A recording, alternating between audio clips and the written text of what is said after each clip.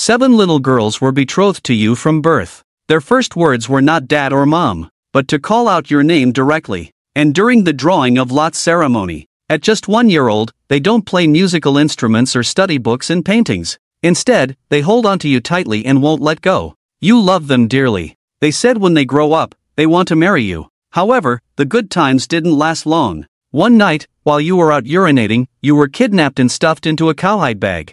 You were gone for 17 years. It was as if it were fate. After 17 years, you met them again when you came down the mountain. At this moment, you were excited, and immediately went forward to hug Chimegukiki from behind. But Chichigu turned around, clearly not expecting this action from you. In a daze, she was directly embraced by you, full of affection. Her body suddenly stiffened. Seeing you, she seemed to have the desire to kiss you. Chichigu raised her eyebrows and then slapped you hard across the face. Shameless thing, Chichigu, filled with coldness, kicked you hard in the groin with her knee. Your eye twitched, quickly letting go and turning to the side, narrowly avoiding the fatal blow. Chichi, I'm your big brother, Lin Chen. Seeing Gu Chichi's face filled with coldness and a hint of anger, you quickly spoke up. There was a hint of resentment in your voice. When you were young, you cried when I didn't let you kiss me. Now that you're the one taking the initiative, why are you not willing? Hearing your words, the coldness on Gu Chichi's face did not diminish in the slightest. On the contrary, it became even stronger. Her voice was as cold as ice. I don't want to hear it again. To hear the 3 words Lin Chen come out of your mouth. As this was said, you looked at Gu Chichi with an incredulous expression. Chichi, are you serious? Gu Chichi's reaction completely caught you off guard. Even though my behavior was a bit out of line just now, it shouldn't be like this. 18 years without seeing each other. Is there not even a hint of surprise? In response, Gu Chichi's face remained cold, without the slightest change. Don't call me Chichi. You don't deserve to. Spit it out. How much money do you want? Gu Chichi's words felt like a sharp knife stabbing into your heart. For 18 years on the mountain, you've been constantly wishing to come down and see them again. But now that we've met, you don't even have the right to call her Chichi. Can 18 years really change a person so much? You looked at Gu Chichi's eyes with deep sadness. Do you think I came to find you on purpose because I know you're the CEO, and I came to ask for money? Then what? Gu Chichi sneered, turned around and picked up the wallet on the table, took out a card and threw it at your feet. There's 300,000 here, pick it up and get lost. As Gu Chichi said these words, you kept staring at her eyes. Eyes are the windows to the soul, and the emotions inside cannot be faked. You wanted to find even a hint of concealed excitement in Gu Chichi's eyes. You desperately hoped that Chichi was just annoyed by your recent actions, and deliberately teased yourself. But from Gu Chichi's eyes, all you saw was coldness and intense hatred, as if she wished you were dead immediately. Has it really changed? You clenched your fists, your heart was in agony, as if thousands of steel needles were piercing your heart, making it difficult to speak. And Gu Chichi once again ruthlessly stabbed into your pierced heart. Is it not enough? With a flick, a bank card was directly thrown at your face by Gu Chichi. There's 500,000 in there. Take it and get lost immediately. The pain of having 500,000 bank cards slapped on your face is far less than 0.10000 of the pain in your heart. The greater the expectation, the greater the disappointment, and the greater the disappointment. You take a deep breath, suddenly release your clenched fists, and put your hands in your pockets. You turn and walk towards the office door. In your pocket, a bag of White Rabbit creamy candies bears the imprint of your fingers. This is what Chi-Chi liked to eat the most when she was young. Back then, we didn't have money, so we could only buy them one by one. You even made a vow for this, that once you have money, you will definitely buy a whole pack of White Rabbit for her to eat. But now, you walk straight to the trash can. You take out the candy, but when you're about to throw it away, you hesitate, pausing for 2.5 seconds. You turn and walk into the secretary's office next door, handing the candy to Chi-Chi's secretary. This is for you, Guzong. After saying this, you leave straight away. Consider this as fulfilling your promise from years ago. As for love, to hell with it. Everything in the books is a lie. What nonsense about childhood sweethearts and innocent love. None of it compares to a mere 18 years of separation. I wonder how the other 6 sisters will react when they see me. You simply take the elevator and leave Zian Group. Secretary Su Yunfei, on the other hand, looked at the big White Rabbit candy that had been crushed in her hand, with a blank expression on her face. After hesitating for a long time about whether the president of the company wanted it, Su Yunfei decided to go and see what Gu Chichi's attitude was, to avoid any trouble. President Gu knocked on the door to Su Yunfei's office. You're just in time. Find out for me immediately who that person was who pretended to be my brother. I want to know her real motives." Gu Yunqi's face remained cold as ever. "Over the past few years, there have always been one or two people who come and pretend to be my long-lost brother. They want to get close to her, deceive her for money and sex. And you are the boldest of them all, daring to come up and kiss her directly. In her eyes, you are simply impatience personified. She wants you to pay the same painful price as those before you. Pretending to be her beloved brother is unforgivable. But you didn't take the bank card with the tracker, which surprised her." Su Yunfei suddenly understood what had happened upon hearing this. She immediately spoke with a disgusted look. "It's disgusting.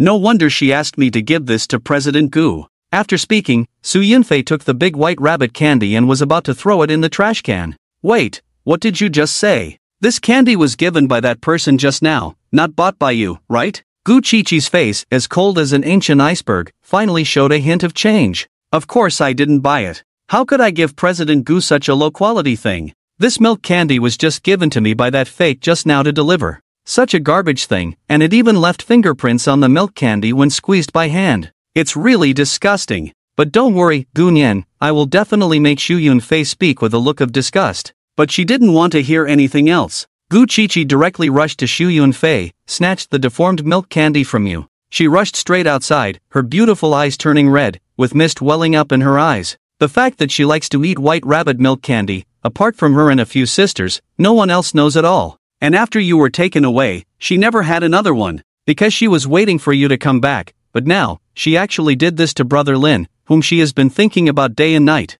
Before the elevator door even fully opened, Gu Qiqi rushed out directly. The employees in the lobby all looked at her one after another. They had never seen Gu Qiqi in such a state before. Among them, a rich young man, Du Ziting, who had just arrived at Xian Group, was even more surprised. He hurriedly greeted Gu Qiqi, but Gu Qiqi didn't respond at all, and just rushed out of the door. But outside the door, it was empty, and that figure was nowhere to be found. 2 tears immediately fell from the corners of Gu Qiqi's eyes. She bit her teeth, weakly crouched on the ground, full of regret in her heart. At this moment, Du Ziting's voice came from behind again. "Qiqi, what's wrong?" "It's a stomach ache." He is a supplier for Xian Group and also a pursuer of Gu Qiqi. Taking advantage of this, he had a lot of contact with Gu Qiqi and noticed that her emotions were off. His heart was burning, and it was time to find an opportunity to get her into bed. Hearing her stomach ache, and the footsteps getting closer, Gu Qiqi wiped away her tears. She stood up directly and said, "I'm fine." Gu Qiqi turned her head and walked directly into the company. Du Ziting quickly spoke up. "Let's have dinner together that night." Gu Qiqi, with no appetite, spoke in a lighter tone and walked directly into the elevator. "If you don't want to eat, we can go out and have some fun together." Without waiting for Du Ziting to finish, Gu Qiqi directly pressed the close door button. Du Ziting's face looked a bit ugly. "I will sleep you sooner or later." Back in the office, the first thing Gu Qiqi did was to pull up the images of you from the surveillance. "Mobilize all your resources, no matter the cost. You must find him for me." Gu Qiqi directly handed the printed photos to Su Yunfei. "Okay, General Gu." As for Gu Qiqi, she took out the toffee with your fingerprint on it and watched you helplessly. "It must have been very painful for you at that time," Gu Qiqi thought, as you slowly closed your eyes. 2 clear tears flowed again. By this time, you had already contacted Qing Tian. Under her escort, you arrived at the place where Grandpa Lu currently lives. You came to inquire about the situation of the other 6 sisters. You don't believe that each of them has changed their mind. Just as you reached the 3rd floor, you found that Grandpa Lu's security door was actually open outward. Just as you were puzzled, suddenly, Grandpa Lu's screams came from inside the house, along with the muffled sound of a body hitting the floor. Your heart sank, and you rushed into the room with a quick step. You saw several young men with colorful dyed hair, beating and kicking Grandpa Lu. You're asking for death. You fiercely kicked the sleazy, tattooed man. The other party was sent flying by your kick, 2.5 meters away. Brother Dao and Tiger's brothers exclaimed, then looked at you with fierce faces. "Daring to attack me, Brother Dao, you're asking for death, you little brat." To kill you, the little Tiger brothers raised their fists and fiercely smashed them onto your face. But at that moment, Qing Tian's sturdy figure suddenly appeared in front of everyone. His strong arms were like 2 sharp blades, cutting across the oncoming guys at the waist. One by one, they were sent flying and taken down in an instant. Qing Tian stepped back behind you, who gave you the courage to come and bully the old man. Xiaodao saw all the guys lying on the ground, a hint of fear in her eyes, but she still bravely said, "Kid, I advise you not to meddle. Our boss is Li Tianba." This old man owes our boss over 3 million. If you interfere, Li Tianba won't let you off. Once these words were spoken, Grandpa Lu immediately stood up and came to your side. Lin Chen, let her go. Li Tianba's reputation precedes him, he's a force to be reckoned with. You can't handle her. My life isn't worth much, there's no need to offend Li Tianba for an old man like me. You frowned and looked at Grandpa Lu. Grandpa Lu, did you really owe them money? Grandpa Lu sighed, his eyes filled with pain. It was my grandson, Lu Wei, who owed them the money. 6 months ago, during the demolition of the orphanage, I, as the director, received a sum of 6 million in compensation. But it was this money that made Lu Wei start idling around. In the end, she got addicted to gambling and went to Li Tianba's factory behind my back, playing from morning till night. Not only did she lose all the compensation money, but she also borrowed 500,000 from Li Tianba and lost it all. What a family tragedy. You looked coldly at Xiao Dao. How did it go from 500,000 to 3 million? Are you an idiot? Does Big Brother's money not earn interest? Let me tell you, young man, either you pay back the old man today, or, if you don't, then kneel down and apologize to me, Kowtow 3 times, and then get lost. Xiao Dao's eyes darkened. You can't escape that kick. After hearing this, Xin Tian yelled fiercely, immediately wanting to teach Xiao Dao how to talk. But you raised your hand and said, where is your big brother? Take me to see her. With that, Grandpa Lu was shocked and couldn't go. Tianbai is rampant in southern Xinjiang, not just anyone can deal with it. Smiling, Grandpa Lu, don't worry, I'll be fine, leave this to me. Hearing this, Xiao Dao smirked and said, kid, if you still can't pay back later, I'll make you regret being born. After speaking, Xiao Dao led the way forward. Go call the person in charge of the southern Xinjiang 5th hospital, tell her to come and find me. You, who are following Xiao Dao and the others in the van, speak to Qing Tian in the driver's seat. The 5th hospital is in charge of everything related to martial power, and underground forces are also under its control. I'm going to question with a show of force, and when you went to Li Tianba's place, it caused a sensation in southern Xinjiang. The Ziyan group, the rarely seen beauty Guqiqi, has actually started openly inquiring about a man's whereabouts. There's been a lot of messy gossip lately. Some say you're the kept man of Guqiqi. Others have taken the opportunity to deliberately smear Guqiqi, saying she's been promiscuous in private. Some people are guessing that you will be the main character at the welcome party for the richest man in the 8 major families in 5 days. The main figure hosting the welcome party. By then, you will marry Guqiqi at the welcome party. The online comments have completely exploded. You have caused public outrage in Nanchang, and everyone is discussing who you really are. There's no way around it, Guqiqi is too beautiful, she's still the aloof and beautiful female CEO, the matchmaker doesn't want to miss out. Fang Zhe and Du Ziting also received the news, and her face turned dark. Send someone to follow that Guqiqi. I want to know which wild man she's taken a liking to. While Du Ziting was preparing to target you, under the leadership of Xiao Dao, arrived at Li Tianba's Tianba Entertainment City. Tianba Entertainment City. Panga brought the person who came to collect the debt for Lu Wei's grandson. Xiao Dao respectfully led them into the entertainment city. A man in a brown suit, Pang Luan, bowed. Pang Luan glanced at you in the sunny day behind you, then waved his arm, and the artist immediately walked up with a POS machine. You glanced at a few people and spoke lightly. Li Tian, swipe the card, 3 million. You're not qualified to see me yet. Big brother, swipe the card, 3 million. Pang Luan's eyes were full of disdain. You slowly raised your eyelids at Pang Luan's words, and uttered 2 words, no money. As soon as the words were spoken, Pang Luan's eyes narrowed dangerously. Are you playing with me? Immediately, several big men around came up in response. You turned a blind eye to this and looked at the bustling table in the field. You calmly said, although I don't have money, I can win it back. Upon hearing this, Pang Luan sneered, you don't even have money, how will you win against us? Can't I borrow it? You asked with a half smile. Pang Luan was about to refuse Xiao Dao. For on the side mentioned the strengths of you and Qing Tian, as well as the cars you drive. Pang Luan's words changed immediately. How much do you want to borrow? Not much, like Lu Wei. 50,000, Pang Luan nodded, and had someone bring out 500,000 in chips. She grinned at you, wishing you good luck, then waved to Xiao Jiao and went to entertain the guests. It's a beautiful female dealer. Xiao Jiao smiled and led the way for you. After walking to the field with 3 people, Pang Luan withdrew his gaze, a hint of a cold smile on his lips. To ensure profit in the field, there are designed mechanisms. Win back 3 million here. Prepare 2 contracts to sell yourself in your dreams. Pang Luan was just listening, until Xiao Dao said that you and Qing Tian are quite skilled. I had a bad idea, wanting to surround you all for a free discount, which is why I agreed to lend you money. But what she doesn't know is that you not only plan to win back that 3 million, but also to make Li Tianba lose until he can't bear it, and come out to see me on his own. You chose to play dice. Scooping a few dice is completely child's play for you. You looked at the beauty in Guan Xiaojiu with a faint smile. This is too small. It's not interesting. How about this, you and I one-on-one, we'll compare our luck in every round. Xiaojiu immediately smiled when she heard this. If she was sent by Pangwan, she must have some skills. Your proposal can be said to have hit the nail on the head, so Xiaojiu will respectfully comply. Upon hearing this, everyone around suddenly became interested. Gambling with Guan is simply unheard of. You sat in the chair with one leg crossed over the other, and gave a faint smile. Let's start because each round is all in. According to Pang Luan's plan to push you and Qinzhou to the limit, the amount must be around tens of millions. In the first few rounds, Xiaojiu deliberately let you win, which made the onlookers excited and thrilled. But some experienced players showed sympathetic looks towards you. If this kid doesn't stop, he will lose everything. Yes, every time she has a slightly larger hand. It's obvious that Xiaojiu is playing with her. Gave a faint smile.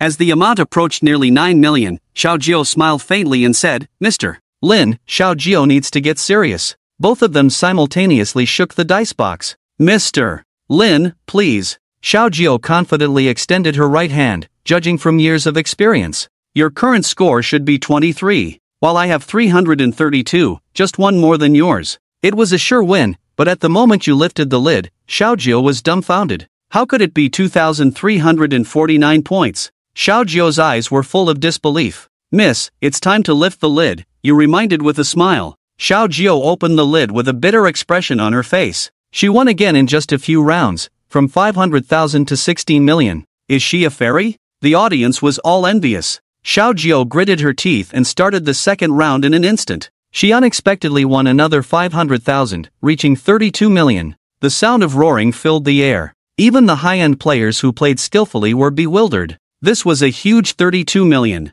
Xiaojiu's face turned even paler. She had always thought she had the situation under control, but who could have imagined that she would lose again? I'm going to the bathroom, Xiaojiu said, then got up and left directly. This had completely slipped out of her control. If she lost again, it would be 500 million. She couldn't bear that responsibility. At the bar, Tang Luan saw Xiaojiu coming over, a hint of a smile playing at the corner of his mouth. How much did you lose? Lost 32 million, Xiaojiu said nervously. Pang Luan's smile deepened. Well done. Xiao Dao, go and settle the score. Xiao Dao smirked, dare to hit me, and I'll make you my lackey. Xiaojiu was on the verge of tears. Sorry, brother Pang, I lost 32 million. As soon as she said that, Pang Luan's face turned as dark as water. You lost 32 million? Yes, Xiaojiu nervously spoke up. She said it would be one-on-one with me. At first, I deliberately let her win, following my usual strategy, losing by 1 point each round. But when I was about to win, I was still 1 point behind her.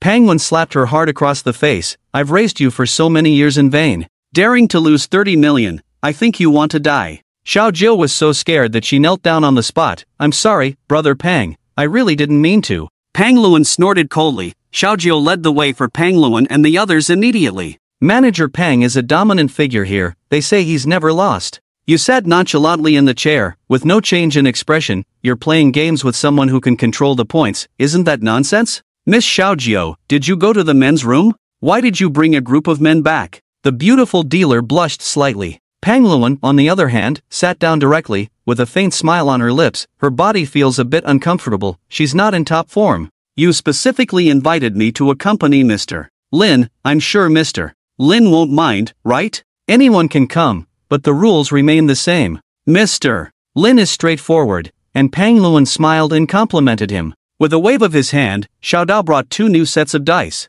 I'll play with Mr. Lin. It's Pang Gu. Xiao Dao understood immediately, looked at you with a sly smile, then left immediately. Not long after, 2 sets of tampered dice were placed in front of you. At the same time, Pang Luan also had a small remote control in his hand. She doesn't know how to play dice at all, nor does she need to know how to use a remote control. She can make the dice roll to the number she wants, so why bother with all that effort? The game begins, and both of them shake simultaneously. As soon as they started, you could hear something inside the dice. The sound was different from before, but you didn't reveal it, and still managed to roll the desired number. With a click, both let go, and Hailuan began to adjust the numbers using the remote control. A barely noticeable strange sound suddenly appeared. Your hand jerked, and your eyes narrowed into a dangerous arc. The dice in your dice box had changed from 334 to 123. Pang Luan's had changed to 34, which was twice as big as yours, and now he had let go. At this moment, Pang Luan smiled and said to Mr. Lin, "Why aren't you rolling?" You smiled at his words. "I won over 30 million from your casino with zero initial capital. Let's continue and see how it goes. It's inevitable to be a little unfair, so let's watch together, shall we?" Upon hearing this, Pang Luan's mouth curled into a non-smile. "Win 30 million, and I'll make sure you lose everything." "No problem, then." According to Mr. Lin's words, Pang Luan's big hand directly covered the dice box. The points have been adjusted, and it's a guaranteed win no matter when it's opened. The atmosphere in the venue suddenly became tense. Everyone knew that this was a decisive move. Pang Luan definitely wouldn't let you continue winning. 30 million is more than enough to hook a shark. With a shout, you and Pang Luan simultaneously lift the lid. When Pang Luan saw that your box still showed 123, he smiled. "Sorry, Mr. Lin, you've lost this round." You sneered. "Is that so? First, take a look at your own." Pang Luan nonchalantly lowered his eyelids, recalling a disdainful taunt in his mind. "Let's see if I can still lose after adjusting the remote control." His inner words were abruptly cut off halfway. He really lost, as he saw that lying in his main box was not 3, but 1 and 2. How could this be? Wasn't there a remote control? Xiao Dao and the others were dumbfounded, while the audience in the venue went completely crazy. Every bit still counts. This Mr. Lin is damn near a god, actually making undefeated manager Pang bite the dust. 64 million, nearly half a billion. The venue was filled with swearing, and everyone was red-faced. Taking down the entertainment city, this is something they've all dreamed of doing, and now you've done it. Even the old hands were left speechless, with only the word awesome in their minds. As for Pang Luan, her face grew darker and she angrily slammed the table, erupting on the spot. "How dare you make the move? Go and kill her." She must be sure that she didn't press the wrong button on her remote. If we really lose 60 million, Li Tianba's blow will come down on her. This matter absolutely cannot continue. You, on the other hand, gave Pang Luan a cold glance. Who made the move? You have no clue in your own mind. Pang Luan failed to act, but instead bit first, herself. She really is shameless enough. Pang Luan was relentless about this, with an angry look on her face. You made a bigger move in more than 10 rounds. If it's not making the move, then what is it? As soon as these words were spoken, everyone suddenly realized. So it was making the move. No wonder it's always a bigger move. How shameless. This kind of person should have all their tendons broken. At the same time, a chaotic sound of footsteps could be heard outside. The thugs who run the entertainment city are also arriving at the scene, and the atmosphere instantly becomes tense.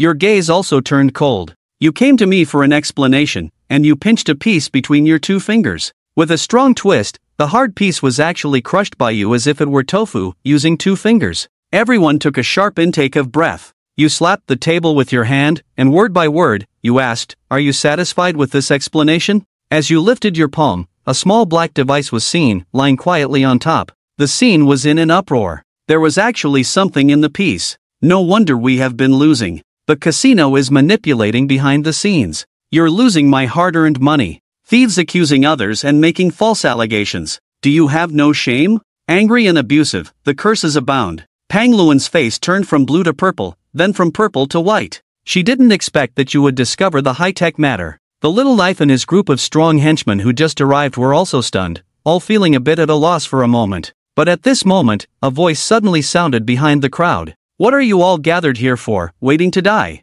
As soon as the words fell, everyone's expression changed. The arrival was none other than Li Tianba. As he walked forward, everyone involuntarily bowed their heads respectfully. Pang Luan was no exception, arrogantly giving orders to everyone. At this moment, in front of Li Tianba, she behaved like a humble dog, standing very respectfully behind him and said, "Big brother, you've arrived." Li Tianba didn't even look at her, and calmly said, "I heard your people lost over 30 million at the casino.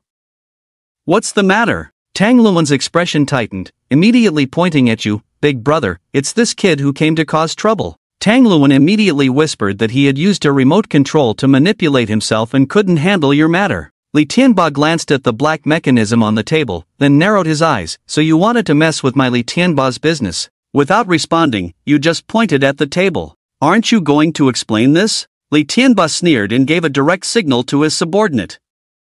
The latter immediately understood. Without saying a word, in full view of everyone, he put the black small mechanism on the table, along with the problematic leader, into his pocket. After his subordinate stood behind him again, Li Tianba, unhurriedly, pointed to the empty table, shrugged, and said, "What do you want me to explain? There's nothing on the table." Seeing Li Tianba's disdainful attitude, the players at the entertainment city were furious. He was too arrogant, thinking everyone was a fool. Can't you see their actions? Li Tianba, you're going too far. Put away the leader in front of all of us. Do you have any shame left? Today, you must give us an explanation. You must have a reasonable explanation for us. We came to the entertainment city to have fun, not to give you money. Give me my money back. The crowd was instantly in an uproar, and the Tianba entertainment city became chaotic in an instant. Li Tianba's expression turned cold, his fierce gaze swept around, and he directly beckoned to the most aggressive person in the crowd. Come here. Huyu walked up to Li Tianba, his eyes red, obviously having lost a lot of money. Li Tianba's eyes filled with cold light. You want a refund? Huyu clenched his fists. Yes, I played 2 rounds here and lost over 2 million. Today you must refund me. Li Tianba nodded, sneered. A refund, right? Fine, I'll refund you right now. After speaking, she raised a palm the size of a fan and fiercely slapped Huyu's face. The frail Huyu was immediately slapped to the ground, with 5 clear blood marks on her face, but this was far from over. Li Tianba then took the iron rod from his subordinate and fiercely struck Huyu's legs twice. The more Huyu screamed in agony, the more fiercely Li Tianba struck, a total of 5 times. Huyu's legs were already a bloody mess. Li Tianba casually threw away the deformed rod and said, "Anyone else looking for money from me, come forward now." Li Tianba's icy and fierce gaze swept across the entire venue, and the boiling crowd immediately fell silent. If not, then shut your mouths. Whoever dares to mutter again, I'll pull out their tongue on the spot, said Li Tianba, shocking everyone. Li Tianba then smirked and said coldly, "No one has ever caused trouble in my territory and lived to tell the tale. Now, I'll give you a chance to live. Sign your names here." Tang Luan immediately threw the 2 contracts for selling oneself in front of you in Qinzhou. You broke someone's legs in front of the lone shark pit, and now you have the nerve to produce these contracts. Who gave you the audacity? You sneered. Li Tianba laughed directly and said, "Who gave me the audacity? Tell this naive person who gave me the audacity." The people around immediately sneered, not even knowing who the big brother is, and dared to cause trouble here. Listen up, my big brother is a member of the Tianji Pavilion's 5th court. Xiao Dao also looked proud, as if mentioning the Tianji Pavilion was the ultimate honor. The Tianji Pavilion calculates all the secrets, overseeing martial artists from both inside and outside the country, and the 5th court specifically manages the military forces of the world. Asking such a stupid question now, solely based on the strength of the 5th court, who would dare not listen to my big brother? After hearing this, an even colder look appeared in his eyes. Do you even know who I am? Hearing this, Pang Luan, Xiao Dao, and the other henchmen were stunned for a moment. Who are you? Aren't you just an idiot? Pang Luan burst into laughter, thinking that an idiot like him has some kind of status. It's really hilarious. Just as the 5th court was mentioned, she said this. Does she really think she's part of the 5th court? It's just the henchmen. As soon as the words fell, a noisy voice came from behind. 2 burly men forcefully separated the crowd, and a group of well-dressed men filed in. The leader was none other than Wei Guanqing, the person in charge of the southern region's 5th court that you called. The moment he saw you, Wei Guanqing hurried over to you, immediately kneeling on one knee, looking at you with utmost respect. I'm late to meet you, please punish me, young master. Behind him, a group of well-dressed men also knelt on one knee, asking for your punishment, young master. Seeing this scene, everyone was stunned. Could this kid really have some kind of status? Li Tianba snorted coldly. These days, it seems like any trash dares to call themselves a young master. Everyone present, capture them for me. Wei Guanqing is in charge of the entire southern region. As for Li Tianba, she is just the small leader of the Tianba entertainment city in this area. I've never seen her before, and I thought you invited them here to show off. The younger brothers, seeing that their big brother doesn't even care about these people, became even more unafraid. Besides, with the 5 institutes backing us, we have nothing to fear. They immediately picked up their weapons and surrounded them. Wei Guanqing's face turned cold. As for you, you tapped the arm of the chair and calmly told them who I am. Wei Guanqing respectfully answered that you are the young master. At the moment she stood up, her face instantly turned completely dark, daring to speak arrogantly in front of her sect leader. In her eyes, Li Tianba was already a cold corpse. However, at this moment, Li Tianba arrogantly walked forward and said, I don't care who you are. If you're not from the 5 institutes, you'll have to kneel to me today. As soon as she finished speaking, Wei Guanqing suddenly shouted and raised her huge palm, delivering a fierce slap to Li Tianba's face, sending her sprawling. Li Tianba immediately couldn't contain her anger. How dare you hit me? I am from the 5 institutes. She dares to hit me? Get her, kill her for me. Wei Guanqing raised his hand and a pitch-black token was thrown at her face. Stupid thing, open your dog eyes wide and take a good look. What is this? Li Tianba raised his hand and took the token down. Her pupils suddenly contracted, and even her hands began to tremble. The Tianwu token means you are the leader of the Southern Jiangwu Academy. Wei Guanqing and Li Tianba's faces turned pale. She thought about how Wei Guanqing had just knelt on one knee, showing utmost respect and calling you young master. The person who can make Wei Guanqing kneel and call them young master, what kind of status could they have? Li Tianba became more and more afraid as he thought about it. Wei Guanqing angrily shouted, as a member of the academy, how dare you show disrespect to the Lord? Get out of here and kowtow to the Lord in apology. As soon as this was said, Li Tianba felt his head buzzing, as if it was about to explode. She was dumbfounded. You are actually the elusive Lord. Her legs went weak, and she immediately knelt in front of you.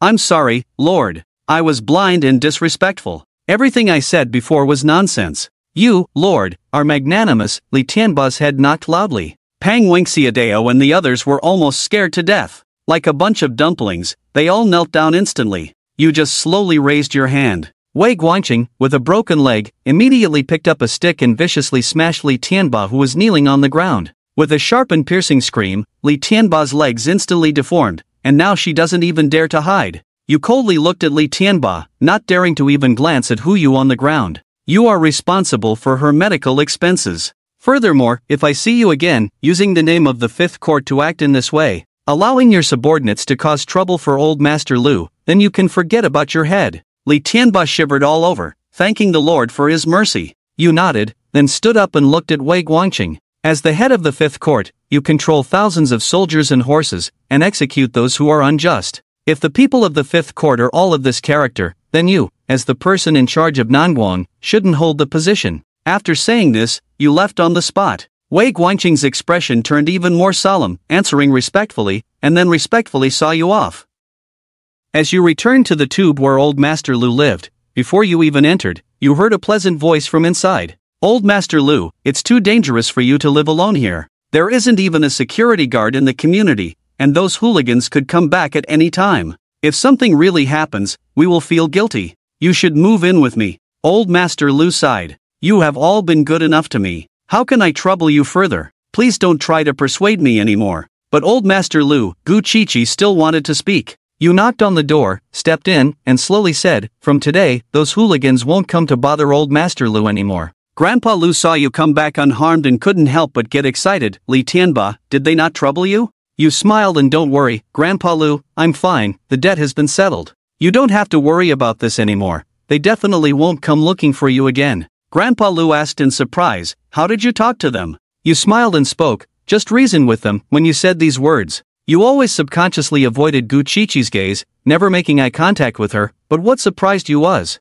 this self in the office saw the giant, 1,000 miles away, the icy beauty Gu Qiqi, who hurt her own heart severely. At this moment, she actually had red eyes, threw herself at you and hugged you directly, crystal tears falling drop by drop from her eyes, all dropping on your shoulder. Why did you only come back now? Do you know how hard it was for me to find you? Do you know how much I missed you? Gu Qiqi hugged you, crying while continuously hitting your chest with her fists. For a moment, you felt a little stiff, a hint of confusion flashed in your eyes. Previously at the shark group, you didn't have any feelings for yourself. As if looking at a stranger, full of disgust in your eyes, why would she suddenly hug and cry on you? On the side, the beautiful secretary Su Yunfei had her mouth wide open, eyes widened. Known for her aloofness and independence, the ice-cold beauty Su Yunfei was surprised to see President Gu cry. It's the weeping of a woman in the arms of a man. After following Gu Qiqi for so many years, it was the first time she had seen Gu Qiqi like this. I see, Qiqi. You're hesitant to speak, your eyes filled with complexity, sensing my attitude. Gu Qiqi cried even harder. Lin Chen, you big fool. Do you know how many people pretended to be you just to get close to me? You brought me a gift, why didn't you hand it to me personally? Hearing these words, your body immediately softened. Qiqi is still the same Qiqi as before, not becoming the person you hate the most. I'm sorry I'm back late, making you suffer. You immediately hugged Gu Qiqi, holding her tightly. Watching the two tightly embracing each other, Grandpa Lu's dim eyes also became slightly moist, full of comfort. It's as if I saw the scene of you and your 7 sisters playing together in the orphanage. Secretary Su Yunfei, on the other hand, frowned slightly, a hint of displeasure flashing in her eyes. The scene of you and Gu Qiqi embracing was captured without missing a single detail by the paparazzi sent by Du Ziting to track Gu Qiqi. The paparazzi secretly took the photo and sent it to Du Ziting. Du Ziting, who was waiting in the villa, saw the photo brought by his subordinate, and his face began to contort at a visible speed. She kicked over the precious tea table in front of her, roaring, "Gu Qiqi, you despicable person! I've been chasing you for 3 years, and you haven't even touched my hand. And now you're actually cheating on me, mingling with other men, and even hugging them. You shameless person, I will make you pay for this." After smashing things in the living room, Du Ziting dialed another number on his phone, saying, "Find out for me. I want to know who the wild man is that embraced Gu Qiqi." Du Ziting is preparing to take revenge. You are unaware of the situation between Gu Qiqi and himself. Right now, he only feels that his sister is so fragrant and soft. The feeling of holding her now is much better than when she was a child. Truly, women change a lot as they grow up, becoming more and more beautiful. However, this feeling didn't last long before being ruthlessly interrupted. Secretary Suyun stepped forward and coughed twice. "Mr. Gu's door is still open. Please be mindful of the disturbance." Then quickly closed the door. You spoke without hesitation upon hearing such shameless words. A blush instantly spread across Gu Qiqi's cheeks. She gave you a glance, released her hand, and stood up from your embrace with a slightly red face. She may not care about other people's gaze, but after all, Grandpa Lu watched her grow up, so she felt a little embarrassed.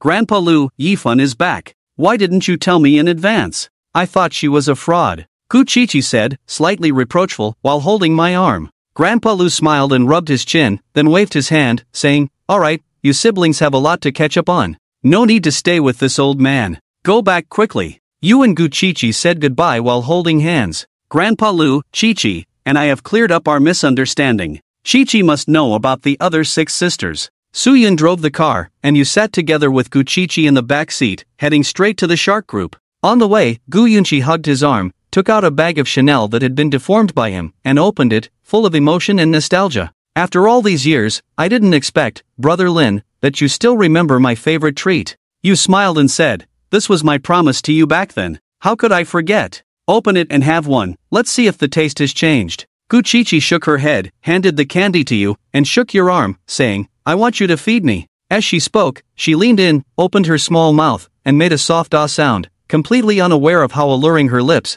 coated with red lipstick, looked in the light. Watching the former aloof CEO turn into a soft and sweet person in a split second, you couldn't help but chuckle and lightly stroke her straight nose. With a loving expression, you tore open the candy wrapper, removed a piece, carefully peeled off the outer paper, and placed it in her mouth. Accidentally touching her unspeakably soft lips, your fingertips felt as if they were all melting. Darn it, you really should have left the mountain earlier. You couldn't help but sigh sincerely in your heart, while Gu Qiqi smiled and said, "So sweet." She then hugged your arm even tighter, afraid that you might run away again. "Fan Ge, where have you been all these years? Why didn't you give us any news? Don't you miss us?" "Of course I do. You 7 all promised to marry me together. I've missed you all so much." You let out a wail and began recounting the stories of the past few years to Qiqi. Gu Qiqi listened in a daze. Disappeared for so many years, only to be taken to the mountains to train martial arts. It sounded like something out of a fantasy. Suyun, who was driving, listened to these words,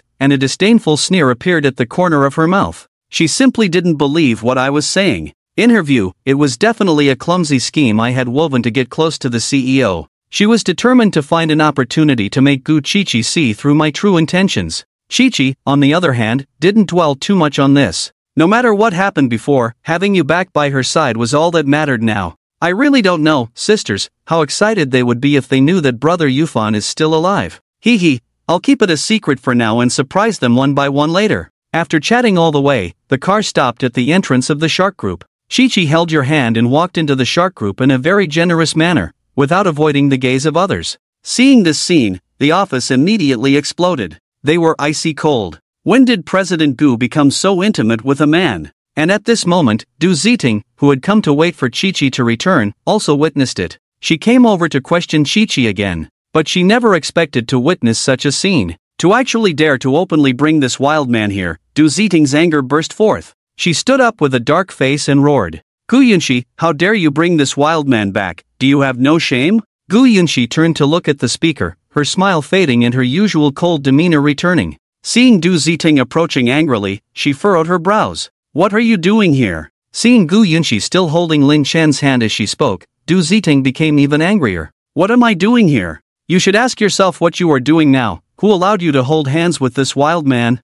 Let go of him. He had already checked Lin Chen's information, which showed that he was just a young man without power or influence, coming to settle scores with Lin Chen and Gu Yunxi. When Gu Yunxi heard Du Ziting calling Lin Chen a wild man, she immediately got angry, her face growing even colder. Who I hold hands with is none of your business, Du Ziting. And Lin Chen is not a wild man. Show some respect when you speak. Hearing this, Du Ziting's expression darkened even more. He angrily pointed at Gu Yunxi's face. You dare to scold me for the sake of this penniless pretty boy? Gu Yunxi, does Purple Cloud Group no longer want to continue operating? Hearing this, Su Yunfei, who was standing nearby, immediately changed her expression. Gu, please let go. Du Ziting is a major supplier for the company. We can't afford to offend him. It's not worth it to offend Du Young for a scammer. Other employees in the company also advised, yes, Gu, Du Young is the young master of the Du family, and he admires you. It's too hurtful to Du Young to do this. Gu, please let go. This pretty boy is not worthy of you.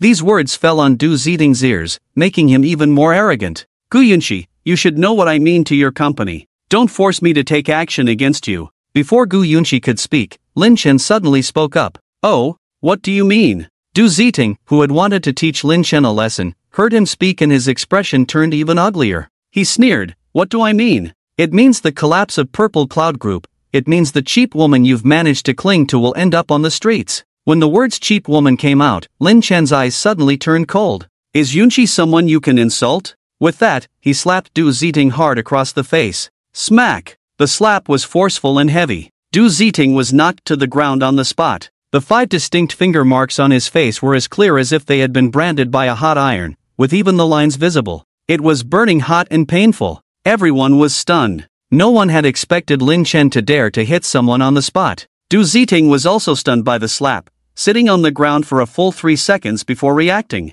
Who was he? He was the young master of the Du family in Nanxiang. When had he ever been hit like this by someone? You dare to hit me? He covered his face, looking at Lin Chen in disbelief, his face gradually contorting. Do you know who I am? You dare to hit me? Lin Chen wiped his hands with a tissue, looking down at him with a cold expression. I don't care who you are. I only care if you insult Yunxi. From now on, if you insult her again, believe me, I will not only hit you, I will kill you. Lin Chen revealed a chilling smile, his tone flat but sending shivers down people's spines. A lunatic. He was a complete lunatic. Everyone looked at Lin Chen as if they had seen a ghost. It was one thing to fight someone over a word, but to threaten to kill them was another level. They had never seen such arrogance before. Su Yunfei looked at Lin Chen with extreme vigilance. In her eyes, Lin Chen was a troublemaker, and with him around, the company was bound to have major problems. As if to confirm her thoughts, Du Ziting laughed angrily as he got up from the ground and looked straight at Gu Yunxi. I'm giving you one last chance now. Have someone come over and break this kid's legs for me, then be my woman. I can choose to let you go. Gu Yunxi looked at him coldly like an iceberg, unmoved. Du Ziting's anger grew even stronger. Fine, then you can wait to die. Su Yunfei quickly stepped forward. Du Xiao, we have General Gu. Get lost. Before he could finish his sentence, Du Ziting angrily left on the spot. Su Yunfei returned with an unpleasant look on her face. General Gu, you. Gu Yunxi raised her hand directly. No need to say more, everyone can disperse. With that, she took Lin Chen to the rooftop, her own CEO office, leaving the crowd below to discuss. Upon reaching the office, looking at Gu Yunxi's cold and proud profile, Lin Chen spoke up. Yunxi, will you blame me? Gu Yunxi shook her head. Even if brother Lin Chen didn't take action against him, just based on him insulting you as a wild man, I would never show him any kindness, he deserves it. In her heart, Lin Chen was the most important. Even if the company didn't want him, she had to protect him. Brother Lin Chen, please sit for a while, I'll tidy up and go home. The ice on Gu Yunxi's face melted, revealing a charming smile that belonged only to Lin Chen, even helping him make a cup of coffee. Lin Chen felt for the first time that coffee was sweet. Shortly after, Purple Cloud Villa. Is this where you live alone now? Lin Chen looked around the villa and spoke slowly. The villa was large, with 2 floors, and the environment was very nice, with a garden, rockery, and swimming pool, but it was too big. Living alone would be very lonely. Gu Yunxi shook her head. I'm not alone, 6 sisters sometimes come over, but they are busier, so usually I live here alone. Are they here now? No, today it's just the 2 of us in the villa. Oh, a private moment. Brother Lin Chen, are you feeling unwell? Why are you sighing? Oh, I'm just a little hungry. Hungry? Then come in quickly, I'll make you something to eat. Gu Yunxi opened the villa door, standing at the door beckoning to Lin Chen. Eat below? 7th sister below should be very delicious, right? Lin Chen rubbed his chin and entered the villa. Before long, 2 steaming bowls of noodle soup were brought out by Gu Yunxi, topped with eggs, wood ear mushrooms, and ham, very sumptuous. The taste was really indescribable. Lin Chen even finished the soup. Let me wash the bowls. After eating and drinking his fill, Lin Chen took the initiative to pick up the bowls and chopsticks. In Gu Yunxi's eyes, there was a touch of tenderness and reminiscence, as if she remembered the days in the orphanage. She didn't compete with Lin Chen. Brother Lin Chen, I'll go take a shower first. Go ahead. Lin Chen picked up the bowls and chopsticks and went to the kitchen. After washing up, he found that Gu Yunxi's shower was not far from the living room, and he could clearly hear the sound of running water on the sofa. A hazy and graceful figure was reflected on the frosted glass. This girl. Lin Chen rubbed his face hard and walked into the room prepared by Gu Yunxi for him, intending to turn a blind eye. But what he didn't expect was that in the middle of the night, his door was suddenly knocked on. Outside the door, Gu Yunxi was wearing a sexy silk nightgown, holding a pillow, standing outside Lin Chen's door, her pretty face flushed, her beautiful eyes full of expectation. Bang bang bang! Blushing, Gu Yunxi lightly knocked on the door, softly calling out, Brother Lin Chen, coming. Lin Chen, wearing boxers, groggily got up from the bed and opened the door. Seeing Gu Yunxi standing at his room door with a flushed face, Lin Chen rubbed his eyes and asked in confusion, What's wrong? Gu Yunxi's face turned even redder, speaking softly with her head down. Brother Lin Chen, can I sleep with you? After saying that, as if afraid that Lin Chen would not agree, she lifted her lowered head and stared straight at him, her eyes full of anticipation. Lin Chen's expression suddenly became strange. If you say that, then I won't be sleepy anymore. Brother Lin Chen, then I'll take that as a yes. After saying that, she directly hugged a pillow and crawled into Lin Chen's blanket, then waved at him, Brother Lin Chen, come over here. So impatient? Lin Chen, with a strange look, sat on the bed. Before lying down, Gu Yunxi, like an octopus, lay on top of him, hugging him. Finding the most comfortable position, she looked up at him with a flushed face. Brother Lin Chen, I can't sleep. I want you to tell me a story. Smelling the unique fragrance of the girl in his arms, feeling the softness in his embrace, Lin Chen, with a last bit of stubbornness, said,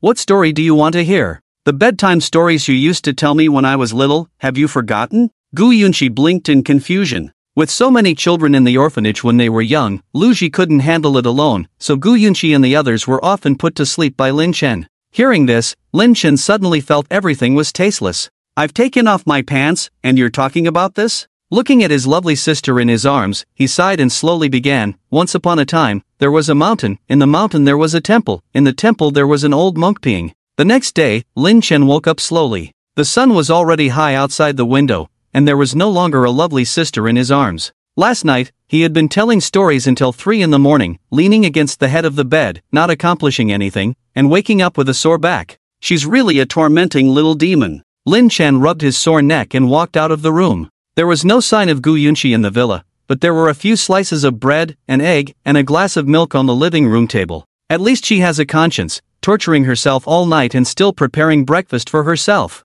Lin Chen walked to the table and took a sip of milk. Under the milk cup was a note with elegant handwriting. Brother Lin Chen, I'm off to work first, there are things to handle at the company. I'll be back in the evening. If Brother Lin Chen is bored during the day, you can watch Sister Lu's live broadcast. The room number is 606118. It can help increase her popularity. Also, Brother Lin Chen, your stories are very nice to listen to. I slept well, and I want to listen again at night. Lastly, Brother Lin Chen, remember to eat breakfast, Yunxi. After reading the note, Lin Chen's mouth twitched. Still want to listen? Today, I'll search for some colorful stories. Let's see if you can sleep tonight. Lin Chen took a big bite of the bread and took out his phone. Besides searching for short stories on Baidu, Lin Chen was more worried about Sister Lu Su Lingxue. There are many types of live streamers, including gaming streamers, beauty streamers, talented streamers, and anime streamers, and some streamers who are often banned. Gaming streamers, as the name suggests, they live stream playing games and make money with their superb gaming skills. Beauty streamers rely on their looks to attract fans, and many people enjoy watching them, even giving large tips. After all, beauty is justice, and everyone loves to watch beautiful women. Talented streamers and anime streamers are similar, showcasing various talents, just with different elements, mainly focusing on chatting. As for the streamers who are often banned, cough. Let's not talk about that, everyone understands. What Lin Chen is most worried about is Su Lingxue agreeing to unreasonable requests in order to attract fans, at the cost of degrading herself. He quickly downloaded a live streaming app and entered Su Lingxue's room number. Upon seeing Su Lingxue on the phone screen, Lin Chen knew that his worries were somewhat unnecessary. Too beautiful. Stunningly beautiful. Unlike the icy demeanor of Gu Yunxi, Su Lingxue exuded an extreme purity of beauty, like a snowflake, like a red lotus, untainted by the mud, exuding a desire to protect just by looking at her, as if emitting a delicate fragrance all over. Her live broadcast category was talent, and when Lin Chen entered, Su Lingxue had just finished singing a song, her voice as melodious as a heavenly sound. Logically speaking, with such a face and voice, she could easily be the top sister in the shark industry, but her live broadcast room was not very popular, just at a medium level. This is enough to show that she did not go all out to attract fans. Visitors cannot interact with the anchor or send gifts, so Lin Chen quickly registered a shark account named Reclining Beauty's Knee. Returning to the live broadcast room, Su Lingxue was interacting with the people in the room. If you like to listen to a certain song, you can type the name of the song on the screen. Lin Chen immediately typed, Lingxue, sing Love You. Just then, an ID named My Fate Is In My Hands, Not In The Heavens popped up and directly criticized, I love you, a level 1 small account without even a fan badge, and you dare to ask Lingxue to sing? Is Lingxue speaking to us big spenders? Poor loser. The barrage started flying. Tiangu is right, and Reclining Beauty's Knee, only a poor loser without money would choose such a stupid name. Can't afford to send gifts but watching the live broadcast, still have the nerve to comment here, have some shame? Lingxue, don't pay attention to these losers who can't even afford gifts. My fate is in my hands, Not in the Heavens seemed to be showing off his status in the live broadcast room and spoke again. Lingxue, sing Thinking of You at Night, I'll gift you 10 cruise ships. As soon as he spoke, the phone screen started turning red. My fate is in my hands, Not in the Heavens, gifting a cruise ship. My fate is in my hands, Not in the Heavens, gifting a cruise ship. My fate is in my hands, Not in the Heavens, gifting a cruise ship. 10 consecutive gifts. The screen was filled with animations of cruise ships breaking through the sea, and My Fate Is In My Hands, Not in the Heavens blinked and rewarded 1,000 yuan. The barrage praised My Fate Is In My Hands, Not in the Heavens for his generosity. Su Lingxue smiled and thanked, Thank you, My Fate Is In My Hands, Not in the Heavens, for gifting 10 cruise ships. I will sing Thinking of You at Night for everyone first, let's not bring the rhythm of Reclining Beauty's Knee. Su Lingxue didn't know that Reclining Beauty's Knee was Lin Chen, but she still kindly helped him out of the situation. My fate is in my hands, Not in the Heavens continued to speak. You don't have to criticize him, but Lingxue, when you sing, you have to pull your clothes down a bit, or I'll continue to criticize him. Other viewers also echoed, pull down your clothes. Sing Thinking of You at Night. Su Lingxue was about to speak when Lin Chen sneered, 1,000 yuan, and you dare call that generous? Have you never seen money in your life? A single stone stirred up 1,000 waves. Lin Chen's words directly stirred up the live broadcast room, and everyone started mocking. A useless thing who can't even afford gifts dares to say we've never seen money in our lives? If you have the ability, then send gifts. What are you doing hiding behind the screen and blabbering? Exactly, 1,000 yuan, can you afford to send that? Useless thing. My fate is in my hands, Not in the Heavens let out a series of sneers. A useless thing who can't even afford a penny, has no right to speak in front of me. If you have the guts, speak with gifts, whoever sends more will be the boss. Lin Chen took a bite of his egg, his fingers flying, you wait to be the grandson? The Tianji Pavilion controlled the financial power of the world, and the Chamber of Commerce was never short of money. If the world's gold and silver were divided into 10 parts, the Tianji Chamber of Commerce could monopolize 7 parts. Lin Chen had never backed down when it came to money. And, my fate is determined by me, not by heaven is a contemptuous remark from a high position. The most annoying thing is you poor trash who can't make money, always talking nonsense. Did your parents die because of you, you poor ghost? You're like an orphan. Lin Chen's eyes turned cold. Don't compare yourself to an orphan, you are insulting orphans. My fate is determined by me, not by heaven sneered, stop talking nonsense, dare to fight or get lost. Useless. Lin Chen put the last piece of egg into his mouth. Whoever backs down is a coward. He originally had the intention of boosting Su Lingxue's popularity by sending gifts, and this guy directly walked into his trap. He would beat him until his own mother wouldn't recognize him, which was a waste of the money he had. Lin Chen immediately started recharging in the background. Meanwhile, my fate is determined by me, not by heaven, continued to babble in the live broadcast room. Alright, all 10,000 fans present will witness this. If this poor guy can't pay up later, make sure to drive him off the internet. The live broadcast room instantly erupted in excitement. Tiangu is mighty. Today let this orphan see what the outside world is like. Tiangu, crush him and let him know how powerful you are. As everyone was getting excited, a red highlighted message flashed across the screen, lying drunk on the beauty's lap, sending out a luxury cruise ship. Immediately after, lying drunk on the beauty's lap, sending out a luxury cruise ship. Lying drunk on the beauty's lap, sending out a luxury cruise ship. The live broadcast room fell silent for 2 seconds. Everyone stopped talking. A cruise ship cost 100, while a luxury cruise ship cost 1,000. Lin Chen directly sent 10 in a row, totaling 10,000. Which was 10 times more than my fate is determined by me, not by heaven. Su Lingxue was also slightly surprised and showed a smile to Lin Chen. Thank you for the 10 luxury cruise ships sent by lying drunk on the beauty's lap. The live broadcast room became lively. Wow, 10,000 bucks, this is a declaration of war.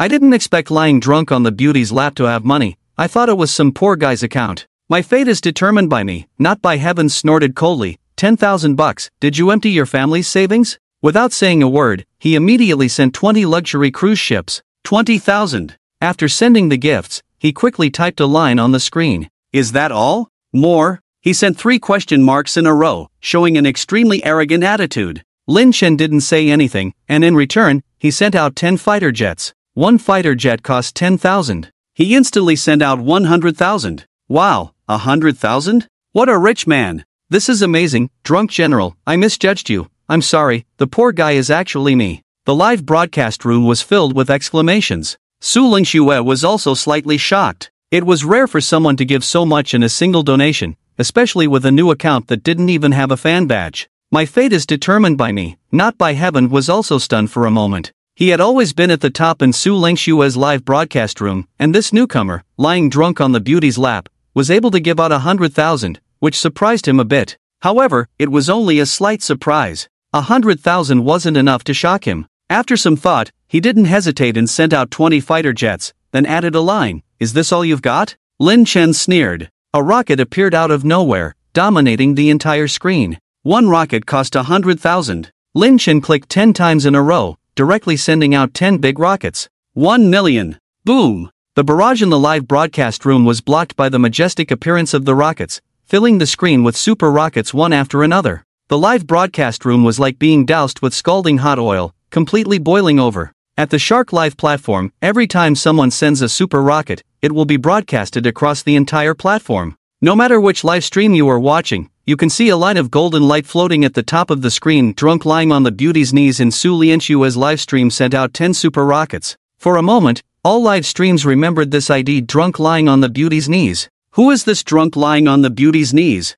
Sending 10 super rockets in one go, so extravagant. I don't know, never heard of it before. 1 million, and it was sent to a talented anchor. How good looking must that anchor be? Then what are we waiting for? Hurry up and go admire this drunk, and Su Lingxue. Countless viewers from various live streams started flocking to Su Lingxue's live stream. 10,000 people, 20,000 people, 50,000 people. The heat of the live stream skyrocketed, and Su Lingxue was shocked. Her mouth slightly open, eyes widened, with delicate features that were pure and lovely, giving off a feeling of a first-love girlfriend. She was a bit stunned. First 10,000, then 100,000, and now 1 million, all sent by someone who had just entered her live stream, not even considered a fan. The heat of the live stream continued to rise crazily, even some well-known anchors came in to see for themselves. It was almost magical. Before this, the most expensive gift she received in her live stream was only 100,000. But now it had skyrocketed tenfold to 1 million, bringing her so much popularity.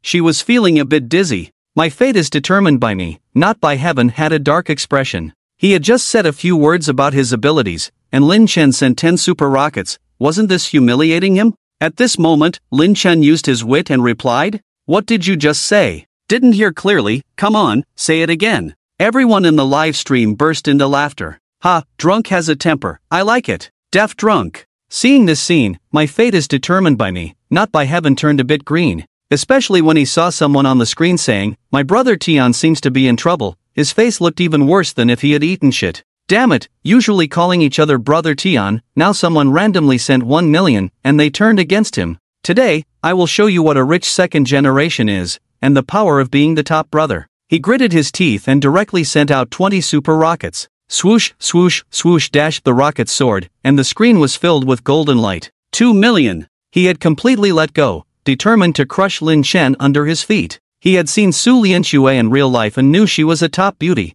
not like some people who used various high-tech and photographic techniques to gain attention. He thought it was worth it to reward Su Lianxue, and he had already decided that after this 2 million reward, he would go directly to Su Lianxue and tell her that he was the top brother, and then take her to bed. After all, his money didn't come from nowhere, and 2 million was not a small amount for him. He couldn't let this 2 million go to waste. At this point, the live stream exploded, and everyone was amazed by this operation. 2 million! Oh my god, is this a record? This is insane, absolutely insane. What kind of magic does this woman have to make 2 big shots compete like this? This is truly the case of the rich have meat and wine at the gate, while the poor freeze to death on the roadside. With so much money, even a small fraction would be enough for me.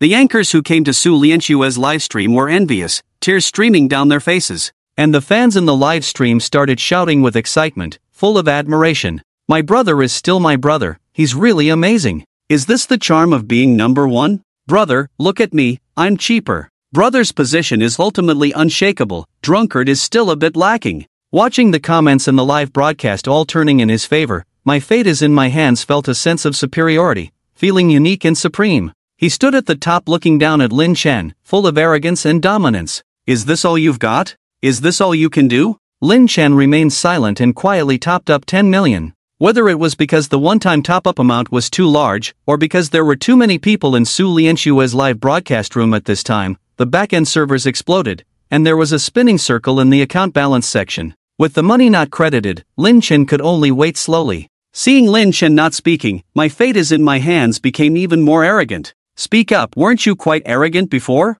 Why are you mute now? Keep going, if you have the guts, come and challenge me, come on." Lin Chen didn't respond. "My fate is in my hands" sneered even more. "Could it be that you're out of money? I thought you could put up more of a fight against me, but you turned out to be a paper tiger, you've really lost all face." The audience in the live broadcast room, seeing Lin Chen completely unresponsive, also started booing. It seems that even the drunken beauty's lap is not enough, so grandiose before, making such a big fuss, but when faced with the real deal, you wilted. Isn't that right? All bark and no bite, I thought he was a big shot. Brother's anger smashed 2 million, completely crushing it. The streamers who visited Su Lianxue's live broadcast room also shook their heads one after another. It seems that the drunken beauty's lap is just a nouveau riche, can't compete with "My fate is in my hands" at all. Number one is always number one, everyone else is trash, can't be trusted. That's right, I bet his family fortune has been emptied, he might be crying with his phone right now, he might not even afford rice in the future. A loser is a loser, no staying power, still trying to pick up girls, embarrassing.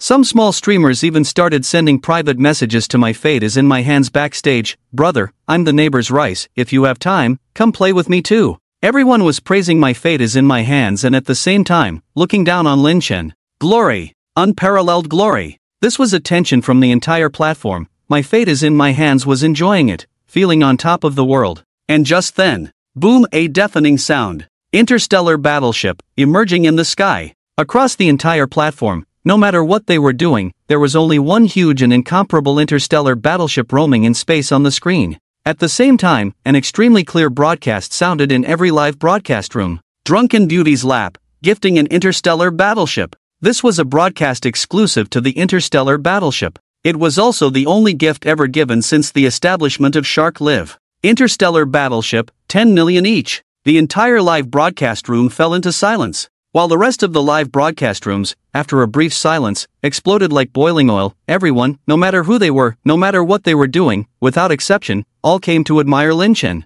Gamers stopped playing games, dancers stopped dancing, viewers stopped watching their live broadcasts, all squeezing into Su Lianxue's live broadcast room to admire Lin Chen. Su Lianxue's live broadcast popularity instantly skyrocketed, rising to number one on the entire platform, with over 1 million viewers online at the same time. The shark backstage is almost overwhelmed. All the technical staff are now only doing one thing, stabilizing Su Lianshue's live broadcast room for Lin Chen, so that it does not crash. The rest, let it go black, can't control it. Unprecedented. A live platform, just to maintain a live room. What is this concept? Unimaginable. Su Lianshue was so shocked that she couldn't even close her mouth. Who is this after all? A 10 million gift, just give it away? Crazy. Too crazy. The original people in the live room went crazy when they came back to their senses. Oh my god, what did I just see? Ancient mythology? A living interstellar battleship. Drunk, I confess to you, poverty limited my imagination.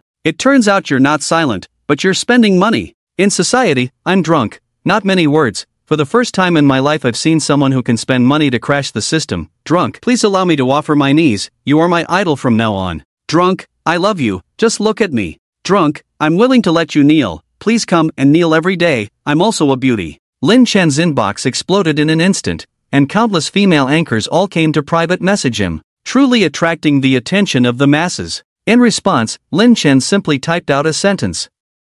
My fate is in my hands, it's up to you now. Seeing this sentence, countless people's eyes instantly focused. Can it continue? Everyone is waiting. But my fate is in my hands fell silent. His hands were shaking. Not the top billionaire. No one can easily come up with 10 million. His family has 10 million, but he doesn't. But if he doesn't spend money today, he won't be able to show his face. Everyone is watching. Faces will be lost. But it's like a bottomless pit. Each time it's 10 times more, as if there's no limit. He's really afraid that Lin Chen will suddenly bring 10 interstellar battleships. For a moment, his face was extremely pale, somewhat exhausted. And just at this moment, Lin Chen spoke again. Come on, my fate is in my hands. This is just the beginning. You wanted me to do you. I did it. Resist a little. There are over 1 million people witnessing. Who's afraid? Who's a coward? Lin Chen typed while drinking water, returning all the insults the other party had just thrown at him. What? No money. My fate is in my hands. When did you become so poor? Can't even come up with 10 million, still at the top. Is that it? My fate is in my hands, gritted his teeth, wishing he could climb through the internet cable and kill Lin Chen. He was already being put on the pillar of shame, at least he had to pay 1 million to get down. But even so, Lin Chen was not prepared to let him off. Thinking of touching his own sister, asking her to pull down her clothes, seeking death. His sister, besides himself, no one else can touch. Lin Chen went all out. No money? Well, you were at the top before, you also spent millions. I'm not asking you to crush me, just as long as you have $1 more than me, just $1, I'll admit defeat. Can't you do such a simple thing?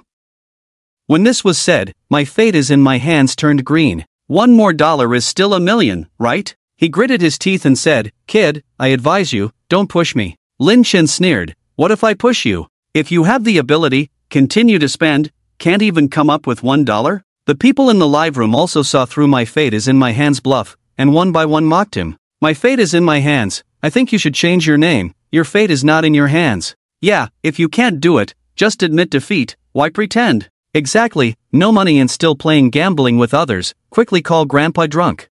Call grandpa. Lin Chen quickly replied, no, if I had such a foolish grandson, I would be driven to death. The people in the live broadcast room burst into laughter, praising Lin Chen for his humor. Seeing this, my fate is in my own hands was almost furious, but he had no money and dared not challenge Lin Chen with 10 million from his family. He really lost. His eyes were full of unwillingness, but for the sake of face, for the account where he had spent millions, he sneered, to spend 10 million on a network anchor I've never even met, what a fool. As soon as he said this, he was collectively criticized by everyone on the platform. Before you curse others, think about the 2 million you spent before, even a disabled person wouldn't say such stupid things. A grandson who can't even come up with 10 million, dares to act arrogant here? Go back to your mother's womb and start over. The live broadcast room was full of insults towards him. Lin Chen, on the other hand, was more direct and kicked him out of the live broadcast room. Lin Chen was now the number 1 on the list, and with unprecedented large donations, the Shark platform gave Lin Chen many privileges that others did not have.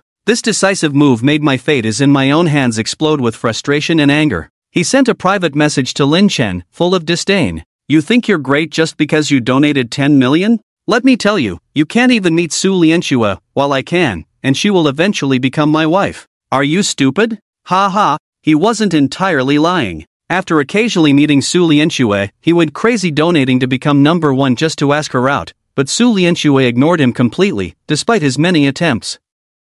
This time he was prepared to use force. Messages sent by accounts that have donated millions will be prioritized for delivery, and Lin Chen naturally saw the message he sent. But he didn't care at all. His sister couldn't meet him? Wasn't that nonsense? If this fool dared to come looking for trouble, Lin Chen wouldn't mind giving him a surprise. But before that, listening to his sister sing was the most important thing. After Su Lianxue expressed her gratitude, she began to showcase her singing talent directly. Loving you like this, always together, I like the smell of your coat and being in your arms, buttoning our clothes together so we don't have to part. I love this close and beautiful love because of you, wanting to become your oxygen, slipping into your body. Su Lianxue's voice was like a divine sound, a cover song that sounded even better than the original to Lin Chen. At the end of the song, Lin Chen still felt unsatisfied. It would be great if the lyrics became real. Lin Chen clicked his tongue. From last night's events, he knew that Gu Yunqi's feelings towards him probably remained at the level of a faint sibling affection from childhood, far from love. The same was probably true for his other sisters. He really wanted them to fulfill the childhood promise of all marrying him. The revolution has not yet succeeded, comrades still need to work hard. You really have no integrity, Lin Chen said indignantly, and continued to search for colorful stories. What if it worked out? Right? At night, Purple Cloud Villa. Everything was ready, waiting for Gu Yunqi to come back for dinner and sleep. But at this moment, Lin Chen received a call from her. Hello, Lin Chen Gij, are you at home? Gu Yunqi's voice carried a hint of sadness. Lin Chen nodded, puzzled. I'm at home. What's wrong? Gu Yunqi continued. Lin Chen Gij, you have dinner by yourself tonight. I may not be able to accompany you for dinner. I have a social engagement tonight, and I may come back very late. You don't have to wait for me. Lin Chen frowned slightly. Will there be any trouble at the evening social event? Gu Yunqi shook her head. It's about some company cooperation matters. Brother Lin Chen, don't worry, I will take care of myself. As she spoke, there seemed to be some urgent voices coming from the phone. Gu Yunqi didn't say much more. Brother Lin Chen, I have to leave now, so I'll hang up. After hanging up the phone, Lin Chen directly called Qinjiu. Find out what recent issues Xian Group has encountered. Yes. After a moment, Lin Chen's phone rang again, and Qinjiu's deep voice came from the other end. Master, it has been found out that Du's Group has completely cancelled its cooperation with Xian Group today. Xian Group is facing a supply crisis, its financial chain is showing signs of collapse, and tonight your sister going out also has a bit of Du Ziting's shadow. With these words, Lin Chen's eyes suddenly turned cold. Du Ziting. Lin Chen instantly remembered what happened yesterday. Du's Group has completely cancelled its cooperation with Xian Group, all on Du Ziting's orders? Qinjiu nodded. Exactly. Hearing this, a stronger sense of coldness filled Lin Chen's eyes. Pass on my orders, let the people from the business school find suitable supply channels for Xian Group, find a few investors to come over, and also find out the location where Yunqi is negotiating. Prepare a car for me, I will go there in person. Yes, master. Qinjiu respectfully replied and immediately began to carry out the orders. After hanging up the phone, Lin Chen's eyes looking out the window softened slightly. Logically speaking, the retaliation from Du Ziting was a trouble he had caused himself. But even though the company was facing such a big problem, Gu Yunqi didn't blame him at all. Instead, she remembered to prepare breakfast for him, reminded him to eat, and even called specifically in the evening to tell him to rest early. With her icy personality, it was really not easy for her to do all this. Lin Chen also knew that Gu Yunqi must have been busy all day for this matter, but she didn't mention a word about the company crisis, afraid that he would feel guilty. It would be fake not to be moved. He had to do something for her. When Qinjiu's car arrived, Lin Chen got in and headed straight to Nanjiang Grand Hotel. Nanjiang Grand Hotel was a well-known 4-star hotel in Nanjiang, and it was where Gu Yunqi was negotiating tonight. The new cooperating supplier they were in contact with was the president of Hongda Industrial Company, Chen Shiyuan, who was also the former university classmate of the secretary Su Yunfei. This dinner was arranged by Chen Shiyuan. On the third floor of the hotel, Chen Shiyuan raised his glass and looked at Gu Yunqi intently. Come, General Gu, I'll toast to our future cooperation. Looking at the white wine in the cup, Gu Yunqi frowned slightly. Drinking alcohol could lead to trouble, and she never drank. Moreover, tonight's negotiation also brought Su Yunfei and another male colleague. By now, the male colleague had been drunk under the table by the 3 men Chen Shiyuan brought, leaving only women at the table. She didn't want to drink even more. Gu Yunqi directly refused. I'm sorry, President Qian, I never drink alcohol. Please understand. After speaking, Gu Yunqi poured a glass of plain water to reciprocate. But Chen Shiyuan put down his glass directly, leaned back in his chair, and tapped the table lightly with one hand. You don't even want to drink a toast before our cooperation. It seems General Gu is not willing to cooperate with our company."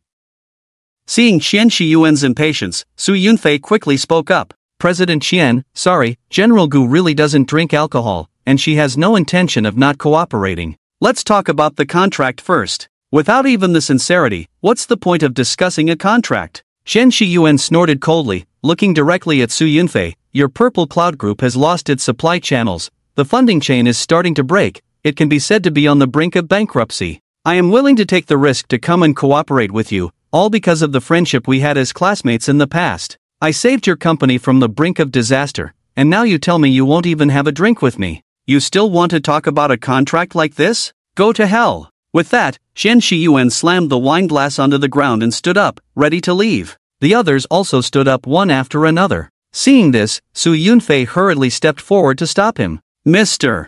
Qian, please don't be angry. Mr. Gu just doesn't like the taste of alcohol. Please have a seat first." After pulling Qian Shiyuan back to his seat, Su Yunfei quickly went to Gu Yunqi's side. "Mr. Gu, please have a drink as a gesture. Apart from Hongda Industrial, no other company is willing to supply us. If the company goes bankrupt over a drink, it's not worth it. Moreover, Hongda Industrial is a subsidiary of the Wang Group. If we offend Hongda Industrial this time, we will offend the Wang Group. The Wang Group is a top enterprise in our Nanjing, and we really can't afford to offend them at this time." Gu Yunqi remained silent. What Su Yunfei said was true. Although the Purple Cloud Group was good, it still lagged behind truly top enterprises. After a moment of silence, Gu Yunqi picked up a full glass of white wine on the table and raised it to Qian Shiyuan. "Mr. Qian, I apologize for what happened earlier. Please don't take it to heart. Consider this drink as my way of making amends." With that, Gu Yunqi drank the entire glass in one go.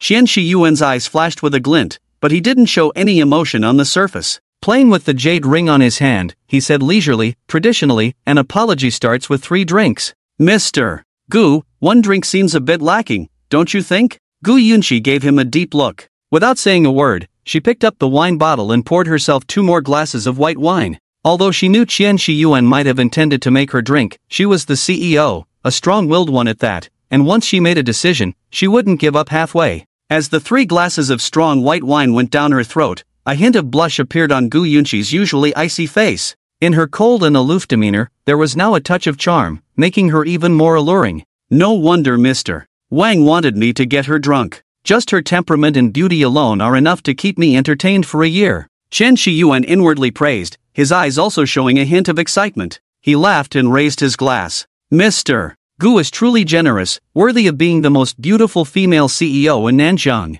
Your extraordinary grace is truly admirable. Here, I toast to you, Mr. Gu." With that, Qian Shiyuan raised his glass and drank it all, then turned the glass upside down, saying, "I'll go first." His subordinates beside him quickly smiled and approached. "Let me fill up Mr. Gu's glass." Without hesitation, they poured another full glass of white wine for Gu Yunqi. Their goal was to get Gu Yunqi drunk, so they wouldn't give her any time to rest. Drinking quickly made it easier to intoxicate someone. A hint of anger flashed in Gu Yunqi's eyes. Although the conversation seemed to be praising herself and easing the atmosphere, in reality, it was all useless. The matter of the contract was not mentioned at all, showing their true intention to get her drunk. At this moment, Qian Shiyuan was pressing on step by step. Turning the wine glass on the table, he spoke slowly, "Mr. Gu, was your earlier apology just a show? I had just started to feel a bit of sincerity from you." With that, he took out the contract and placed it on the table. "I was thinking that with Mr.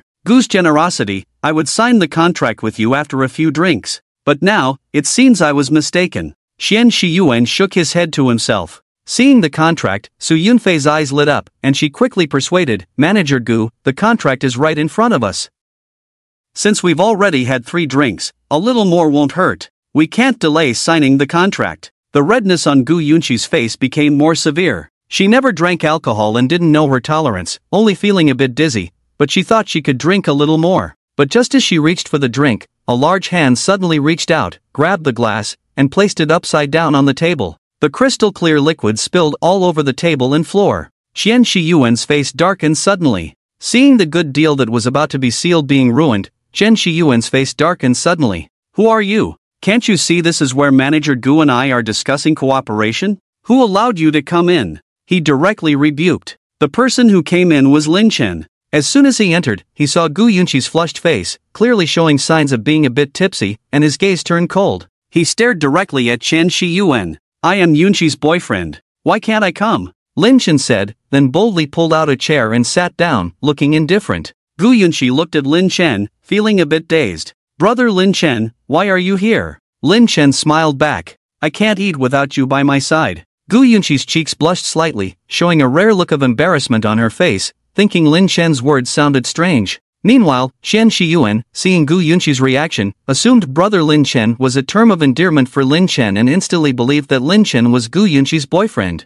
For some reason, a hint of anger involuntarily surged in his heart. It felt like the cabbage he hadn't harvested was taken by another pig, and that pig was enjoying it. He glared angrily at Lin Chen and spoke with resentment, Manager Gu, we are discussing business. It's not appropriate for your boyfriend to be here, right? Before Gu Yunqi could speak, Lin Chen sat on a chair, lit a cigarette, and took a puff. It's not appropriate, so you can leave now, he said calmly, waving his hand. It's not appropriate for me to be here, so you can leave? What kind of logic is this? Isn't this too arrogant? Chen Shiyuan's face immediately darkened. Do you know what you're saying? Tell me to leave? Do you want Purple Cloud Group to go bankrupt? Lin Chen shook his head and calmly replied, with me here, Purple Cloud Group won't go bankrupt. Chen Shiyuan, furious, sneered, with you here, Purple Cloud Group won't go bankrupt? Are you an executive of one of the three companies, Xinda Group, Lingyun Group, or Shangshi Group? Lin Chen shook his head again, none of them. None of them? Chen Shiyuan laughed, then his face suddenly darkened, shouting angrily, none of them, and yet you dare to act so arrogantly here? Except for these three in the Du family group, only my company has a supply channel for Purple Cloud Group. Who do you think you are to tell me to leave? Seeing Chen Shiyuan completely angry, Su Yunfei panicked and quickly apologized. I'm sorry, Mr. Chen. He's not from our company, so his words don't count. Please don't mind. Then she turned to Lin Chen, her face devoid of a smile, replaced by anger. Lin Chen, do you know how much trouble you've caused the company? Do you know how important Mr. Qian's cooperation is to us? What qualifications do you have to speak here? Please leave and don't disturb me and Manager Gu's discussion. Su Yunfei directly issued an eviction order. Lin Chen raised his eyelids, looked at her coldly, and spoke harshly, I will handle the company's cooperation matters myself, and there's no need for Yunqi to be drugged. Su Yunfei sneered repeatedly after hearing this. You will handle it? During the day, President Gu went to the Xinda, Lingyun, and Shangshi groups in succession to discuss cooperation, but all were rejected. If I hadn't contacted President Qian, we wouldn't even have this opportunity to discuss cooperation tonight. How are you going to solve this? As soon as these words were spoken, Lin Chen's eyes turned cold in an instant. You're saying that this Mr. Chen is the one you contacted? Of course. Su Yunfei looked proud, as if she had done something remarkable. But before she could feel too pleased with herself, a huge slap landed on her face. Smack! The slap was crisp. 5 bright red fingerprints appeared directly on Su Yunfei's face. As a secretary, you let the president get drugged at a drinking party for cooperation, and you're still feeling proud. Who do you think you are? Lin Chen's eyes were icy. You! Su Yunfei covered her face, angrily pointing at Lin Chen, almost exploding with rage. Fine, you hit me? Then I won't persuade you today. I want to see how this cooperation can proceed without me. Lin Chen remained unfazed. When he arrived, he had already received messages from several CEOs rushing over, and Qinjiu was waiting downstairs. It wouldn't be long before they arrived, and Lin Chen was not worried at all. However, Chen Shiyuan and the others present did not share the same sentiment. Chen Shiyuan looked directly at Gu Yunqi. President Gu, is this also your intention? Gu Yunqi subconsciously glanced at Lin Chen. The latter smiled at him. In 5 minutes, the people we are cooperating with will arrive. Trust me. Seeing Lin Chen's confident face, Gu Yunqi looked somewhat dazed. Although she didn't know where Lin Chen's confidence came from, she chose to believe in him. Gu Yunqi's face began to regain its previous coldness. She said coldly, Lin Chen's decision is my decision. Chen Shiyuan sneered. Alright, then I want to see what miracle he can produce after 5 minutes. Let's start the countdown. Yes, Mr. Chen. An assistant who came with him immediately sat beside him and started the timer on his watch. Su Yunfei also looked at the time with a cold expression. Time started ticking away. Gu Yunqi's worry in her eyes grew heavier. Meanwhile, the disdainful expressions on Su Yunfei and Chen Shiyuan's faces became even more pronounced.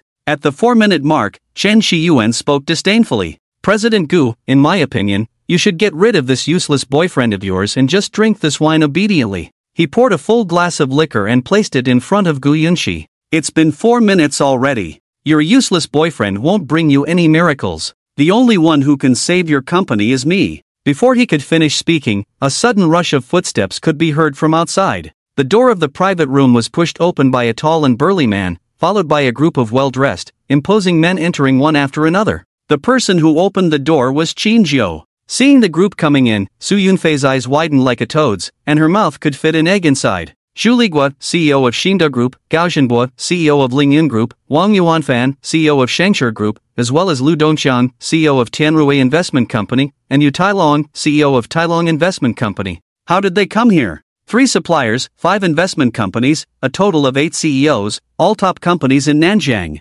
Su Yunfei was dumbfounded. Gu Yunxi was equally shocked. But what shocked her even more was yet to come. After these 8 CEOs glanced at Lin Chen, they all walked towards her. President Gu, hello, I am Zhu Ligua, CEO of Xinda Group. I heard about your visit to our company during the day to discuss cooperation, and our company is willing to provide goods for you free of charge. And us, Gao Zhenbo also spoke up without hesitation. President Gu, Lingyun Group is also willing to open up our supply channels for you free of charge. The same goes for our Shengshi Group. The 3 CEOs were eager to cooperate with Gu Yunxi. Gu Yunxi was confused. All of them wanted to work with her? And provide free goods too? They wouldn't even meet her during the day, but now they were eager to cooperate at night? And this was just the beginning. After the leaders of Xinda Group spoke, the presidents of the 5 major investment companies also crowded in. Mr. Gu, I am Lu Dongqiang, the CEO of Tianrui Investment Company. I heard that your Xian Group is facing financial difficulties, and I am willing to invest 30 million.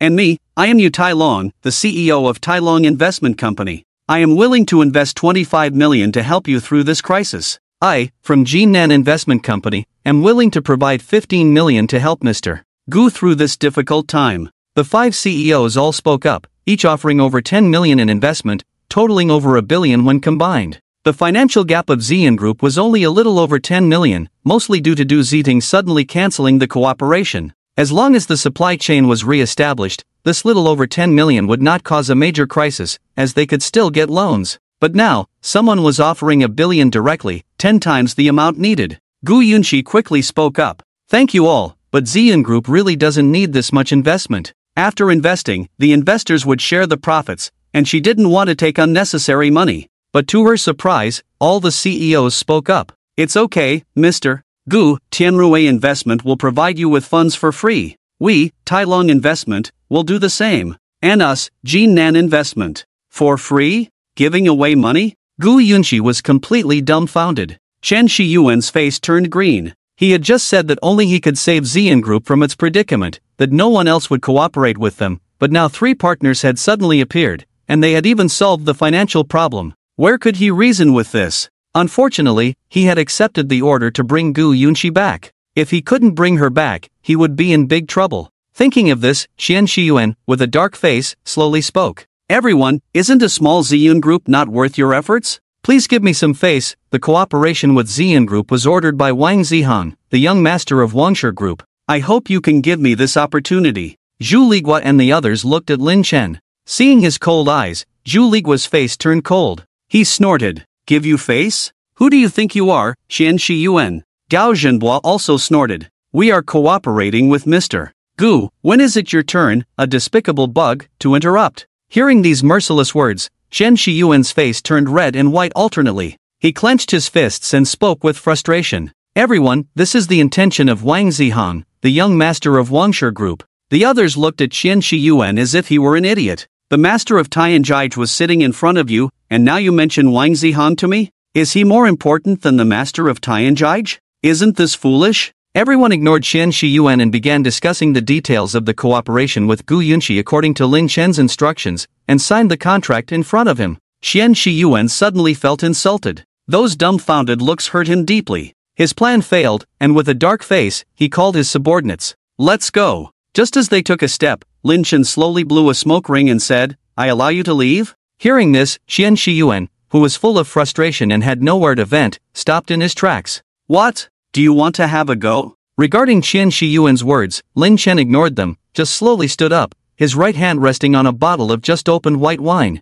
You like drinking so much? So what? Qian Shiyuan looked defiant. I want to invite you for a few drinks. Lin Chen picked up the bottle of white wine and walked towards Qian Shiyuan. Upon hearing this, a sneer appeared on Qian Shiyuan's face. If you invite me, I have to drink? Idiot. With that, he turned and walked towards the door. But Qinzhou, who had been standing at the door all along, had somehow positioned himself behind Qian Shiyuan. As Qian Shiyuan turned, he bumped directly into Qinzhou, staggering back 2 steps. Looking at Qinzhou's towering figure of 1.9 meters, muscles like steel, he felt a bit intimidated. Just as he was about to go around him, Qian Shiyuan suddenly felt a tap on his shoulder. He turned his body. Bang! Lin Chen's fist hit him in the stomach. Qian Shiyuan's body immediately doubled over like a shrimp, his stomach feeling like it was being twisted by a knife. But at that moment, Lin Chen grabbed his hair, forcibly lifted his head, and shoved a full bottle of white wine into Qian Shiyuan's open mouth. You! Gulp gulp. In order to get back at Gu Yunxi, Qian Shiyuan had chosen strong liquor. The spicy liquid kept pouring into his throat without stopping, feeling like his throat was on fire, flames burning all the way down to his stomach, extremely uncomfortable. After forcefully finishing the bottle of wine, Lin Chen held a cigarette between 2 fingers and took a deep drag. Go back and tell your boss, if he dares to have any ideas about Gu Yunxi again, I'll take his life. With that, he turned to Gu Yunxi, who had already signed the contract. Let's go. Gu Yunxi nodded somewhat dazedly. With too much alcohol, her mind seemed clouded, and she walked out with the contract and Lin Chen. Meanwhile, Qian Shiyuan was clutching his neck, collapsing on the ground, coughing violently. Feeling like his lungs were about to be coughed out, he still managed to croak hoarsely, pointing at Lin Chen, wanting to settle the score. Just as his subordinates were about to act, a group of bosses exchanged glances and stood in front of them. Don't leave, come and drink. Mr. Qian, come, let me toast you. Qian Shiyuan and his group were dragged to the drinking table by Gao Zhenbo and his group. Gu Yunxi, on the other hand, got into Lin Chen's car and headed to the Purple Cloud Villa. Along the way, Gu Yunxi kept looking at Lin Chen's profile. She felt that Lin Chen's actions just now, standing up for her and forcefully pouring a bottle of white wine into Qian Shiyuan's stomach, were so domineering and satisfying. And perhaps due to the effects of the strong liquor, Gu Yunxi's gaze towards Lin Chen gradually became blurred. Upon entering the villa, Gu Yunxi leaned on him completely. Her crimson lips emitted an intoxicating fragrance near his neck. The soft touch of her body made Lin Chen feel enveloped. Suppressing the throbbing in his heart, he took out the key, opened the door, and helped Gu Yunxi inside. As he helped Gu Yunxi onto the sofa, she suddenly wrapped her arms around his neck, bringing them dangerously close. He could clearly see every eyelash of hers trembling slightly. What's more, she closed her eyes at that moment, her enticing red lips slightly parted, emitting a seductive moan.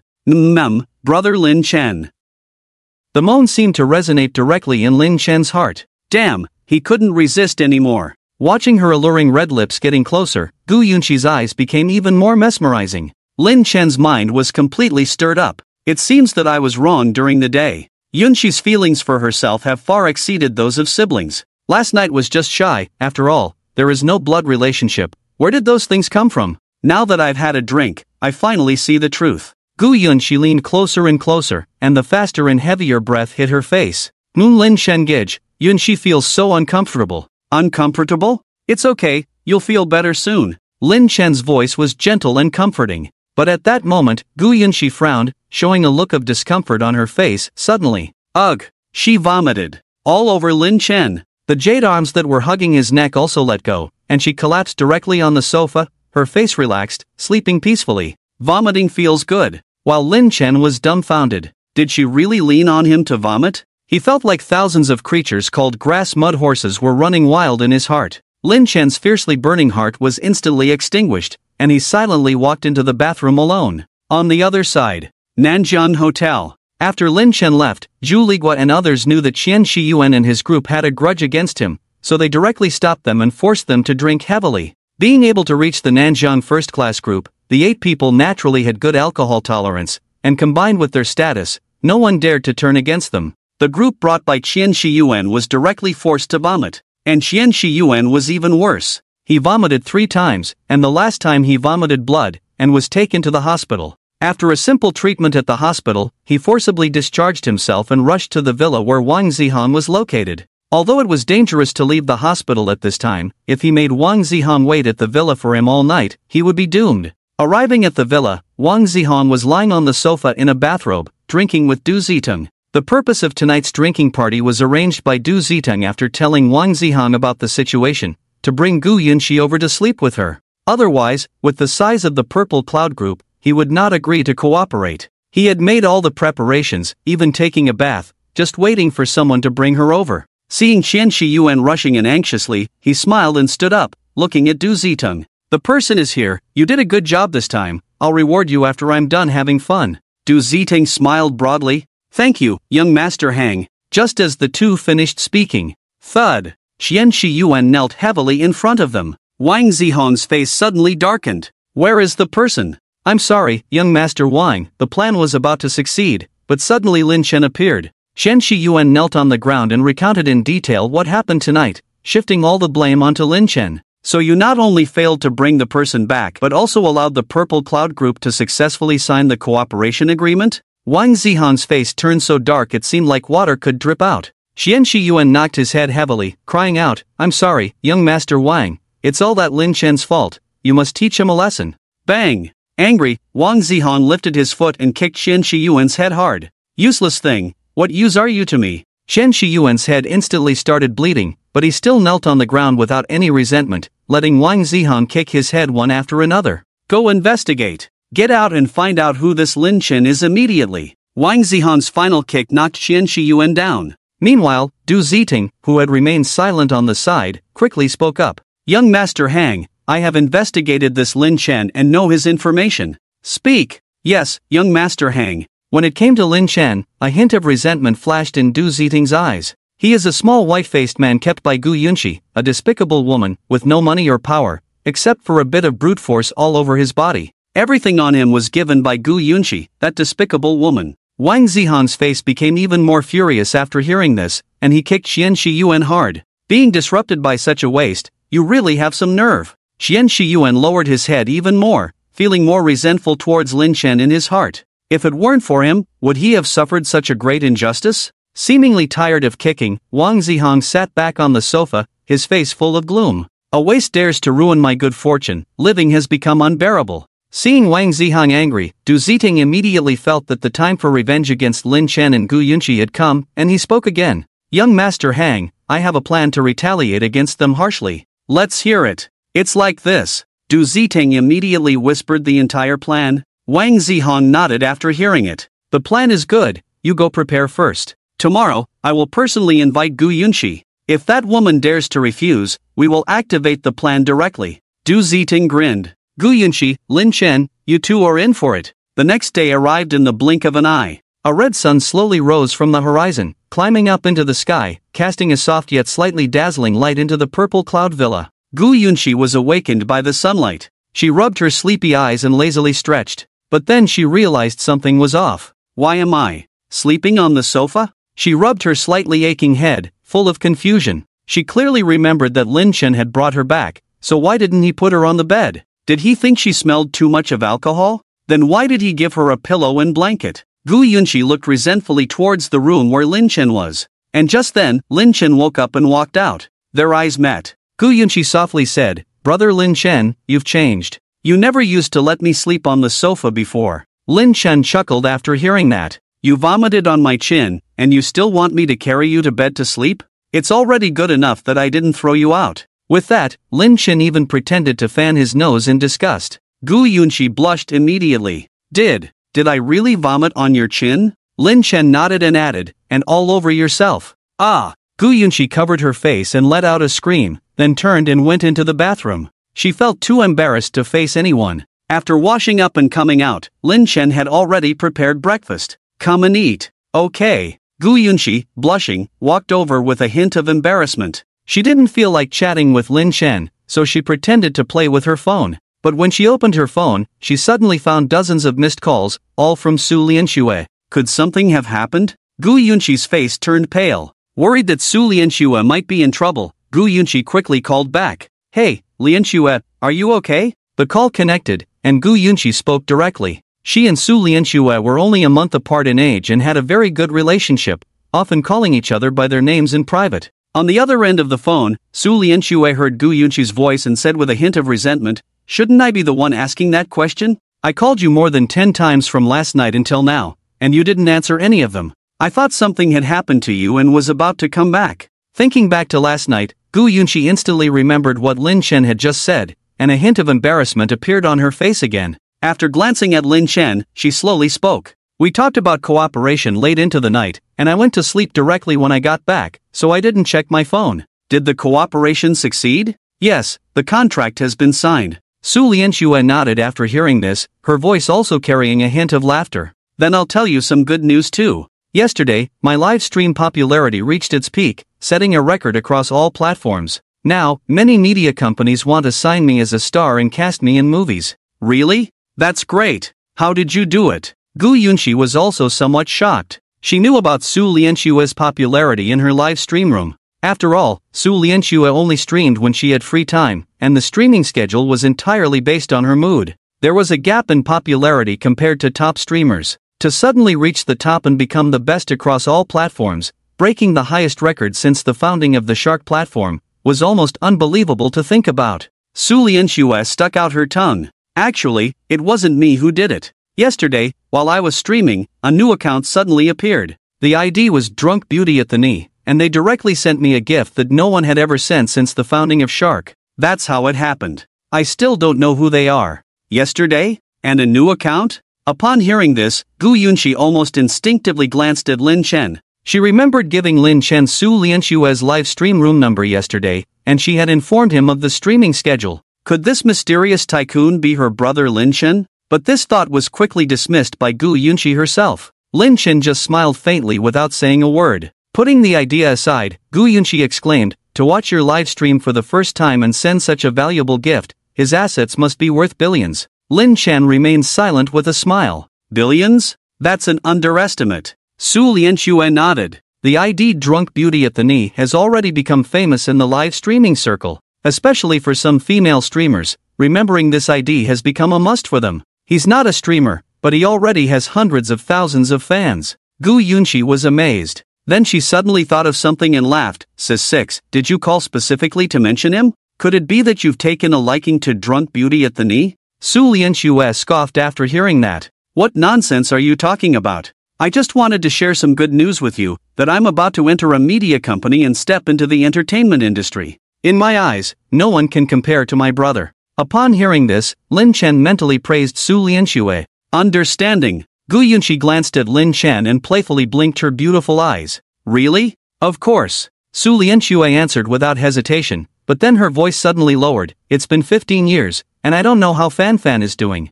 I miss him so much. Hearing the sadness in Su Lianxue's voice, Lin Chen couldn't hold back and spoke directly. I miss you too. As soon as these words were spoken, a series of clattering sounds came from the phone, as if something had been knocked over. Su Lianxue's breathing became rapid, and then she spoke with a trembling voice. Are you really Fan? Yunqi, has Fan really come back? Gu Yunqi could understand the excitement in Su Lianxue's heart. Her eyes slightly reddened as she nodded vigorously. Yes, brother Lin Chen has come back. He came back the day before yesterday. He said he wanted to surprise each of you one by one, so I didn't tell you. Su Lianxue was overwhelmed with joy, tears streaming down her face, and she began to stutter in her speech. I'm coming back. Yes, I'm coming back now. There was another urgent commotion on the other end. Lin Chen took the phone directly and said softly, "Where are you now? I'll come find you." Seeing that Su Lianxue had lost her composure, Lin Chen was afraid that something might happen to her. Su Lianxue quickly spoke after listening. I'm at Nanjiang. No, I'm at the street corner cafe next to Nanjiang University. Lin Chen nodded with a smile. Okay, I'll be right there. Su Lianxue nodded heavily. After hanging up the phone, Lin Chen took the last bite of breakfast, exchanged a few words with Gu Yunqi, and then left. Gu Yunqi chose not to follow. Firstly, she had just secured a collaboration deal and needed to oversee things at the company herself. Many matters required her personal attention, and time would be tight. Secondly, she was afraid that if she went, the three of them would end up talking about childhood memories and she wouldn't be able to hold back her tears. Meanwhile, Su Lianxue changed into fresh clothes at the fastest speed possible and headed straight to the street corner cafe. Even though she knew it would take Lin Chen some time to get there, she didn't want to delay even for a minute. This was the person she had been thinking about for 15 years. Even if she delayed for a second, she wouldn't forgive herself. Su Lianxue ran out of the school gate without any concealment, her heart filled with anxiety. In this state of urgency, she didn't notice that from the moment she ran out of the school gate, a pair of eyes had been watching her. The owner of those eyes was her former top fan in the live broadcast room. My fate is in my hands, not in the heavens.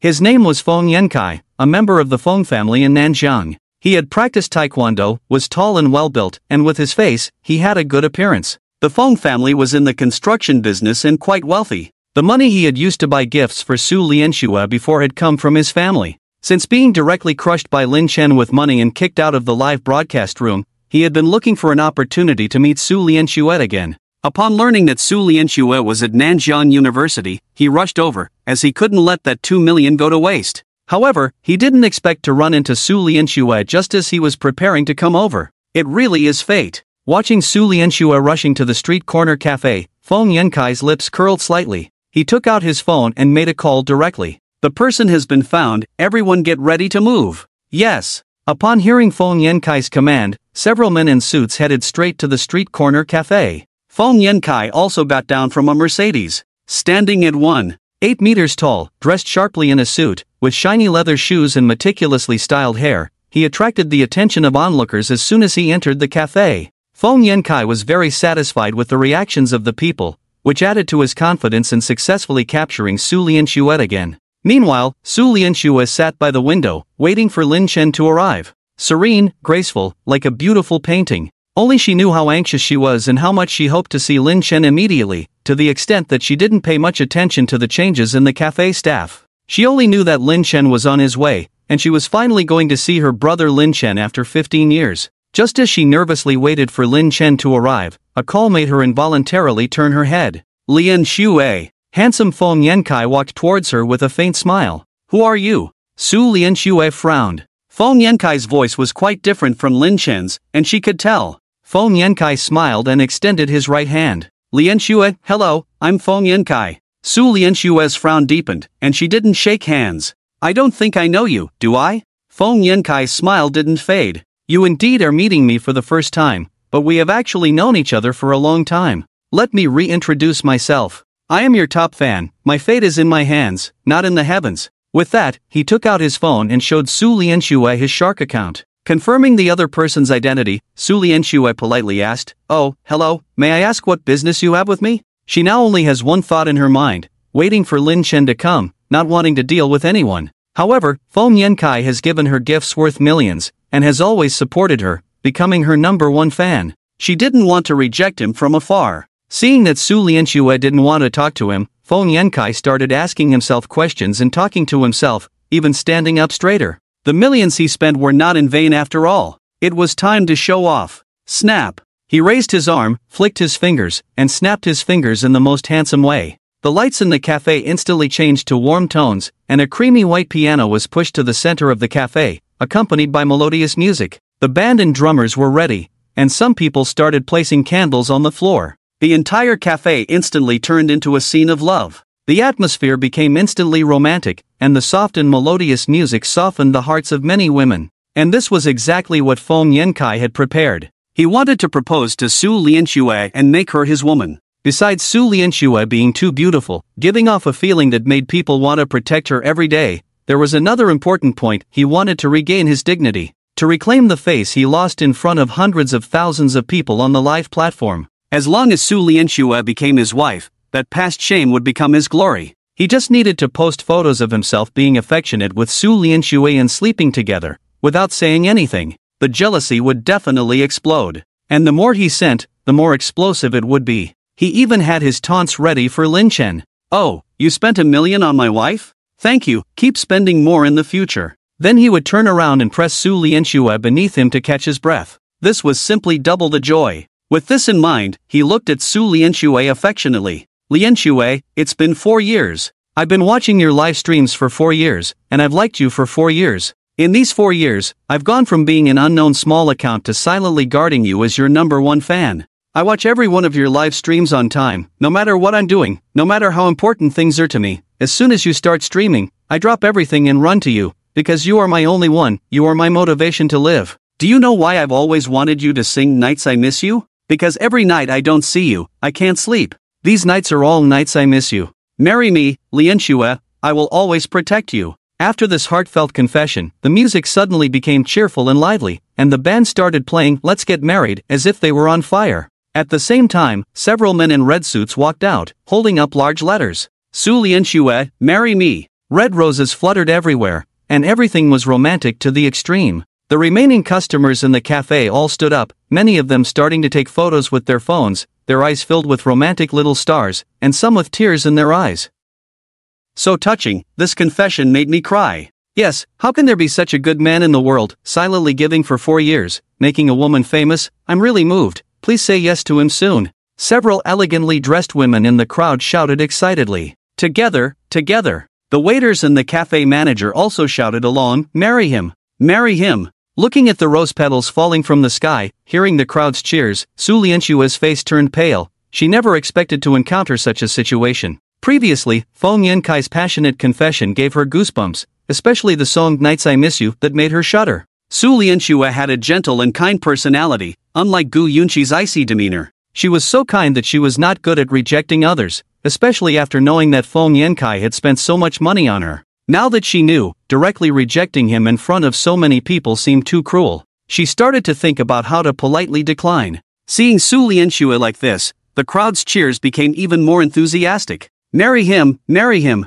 They knew that someone with this kind of personality, under enough pressure, would definitely consider Feng Yankai's face and not reject him directly. At this moment, Feng Yankai skillfully showed off his Rolex watch shining with gold on his wrist, as well as his 24K gold lighter, complemented by the logos of Armani and Gucci on his body, constantly showcasing his wealth. He believed that no broadcaster could resist him. Isn't live streaming for making money? And he exuded the scent of money all over his body, so romantic and handsome. He lit the candles on the ground with his 24K gold lighter. The wax flame burned into a heart shape. Roses covered the ground. Feng Yankai knelt in the middle, holding up a diamond ring in front of Su Lianxue. Marry me, Lianxue. Su Lianxue's face turned even paler. But at that moment, a voice suddenly came from outside the door. Oh my god, why is there a fire? Put it out quickly. Then, everyone saw Lin Chen rushing in like a madman, grabbing a cup of coffee from the table and splashing it directly on Feng Yankai's face. Seeing this scene, everyone was dumbfounded.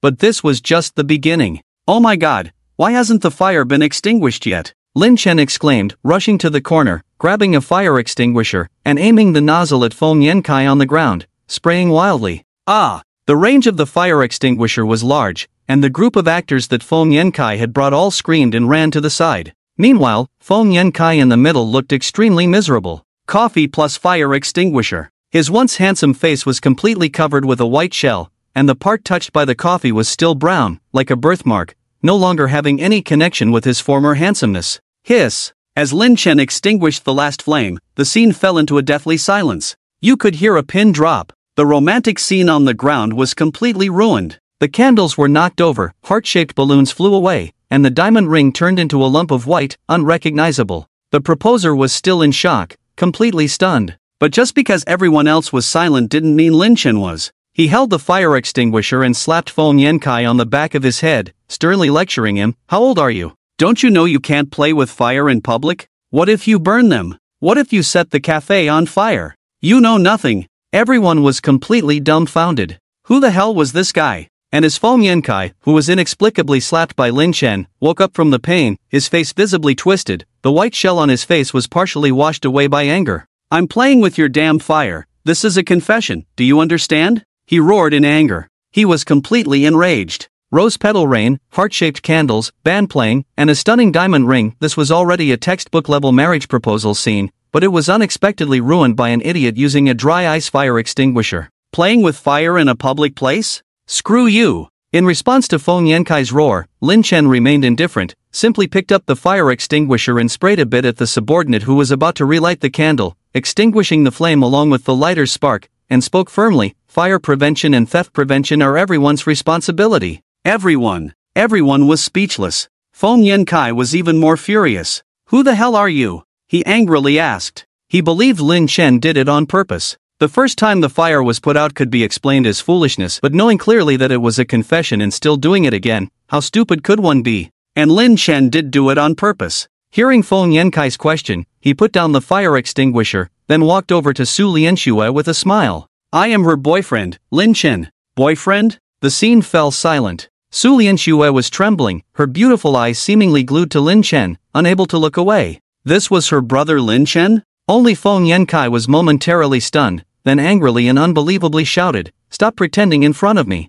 I have been watching her all along, how could I not know if she has a boyfriend?" Lin Chen remained silent. He ignored Feng Yankai and took out a $2 cake from his pocket, placing it in front of Su Lianxue, saying softly, "I brought this for you." Su Lianxue's eyes immediately welled up with tears, no longer doubting Lin Chen's identity. This cake was her favorite childhood treat, known only to Lin Chen and a few other sisters. She never expected Lin Chen to still remember these little things. Unable to hold back, she threw herself into Lin Chen's arms, hugging him tightly. "Brother Fanfan, I miss you so much." Lin Chen's eyes were filled with tenderness. He gently held Su Lianxue and softly said, "I miss you too." These words pierced Feng Yankai's ears, his face turning pale. The three words "Brother Fanfan" felt like three sharp swords, stabbing deeply into his heart, leaving three large holes. Why? Am I not handsome enough? Am I not romantic enough? Am I not wealthier than this idiot dressed like a pile of shit? What does he have that I don't? A $2 cake, is it as sweet as a diamond ring worth tens of thousands?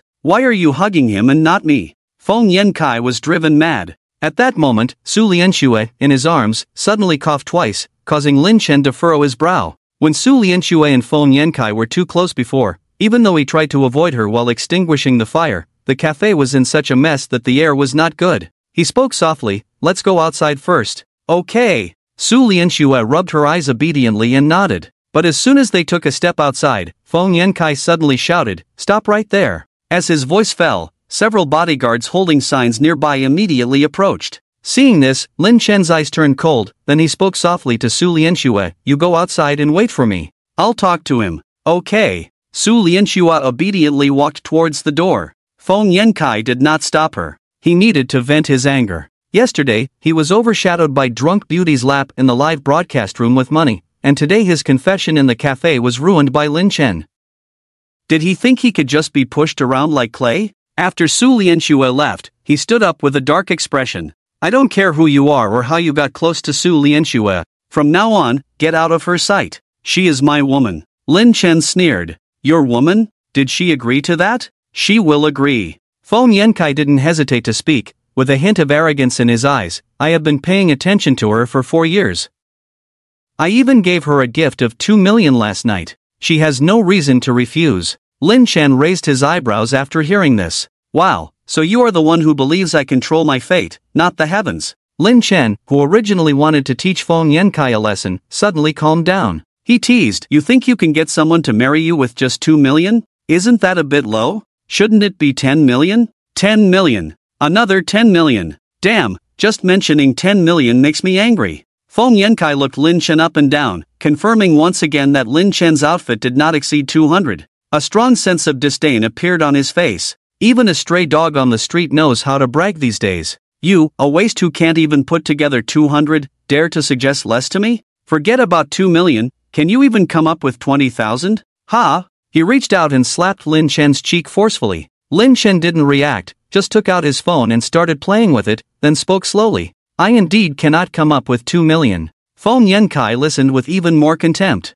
"At least you have some self-awareness. Now, get lost." As soon as he finished speaking, Lin Chen raised his phone to his face, with a smirk. "I'm used to dealing with 10 million, right? You punk!" Displayed on Lin Chen's phone was the account of the Shark Live platform. Seeing the 5 big characters Drunk Beauty resting on lap on the phone screen, Feng Yankai's face turned red, then blue, and finally green at the speed of light. In the end, he looked as ugly as if he had eaten shit. Clenching his fists, gritting his teeth, he stared at Lin Chen fiercely. "You are the bastard who gave 1 million in tips last night?" Lin Chen bluntly used his phone to slap his face and scolded, "Watch your mouth. Call me grandpa." "Fuck." Feng Yankai cursed directly. "You ruined my reputation yesterday, and now you dare to ruin my good fortune today? I'll make sure you regret it." With new and old grievances piling up, Feng Yankai's anger had completely clouded his judgment. He waved his hand. "Get him. Beat this bastard to death for me." After that, Feng Yankai angrily threw his ring on the ground, clenched his fists, and charged forward with the bodyguards. He had practiced taekwondo, and he was a black belt in taekwondo. Among the second-generation rich, there were not many with his skills. Even the bodyguards were no match for him in a one-on-one fight. If I don't beat you until your mother doesn't recognize you today, my name is not Feng. Feng Yankai roared and punched Lin Chen directly in the face. The other 4 bodyguards also joined in, aiming for his other weak points. Faced with this fierce and aggressive attack, Lin Chen remained calm, even having time to put his phone back in his pocket. He had fought with old men on the mountain for 15 years, each time more dangerous than this. Forget about a black belt in Taekwondo, even if it was a rainbow belt, it wouldn't be enough. Lin Chen's movements were as fast as lightning. In the blink of an eye, he threw 4 punches, sending the 4 bodyguards flying, then turned his fists into palms and slapped Feng Yankai across the face. Smack! The sound of the slap was crisp. Feng Yankai was knocked to the ground on the spot. His face was swollen. Lin Chen even pinched his swollen face with 2 fingers and pulled it hard, admonishing, "Be more respectful when speaking to your elders, you unfilial descendant." With that, Lin Chen stood up, clapped his hands, and left. The cafe fell into a deathly silence once again. After a long time, a mournful howl was heard, followed by the sound of pounding the floor with force. Ah! Feng Yankai burst into tears of grievance. Comparing money, losing, fighting, losing, and inexplicably becoming someone else's grandson in a bet. It was really damn frustrating. I'm a second-generation rich kid, damn it. Taekwondo or black belt? Isn't the condition to chase after a female anchor just to pursue her however you want? How did he run into Lin Chen, this despicable person? He's starting to doubt his life, feeling like his identity is fake, even the Taekwondo he practiced is fake. Otherwise, how could he not even see clearly how Lin Chen made his move? And Lin Chen is completely unaware of this. At this moment, he is being held by Su Lianxue, happily walking on the tree-lined path of Nanjiang University. It must be said, Sixth Sister really smells good. Not the scent of perfume, but a kind of fragrance like a secluded orchid in an empty valley, as if a dust-free orchid from a secluded mountain and pond is walking beside you, making your mind involuntarily calm down. But in the eyes of others, this situation is a different scene. It's envy, jealousy. Along the way, whenever male classmates see Su Lianxue, they can't help but wish they could stare him to death with their eyes, or even eat him alive. Have you always been this popular at school? Lin Chen asked with a smile. Just coming out of the cafe and briefly talking to Su Lianxue about his boring life on the mountain for the past 15 years, he also asked about Su Lianxue's recent situation. She is currently a graduate student studying acting at Nanjiang University, and she usually live streams to improve her acting skills, preparing for future acting or singing on stage. The idea of strolling around the campus was also proposed by Lin Chen. Although he was forced to learn a lot and read a lot of books on the mountain, he had never experienced the atmosphere of a university, so he wanted to come and take a look. After listening, Su Lianxue looked at the passing classmates who all cast hostile glances at Lin Chen, and a blush of embarrassment appeared on her face. Fan, I didn't expect it to be like this. Lin Chen smiled and patted her head. I'm not blaming you. Let's go to the library first, then to the cafeteria, it's crowded there. Seeing that Sixth Sister is so popular at school, just holding his arm for a moment made him the target of all the male students in the school. Lin Chen felt it necessary to assert his dominance to prevent anyone from disrespecting him. Under Lin Chen's lead, the two stood wherever there were more people. Su Lianxue held onto Lin Chen's arm the whole time, chatting and laughing with him, her smile on her face as bright and beautiful as sunshine. Although she didn't know Lin Chen's intentions, being able to stroll around the campus with her brother whom she hadn't seen in 15 years was truly a happy thing. But this happiness was forcibly interrupted at the cafeteria. At the entrance of the cafeteria, a beautiful girl in a bohemian long skirt, showing off her white arms, was questioning Su Lianxue with a hint of anger. Lianxue, how can you stroll around the campus hand in hand with this kind of person? What will Zhao Yan think if he sees this? The person was Su Lianxue's roommate and best friend Dong Chanshan. She rushed over upon hearing that someone said Su Lianxue had a boyfriend and was strolling around the campus with him. Upon hearing Dong Chanshan's words, Su Lianxue furrowed her brows. Chanshan, I won't allow you to speak about Fan like that, and I don't like Zhao Yan either. I don't care what he thinks.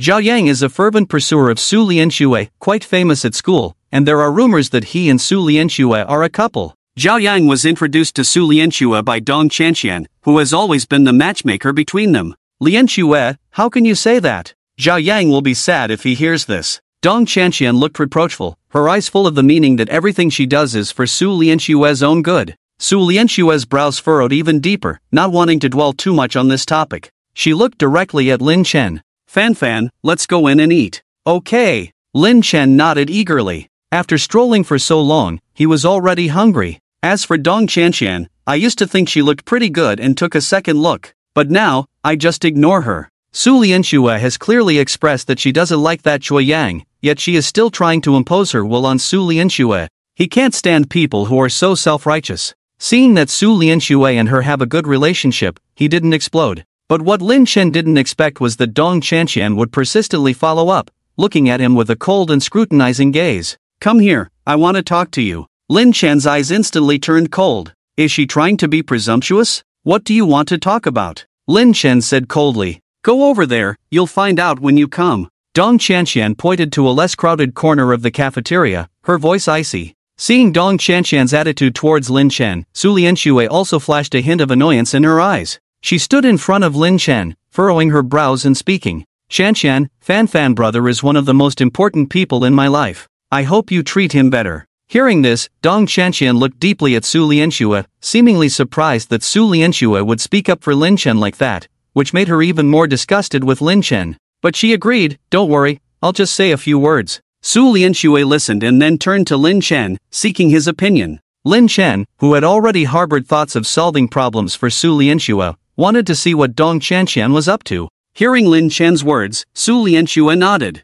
I'll wait in line here for you. Okay. Lin Chen nodded and walked straight to the empty space nearby. Dong Chanxian followed silently behind. When they arrived, Dong Chanxian stared directly at Lin Chen, not mincing her words. I don't know how you met Lianxue, or how you used her kindness to gain her trust, but from now on, I hope you won't bother her anymore. Lianxue is a good girl, she has her own dream of becoming a star. With her acting skills and looks, she will definitely be a top actress in the future. And you're just a low-class person who can't even afford clothes worth a few $100s, you're not worthy of her. Lin Chen sneered, so, you called me here just to give me a warning? That's right, I'm here to warn you. Dong Chanxian didn't back down, continuing to stare at Lin Chen. Lianxue is innocent and kind, but that's not a reason for you to deceive her. You and her are like heaven and earth, you're not at her level at all. The only person who can match her is someone like Choi Yang, who is excellent. Lin Chen's face showed a stronger sense of disdain. Oh, then let me ask,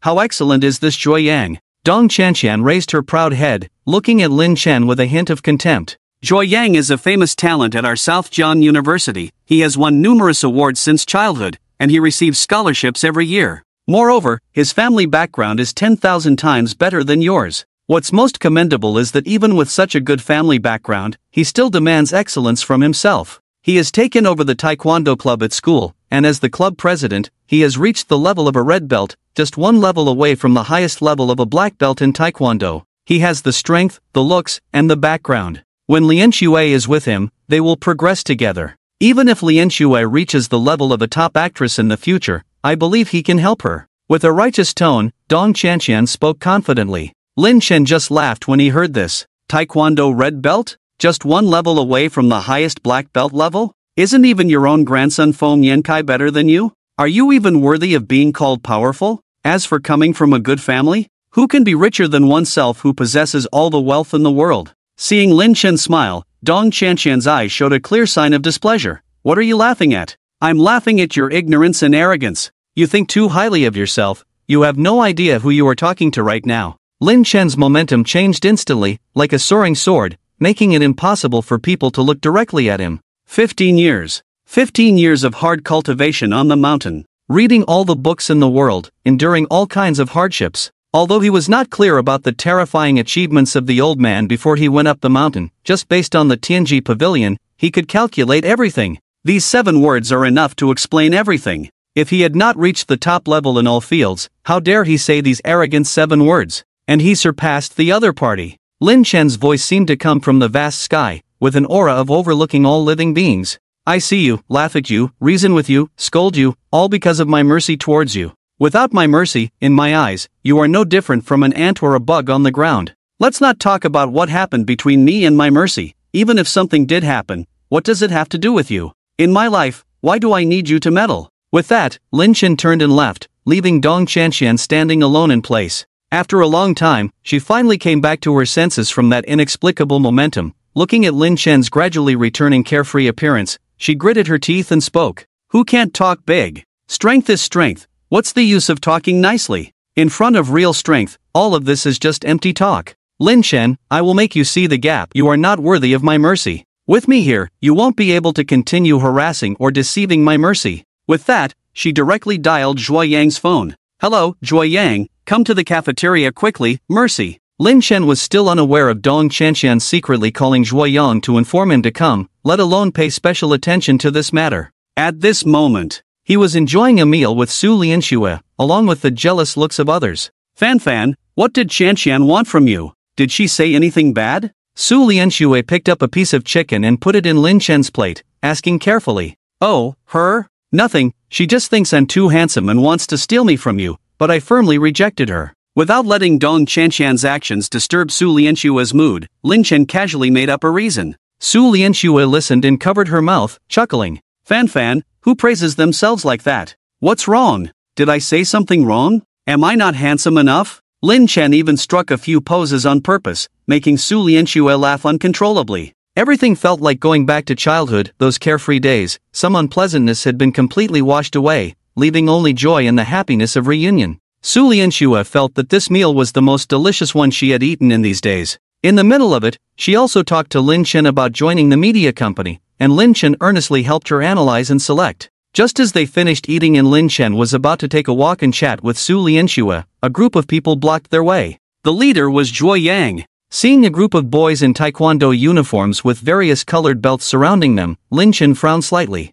The other students were all looking forward to the show. As the campus belle of South University, Su Lianxue is the goddess in everyone's heart. When Lin Chen walked hand in hand with her, it immediately sparked anger among the crowd. Everyone wished that Zhuo Yang would give Lin Chen a good beating. Students in the cafeteria stopped eating and rushed out, surrounding the group of people. Dong Qianqian was also among them. "Next, you will know how big the gap between you and Zhuo Yang, and us, really is." She looked at Lin Chen with resentment. Meanwhile, the tall and sturdy Zhuo Yang walked forward with a stern face. Su Lianxue frowned and stepped forward, asking coldly, "Zhuo Yang, what do you mean by this?" Zhuo Yang ignored Su Lianxue and just stared coldly at Lin Chen. "You are the fan good that Lianxue mentioned?" Lin Chen glanced at him and said lightly, "Do I know you?" Zhuo Yang's face remained dark. "We didn't know each other before, but we do now. Leave Lianxue, she is not someone you can touch." Upon hearing this, Lin Chen simply smiled. It was annoying to see everyone acting like this.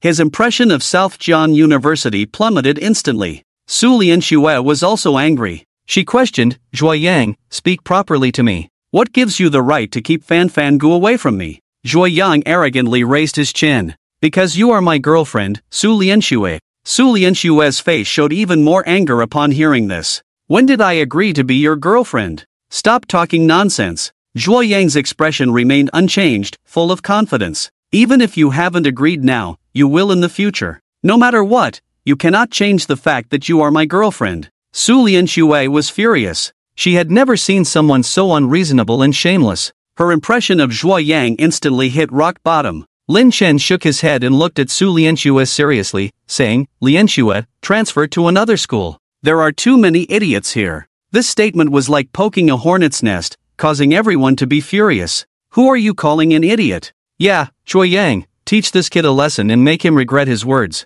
The crowd was riled up. Zhuo Yang tightened the red belt around his waist, looking threatening. "I'll give you a chance to rephrase your words." Members of the taekwondo club behind him also stepped forward, looking menacing. Seeing this, Lin Chen smirked. "You want to fight me?" Before Zhuo Yang could respond, a student with a blue belt around his waist stepped forward. "You're not even worthy of Zhuo Ji's personal attention. I, Fei Yi, can handle you on my own." When Fei Yi spoke up, the others were impressed. Fei Yi is a blue belt. I saw him take on 3 people last time. He can definitely teach this ignorant guy a lesson. Exactly, we must show this kid that not just anyone can approach our campus belle. Hearing the crowd's words, Fei Yi raised his head even higher. He looked down on Lin Chen disdainfully. "Kid, who's the idiot now?" Lin Chen's lips curled slightly. "Sorry, I didn't mean to target anyone specifically. What I meant was, all of you are idiots. You're asking for it." Fei Yi instantly became furious. Without a word, he charged forward. Compared to an ordinary person, his skills were indeed formidable. His sudden burst of speed and strength far exceeded that of an average person. If he kicked someone in the head, they would likely faint on the spot. But Lin Chen was not an ordinary person. He was the master of the Tianji Pavilion. He was a genius who had trained hard on the mountain for 15 years and defeated the previous master of the pavilion. In his eyes, not to mention Fei Yi with a blue belt, even someone like Feng Yankai with a black belt was just a paper tiger. I didn't want to bully the weak, but he was annoyed by Dong Chanxian and Zhuo Yang. He decided to teach them a memorable lesson. Watching Fei Yi lift his leg, exerting force from his waist, he directly delivered a fierce spinning sidekick in midair. Lin Chen's expression remained unchanged as he also lifted his right foot and kicked out. Bang! The latecomer strikes first. Fei Yi flew out like a cannonball, crashing into a pile of people. This was still the result of Lin Chen holding back, otherwise, this kick could have taken his life on the spot. Even so, Fei Yi lay on the ground, clutching his stomach in pain, unable to get up. The onlookers' pupils contracted. Lost like this? Fei Yi, as the vice president of the Taekwondo club, didn't even take a kick from this kid. Can this be true? Everyone was shocked. Meanwhile, Zhuo Yang sneered. So you have some skills, no wonder you dare to be so arrogant. But with just the strength near the red belt, you are not qualified to be arrogant. Kicking Fei Yi away, he had done this 6 months ago. At that time, he had just been promoted to the red belt. Now, half a year had passed, and he had far surpassed his previous self. He believed that with his current strength, dealing with Lin Chen would be more than enough. Upon hearing Zhuo Yang's words, everyone calmed down instantly. Zhuo Yang is really amazing. Just with this kick, he has already assessed this kid's combat power. Isn't it? I almost got fooled by this kid just now, thinking he was some powerful figure, but he's just about to be promoted to the red belt. Zhuo Yang is just playing with him, right? Exactly, he's pretending quite well. Let's see how he gets beaten up by Zhuo Yang later. Dong Chanxian also had the same thoughts. Defeating Fei Yi was nothing, Lin Chen was still no match for Zhuo Yang. At this moment, Lin Chen was looking at Zhuo Yang with a smile that was not a smile. Do you think you have understood my level of strength? Of course. Zhuo Yang didn't hesitate to speak. With your mediocre skills, you can't even compare to me 6 months ago. How dare you be arrogant in front of me? Be sensible and kneel down to apologize to everyone, or else don't blame me for being rude to you later. Zhuo Yang looked proud and disdainful. A frog at the bottom of a well, how ridiculous. Lin Chen shook his head, put his hands behind his back, and looked calmly at Zhuo Yang. I'll let you use both hands. Let's see how you treat me today. This statement angered everyone. Arrogant. Too arrogant. Do you think you're invincible just because you defeated Fei Yi? And you dare to ask Zhuo Yang to use both hands? Who do you think you are? Su Lianxue, on the side, also spoke with concern. Fan, Zhuo Yang is still very powerful. Last time, he fought off more than 10 people without getting hit. You shouldn't do this. She was afraid that Lin Chen would get hurt. Lin Chen just smiled. It's okay, even 10 of them can't hurt me. Upon hearing this, Zhuo Yang's face instantly darkened to the extreme. Since you seek death, don't blame me. Lin Chen's words had completely enraged him. First, he was unclear about the woman they both liked, and now he said such things. Today, he would make Lin Chen pay the price, even if it meant he wouldn't recognize himself. Get out of the way. Today this kid will know that there are some people he can't afford to offend in his life. Zhuo Yang waved his hand, and the crowd dispersed, revealing a large area for them to fight. Everyone was excited. Zhuo Gu is going to get serious. This kid is finished. Last time Zhuo Gu got angry, he single-handedly defeated the Taekwondo club from another school. This Lin Chen is finally going to pay the price. Daring to pursue our school's beauty, and even insulting us as the two fools, beat him to death. Amidst the crowd's cheers, Zhuo Yang swayed from side to side, flexing his muscles, and delivered a mid-air side kick directly in place, with a sharp kick that excited the onlookers. Lin Chen, on the other hand, remained expressionless, standing with his hands behind his back, calmly observing everything as if he were a transcendent figure above everyone else. This attitude only fueled Zhuo Yang's displeasure. Today, I will make you understand the cost of arrogance. He shouted loudly, sprinted a few steps, then abruptly executed a stylish spinning side kick. His right foot kicked out, spinning 180 degrees in the air, utilizing the momentum and the powerful twisting force from his waist, his right leg resembling a strong steel whip, viciously aiming towards Lin Chen's head. The forceful kick generated a sharp gust of wind. There was no doubt that if this kick landed, it would definitely knock him down on the spot, possibly even causing a concussion. However, Lin Chen's expression remained unchanged, hands still behind his back, as if taking a leisurely stroll. He simply took a slight step back, causing the powerful kick to miss its target. He looked at Zhuo Yang and spoke slowly. Is that all? Zhuo Yang's anger intensified. You dare to be arrogant? He shouted, delivering a whip kick like Guan Yu's broadsword, followed by advancing and unleashing 5 or 6 consecutive whip kicks and straight punches, without any hesitation. This kind of technique was highly advanced in Taekwondo, something that ordinary people could not easily execute. and difficult to defend against due to the speed and seamless transitions. Despite the fierce attack, Lin Chen remained calm, hands still behind his back, his expression unchanged. He moved gracefully, dodging all the attacks effortlessly, not even a corner of his clothes touched. His movements were extremely elegant. The only thing he said after evading an attack was, "Is that all? Is that all? Is that all?" Zhuo Yang's composure was shattered. Damn it, he was already angry that he couldn't hit him, and now he's saying "is that all?" Isn't this like humiliating himself in front of everyone, pressing his own face to the ground? He angrily shouted, "What's the point of dodging around? Have the guts to fight me head-on." Others also chimed in, "Exactly, if you can't win, just admit it, why keep dodging and still have the nerve? Right, acting tough when you're just a waste. Do you think no one here can see through you?" Seeing Lin Chen continuously evading the attacks, they subconsciously thought that he was incapable of fighting back, afraid of embarrassing himself. Lin Chen simply paused for a moment, looking calmly at Zhuo Yang. "As you wish." Seeing Lin Chen finally stop dodging, Zhuo Yang was overjoyed. Seizing the opportunity, he unleashed a fierce mid-air flying kick with all his might, believing that Lin Chen wouldn't be able to block it. However, Lin Chen shook his head. Fancy moves. Faced with such a domineering kick, Lin Chen casually lifted his leg with his hands behind his back and kicked out. Despite the simple and unadorned kick, its power was terrifying. Like a roaring cannonball, it exploded with a whistling and tearing sound, crushing everything in its path. Bang! Zhuo Yang, who had already seen victory in his eyes, was kicked 5 meters away like a soccer ball. Everyone from the taekwondo club was knocked down, wailing in pain. Zhuo Yang couldn't even get up. Silence. The scene fell into a deathly silence. Everyone was speechless, their eyes filled with shock and confusion. Just a moment ago, wasn't he being pressed down and beaten? How did he suddenly disappear with just one kick? And this was Zhuo Yang, just one level below a black belt, with a shining record of defeating another club member. Lin Chen couldn't even catch the result with one foot. How powerful is Lin Chen? Everyone was shocked. What they didn't know was that this kick didn't even use half of Lin Chen's strength. If he went all out, he could kick a hole through Zhuo Yang's body. Lin Chen looked around with his hands on his sides. "Anyone else has a problem with me, come at me, I'll take you all on." The onlookers immediately lowered their heads and dared not make eye contact with him.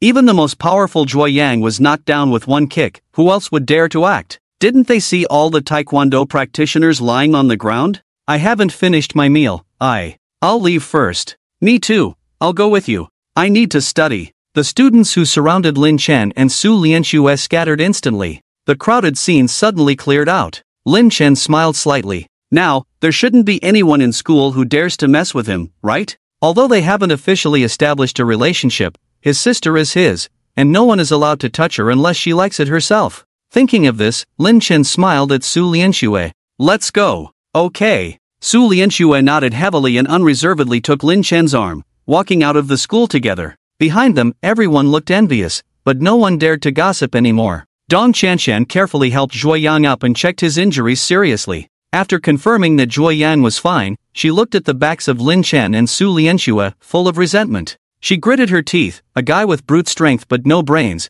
I won't easily let Lianxue be with you." With that, she ignored Zhuo Yang and left in big strides. Su Lianxue escorted Lin Chen to the school gate. Honestly, she didn't expect Lin Chen to be so skilled. When Lin Chen mentioned being forced to practice martial arts by an old man in the mountains, she thought he was joking. But with his martial skills, Lin Chen seemed even more handsome. Su Lianxue's face blushed slightly without her noticing. Lin Chen didn't know what Su Lianxue was thinking at the moment. Otherwise, he would have given her a 720-degree spinning kick without hesitation to make her eyes sparkle. Seeing the sun starting to set, Lin Chen asked, "Are we going back to Ziyun Villa tonight?" Su Lianxue shook her head. "There are some things at school to take care of, so I won't go back today. I'll return in a couple of days." Lin Chen nodded. "Then I'll leave you here. If you encounter any problems at the media company, you can call me." "Okay." After seeing Su Lianxue back to school, Lin Chen prepared to return to the villa. But as he turned around, he noticed a familiar figure standing on the roadside, waiting for him for a long time.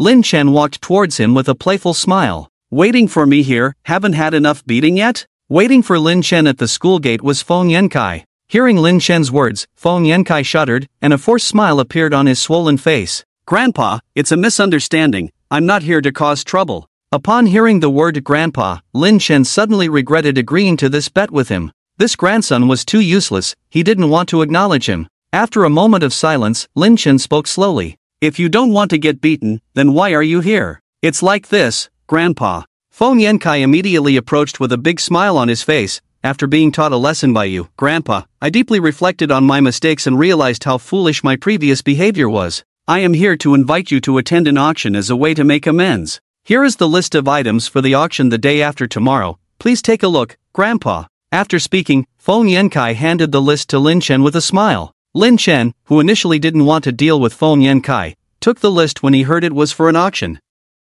He remembered that his fourth sister's birthday was in about a week, and he needed to prepare a gift for her. Moreover, the day after tomorrow was the day he promised Xiaoning to attend his welcome party, so going to an auction before that wouldn't be a problem. Feng Yankai, as if to facilitate Lin Chen's viewing, continued to explain on the side. This auction is organized by my Feng family and will be held in the form of a self-service cocktail party. The purpose is to allow everyone to interact with each other. In addition to some common antiques, there will also be jewelry, real estate, and some strange and mysterious items up for auction. After the introduction, Lin Chen quickly scanned the list of items and found something suitable as a birthday gift. Closing the list, Lin Chen said slowly, I understand this matter. I will attend the auction the day after tomorrow. Feng Yankai's expression brightened. Having been overshadowed by Lin Chen in live streaming rewards and then being beaten without any ability to fight back, he was completely convinced. What he admired most was Lin Chen's ability to charm women. Despite being a top-ranked celebrity for so long, he had been unable to successfully ask Su Lianxue out, but Lin Chen, like a god descending to earth, had easily defeated him and even made Su Lianxue call him Brother Fanfan and hug him voluntarily.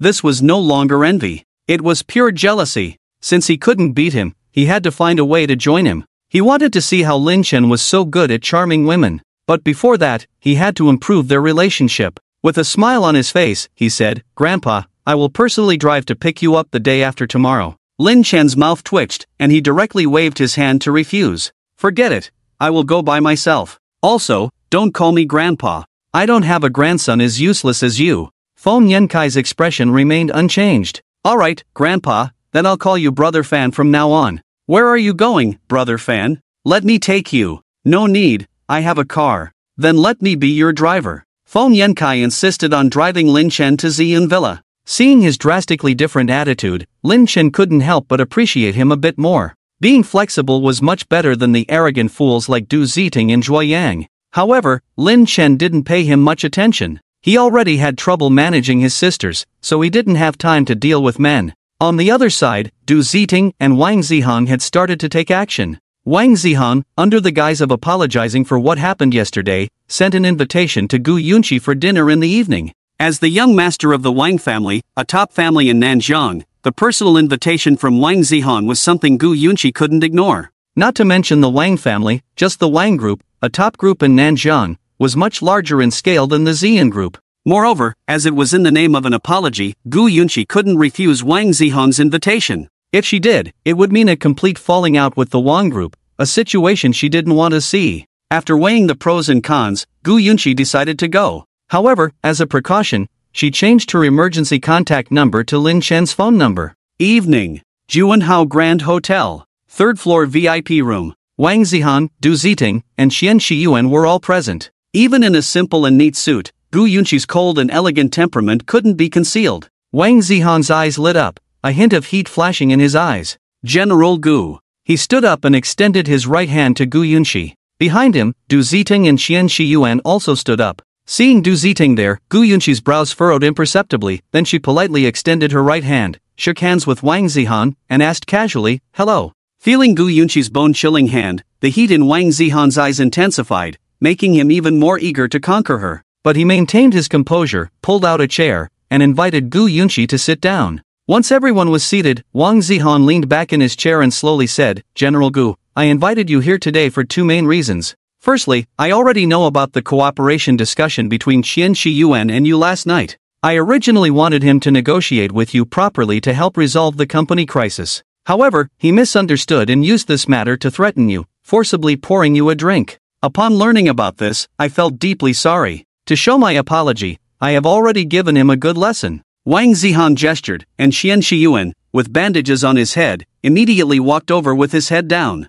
Kneel down and apologize to General Gu. Wang Zihong said coldly. Without a word, Chen Shiyuan knelt in front of Gu Yunqi. I'm sorry, General Gu. I was wrong yesterday. Please forgive me. Mr. Wang has already stitched my head with 8 needles for this matter. I'm sorry. Seeing Qian Shiyuan's pale face, which didn't seem like a fake injury, and knowing that the company matter had been resolved, Gu Yunqi nodded without causing further trouble. Qian, please get up. Yesterday's matter is in the past. Upon hearing this, Qian Shiyuan glanced at Wang Zihong. Seeing no objection from the latter, he slowly got up from the ground. Wang Zihong continued, since the misunderstanding is cleared up, General Gu, let's talk about the second matter. Leaning forward, his elbows on the table, Wang Zihong's aggressive gaze roamed over Gu Yunqi. I want you to be my woman. With this statement, the atmosphere in the room instantly changed. Gu Yunqi's expression also turned ugly on the spot. Gu Yunqi never expected Wang Zihong to say such a thing, so bluntly and without any pretense.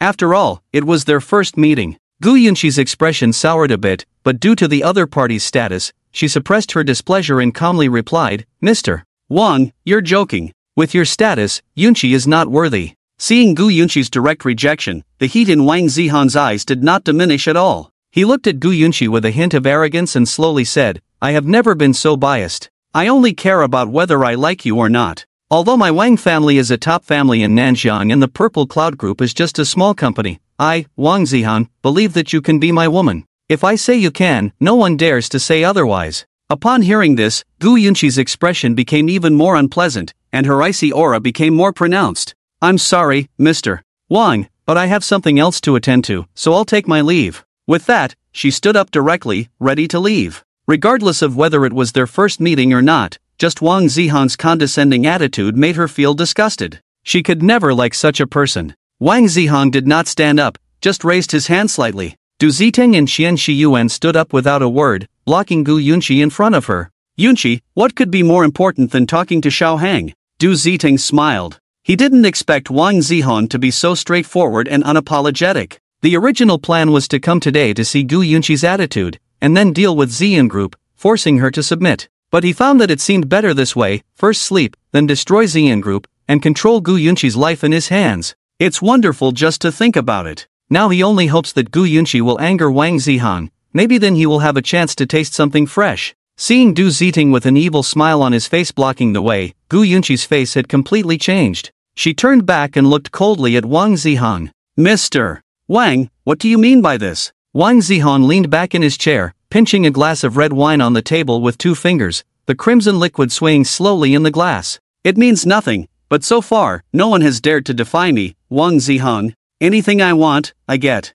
I advise en masse. Good, think carefully about what I just said. Think about your Xian Group, don't force me to take action against you. The words were light, but the threat within was heavy. The atmosphere in the room instantly became tense. Gu Yunqi's beautiful eyes were full of anger. She had already rejected him politely, and she didn't like him at all. Yet he was threatening her with her own company, wanting her to be his woman. She had never seen such arrogance. He had deceived her into coming here under the guise of an apology. The more Gu Yunqi thought about it, the more disgusted and angry she felt. Don't bother thinking about it. I will not be your woman. With that, she turned around, ready to bypass Du Ziteng and Qian Shiyuan. But as she took a step, 2 men in black suits blocked her way, standing in front of her. Gu Yunqi's expression tightened as she reached into her bag, grabbed her phone, and pressed the emergency call button. Then she angrily shouted, "Get out of my way!" The black-clad men did not retreat but advanced, pressing forward like a wall. The immense pressure forced Gu Yunqi to step back.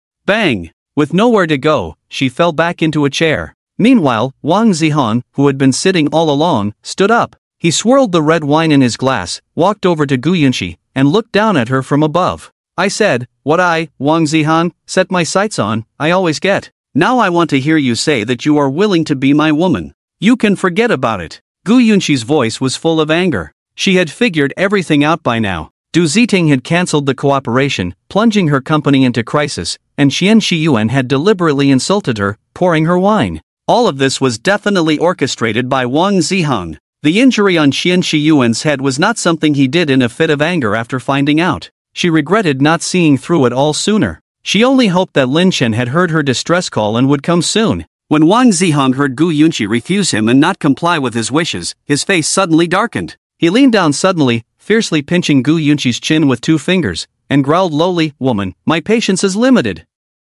Gu Yunqi stared angrily at Wang Zihong, and with her right hand, she grabbed a glass of wine and splashed it on his face. Splash! Wang Zihong was drenched, and his fingers involuntarily released their grip. Gu Yunqi held the highball glass tightly in front of her and said angrily, "I will never be your woman. You are so hypocritical that it disgusts me." Disgusted? Wang Zihong lowered his head, grinned wickedly, then slapped the glass out of Gu Yunqi's hand, followed by a punch to her stomach, grabbing her hair and lifting her up. He said slowly, "For you to catch my eye is the greatest honor of your life. You better cooperate with me, or that old man surnamed Lu won't live to see tomorrow." Upon hearing that Wang Zihong was going to harm the dean's grandfather, Gu Yunqi's eyes flashed with panic. She gritted her teeth in pain and said, "You are a devil." Wang Zihong cruelly smiled and said, "You are not the first person to call me that. The women I've played with and the men I've killed all call me a devil." With that, he grabbed Gu Yunqi by the hair and threw her to the ground. "Take her to the 8th floor, all of you are involved.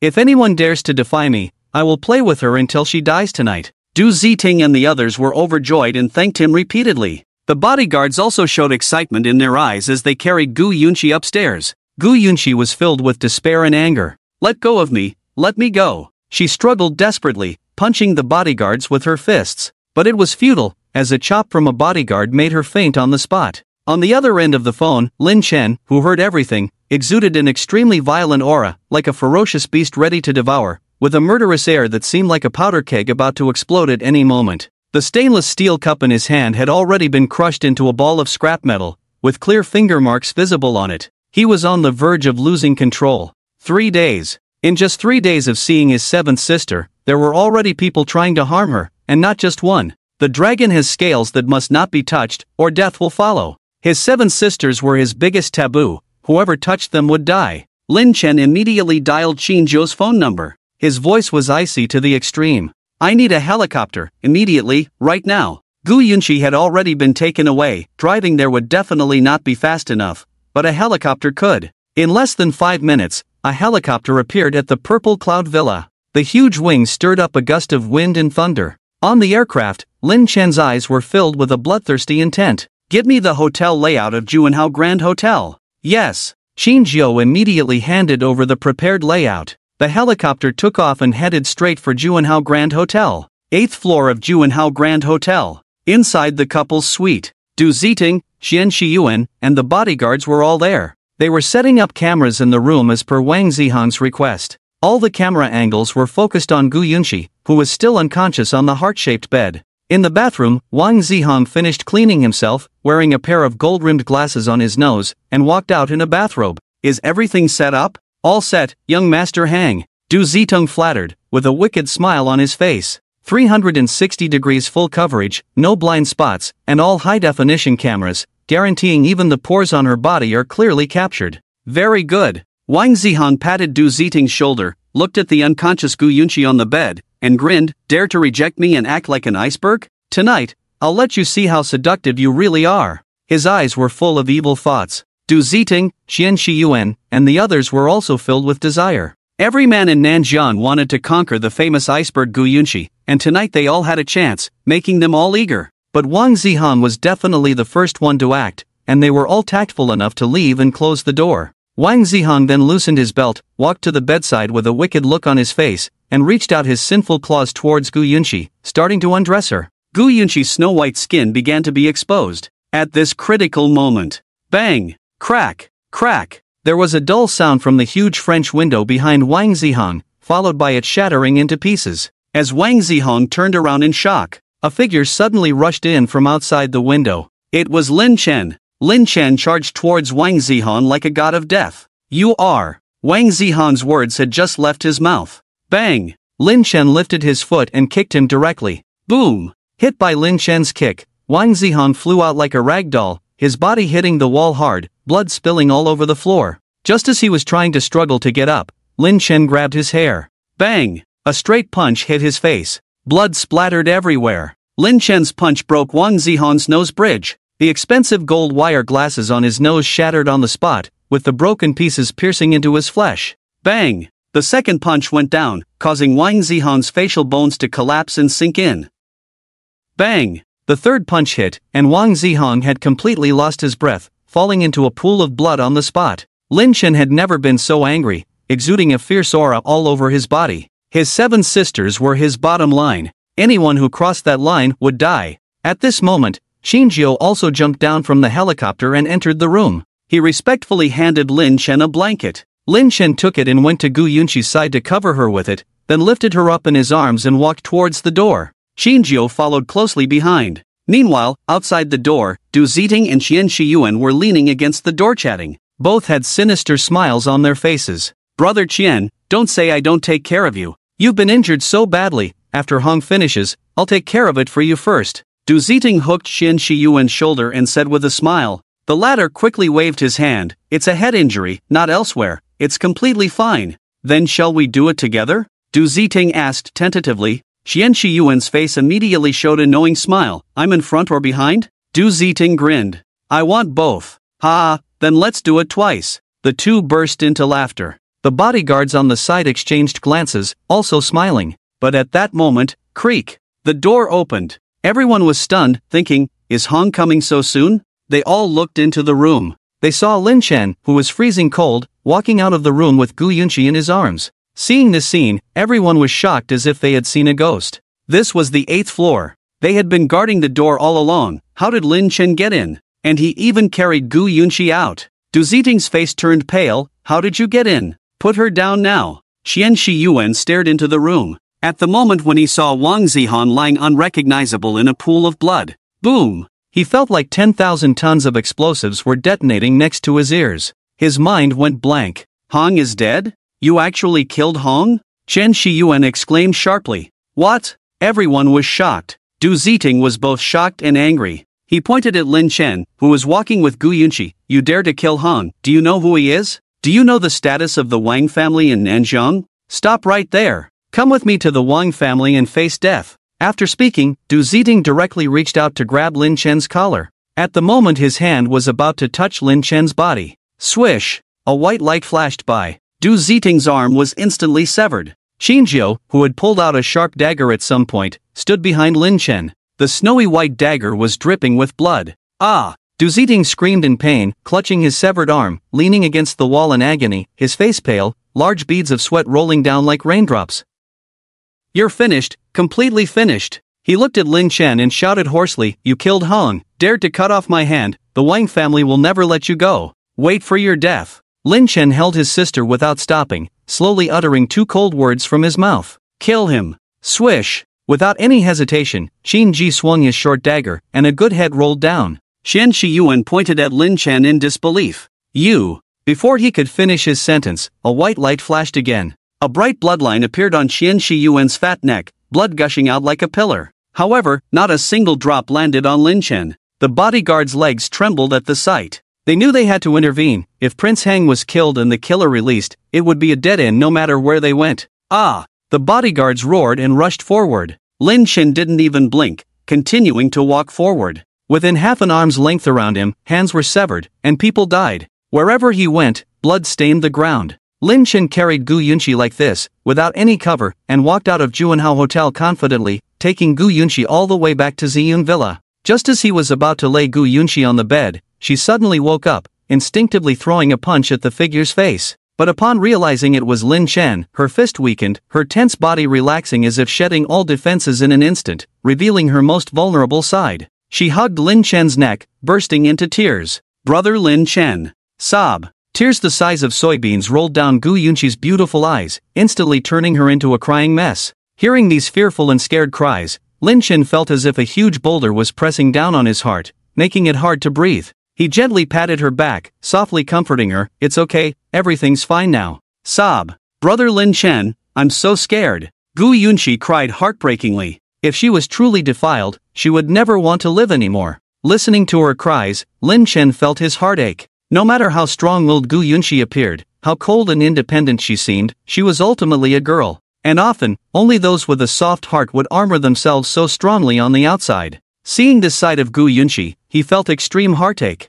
In his gentlest tone, he said, Don't be afraid, it's all over. They didn't harm you, I've already dealt with them. That night, Gu Yunqi fell asleep comforted by Lin Chen. Lin Chen stayed by her side all night. The next day arrived in the blink of an eye. The news of Prince Hang's death was finally discovered by the hotel staff. Shinji killed everyone involved in the incident, including the bodyguards, without leaving a single witness. Today, the manager of Juanhao Hotel sent Prince Hang's body to the Wang family, and only then did they learn of Prince Hang's death. Now, within the vast Tiannan mountain villa, there was an eerie silence. This was the residence of the Wang family, a top family in South Jiang. Everyone knew about Prince Hang's death. Watching the unrecognizable corpses in the hall, Wang Zhonglai, Prince Hang's grandfather, had a face as dark as water, exuding a formidable aura. The Wang family members in the hall were struggling to catch their breath. Wang Zhonglai was the current head of the Wang family, who had served as a mercenary in his youth and been on the battlefield. Although he had retired now, he still carried the courage of a tiger within him.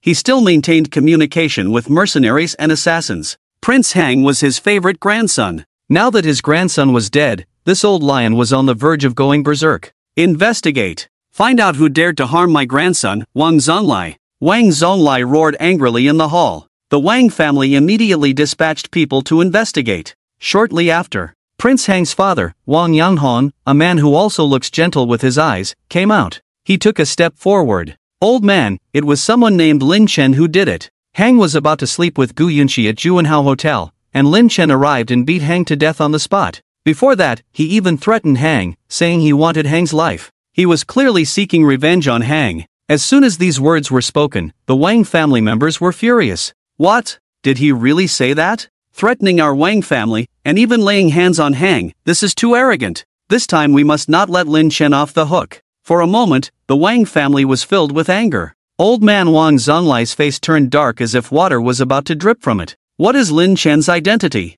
Hearing this, Wang Yanghong's face immediately showed intense hatred and anger. He has no identity, he's an orphan who somehow learned some martial arts somewhere, and he's causing trouble with these skills, causing the death of my son. Dad, we must avenge our son. Upon hearing this, the Wang family members became even more enraged. An orphan dares to come to our Wang family? He's asking for death. Exactly, who does he think he is? I'll make a call now and have him arrested. Yes, let him spend the rest of his life in prison in his next life. The Wang family members immediately began to take action. However, old man Wang Zhonglai raised his hand abruptly, and all the Wang family members quieted down, their eyes all turning towards the old man. Wang Zhonglai let out a cold snort and spoke in a dark tone. Killing my grandson, imprisoning him is too lenient. With that, his voice suddenly rose, a sense of iron and blood instantly permeating the air. Blood debts must be repaid with blood. He killed my grandson, and I won't rest until he's chopped into 9 pieces to ease my hatred. After saying that, he waved his hand.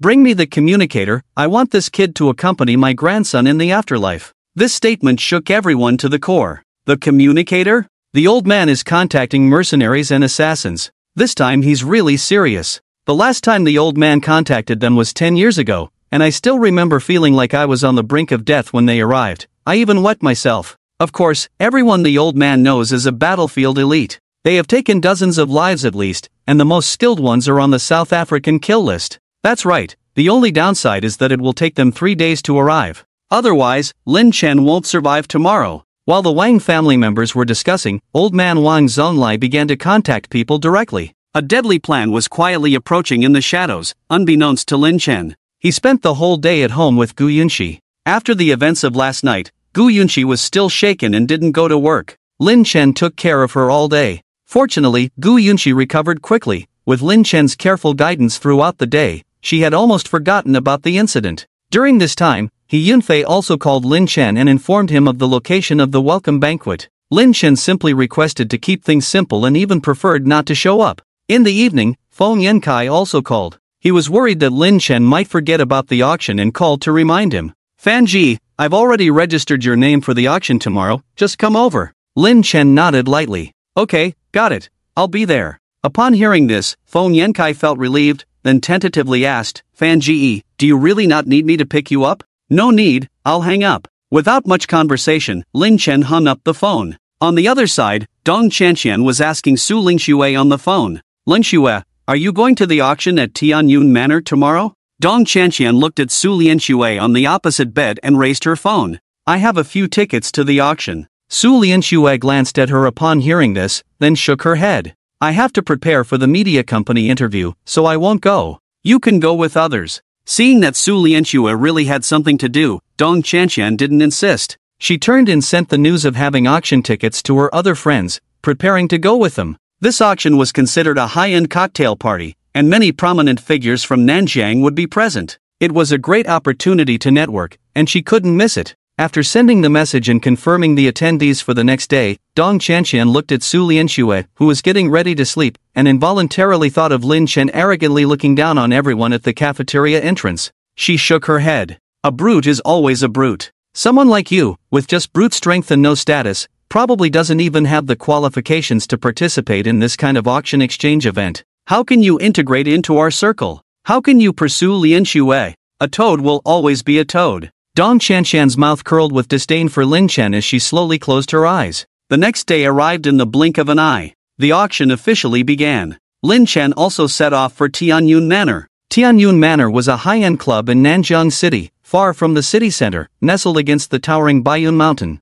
The environment was very quiet, with just the right temperature and air humidity, making it perfect for a vacation. The visitors were all wealthy people from Nanjiang. Upon arriving at Tianyun Manor, Lin Chen opened the car door and stepped out. Looking around, luxury cars were everywhere, with BMWs and Audis being the lowest tier, and even Mercedes-Benz could only be considered mid-range. There were plenty of luxury sports cars like Lamborghinis and Porsches, and he even saw a striking Rolls-Royce Phantom. However, none of this mattered to him, and it didn't stir any emotions in Lin Chen's heart. The reason was simple: he was wealthier than everyone present. The black card in his pocket connected him to all the wealth of the Tianji Pavilion. As long as he didn't ruin the Tianji Pavilion, he would be the richest man in the world. Lin Chen walked towards the entrance. Seeing Lin Chen, who looked unfamiliar and was dressed in cheap clothes, the people around him immediately cast disdainful glances at him. Dressed like a beggar and still have the nerve to attend the auction? Almost instinctively, everyone distanced themselves from Lin Chen, as if afraid of being tainted by his aura of poverty. At that moment, Feng Yankai, who had been waiting at the entrance, saw Lin Chen approaching and hurried over. "Brother Fan, you're here?" he greeted with a big smile. Lin Chen glanced at him upon hearing this, surprised that Feng Yankai had been waiting for him. He replied indifferently, "How long have you been waiting here?" "Not long, I just arrived too," Feng Yankai chuckled. "Quite good at being sociable." Lin Chen nodded at him. "Let's go in." "Sure." Feng Yankai didn't say anything else and led the way for Lin Chen. He looked sternly at the guards and greeters at the entrance. "Why aren't you welcoming Brother Fan inside?" The beautiful women greeters in Cheongsams quickly welcomed them. "Welcome, Mr. Lin." Seeing this grand reception, the onlookers who had looked down on Lin Chen outside the manor were shocked. They realized they had underestimated the true dragon and were relieved they hadn't offended Lin Chen. As the people at the entrance of the venue saw Lin Chen, dressed in cheap clothes, being treated with such respect, they all looked at him with curiosity, wondering who Lin Chen really was. Lin Chen, seeing the attention he was getting even before entering, furrowed his brows slightly. "Disperse, there's no need to make it so grand." Feng Yankai understood his meaning and waved his hand again. "Didn't you hear what Fan Gu said? Disperse." Lin Chen shook his head and walked directly into the venue. Feng Yankai hurried to catch up. Even though the waiters were no longer treating Lin Chen specially, Feng Yankai was still a member of the Feng family, and since the auction was hosted by the Feng family, wherever he went, he would attract attention. Afraid that Lin Chen would be displeased, he quickly found an excuse to leave. However, he didn't go far, just stayed nearby, maintaining a subtle distance where he could hear Lin Chen speak without drawing too much attention. Seeing Feng Yankai's tactful behavior, Lin Chen's eyes flashed with approval. If there are any problems in the future, he might be able to help, he thought to himself as he focused on the various wines and ingredients. The party had a high-class atmosphere, with a wide variety of food, including large lobsters and king crabs. Just as Lin Chen was about to pick up a king crab to taste, a voice of doubt suddenly came from behind. "Lin Chen?" Turning around, he saw Dong Qianqian, dressed in an expensive tassel suit and light makeup, walking over with a few people. Seeing that it was indeed Lin Chen, her brows furrowed deeply. "How did you get in here?" In her opinion, someone like Lin Chen was not worthy of being in such a place. Lin Chen glanced at her and said indifferently, "What's it to you?" Seeing Lin Chen dressed like this and speaking so bluntly, the people next to her asked with confusion, "Qianqian, who is this person?" They had just arrived and didn't know Lin Chen, nor did they witness the scene before entering. Dong Qianqian frowned and spoke, "He is Lian Shue's boyfriend, he has nothing but brute force, and he deceived Lian Shue." As soon as she said this, a rich second-generation man next to Dong Qianqian's face darkened significantly. His name was Zheng Tao, a former pursuer of Su Lianxue. After being coldly rejected by Su Lianxue, he shifted his focus to Dong Qianqian, who also had good looks. Now, hearing that Lin Chen was his goddess's boyfriend, he felt a sense of jealousy and dissatisfaction, as if his prized cabbage had been stolen by a pig. He approached with a hostile expression. Kid, I didn't like your attitude when talking to Chanxian just now. Go over and apologize to Chanxian. Lin Chen glanced at him indifferently. What's it to me if you're not happy? Zheng Tao's face darkened suddenly. You, a trash who sneaked in, dare to talk to me like that. Do you know who I am? Do you believe I can have you kicked out on the spot? With that said, many people around looked at Zheng Tao strangely. They saw how respectful Feng Yankai was towards Lin Chen. And Feng Yankai was right there, so threatening to kick Lin Chen out at this moment was simply asking for trouble. Hearing this, Lin Chen casually picked up a glass of red wine from the table and took a sip, saying calmly, you can try. Without saying a word, Zheng Tao prepared to call someone. At this moment, Dong Chanxian stopped him. Forget it, Zheng Tao. There's no need to make such a big fuss over a small matter. Then, she looked directly at Lin Chen. For Lian Shui's sake, this time, I won't expose your sneaking in publicly. I know you want to use this opportunity to get to know and attach yourself to some big shots, but it's useless. Lower class people will always be lower class people. No matter how hard you try, you can never fit into our circle. Also, consider this auction as a chance for you to broaden your horizons and realize the huge gap between someone like you and us upper class people. After this auction is over, I don't want to see you bothering Lian Shui again. Can you do that? Hearing that Dong Chanxian wanted to use this opportunity to completely drive Lin Chen away from Su Lian Shui, Zheng Tao swallowed his words. He also didn't want to see Lin Chen continue to stay by Su Lian Shui's side. And Lin Chen laughed after listening. Let me broaden my horizons, to see the gap between me and the upper class? Just based on you guys? That's right, just a few of us are enough, Zheng Tao said proudly, without any hesitation. Dong Chanxian looked at Lin Chen very calmly, her eyes full of a sense of superiority, even with a hint of condescension. Lin Chen, I'm not trying to discourage you, I just want you to see the reality. The money you have, not to mention bidding, I'm afraid you can't even afford this emperor crab in front of you. In our eyes, this is just an ordinary meal. It's not an exaggeration to say that you can't afford anything at the auction, and we are just selecting things we like. The auction hasn't even started yet. Do you now understand the gap between you and us? Leave now, I won't laugh at you. Go, leave Lian Shui, don't embarrass yourself. Dong Chanxian looked at Lin Chen with a calm gaze. But this calmness was more hurtful because it was a deep-seated disdain. Seeing Dong Chanxian's self-righteous attitude, Lin Chen couldn't help but laugh. From looking down on himself since they first met, to meddling in his relationship with Lu Mei, and now openly despising him in front of everyone, pushing him away from Lian Shui. As the saying goes, even a clay figure has a temper. After being provoked repeatedly, even if she was Lian Shui's friend, Lin Chen was getting angry. He decided to give this woman an unforgettable lesson. With a hint of a playful cold smile on his lips, Lin Chen continued, Are you so sure that I can't afford anything at the auction? Of course. Dong Chanxian's eyes showed no hesitation. Lin Chen continued, What if I tell you that the item I want to bid on is the Heart of the Ocean necklace? As soon as he said this, everyone was stunned. Heart of the Ocean? The highlight item of this auction, a necklace made up of a noble heart-shaped blue diamond and a circle of white diamonds? When they came to their senses, everyone laughed. With your poor appearance that doesn't add up to even $200, you want to bid on the Heart of the Ocean necklace? Ha, are you trying to make me laugh? Zheng Tao laughed heartily. The others were also mocking him. Do you know how expensive the Heart of the Ocean necklace is? The starting price is 40,000. Do you think you're worth that much? Exactly, this 40,000 is just the starting price. The final price will be at least 1 million or more. You, a poor wretch, do you think you can afford it? What benefit do you think you'll get by telling me you want to bid on this? Dong Chanxian's eyes showed even more disgust towards Lin Chen. Do you think that by saying you want to bid on the Heart of the Ocean necklace, we will look at you differently? I tell you, it's impossible, Lin Chen, this is the gap between you and us, something that can never be bridged. Your behavior only makes us laugh to the extreme. Lin Chen's eyes grew colder, and the curve of his mouth grew wider. Since you don't believe me, how about we make a bet today? What kind of bet? Dong Chanxian was not afraid at all. Lin Chen spoke again, let's bet on whether I can win the Heart of the Ocean necklace today. If I can't win it, I'll let you decide what to do with me. But if I win it today, from now on, you will be my servant. You will do whatever I say, without disobeying any of my orders. How about it? Dare to bet. This angered everyone. With your kind of trash, you want to make Chanxian your servant? Are you worthy? Exactly. Why don't you go back and look in the mirror? Take a good look at your ugly face. Do you think you can be Chanxian's master with that appearance?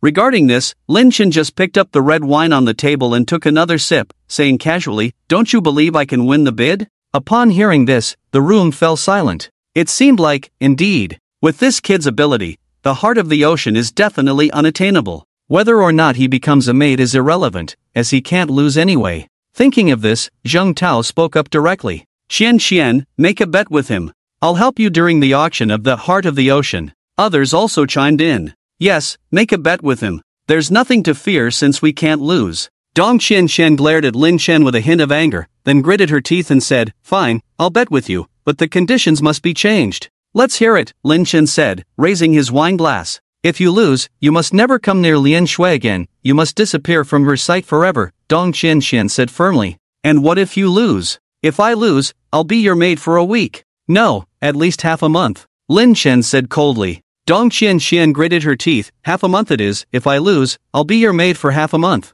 "Deal." Lin Chen didn't waste any more words, put down his wineglass, and walked straight to his seat in the venue. The venue was set up as a self-service cocktail party, and the seating arrangement for the auction was the same. Each seat had a small table with a number plate and drinks and snacks. Lin Chen chose a seat in the front row. Dong Qianshan and the others also defiantly chose seats not far from him. In the back, Feng Yankai, who had witnessed everything just now, admired Lin Chen like the surging yellow river. "My brother Fan is truly amazing. He managed to provoke such a beautiful woman to bet with him and become his maid with just a few words. Awesome. He's truly a role model for us. Let's see if he still has money left." Feng Yankai admired Lin Chen in his heart. He believed that Lin Chen did this intentionally, claiming not to like being in the limelight just to make Dong Qianshan his maid. He already held Lin Chen in high regard. Let's see if brother Fan still has money left. Others may not know about Lin Chen's spending, but he had a clearer idea. Just a few days ago, he had sent over 10 million in gifts to Su Lianshui.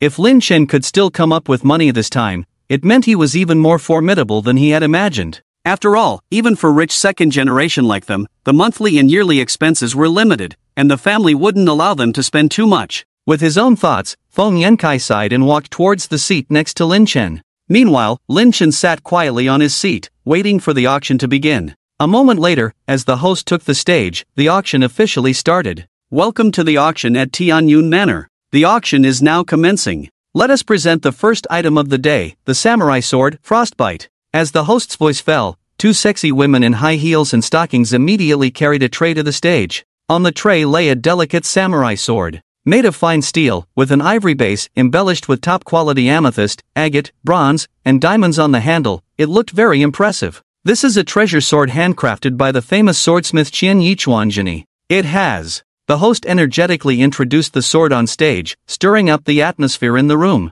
Many people in the room showed excitement. However, Lin Chen couldn't muster any interest. The sword looked good, but it was a weapon for killing. Decorating it with fancy ornaments might make it look nice, but in reality, it was useless and could even reduce the sword's power. For the sake of the nice collectible value, doing these things was completely irrelevant to him. But this did not dampen the enthusiasm of the crowd in the venue at all. In the end, this cold frost was sold to a collector for 1.5 million. After igniting the enthusiasm of the crowd in the venue, the prices of the remaining auction items also soared, but even after more than a dozen items, none exceeded the price of the first item. Auctions have always been like a dragon's head and a pig's tail. The first and last items are always the best, and Lin Chen was not surprised. During the process, Zheng Tao also made 2 bids, won 2 items, and taunted himself a few times. But Lin Chen completely ignored him. Bringing back some junk that even he didn't care about and boasting about it, isn't that sick? But Dong Qianshan and others didn't think so. They believed that Lin Chen not bidding was a sign of being broke. Otherwise, how could he not bid even once for more than a dozen items in a row? Dong Qianshan even felt like she had won, her face regaining that faint sense of pride, even looking forward to the moment when the auction of the heart of the ocean would arrive. Even Feng Yankai began to doubt if Lin Chen was out of money. Finally, after more than 20 individual items were auctioned off, the host once again shouted excitedly on stage as if injected with chicken blood, "Next, let us introduce the highlight auction item of today's auction, the necklace, Heart of the Ocean." 2 sexy ladies immediately walked out, each holding a tray covered with red cloth. The host passionately unveiled the red cloth. At that moment, it seemed like the entire venue lit up. Under the spotlight, the heart-shaped blue diamond on the necklace shimmered with a dreamy blue light, while the white diamonds beside it were like stars, making it incredibly beautiful. "Isn't this too beautiful?" How can there be such a beautiful necklace in the world? Many women screamed on the spot. They were all stunned by the necklace. Dong Qianqian was no exception. If before it was because of the bet that made her want to sabotage Lin Chun from getting this necklace, at this moment, she truly wanted it for herself. The reason was simple, it was just too beautiful. Beautiful enough to intoxicate anyone's heart. Seeing everyone's reaction, Lin Chen was even more satisfied with the Heart of the Ocean necklace. Fourth sister will definitely love it. He was already looking forward to fourth sister's reaction when she saw the necklace in a week. If she fell in love with it on the spot and wanted it for herself, what would he do? As his thoughts drifted, the host shouted with excitement, "Now, the auction for the Heart of the Ocean necklace begins, starting at 40,000, with increments of no less than 10,000, no ceiling. Ladies, let the battle for beauty begin." As soon as the words fell, the scene immediately became lively. The price of 40,000 was acceptable to the vast majority of people present, and the bidding voices were continuous. 41,000. 42,000, I'll take it. I bid 44,000. Amidst the bidding, Dong Qianqian also raised her hand and spoke up. 60,000. Adding more than 10,000 at once caused a slight pause in the venue, but not even half a second later, Lin Chen, shaking his wineglass, calmly said, 80,000. Dong Qianqian glared at Lin Chen with hatred. She thought Lin Chen couldn't afford it, knew she wanted this necklace, and was now raising the price for her. This despicable person. She cursed in her heart, gritting her teeth. 85,000. 1 million. Lin Chen's voice did not hesitate or waver. The anger in Dong Qianqian's eyes deepened. She angrily declared, 105,000. 5 million. Lin Chen didn't even blink, and as his lips moved, he casually stated a string of astronomical figures. The auction is all about momentum. The momentum of overwhelming force is to destroy the enemy in the first time. It is better to shout out the highest price in one breath, rather than getting into a stalemate of increasing low prices with the other party. Therefore, what is needed in the auction is not only financial support, but also the psychological knowledge to speculate on people's minds. A strong enough pressure, enough to make anyone feel immense psychological stress. Lin Chen has taken this psychological pressure to the extreme. From a starting price of 400,000 to a sky-high price of 5 million, more than 10 times the increase, but only experienced 3 rounds of bidding in between. Everyone stared in disbelief at Lin Chen. They only felt that Lin Chen was crazy. Even if the Heart of the Ocean is beautiful, it is just a necklace. Is it worth 5 million sky-high price? But what they don't know is that this is a carefully prepared birthday gift for Lin Chen's sister. Even if it is 50 million, as long as his sister likes it, then it is worth that amount. Dong Qianqian's face turned completely ugly. She looked at Lin Chen with great anger. Lin Chen, are you still a man? Knowing that you can't afford it, you keep raising the price to retaliate against me. Before she could finish her words, Lin Chen raised his hand to interrupt, and slowly uttered 3 words. 10 million. 10 million. These 3 words hit everyone's hearts like a heavy drum, shocking everyone. In the midst of everyone's incredulity, Lin Chen looked at Dong Qianqian and spoke calmly. I am determined to win this Heart of the Ocean necklace. As for retaliating against you by raising the price? Sorry, I am not interested, and you are not important enough for that. If you want the necklace, please speak directly with the price. His words were resolute. Dong Qianqian's face turned pale instantly, and her fists clenched. Speak with the price? You, a poor guy who doesn't even have 200 bucks on you, dare to speak with me about the price? She simply didn't believe that Lin Chen could come up with so much money. She was absolutely sure that Lin Chen had quoted such a price to retaliate against her and make himself look good. And this 10 million sky-high price had completely exceeded her expectations for this necklace, and also far exceeded the amount of money she could use. At this moment, Zheng Tao on the side spoke in a deep voice. Qianqian, I'll bid for you, 5 million. Seeing Lin Chen's arrogant appearance, he couldn't bear it. The other friends also spoke up. Yes, Qianqian, I'll bid for you, 1 million. How dare a useless person be so arrogant in front of us? We must teach him a lesson today. Right, clearly nothing, pretending to be something, and wanting to step on us in front of everyone, he's gone too far. I'll contribute 1 million too. Count me in, I'll also contribute 1 million. 3 people, 1 million each, plus Zheng Tao's 5 million and Dong Qianqian's own money, quickly broke through the 10 million mark. There was a look of imminent hatred in Dong Qianqian's eyes. Good, this time we will fight for ourselves. After speaking, she raised her hand directly, ready to bid. But at that moment, Lin Chen's calm voice rang out again. 20 million. Dong Qianqian. Zheng Tao. The other 3. Like a heavy blow, the scene fell into a dead silence. Everyone looked at Lin Chen as if they had seen a ghost. Starting from 400,000. 5 rounds of bidding, increasing abruptly to the astronomical figure of 20 million. It increased 50 times. How rich must one be to do such a thing? Even Feng Yankai on the side was shocked. He originally thought that Lin Chen would be considered extraordinary if he could come up with around 5 million, and was even thinking about whether he should help him out by lending him some money. But then he unexpectedly quoted a staggering price of 20 million. How could he still need help from himself? His own money was completely inadequate in front of him. The host on stage even forgot to use the hammer. A starting price of 400,000, sold for 20 million, not to mention how much commission he could get. Just the fact that such an unbelievable thing was said out loud made him feel like he could boast for a lifetime.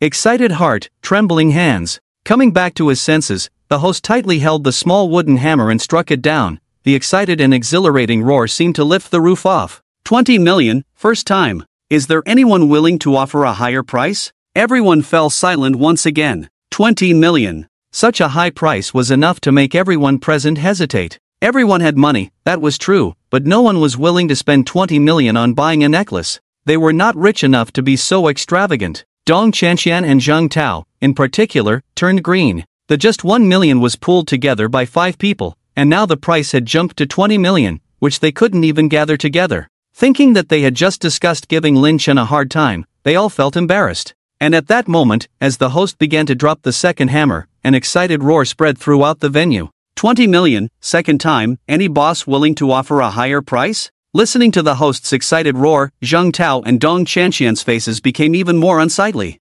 Finally, when the host dropped the third hammer, Zhang Tao couldn't help it anymore. Bang! He slammed the table, angrily pointing at Lin Chen. You just throw out 20 million, do you think money grows on trees? Exactly. Dong Chanxian shouted, also standing up with a stern face, I demand a financial verification, he definitely can't afford 20 million. The other 3 companions also echoed. Yes, verification is necessary. How could a guy who looks poor all over come up with such a huge sum of 20 million? He's disrupting the order of the venue. Right, we demand all his bids be invalidated. Hearing these words, Lin Chen's mouth curved into a smile that was not quite a smile, shaking his head. He looked directly at Dong Chanxian and Zhang Tao, speaking seriously. To me, money and paper are actually no different. He took out a black card from his pocket, pressed 2 fingers on the card, and slowly pushed it out from the table. Universal card of the 36 nations, swipe it. Lin Chen's attitude was so calm that it shocked everyone. Dong Chanxian gritted her teeth and said, swipe.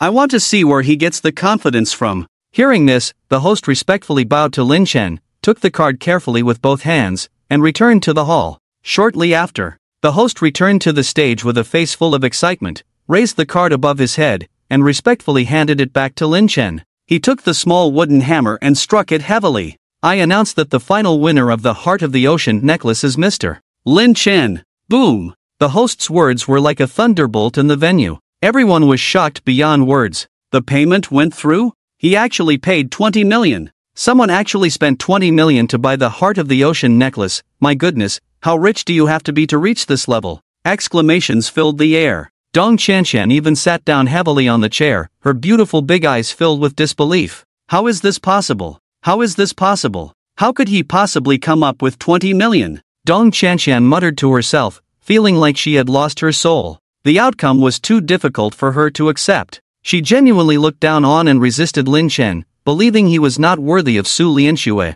To her, he was a complete waste of space, yet he had the audacity to buy a necklace for 20 million right in front of her, a necklace that none of them could afford. It was truly unbearable for her. Zhang Tao and the others shared the same thoughts. They were all sitting there like lost souls. Lin Chen remained unfazed, simply turned his head and looked at Dong Chanxian, saying slowly, call me master. With Lin Chen's words, Zhang Tao and the others all turned their gaze towards Dong Chanxian.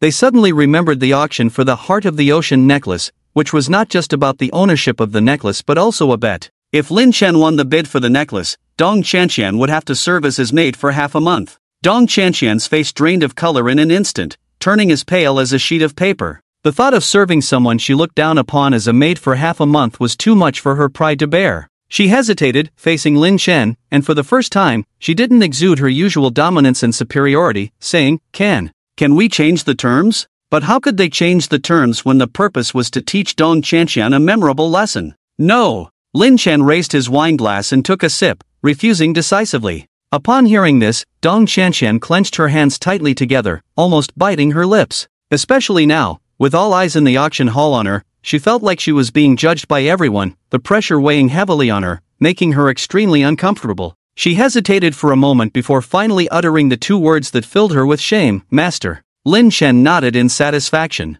At that moment, two young ladies approached with a tray, ready to hand over the Heart of the Ocean necklace that Lin Chen had won. With a gesture, Lin Chen summoned Dong Qianqian. "Go and bring the item to me." Dong Qianqian instinctively resisted, but as the words reached her lips, she didn't know how to argue. The two young ladies sensibly stood still, not moving closer, and just watched her from a short distance away. Her face turned as red as fire. After struggling for a while, she reluctantly stepped forward, took the Heart of the Ocean necklace from the tray, and with hesitant steps, approached Lin Chen, blushing and embarrassed, saying, "Master, here is the necklace." Seeing Dong Qianqian comply, Lin Chen didn't make things difficult for her at that moment, knowing there was still a long way to go. He tapped the table. "Place it here. I have other matters tonight. Starting tomorrow, come see me in maid attire. I will inform you of the location then. You may go." Hearing this, Dong Qianqian blushed like a monkey's backside, her toes curling together. When had a wealthy young lady like her ever been a maid?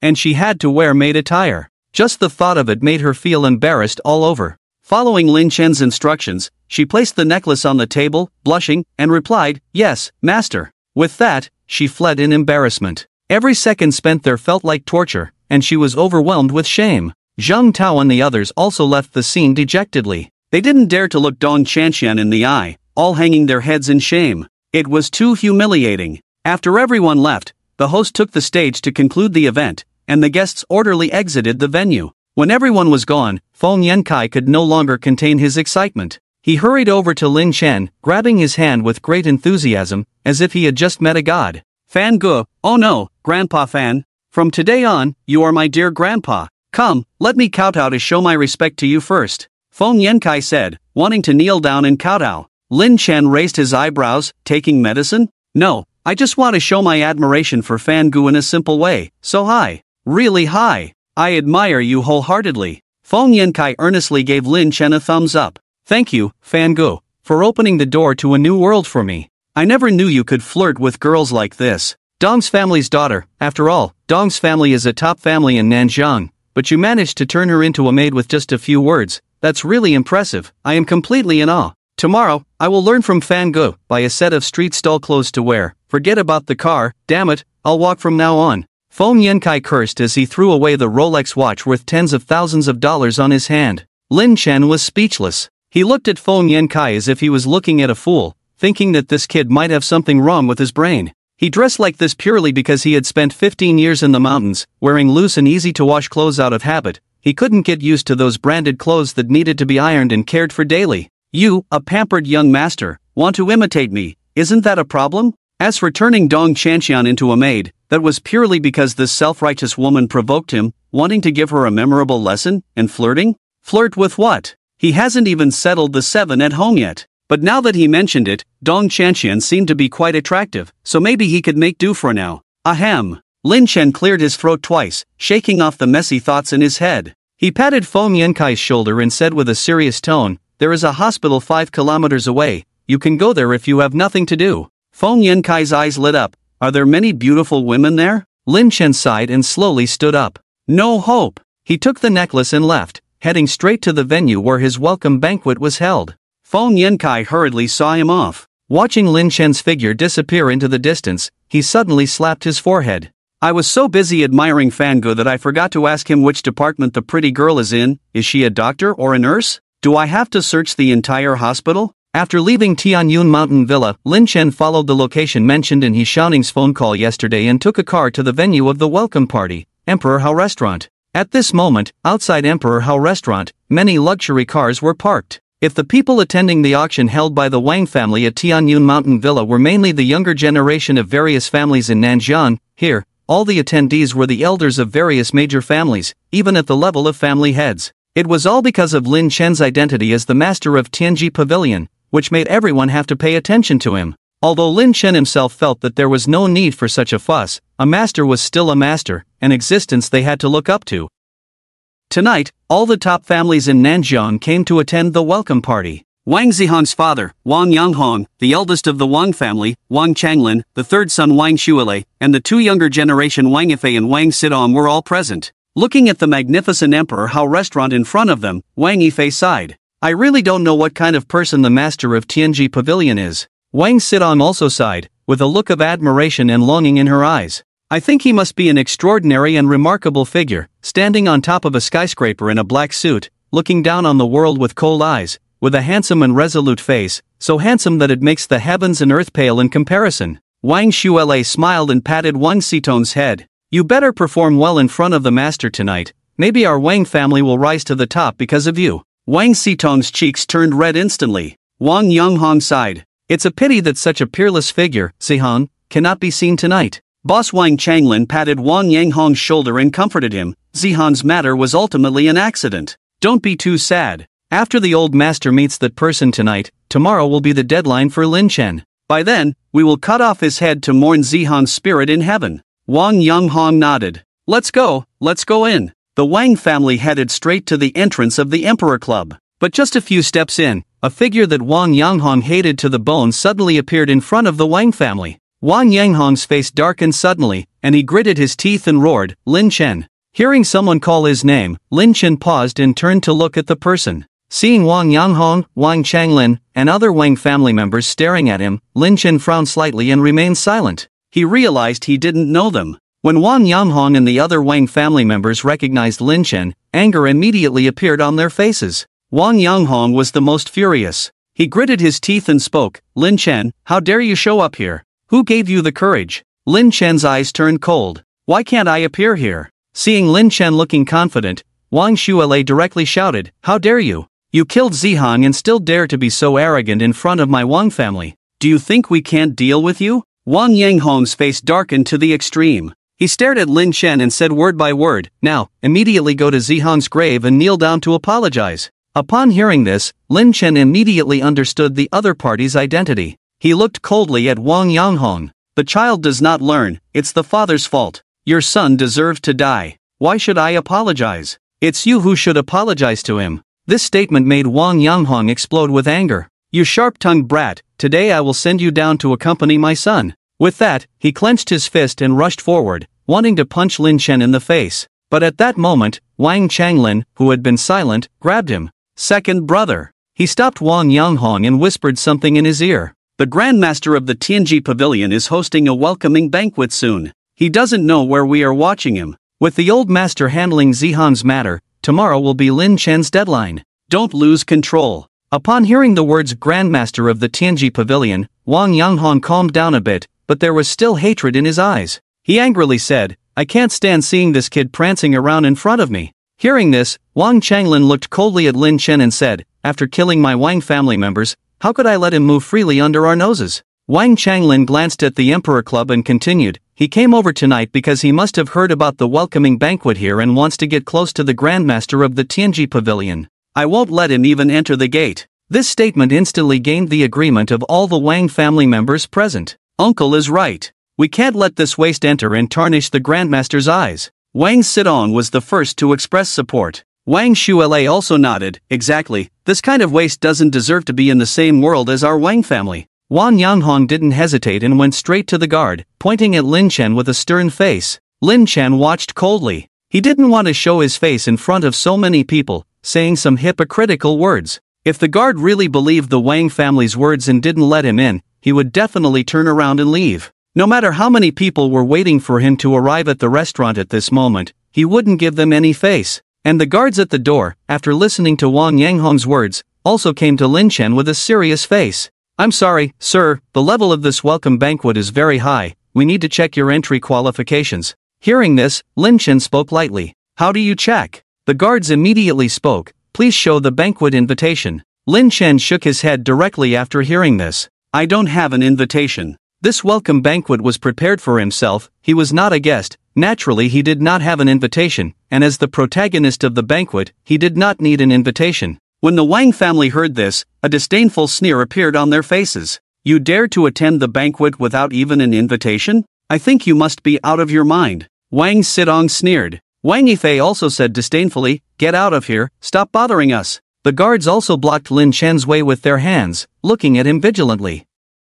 "I'm sorry, without an invitation, no one is allowed to enter." Seeing this, Lin Chen confirmed again. "Do you really listen to them and not let me in?" The guards remained unchanged, blocking Lin Chen's path. "Without an invitation, no one is allowed inside, please leave immediately." Wang Yifei shouted even louder after hearing this. "Get lost, idiot!" Hearing this, Lin Chen glanced at the Wang family members. Without any hesitation, he left on the spot. No matter how many people were waiting inside to see him, he would not give them any more chances. After leaving the Emperor Club, Lin Chen stood on the side of the road and immediately called the richest man, He Xiaoning. As soon as the call was connected, He Xiaoning's excited voice came from the other end. "Lord, have you arrived? I will come down to greet you immediately." "No need." Lin Chen directly refused. "You and the Wang family can have the banquet together. I'm not coming." After speaking, Lin Chen hung up the phone directly and left on the spot. Hearing the beep sound on the phone, He Xiaoning was dumbfounded. Wasn't he just on the way? How come he suddenly decided not to come? Thinking of the Wang family mentioned by Lin Chen on the phone, He Xiaoning's face suddenly darkened. He walked down the stairs directly and headed straight to the hotel entrance. At this moment, the Wang family members were laughing heartily as they watched Lin Chen leave. Wang Yifei spoke proudly. "A fool like him dares to show off in front of our Wang family, it's like living in a dream." Wang Sidong also sneered. That waste stood on the roadside making a phone call before leaving, pretending as if he received some important call before leaving. "It's really ridiculous, making others think he wasn't kicked out by our Wang family." Wang Shuele also sneered. Only such a waste could do such a self-deceiving stupid thing. The crowd continued to sneer. Wang Changlin waved his hand. "Enough, don't waste any more time on this waste, someone will take care of him tomorrow, let's go in, the Lord should be here soon." The group nodded and handed their invitations to the guards to prepare to enter in line. Just then, inside the Emperor Club, He Xiaoning came out with a few people, his face dark. When the Wang family saw He Xiaoning coming out, they quickly went to greet him.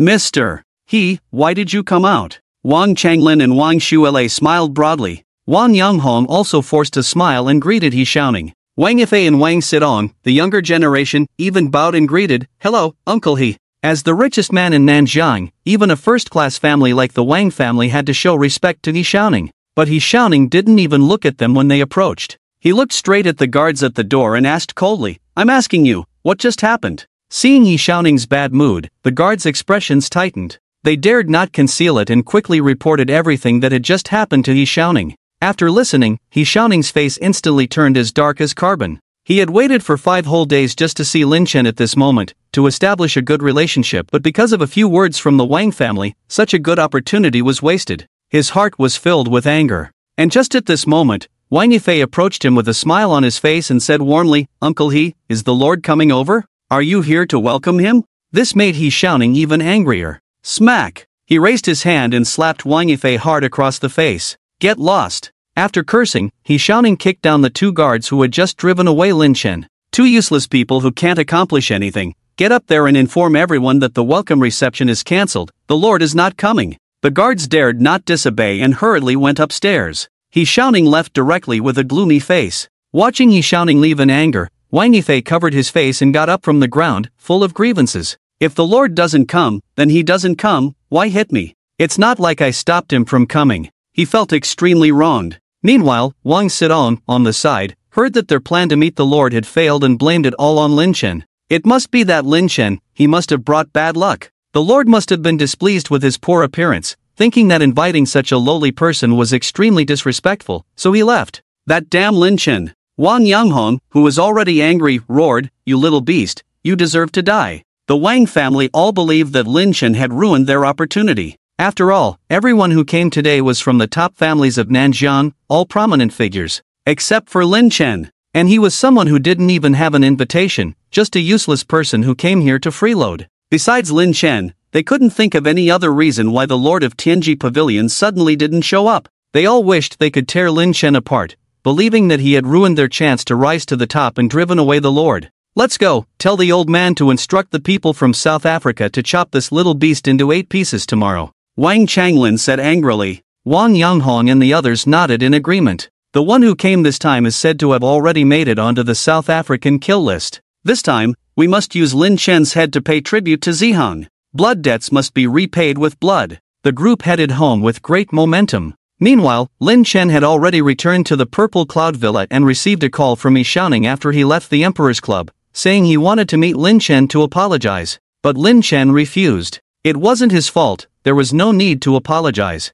The next day, Gu Yunqi went to work as usual. Lin Chen was at home, waiting quietly for Dong Qianqian to come and take him out for morning tea. With a maid around, he naturally had to enjoy being served, no longer having to be with Qinzhou, reporting on the situation of the major courtyards of Tianji Pavilion every day or discussing the world situation. What does the world matter to me, an orphan? For this reason, Lin Chen specifically sent Qinzhou away, asking him to follow secretly and not show himself until necessary. Finally, after eating 2 apples out of boredom, the long-awaited knock on the door finally sounded. Here it is! Lin Chen walked slowly to the door and opened the villa gate. After opening the door, under the gentle sunlight, Dong Qianqian stood lightly on the grass. A maid outfit in black and white fits perfectly on her body, with ruffled edges, a white apron, a kokoshnik on her head, and her curvy figure barely hidden even by the fluffy pleated skirt. Wrapped around her slender, fair legs are white stockings that most people can't handle, complemented by a slightly shy blush on her face, pretty light makeup, and cat ears, exuding just the right amount of allure from head to toe. Lin Chen was momentarily stunned. Dong Qianqian stood with her hands clasped in front of her, her feet shifting nervously, then lowered her head slightly to look at her own toes, speaking softly and tenderly. Master, I'm here to escort you. Hearing her soft and trembling voice tinged with shyness and ambiguity, Lin Chen's eyebrows raised. Well, this is something else. After carefully examining Dong Qianqian's exquisite outfit, he clicked his tongue. I didn't realize you enjoy dressing up like this so much. Every aspect of this maid outfit was taken care of, with impeccable attention to detail, clearly showing the effort put into dressing up. Upon hearing Lin Chen's words, Dong Qianqian's shy expression was replaced by annoyance. She glared at him. I just have a habit of doing everything well, not because I enjoy serving you. Lin Chen clicked his tongue again. I didn't say you enjoy serving me. You. Dong Qianqian had only uttered one word when Lin Chen closed the door and walked out, looking towards the pink Porsche parked next to the villa, raising an eyebrow. Aren't you coming to open the door? Dong Qianqian, frustrated, stomped her leg wrapped in white stockings on the lawn, then reluctantly went to open the car door for Lin Chen.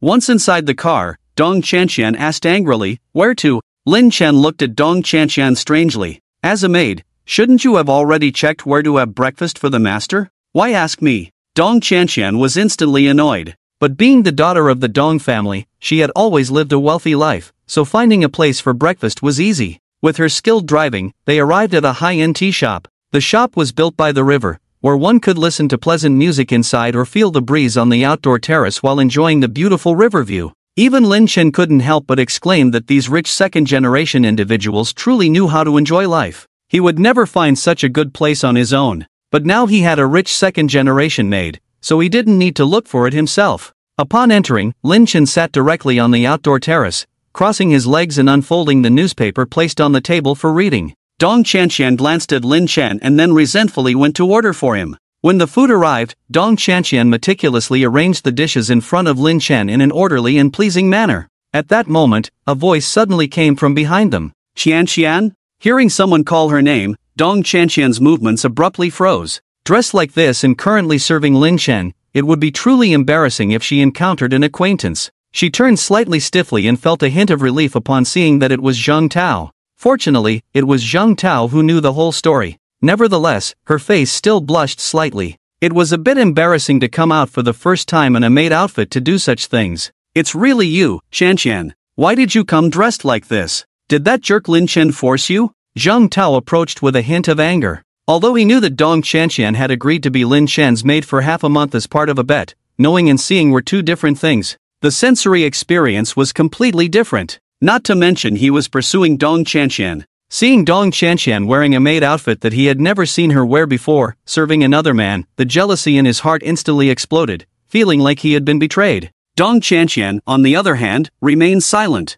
What's the point of saying all this now? She remembered that at the auction, Zhang Tao also supported her in accepting the bet. After arranging the last plate of food, she spoke up, "All the morning tea is ready." Lin Chen immediately put down the newspaper casually, ready to eat. Dong Qianqian glanced at the slightly rolled-up newspaper and pinched her hands out of thin air. Zheng Tao glared angrily at Lin Chen. "Qianqian is my girlfriend, I won't allow you to make her do these things." Hearing this, Lin Chen glanced at him as if he were looking at a fool, lowered his head to prepare to eat, ignoring him. But Zhang Tao came to Lin Chen's front, slammed the table suddenly. Lin, did you hear what I said? Lin Chen's eyes flashed with impatience. So what if I heard? I let my maid serve me. It's none of your business. You! Zhang Tao glared angrily at Lin Chen, but had no words to retort, and could only turn to Dong Qianqian. Qianqian, let's go, don't pay attention to this guy. Dong Qianqian glanced at him, then at the rolled-up newspaper on the side, without saying a word. At this moment, Lin Chen spoke up, Qianqian, my arm is a bit sore, come massage it for me.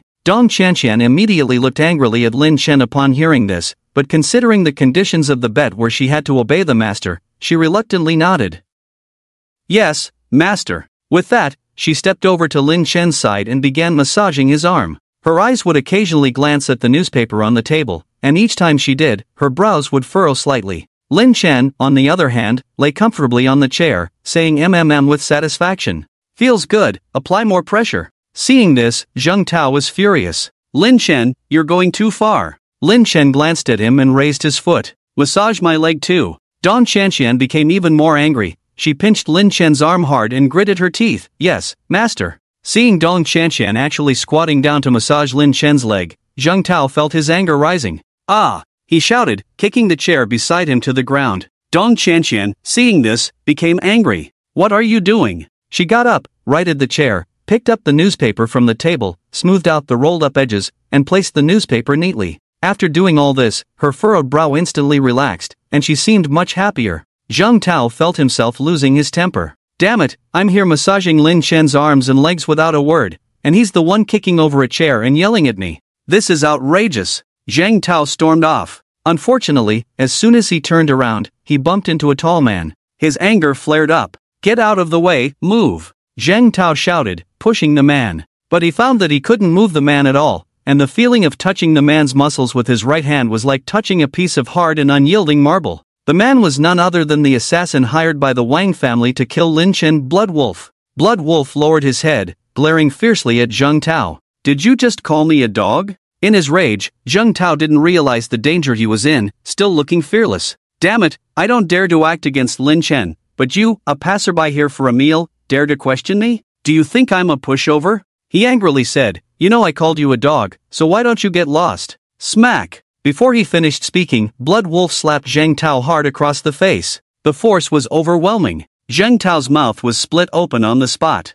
Blood splattered everywhere. He was thrown to the ground and rolled 2 full circles. Blood Wolf stepped forward, grabbed Zhang Tao by the neck, lifted him up from the ground, and held him in front of himself. His eyes gleamed with a bloodthirsty light, full of fierceness as he spoke. You insulted me? How do you want to die? Zhang Tao struggled desperately, but Blood Wolf's big hand was as immovable as steel, and it kept tightening. The immense pressure felt like a huge tightening noose around his neck, causing Zhang Tao's face to turn red instantly, then gradually purple. The breath of death instantly enveloped him. He struggled to speak. You can't kill me. I am from the Zheng family. If you kill me, the Zheng family won't let you go. Hearing this, a cruel excitement flashed in Blood Wolf's eyes. The Zheng family? The son of a wealthy businessman? Yes, if you kill me, my father and the others won't let you go. Upon hearing Zhang Tao's words, the cruelty in Blood Wolf's eyes intensified. He used his other hand to slap Zhang Tao's face hard. Tell your Zhang family to prepare 5 million to buy your life, otherwise,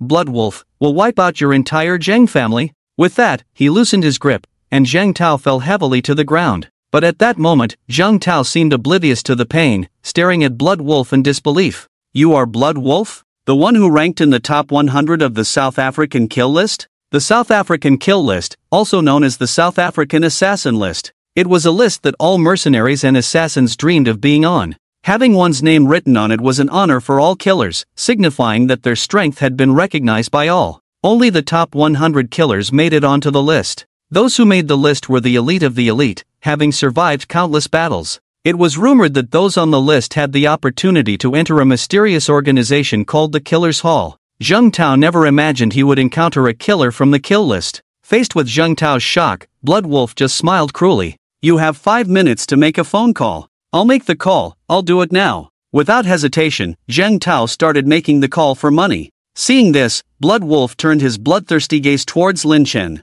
He smiled cruelly. Do you want to die on your own, or shall I kill you? Blood Wolf's cold voice echoed through the tea house, like a fierce wolf breaking into the crowd. At that moment, all the customers in the tea house went crazy trying to escape outside. Zheng Tao's reaction and Blood Wolf's identity said it all. He was truly capable of killing. In an instant, everyone ran away. Dong Qianshan's eyes also showed fear and panic, unsure of what to do. But Lin Chen, sitting calmly in his chair, glanced at Blood Wolf, shook his head indifferently, and said, "If I were you, I would leave now." Hearing this, a sinister smile appeared on Blood Wolf's lips. "Why should I leave? Because you're disturbing my breakfast." Lin Chen looked away, picked up the tea on the table, took a sip, then looked at Dong Qianshan, tapped his leg, and said casually, "Continue." Upon hearing this, Dong Qianshan was dumbfounded. She looked at Lin Chen in disbelief, as if she had seen a ghost, no different from seeing one with her own eyes. "Big brother, the person here is an assassin hired to kill you, and he's one of the top 100 killers on the South African kill list.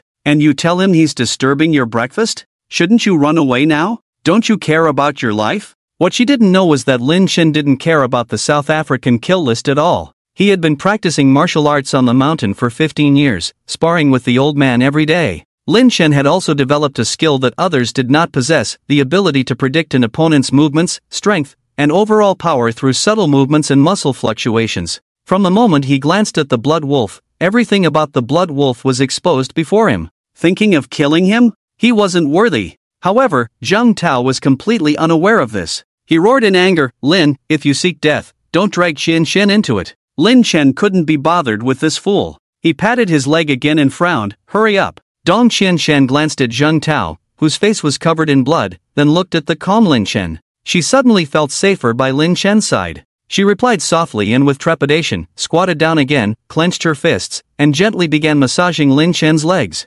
Only the occasional fear in her eyes and the slight trembling of her body revealed how scared she was. The Blood Wolf, feeling Lin Chen's disdain and lack of regard, was filled with rage. The coldness in his eyes was as chilling as the winter wind that could freeze one to death. He appeared like a ferocious and fierce beast, exuding a dangerous aura. "Do you know what happened to the last person who disrespected me and acted as arrogantly as you?" The Blood Wolf took a step forward. Without giving anyone a chance to respond, he roared, "I dismembered him into 8 pieces, fed him to the dogs, and didn't even leave a grave for him." With a thunderous roar, the Blood Wolf suddenly erupted. The fierce aura emanating from him was like an exploding powder keg, causing everyone's skin to tighten and limbs to turn cold. With a step, he moved forward. His powerful legs, like springs, directly cracked the floor with dozens of spiderweb-like fissures. Like a cannonball, he charged fiercely towards Lin Chen. Wherever he passed, it was as if a violent thunderstorm destroyed everything in its path. "Die!" He viciously punched towards Lin Chen's head. "Ah!" Dong Qianshan couldn't bear the fear in her heart any longer and let out a piercing scream. She jumped up from the ground, hands covering her ears tightly, eyes shut, too scared to open them. Lin Chen furrowed his brows slightly, but his movements in preparing tea did not falter. He held the teacup in his left hand, the lid in his right, gently removing the tea leaves and blowing away the steam, as if the Blood Wolf charging towards him didn't exist. Even though the floor around him was already full of cracks. Even though the strong wind from the Blood Wolf's fist was about to hit his face, Lin Chen remained unmoved. "Idiot, serves you right for getting beaten to death." Zheng Tao burst out with a curse. But just as the Blood Wolf's fist was about to touch Lin Chen's head, a tall and muscular figure rushed forward at a speed 10 times faster than him. If the Blood Wolf was a flying cannonball, then Xinjiu at that moment was like a missile. Speed, size, strength, all surpassed. Xinjiu, with absolute ferocity and speed and strength, burst out from the corner and, just as the Blood Wolf's fist was about to land on Lin Chen, he arrived first, delivering a fierce and powerful punch on the Blood Wolf. Boom! Like being hit by a fierce high-speed train. The Blood Wolf felt his entire body disintegrating in that moment, as if every bone was being shattered. The intense tearing pain in his stomach made him wonder if his stomach had been punched through. Puff! He spat out a mouthful of blood. The whole person flew out and slammed hard against the wall. Along the way, tables overturned, chairs fell, and the place was a mess. Zheng Tao was dumbfounded. He didn't even see clearly how the Blood Wolf suddenly flew, only saw a huge black shadow flying past him, knocking over tables and chairs. It wasn't until he saw the tall figure of Xinjiu standing still that he realized the Blood Wolf was punched away by Xinjiu. Gudong! He swallowed hard. His eyes were full of horror. That was the Blood Wolf. The killer Blood Wolf on the South African hit list. Those who could make it to the hit list were all fierce individuals who could take on 10 opponents alone, and yet they were punched away by this unknown assailant. It was terrifying to the extreme. Cold sweat broke out all over his body like rain, instantly soaking his clothes.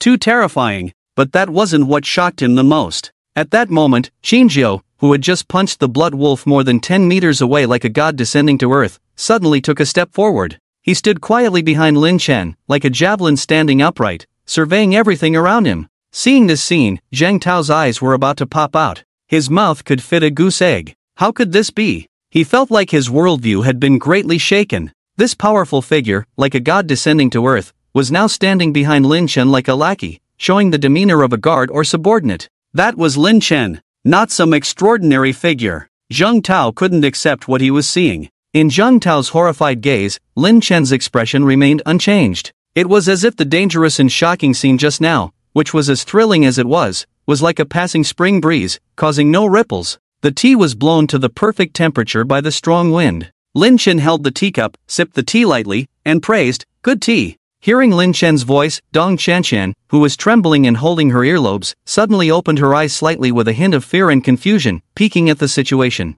The glistening tears in her eyes indicated that she had been scared to tears. When she saw Lin Chen sitting quietly on the chair sipping tea, her eyes widened suddenly. When she saw the mess in the tea house and the blood wolf in the corner, she was even more shocked, her beautiful big eyes almost popping out of their sockets, her mouth wide open. She pointed at Lin Chen in disbelief. You. She wanted to ask how Lin Chen did it, but her tongue was so shocked that she couldn't even form a complete sentence. Lin Chen frowned. What you? Call me master. Whether it was because she had just been scared too much or because the impact of the scene in front of her was too great, Dong Qianqian felt that Lin Chen's words now carried an extraordinary power, a dominance that was impossible to resist. The tears she had just stopped began to flow again. She lowered her head and said in a pitiful tone, "Master." Lin Chen put down the teacup, crossed his legs, leaned back in the chair, and calmly said, "Today's made evaluation, negative review. Backtalk to the master, not opening the car door, not checking the location, and scaring the master. Copy the etiquette standards of the British royal maids 10 times, recite them for me to check tomorrow. Also, I want to eat lean pork congee with preserved eggs tomorrow." Dong Qianqian was a bit dumbfounded after hearing this, her eyes filled with confusion. Is this the time to say these things? And what is the etiquette standard of the British royal maids? Copy it 10 times and recite it? I'm just your maid for half a month, not a lifetime. Do you still want to train me to be a professional? Thinking of this, Dong Qianqian was a little angry. She pouted directly and said, "I won't memorize it. Are you going to hit me?" Hearing this, Lin Chen raised his eyebrows and said, "Why didn't I think of that? Bring a small whip tomorrow. If you can't memorize it, I'll spank you." Dong Qianqian was about to cry from anger. She felt extremely wronged, both embarrassed and angry. She had just said one word when Lin Chen waved his hand. "Go back." Shinjio immediately made a gesture of invitation. Dong Qianqian left in grievance. After she left, Lin Chen raised his hand directly and said coldly, "Drag him over to me." "Yes," Shinjio answered, striding towards the blood wolf. Seeing this scene, Zhang Tao no longer had any hope. It turned out that Shinjio was really under Lin Chen. A person so powerful and fierce was under Lin Chen, so how high was Lin Chen's status? Thinking about how he had challenged him at the auction and just now, Zhang Tao felt a chill from the depths of his soul, causing him to sit on the ground. Shinjio paid no attention to Zhang Tao. He held the blood wolf with one hand and dragged it towards Lin Chen step by step. The majestic blood wolf now looked no different from a dead dog. Bang! Shinjio threw him heavily to the ground and stood behind Lin Chen. Lin Chen sat on a rattan chair, looking down at the blood wolf. "Who sent you?" The blood wolf remained silent, staring at Lin Chen with his eyes fixed, then spoke with resentment, "With such subordinates, you are definitely not as useless as they say.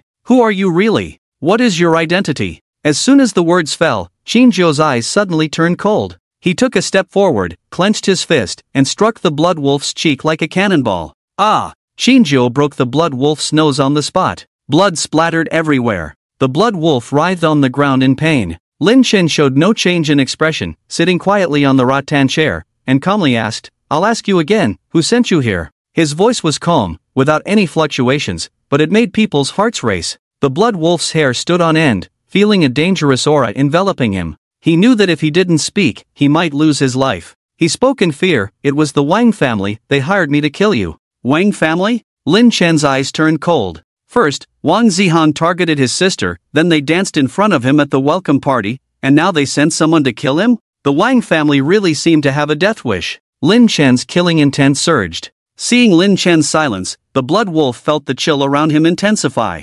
He thought Lin Chen was dissatisfied with his explanation and was going to kill him. He hurriedly continued, "It was Wang Zonglai who asked me to come and kill you, saying it was to avenge his grandson." The blood wolf revealed all the details of how Wang Zonglai plotted and why he wanted to kill Lin Chen. Knowing the whole story, Lin Chen's eyes grew colder. He looked at the blood wolf and uttered 3 words, "Kill him." "Yes," Xinjiu replied in a deep voice. Hearing this, the blood wolf's face turned pale. He panicked and cried out, "You can't kill me, I belong to the kill hall. If you kill me, the kill hall will never let you go." The kill hall is a hall of assassins, extremely mysterious. No one knows where their headquarters is, or how many top assassins are inside. The only thing known is that all the top 10 assassins on the South African kill list come from the kill hall, without exception. And like Blood Wolf, a top-ranked assassin, in the killing hall, he can only be considered a lackey. But Blood Wolf has someone in the killing hall, and his status is not low. This is why even when he was punched half to death by Qinzhou,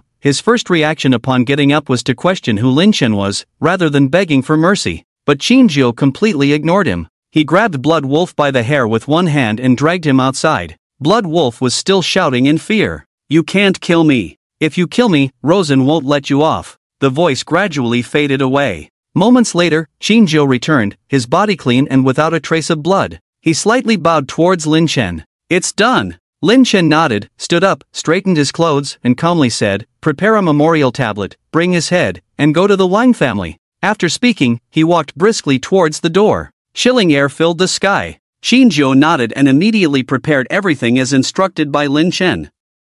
Behind him, Zheng Tao, who had witnessed everything, looked at the departing figures of Lin Chen and Qinzhou, and a hint of color finally returned to his pale face. He tremblingly reached out his right hand to support the table corner, trying to stand up from the ground. But as soon as he stood up, he slipped and fell. Looking down, he realized that he had wet himself. He found out that he had wet himself out of fear. A bitter smile appeared on his lips, realizing for the first time how powerless and scared he was facing someone. He now wished he had left with Dong Chanshan. He hoped he hadn't seen Lin Chen sitting like a god on high, overlooking the world with a cold gaze, deciding life and death with a single word. It was enough to quell any thoughts of resistance. The top assassins on the South African killing list, they kill when they say they will. Who can possess such decisiveness and ruthlessness? Who dares to possess it? He sighed deeply and looked towards the direction of the Wang family. He knew that something big was about to happen to the Wang family. And at this moment, at the Wang family villa, the Wang family members were gathered in the hall, all sitting together. They had received news of Blood Wolf's actions and were waiting for him to bring back Lin Chen's head. With Blood Wolf taking action this time, that Lin Chen is definitely doomed. Zihan's revenge can finally be avenged, Wang Yifei said with a smile. Wang Sidong also snorted, that Lin Chen deserved to die for disrupting our Wang family's meeting with the Lord. Wang Shuele looked as if it was only natural, as a top 100 on the South African killing list and a member of the killing hall, killing a small waste like him is a piece of cake. When he returns, we must properly entertain him. The old master Wang Zonglai nodded in agreement. Shuele is right. After he returns, we must reward Blood Wolf well. His brother Rosen is not to be underestimated in the killing hall. Building a good relationship with him is like building a good relationship with the killing hall, which is beneficial to our Wang family in any case. Upon hearing this, the Wang family members became excited. If we can use this opportunity to get to know Rosen, then we've truly hit the jackpot. Just as the Wang family members were excitedly discussing, a commotion suddenly came from outside. Hearing the noise, the Wang family members laughed. It looks like Blood Wolf has returned. Truly deserving of being in the top 100 on the South African killing list, his efficiency is simply terrifying. Wang Yonghong even shouted angrily, his eyes filled with deep hatred. I will use that Lin's head to mourn my son Zihang. As soon as he finished speaking, the door was slowly pushed open from the outside. Lin Chen, dressed in black, walked in with large strides. Qinzhou followed closely behind. Seeing this scene, the Wang family members were stunned. How did Lin Chen manage to walk in alive? Wasn't he supposed to be killed by Blood Wolf? Could it be that this kid missed Blood Wolf when he came here? Thinking of this, the Wang family suddenly felt like they had discovered the truth of the matter. Besides this, they couldn't think of any reason why Lin Chen would still be alive and come here. As for the idea that Lin Chen killed Blood Wolf, they couldn't even fathom that thought. A top killer who joined the killing hall to kill a waste would be killed in return? What kind of international joke are you playing?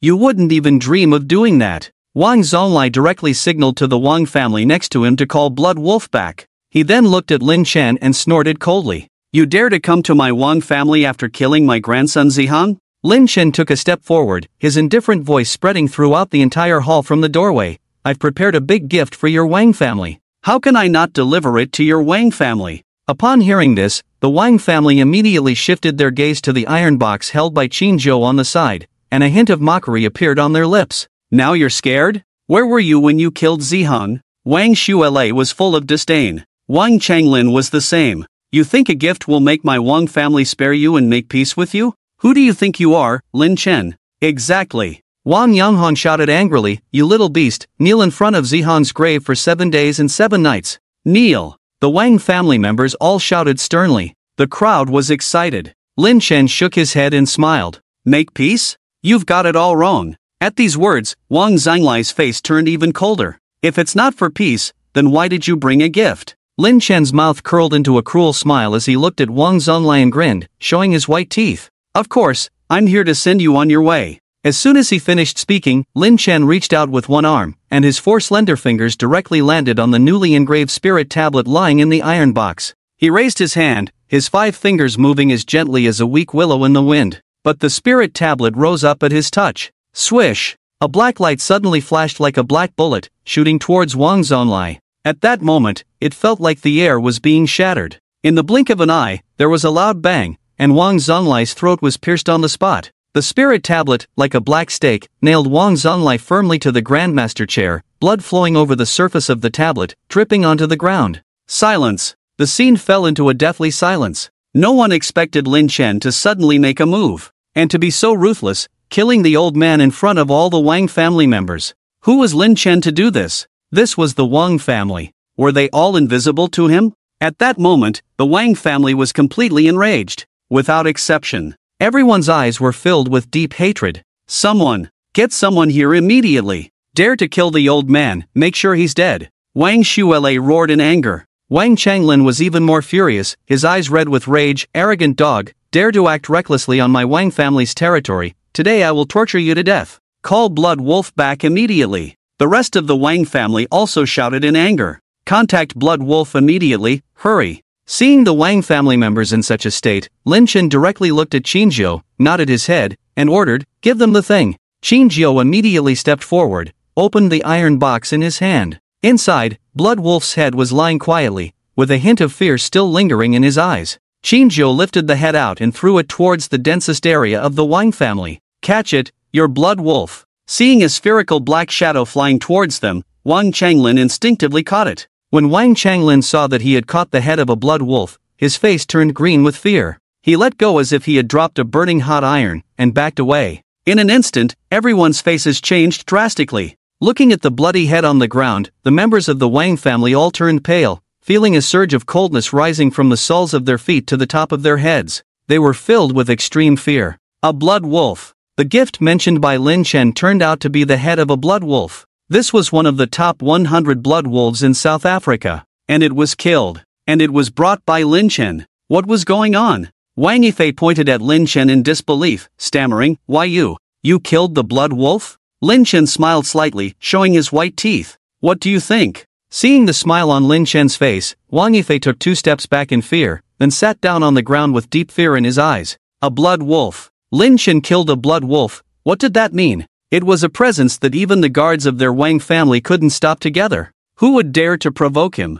Thud. Some of the younger members of the Wang family were so scared that they knelt down on the ground. And like a chain reaction, others in the Wang family followed suit. Thud. Thud. The members of the Wang family all knelt down in an instant. Even Wang Shuele, the third son of the Wang family, knelt down. Only Wang Changlin and Wang Yanghong were left in the field. The former was the eldest after the death of the old master, the successor to the head of the Wang family, and he believed he couldn't kneel. The latter, purely out of deep hatred. Wang Yanghong clenched his fists and roared in anger. "Lin Chen, you!" Smack! Before he could finish his sentence, Qin Zhouzhang, with a palm as big as a fan, directly slapped Wang Yanghong, cutting off his words. He was sent flying by Qin Zhouzhang on the spot. Thud! Seeing this, Wang Changlin immediately knelt down. He had to kneel. It was too terrifying. Before he could say a word, he was slapped by Qin Zhoujiang and sent flying 4 or 5 meters away. He didn't want to die young. At this moment, Lin Chen casually pulled out a chair and sat down, lighting a cigarette. After taking a deep drag, he spoke slowly. Besides Wang Zong as the mastermind of this incident, who else was involved or aware? Stand up and speak for yourselves. His indifferent voice echoed in everyone's ears like a piercing alarm. No one dared to provoke Lin Chen at this moment. Wang Changlin, Wang Shuile, Wang Yifei, and other members of the Wang family slowly moved forward on their knees and knelt down in front of him. Lin Chen glanced at them and blew out a smoke ring slowly. Now, each of you will slap yourselves 20 times as punishment. Without hesitation, Wang Yifei raised his hand and slapped himself. Smack! A clear and powerful slap resounded throughout the venue. With Lin Chen present, he didn't dare to hold back, slapping his own face until it turned red. In his view, his life was the most important, and compared to losing his life on the spot, what were a few slaps? He slapped faster and harder. The rest of the Wang family also realized and began to slap themselves vigorously. Even Wang Sidong, the proud woman, knelt on the ground and slapped herself hard, her face swelling up without any concern. Smack! Smack! Smack! The sound of slaps filled the air. When they stopped, blood could be seen at the corners of the mouths of the Wang family members. Their mouths were bleeding. Seeing this, Lin Chen stood up slowly, his cold gaze sweeping over the crowd. He spoke coldly, "If there is a next time, I will bury your entire family." After speaking, Lin Chen walked away quickly. He was not a bloodthirsty person. Wang Zonglai had already been killed, and there was no need to exterminate the rest. Giving them a sufficient lesson would be enough. He believed that the Wang family members would not dare to lay a hand on him again. Watching Lin Chen and Qin Ji slowly walk out of the villa, the Wang family members felt as if a heavy burden had been lifted from their hearts. Wang Yifei's tense spirit suddenly relaxed, and he fell backward. The others were no better off. They all fell to the ground, releasing the oppression in their hearts. After a while, Wang Shuile looked at Wang Changlin with concern and said, "Big brother, what should we do if the blood wolf comes looking for our eldest brother, Luosen, in the killing hall?" These words made the Wang family members also show worry on their faces. The blood wolf was brought to them by the Wang family at a great cost, and now that he had died here, Luosen would definitely come to hold them accountable. As a prominent figure in the killing hall, he was even more formidable than the blood wolf, and there was not a single person in the Wang family who was not afraid. On the other hand, the one who killed the blood wolf was Lin Chen, who was somewhat unpredictable. They really didn't know what to do. Wang Changlin also smiled bitterly. If it had been before, he would have undoubtedly sided with Luosen without hesitation. But now, he sighed deeply, his voice full of helplessness. If Luosen really comes to seek retribution, then we'll just tell him the truth and let him decide for himself. Offending either side was not an option, so this was the only solution he could think of. Back at the villa, just as he sat down, Lin Chen suddenly received a call from Su Lianxue. As soon as he answered the phone, Su Lianxue's excited voice came through. "Fan, I passed the interview and was selected as the leading actress in a movie." Hearing this, a smile appeared on Lin Chen's lips. "That's impressive. Which company is it?" "Dingsheng Entertainment." Su Lianxue's voice was filled with joy. Dingsheng Entertainment was a top media company in Nanjiang. Many A-list celebrities were nurtured by them and they were well known in Nanjiang. It was a dream place for many B-list celebrities to move up to the A-list. The competition was fierce. Su Lianxue standing out among so many people was truly commendable. "It looks like I'll have a little sister who's an award-winning actress in the future. Remember to take care of your big brother," Lin Chen joked. On the other end of the phone, Su Lianxue blushed slightly and said shyly, Fan, stop teasing me. I'm not even a D-list actress right now, how can I be an award-winning actress?" Lin Chen responded nonchalantly, "You stood out among so many competitors and won the role of the leading actress. This proves that your talent is on par with A-list celebrities. In my opinion, the position of an award-winning actress is just a matter of time." Hearing this praise, Su Lianxue blushed and stuck out her tongue shyly. "It's not that exaggerated. I was able to get the role of the leading actress partly because a viewer in my live stream named Drunk Beauty's Lap sent me a wave of gifts, which gave me some exposure and made me known to the public. Otherwise, I wouldn't have had this opportunity." Upon hearing this, Lin Chen was taken aback. "Drunk Beauty's Lap? Isn't that me?" Just as Lin Chen hesitated whether to tell Su Lianxue that he was Drunk Beauty's Lap, there was a sudden commotion on the phone. Then, Su Lianxue said, Fan, I have to go. They want me to try another scene and then go through the formalities." Lin Chen nodded after listening. "Go ahead, call me if you need anything." "Okay, Fan." Hanging up the phone, Su Lianxue ran to the audition location with determination in her eyes. But Su Lianxue, who was fully focused on portraying her character, did not notice that at this moment, in a corner not far away, a pair of eyes filled with hatred were staring at her intently. Su Lianxue. Duan Yuhan gritted her teeth and spat out these 3 words. She was a second-tier actress who only needed a slight opportunity to enter the ranks of first-line actors.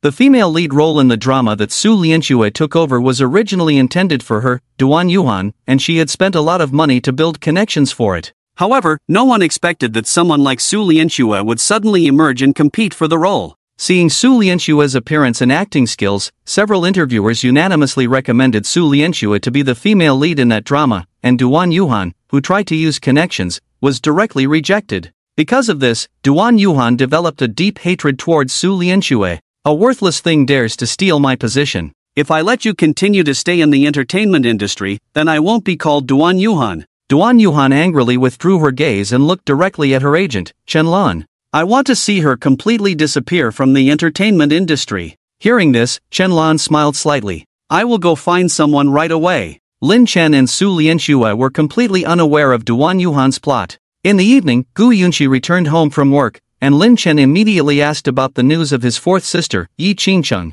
When is the 4th sister coming back? Gu Yunqi shook her head at the question. I don't know when the 4th sister will be back. She has always been unpredictable and mysterious. Lin Chen furrowed his brows slightly. Isn't her birthday in less than a week? She should come back for her birthday, right? Should we call and ask? He was worried that if his 4th sister didn't come back, the surprise he had prepared, the heart of the ocean necklace he bought at the auction, would be in vain. However, Gu Yunqi seemed accustomed to this. She spoke slowly. It's useless. We can't reach the 4th sister on her phone. We have to wait for her to contact us. Lin Chen's frown deepened, and his first thought was to have Qin Zhou investigate his 4th sister's whereabouts. But before he could act, Gu Yunqi's phone suddenly rang. She answered the call, and a pleasant voice came through. Hello, Yunqi, it's your 4th sister. Upon hearing this, Gu Yunqi glanced at Lin Chen, then turned her head. Hello, 4th sister, it's me. Why did you suddenly decide to call me? Well, I wanted to tell you that things are a bit unsettled in Nanjiang recently.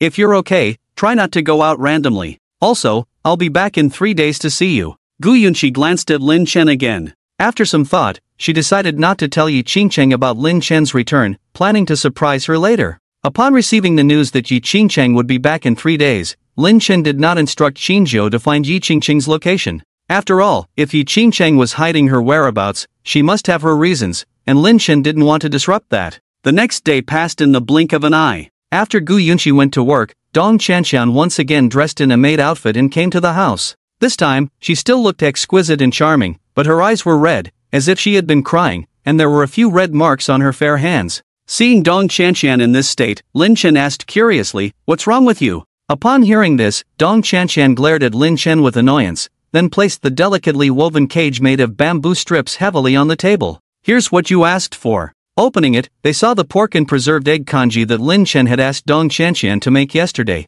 quietly lying inside, along with a thick notebook.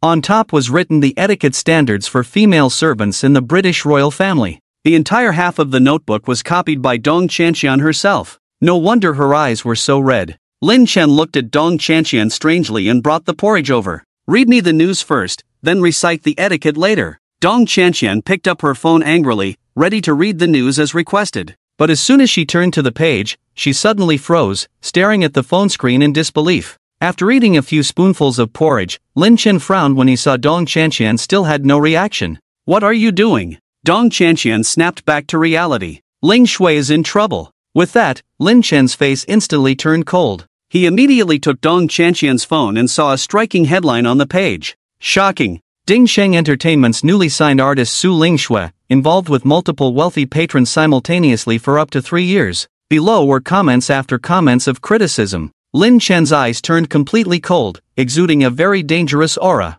He knew what kind of person Su Lingshui was, what kind of character she had. She would never do something like being kept by someone. "Qin Zhou!" Lin Chen shouted. "Here!" The tall and burly Qin Zhou immediately walked in from outside. Lin Chen's eyes were cold. "Investigate. Find out who is slandering Ling Shui." "Yes." Qin Zhou promptly took his leave. Dong Chanxian, on the side, watched Qin Zhou appear out of nowhere, feeling that Lin Chen had become even more mysterious. When she arrived, there was no sign of Qin Zhou outside, but he still walked in from outside. What surprised her even more was that Qinjiu returned shortly after. "Big brother, I found out." "Speak." Lin Chen's voice was icy. Qinjiu immediately spoke. "There are 3 wealthy businessmen involved with Su Lingshui, namely Ke Guoxiang, He Qingyun, and Yi Jianguang. They are all bankrupt and now quite down and out. This time, they were in contact with Chen Lan, the manager of a second-tier star Duan Yuan, and this scheme was likely done to vie for the role of the female lead in the drama.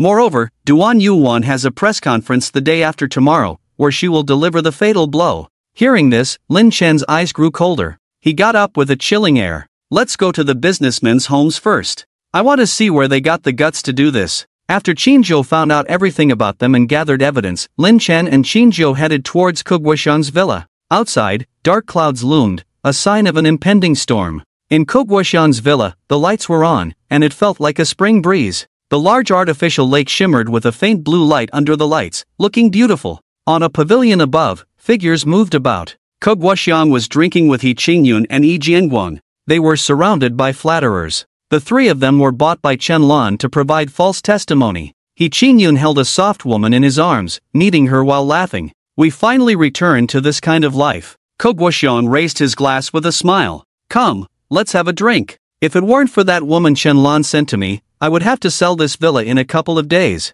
The 3 clinked their glasses and drank up. Yi Jianguang also nodded with a smile. "In the end, we have to thank Su Lingshui. If it weren't for her getting involved with Duan Yuan, we wouldn't know when we could gather like this for a drink." "Good." Ke Guoxiang laughed and hugged a fragrant woman next to him, kissing her fiercely. "In the end, Su Lingshui deserves it too. She's just a nobody little anchor, yet she dares to steal the spotlight from a real star. Isn't she asking for trouble?" He Qingyun also nodded in agreement. "If a layman wants to enter the circle, they should start from being an extra honestly. How dare she come and steal the leading role right from the start? Isn't that just asking for trouble? She deserves to be targeted like this." Ke Guoxiang smiled broadly. "If she wasn't so cheap, how could we be enjoying this time now?" "Exactly." He Qingyun smiled and took out his phone. "It's about time, oldie, and I should reveal the truth too. Yes, let's get this done first. After all, we still have to go settle the final payment tomorrow." With a flick of his fingers, the revelations from Yi Jian and He Qingyun were also released.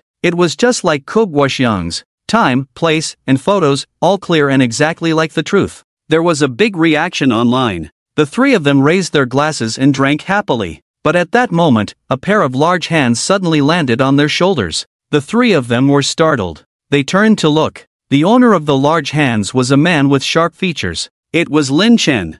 Lin Chen had one hand on Ke Guoxiang's shoulder, and the other hand on He Qingyun's shoulder, slightly bent over. Behind him, Qin Ji immediately placed a chair where he stood. Lin Chen sat down steadily. Ke Guoxiang frowned. "Who are you guys? This is my house. How did you get in? Get out." He Qingyun and Yi Jian also stared at Lin Chen. The photos and captions were prepared in advance by Chen Lan, and the 3 of them were only responsible for making the statement. They had no interest in knowing about Su Lianshui's family background and did not know who Lin Chen was. Lin Chen turned to Ke Guoxiang. "Your house? So, you are Ke Guoxiang? So what? Get out." Ke Guoxiang was impatient. Lin Chen looked at the other 2 calmly. "He Qingyun, Yi Jian, right?" The 2 remained silent. After confirming the identities of the 3, Lin Chen tapped the table with a finger, his eyelids slightly drooping. "I heard that the 3 of you have had intimate relations with Su Lianshui.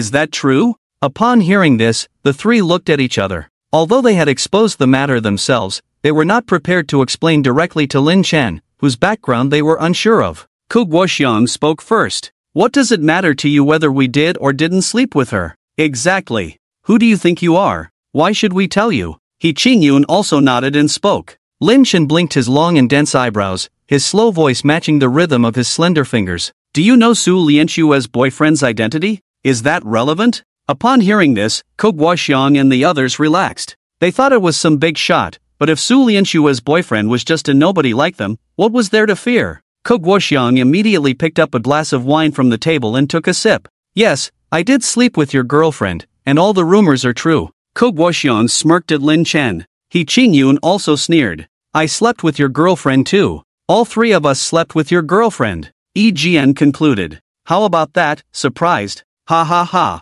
Ke Guoxiang and the others laughed heartily. Their eyes were full of mockery. Lin Chen nodded, took out a cigarette from his pocket, lit it, and took a deep drag. A smoke ring slowly emerged. Then do you remember when and where you met Su Lianxue? Ku Guoxiang grinned. Wasn't it all clearly written in my revelation? It was on March 6th last year, in my villa room. How, do I still need to describe the details to you? Lin Chen turned around and looked lightly at Ku Guoxiang. Then how did I hear that you went on a trip last year on March 6th and didn't return until the 8th? How did you see Lian Shui on the 6th? Ku Guoxiang hesitated at the words. The coldness in Lin Chen's eyes made him uncomfortable all over. He became angry and snorted. Who knows where you heard the gossip? I was at home with your girlfriend on March 6th. How could I have time to go on a trip? Oh, is that so? Lin Chen slammed the table. Xinjiao, with a body as strong as a tower, immediately stepped forward. Smack! A document was thrown directly onto the table.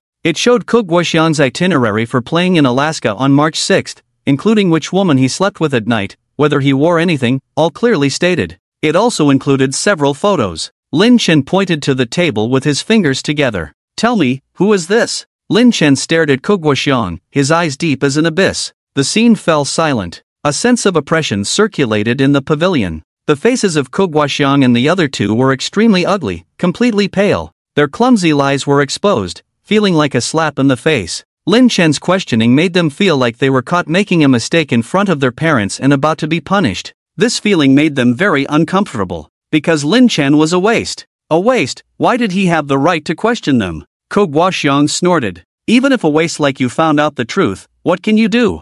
I can responsibly tell you, the person in this photo is me. Ku Guoxiang admitted generously, raising his fat head, looking disdainfully at Lin Chen. It was a look that said, even if you know the truth, it won't change the outcome. The truth has been revealed, there's no way to resolve it. At this moment, Lin Chen withdrew his gaze. He turned his head, his eyes sweeping over Yi Qingyun and Yi Jian, lightly tapping the table with a single finger, not saying a word, just silently watching them. Knock, knock, knock. The light sounds seemed particularly clear in the quiet night. It felt like drumbeats striking in the hearts of the few people. Noisy. Yi Qingyun and the others felt extremely uncomfortable. This was a kind of overwhelming pressure, completely reversing the roles in the room. It was as if this place was not Ku Guoxiang's villa. It was Lin Chen's personal world. He sat on the throne, looking down from a high position, interrogating the three sinners. But why? A waste, why him? Yi Qingyun's face darkened. Since you already have evidence that the three of us did not sleep with your girlfriend, why did you come here today?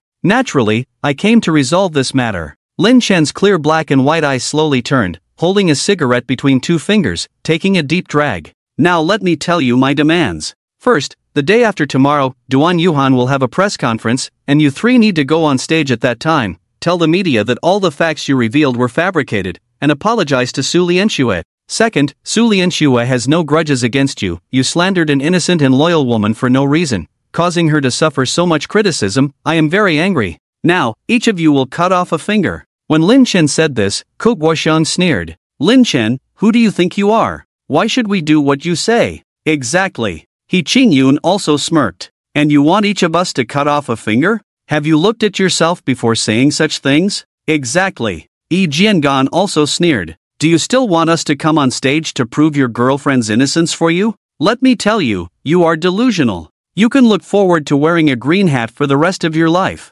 By the way, I can also tell you that after this matter is over, we might even get Su Lianxue into bed. By then, this green hat will not be fake, but real. How about that? Surprised? The three of them burst into laughter. This is the attitude that a waste should have. Ku Guoxiang, as the owner of the villa, stood up on the spot, looking down at Lin Chen from a high position. I'm telling you, Lin Chen, we won't agree to any of the demands you made. Now, get out of my villa immediately. After listening, Lin Chen took a slow drag of his cigarette, his black and white eyes showing a hint of coldness. He turned his head and stared at Ku Guoxiang. Slowly and deliberately, he said, do you think I'm negotiating with you? Or are you trying to threaten me? Ku Guoxiang shrugged indifferently, looking disdainful. Lin Chen nodded, twirling his fingers. Cut. The cold voice rang out suddenly with a snap of his fingers. Xinji stepped forward, grabbed Ku Guoxiang, and pressed him against the table, his fat fingers spread out on the table, unable to move. Xinji picked up the dining knife on the table and chopped it down.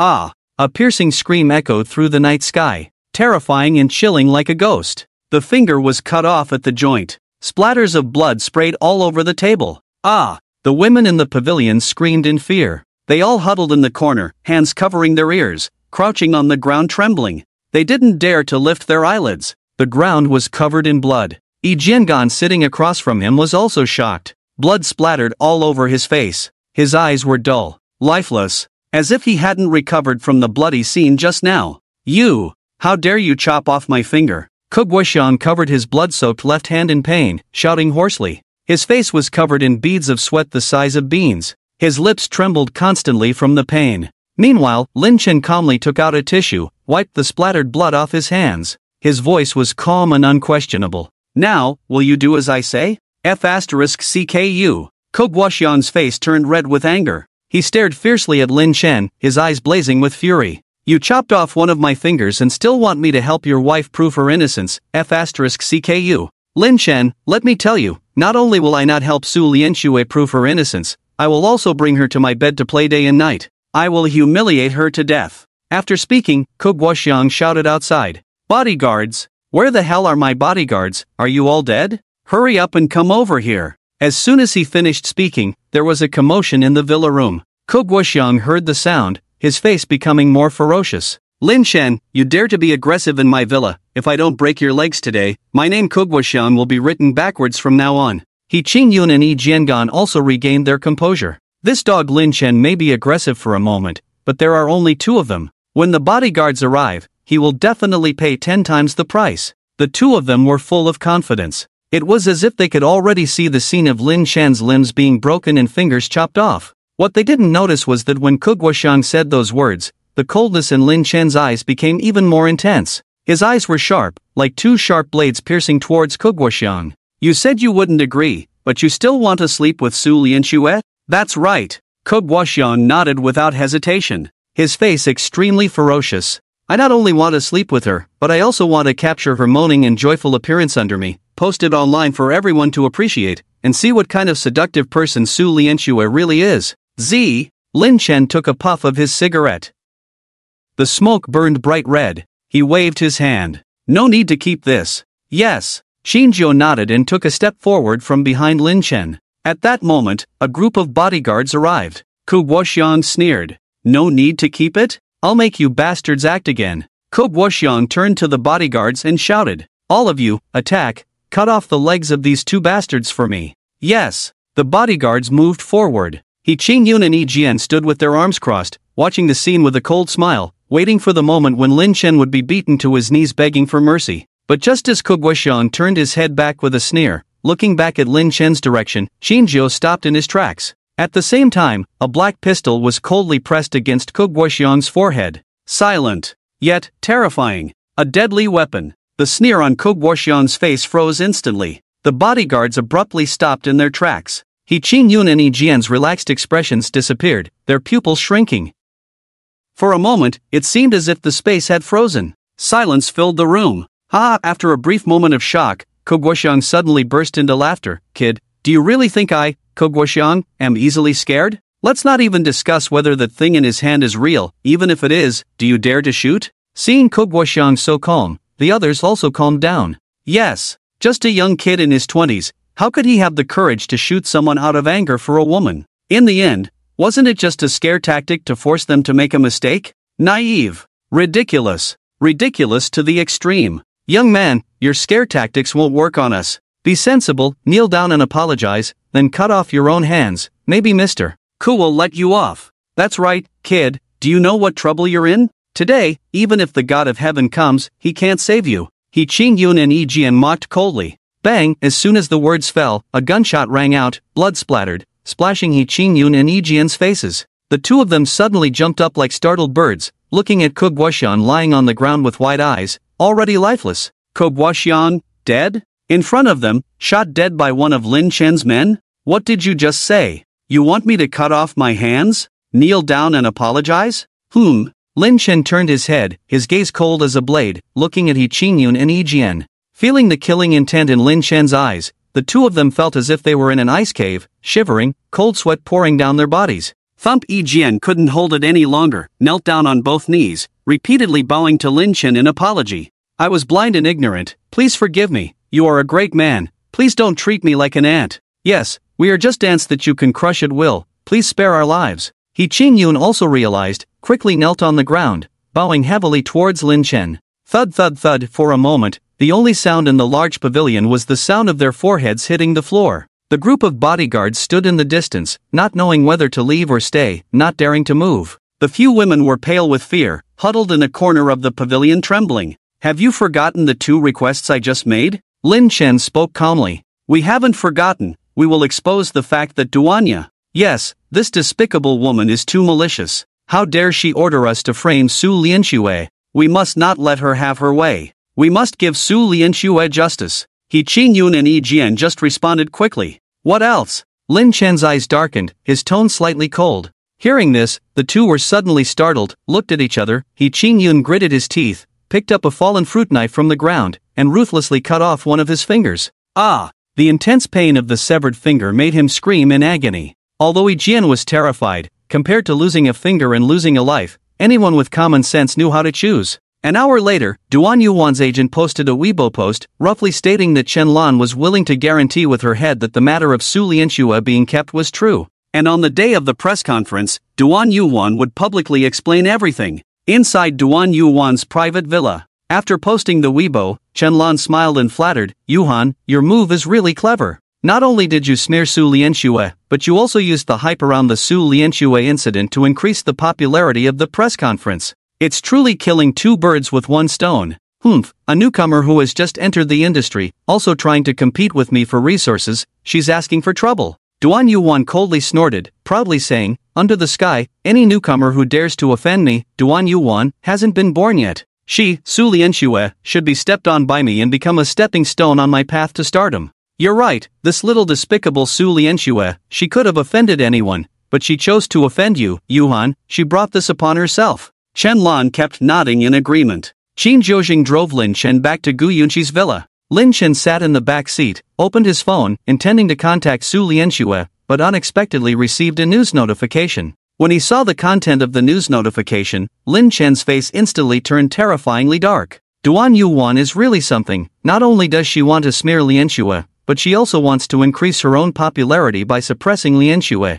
Her plan is really cunning. Lin Chen's eyes narrowed slightly, flashing a cold and chilling gaze. On the day of the press conference, arrest Chen Lan for me. She wanted to guarantee with her head, right? Fine, grant her wish. Yes, young master. Qin Jiujing nodded in response. A moment later, Lin Chen returned to Gu Yunqi's private villa. In the past, at this time, Gu Yunqi would be at the company, and Su Lianxue would be at school. But when Lin Chen returned to the villa, he found Su Lianxue was actually at home. Su Lianxue was sitting on the sofa in the living room, her eyes slightly red, staring at the latest news broadcast on TV. And the news happened to be about her. Lianxue, why are you at home? Seeing Su Lianxue, who didn't look too well, Lin Chen felt heartbroken. Fanfanji, I haven't been kept by anyone. I don't care if others believe me or not, but you must believe me. My innocence is still intact. Seeing Lin Chen return, Su Lianxue quickly stood up. She reached out her delicate hands and grabbed Lin Chen's clothes, tears welling up in her eyes. She said, Fanfanji, do you believe me? If you don't, I can prove it to you. Looking at the tearful and pitiful Su Lianxue, Lin Chen's heart ached. He smiled slightly, reached out to touch Su Lianxue's head, and said softly, Lianxue, even if everyone in the world doesn't believe you, I will believe you. Don't worry, those who try to tarnish you will surely pay a painful price for their actions. The truth will definitely be revealed to everyone. Wu, hearing Lin Chen's words, Su Lianxue couldn't help but burst into tears. She buried her head in Lin Chen's chest, her delicate body trembling slightly from time to time. Lin Chen held her in his arms, gently patting her back, but his eyes were icy cold. Don't worry, Ling Shui. With me here, no one in this world can bully you. 2 days passed in the blink of an eye. Duan Yuan's press conference was held at the Junlin Grand Hotel. At noon, Duan Yuan was escorted into the hotel by bodyguards. Outside the hotel, many fans and media personnel gathered, crowding the entrance. In the hotel suite, a makeup artist was touching up Duan Yuan's makeup. Damn it, Chen Lan, doesn't she know today is my press conference day? Duan Yuan's face showed a hint of annoyance as she looked at her phone screen that kept hanging up. At the same time, in the presidential suite of the Junlin Hotel. Who are you? Why did you arrest me? Do you know who I am? I am the famous star Duan Yuan's manager. Let me go, or I will make sure you regret it. Chen Lan blared angrily at Qinjiu, who had brought her here. Smack! As soon as he spoke, Shinjo slapped Shenlan across the face. The next moment, Shenlan's heavily made-up cheek instantly swelled up, showing a clear red palm print. My young master will come later. If you keep yelling like this, I will kill you. Shinjo scolded with a cold face. His voice was icy, his eyes fierce, making Shenlan shiver and unable to speak. In Gu Yunqi's private villa.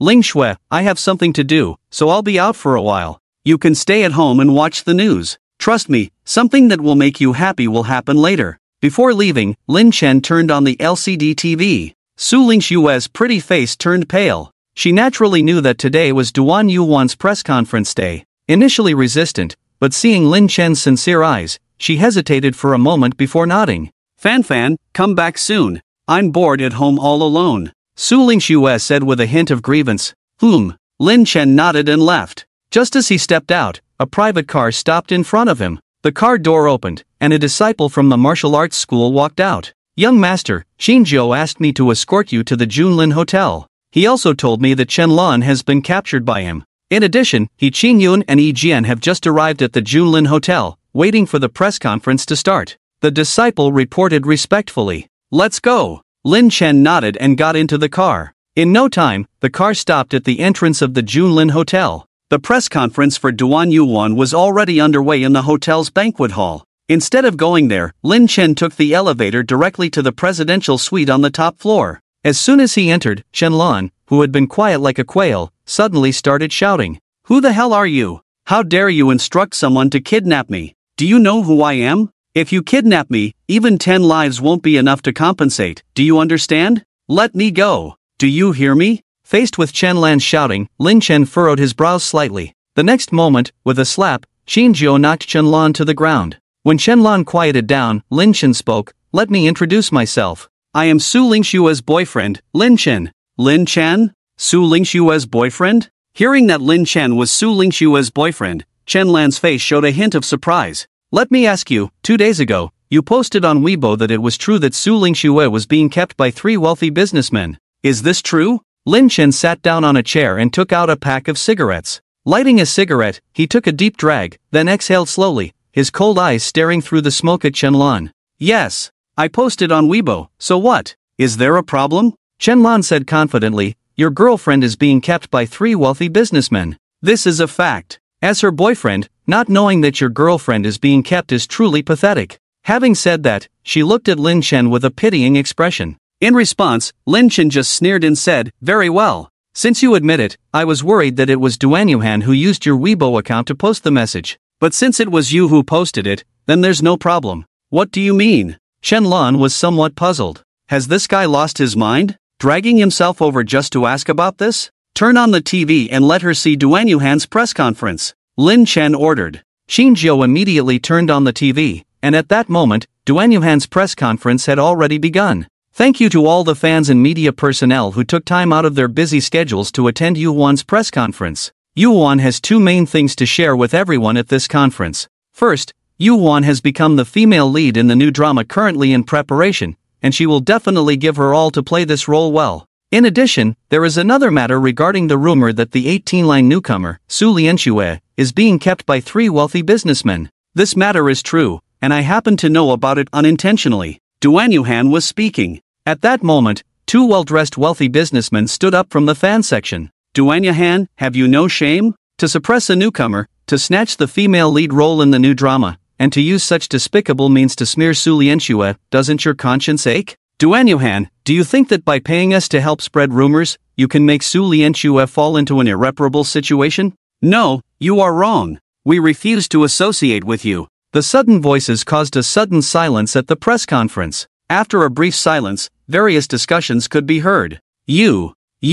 Duan Yuan turned her head, and when she saw the faces of He Qingyun and Yi Jian, her face instantly turned as white as paper. Dear fans, media friends, let us introduce ourselves. We are participants in the rumor that Su Lianxue is being kept, or more accurately, we are the wealthy businessmen fabricated by Duan Yuan in the rumor. Regarding the rumor about Su Lianxue being kept, it is completely false. The truth of the matter is that Duan Yuan gave us money to help her spread rumors, cooperate with her in defaming and smearing Su Lianxue. We were confused before because our company went bankrupt and we were in desperate need of money, so we spread the rumors of defaming Su Lianxue against our conscience. However, after 2 days of painful torment, we suddenly realized that we should not harm a pure and innocent girl for temporary gain. He Qing Yun and Yi Jian spoke out, revealing the truth of the matter to everyone. In an instant, the press conference erupted in an uproar. Countless spotlights, cameras, and microphones were aimed at Duan Yuhan. Duan Yuhan, now that your ruthless tactics against newcomers have been exposed, how do you plan to explain? Duan Yuhan, do you have anything to say about this rumor and smear incident? Duan Yuhan, as a public figure, how can you resort to such despicable means? Are you worthy of your vast number of fans, and of Su Lianxue, who is also an artist? Faced with numerous questions from the media and fans, Duan Yuhan's face flushed with shame. She stammered for a long time, but couldn't say a word. At the same time, Su Lianxue, who was watching the live broadcast of the press conference in the villa's living room, couldn't help but burst into tears. These days, her Weibo account had been flooded with angry comments from black fans, and even her former loyal fans had turned against her due to the rumor of being kept, subjecting her to various personal attacks. Not only that, she had received tens of thousands of private messages, filled with unbearable information that caused her immense pain, pushing her to the brink of collapse. Now, the truth had finally come to light. The press conference lasted for a full 2 hours, until the police came to take Duan Yuhan away, marking the end of it all. When it was over, Duan Yuhan had become a target of public criticism, with people calling for her downfall and various mineral water bottles and rotten eggs being thrown at her. The incident of Duan Yuhan's press conference instantly became the #1 hot search, and Su Lianxue's fame increased by more than 100-fold as a result. As the saying goes, people fear fame like pigs fear fattening up. Topping the hot search can certainly bring great fame, but it also attracts more haters and keyboard warriors. Some say that all of this was planned by Su Lianxue. There is no clean way in the entertainment industry. Duan Yuhan was just outmatched. It's just a step away in the game of chess. And in the first 10 minutes of this raging public opinion, Su Lianxue posted a message on Weibo. After this scandal, Lianxue feels that she is not suitable for the entertainment industry. Regarding the role of the female lead in the currently popular new drama, Lianxue will not take it. Please go easy on me, dear netizens. If you are still unsatisfied, Lianxue can leave social media, leave the live streaming platform, and never enter the sight of the vast number of netizens again. Thank you for your silent support, and also to the fans and friends who have supported Lianxue as always after the scandal. You are Lianxue's good friends, Lianxue's support, thank you. In addition, through Weibo, I want to thank my fan brother. It was him who comforted me when I was most helpless, chose to unconditionally believe in me. Fan brother, with you, Lianxue is very happy. Junlin Grand Hotel, Presidential Suite. After the press conference ended, Lin Chen turned to look at Chenlan, his eyes cold to the extreme. Chenlan, you previously said you were willing to guarantee with your head that the matter of Su Lianxue being kept was true. What do you say now? Lin Chen would not easily forgive those who dared to harm his beloved sister. I. Chenlan's face turned pale. No more words, right? Then fulfill what you said before. Lin Chen said coldly. This sentence directly sentenced Chenlan to death. What do you mean? Chenlan was a little confused. Although she posted on Weibo like that, did she really dare to chop off her own head? In this day and age, do you really think you are the emperor, holding the power of life and death over everyone? What do I mean? I mean, it's time for you to hit the road. Qin Zhou's eyes turned cold, and he lifted Chenlan up like a little chick. Let me go, you have no right to punish me. Chenlan shouted. Since you have the right to smear Lianxue, then we naturally have the right to fulfill your words, isn't that so? Lin Chen's mouth curved up, outlining a cruel arc. Towards his sisters, he could be a warm man, a caring brother, always accommodating, never angry. But towards others, he could be a demon, a soul-reaping messenger from hell. No, you don't have the authority, let me go. If you don't let me go, I'll scream. Help! Chenlan shook her head like a drum, but Qin Zhou directly knocked her unconscious with a hand chop. Deal with it cleanly. Lin Chen got up and left without looking back. A disciple of the martial arts school drove Lin Chen back to the villa. Along the way, Lin Chen looked out at the bustling streets and felt a little emotional. First Yunqi, then Lianxue, it looks like I not only have to be their brother, future husband, but also take on the role of their protector. The dragon has scales that must not be touched. The 7 sisters are Lin Chen's scales. Whoever dares to bully his sisters, he will turn into a demon and send those who seek death to hell. Back at the villa, Su Lianxue was curled up on the sofa, watching the TV commercials absent-mindedly. Hearing the door open, Su Lianxue quickly got up to greet him. Fan brother, was it you who orchestrated Duan Yuhan's press conference? As soon as they met, Su Lianxue couldn't help but ask. A well-prepared press conference suddenly encountered an unexpected turn of events. Lin Chen even made her watch the live broadcast of the press conference, which seemed too coincidental. Guess. Lin Chen smiled, neither confirming nor denying. But Su Lianxue was not foolish. Since Lin Chen did not deny it, it naturally meant that he was the one behind it. Thinking of all that Lin Chen had done for her, Su Lianxue's eyes turned red with emotion, and tears welled up in her eyes, rolling down her cheeks uncontrollably. What's wrong, Lianxue? Why are you crying? Seeing Su Lianxue cry, Lin Chen immediately felt sorry and stepped forward to wipe away the tears from the corners of her eyes. Fang, you are so good to me. Su Lianxue's gentle voice carried a hint of hoarseness. There was a strange look in her eyes as she stared straight at Lin Chen. Lin Chen chuckled, don't talk nonsense. You are my little sister. If I'm not good to you, then who am I good to? Sister, in Fang's heart, is Lianxue just a sister? Hearing this, Su Lianxue's eyes dimmed, and she suddenly lowered her head. The atmosphere suddenly became somewhat heavy. Lin Chen was dumbfounded. Oh dear, Lianxue, please don't misunderstand. When I say sister, I mean a sister in spirit. I just omitted the word spirit to avoid you thinking I'm being frivolous. Just as Lin Chen was struggling with how to explain, the doorbell suddenly rang. I'll go and answer the door. Su Lianxue wiped away her tears, bypassed Lin Chen, and went to open the door. Lianxue, I like you. Watching Su Lianxue's figure, Lin Chen couldn't help but say. Su Lianxue's body trembled slightly. After a brief pause, she quickly walked to the door and opened it. Qingqing's sister. Is it really you? Where did you go? I haven't seen you in so long. I missed you, Lianxue. Looking at the cold woman in black standing outside the door, Su Lianxue's eyes widened slightly, then she stepped forward and tightly hugged the woman in front of her. Hiss, the sudden hug caught the unprepared Yi Qingqing off guard, causing her to gasp in pain. Lianxue, that's enough. There are still guests at home. A smile appeared on Yi Qingqing's cold face. However, the corner of her eye began to assess Lin Chen standing inside the house. After 15 years, she naturally didn't know what Lin Chen looked like now. Moreover, Gu Yunqi didn't inform her of Lin Chen's return, so her first reaction was that Lin Chen might be Su Lianxue's boyfriend.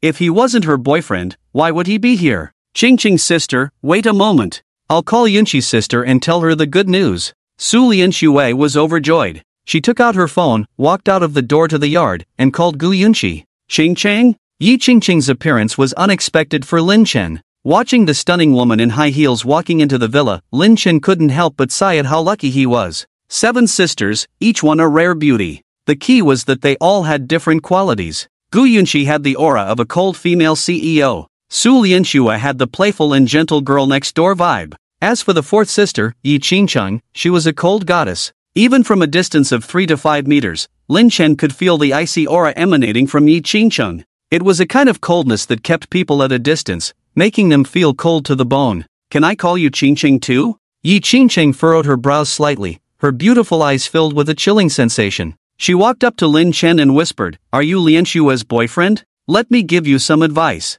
From today onwards, disappear from Lianxue's world, or I will make you disappear from this world. Ha! Upon hearing this domineering statement, Lin Chen was stunned. Disappear from Lianxue's world? What if I say no? Lin Chen realized that Yi Qingqing still didn't know who he was, so he couldn't help but tease her. As soon as the words fell, Yi Qingqing's right hand was as fast as lightning, instantly grabbing towards his neck. The speed of this move made Lin Chen couldn't help but be surprised. When did Mei become so skilled? The speed and angle of this move are not something an ordinary person can achieve. Snap! Lin Chen raised his hand and casually caught Yi Qingqing's wrist. He thought Yi Qingqing would stop, but she reacted quickly. Failing to land a hit, she grabbed Lin Chen's arm and then leaped, her long legs like scissors, instantly clamping around Lin Chen's neck. A deadly scissor kick? This is too exquisite, too smooth, isn't it? Lin Chen's face showed an expression of enjoyment. Nice posture, just a little less force, or should I use more strength? I can handle it. Lin Chen chuckled. Seeing Lin Chen being controlled by her and still joking around, Yi Qingqing suddenly felt murderous. She exerted force with her legs, preparing to directly crush Lin Chen's neck. Xingcheng, Fan Ji, what are you two doing? Su Lianxue, who had just finished the call, walked in. As soon as she entered, she saw such a provocative scene, causing her face to blush slightly. She covered her face with both hands, but her eyes peeked through her fingers at the 2 people on the ground. Fan Ji? Lianxue, what did you just call him? Fan Ji, this is Su Lianxue's childhood nickname for Lin Chen. Could it be that this wandering prodigal son, whose head she was holding, is Lin Chen? Ahem, Lang Shue, don't misunderstand. Xingcheng just hasn't seen me in a long time, and for a moment, couldn't resist being affectionate with me. Lin Chen coughed twice, trying to explain to himself and Yi Qingcheng. Are you really Lin Chen Gij? Yi Qingcheng released her legs, stood up, and looked Lin Chen up and down with a skeptical look. 15 years. The gentle Lin Chen Gij in her heart has been missing for 15 years. Now, he's back? Qingcheng Mimi, you are still the same as when you were a child, with a bit of a violent tendency. Lin Chen got up from the ground, patted his clothes, and stared at Yi Qingcheng with a smile. Hearing this, Yi Qingcheng couldn't help but widen her eyes, looking incredulous. When they were children, Lin Chen had said she had a bit of a violent tendency, but that was something he said to her in private when they were together, and he even told her to be more ladylike in the future, not always looking stern as if someone owed her money. Childhood memories echoed in her mind, and unconsciously, Yi Qingcheng's eyes began to redden. Lin Chen Gij, are you really my Lin Chen Gij? Yi Qingcheng tentatively asked again. Absolutely. If you don't believe me, I can still tell you some of your past embarrassing moments, like the time you wet the bed and were afraid the headmaster would find out, so you asked me to change the bedding for you, and also. Seeing Sime not believing him, Lin Chen began to recount Yi Qingcheng's past embarrassing moments. But as soon as he finished one, Yi Qingcheng blushed and quickly covered Lin Chen's mouth with her hand. Enough, one is enough. Are you planning to tell all my embarrassing moments to Ling Xue? I'm grown up now, do I have no dignity? Yi Qingcheng pouted, looking displeased as she glared at Lin Chen. Ha, aren't you afraid you won't believe me like Yunxi? Lin Chen laughed and patted Yi Qingcheng's hand away, then opened his arms and said to Yi Qingcheng, Qingcheng, it's been 15 years, don't you want to give Lin Chen Gij a loving hug? Annoying. Yi Qingcheng said annoying but still actively threw herself into Lin Chen's arms. Feeling the warmth and softness in his arms, Lin Chen felt a tingling sensation in his heart, a strange impulse making him somewhat delirious. You too, have you hugged enough? Am I invisible? This is too much. After about a minute, Su Lingxue couldn't help but start complaining. Hearing Su Lianxue's complaint, Yi Qingcheng's face turned red, and she quickly stepped out of Lin Chen's embrace. Lianxue, don't misunderstand, I just haven't seen brother Lin Chen for a long time, so I was a bit excited. Yi Qingcheng explained with a blush. Lin Chen just smiled, looking happy. Brother Lin Chen, you are such a flirtatious radish. I don't like you anymore. Seeing Lin Chen still laughing, Su Lianxue stomped her foot in anger, then grabbed Yi Qingcheng and headed upstairs to her own room. Don't go. Hearing this, Lin Chen couldn't laugh anymore. My dear Lianxue's sister, if you want to go upstairs, go ahead, but if you take Qingcheng with you, who will I hug and cuddle with? Lin Chen felt wronged. Half an hour later, Gu Yunxi, who received news of Yi Qingcheng's return, rushed back from the company. Qingcheng, where have you been all this time? I couldn't reach you on the phone, it's like you disappeared from the face of the earth. We were so worried about you. As soon as the three sisters reunited, Gu Yunxi began to inquire about Yi Qingcheng's situation. Yi Qingcheng's eyes flickered, and she smiled, saying, my phone had some issues before, I was wondering why none of you contacted me. Humph, same old excuse, you said the same thing last time, anyway, I don't care, from now on, your phone must stay on. If there's something important that you can't talk about, then you must contact us once a week. Gu Yunxi snorted and started setting conditions. Yi Qingcheng smiled helplessly, nodded, and said, okay, Yunxi is in charge, I will make sure to check in with you all once a week from now on. Yunxi, you're so silly. If Fan brother is back, will Qingcheng's sister leave again? Su Lianxue reminded, when we were kids, Qingcheng's sister was the one who stuck to Fan brother the most. It was my turn to snuggle with Fan brother, but she insisted on joining, so I ended up sleeping half the night with half my butt outside. That was all in the past, now that we're grown up, Qingcheng's sister has her own things to do. Su Lianxue mentioned their childhood, making Gu Yunxi a bit embarrassed. When they were kids, the seven sisters had secret meetings, taking turns to sneak into Lin Chen's bed each night of the week. Sticky when we were kids, even stickier now that we're grown up. You don't know that as soon as they met today, Su Lianxue wanted to tell Gu Yunxi about what had just happened, but Yi Qingcheng interrupted in time. Lianxue, say a few words less, you talk too much. Yi Qingcheng glared at Su Lianxue fiercely. Su Lianxue wasn't afraid at all, she even stuck out her tongue. Seeing this, Yi Qingcheng was speechless. Everyone was afraid of her when she was outside, but these good sisters of hers were the only ones not afraid of her. However, they didn't know what her current profession was. If they did, they might be afraid too. Wait a moment, I'll take this call. Just then, Yi Qingcheng's phone suddenly vibrated. She got up and walked to the balcony to answer the call. Scorpion, I heard you're in Nanjiang City? Perfect, I'm also on a mission in Nanjing City. Are you free tonight? We haven't seen each other in a long time. I want to have a good chat with you." A man's voice came through the phone. The voice was cold, but the tone was gentle, as if talking to his girlfriend. "Tonight? Tonight won't work. I have some personal matters." Yi Qingcheng looked back at Lin Chen inside, her eyes flashing. "Personal matters? Are they very important? More important than me?" The man on the phone sounded a bit displeased. "Yes, more important than you. All right, from now on, besides missions, don't contact me. I'm afraid he might misunderstand." Yi Qingcheng replied firmly. With that, she hung up the phone. At the same time, at the exit of Nanjing City train station, a man standing at 1.9 meters tall, with a black cloak draped over his shoulders, put down his phone with a grim expression. He took out a photo from his pocket, and the man in the photo was none other than Lin Chen. "Lin Chen, how dare you kill my brother? I will tear you into pieces and feed you to the dogs." Putting the photo back into his pocket, his figure gradually disappeared into the night. The night was as dark as ink. The three sisters chatted until 1 a.m. before returning to their respective rooms. Around 2 a.m., Lin Chen was still reminiscing about the deadly scissor kick from his fourth sister, Yi Qingcheng. But at that moment, a faint sound of footsteps caught Lin Chen's attention. His room was near the corner of the hallway, meaning the other three sisters would have to pass by his door if they were going downstairs. Could it be? As if he had figured something out, Lin Chen suddenly felt excited. Just as he eagerly anticipated one of his sisters sneaking into his bed in the middle of the night, a slight sound of someone going downstairs reached his ears. Upon hearing the footsteps downstairs, Lin Chen was instantly disappointed to the extreme. Why would anyone go downstairs in the middle of the night instead of sleeping? Lin Chen wondered. Each room in Gu Yunqi's villa had its own bathroom, so aside from using the restroom, what else could they be doing so late at night? With a hint of curiosity, Lin Chen decided to go out and investigate. He quickly got up, put on his clothes, gently opened the door, and slipped out. On the first floor, Lin Chen happened to see a figure leaving through the door. From the back, it looks like Sister Qingcheng. What could she be going out to do so late? Yi Qingcheng's actions piqued Lin Chen's curiosity. He quietly followed behind Yi Qingcheng and saw her walk briskly to an open-air parking lot not far from the villa.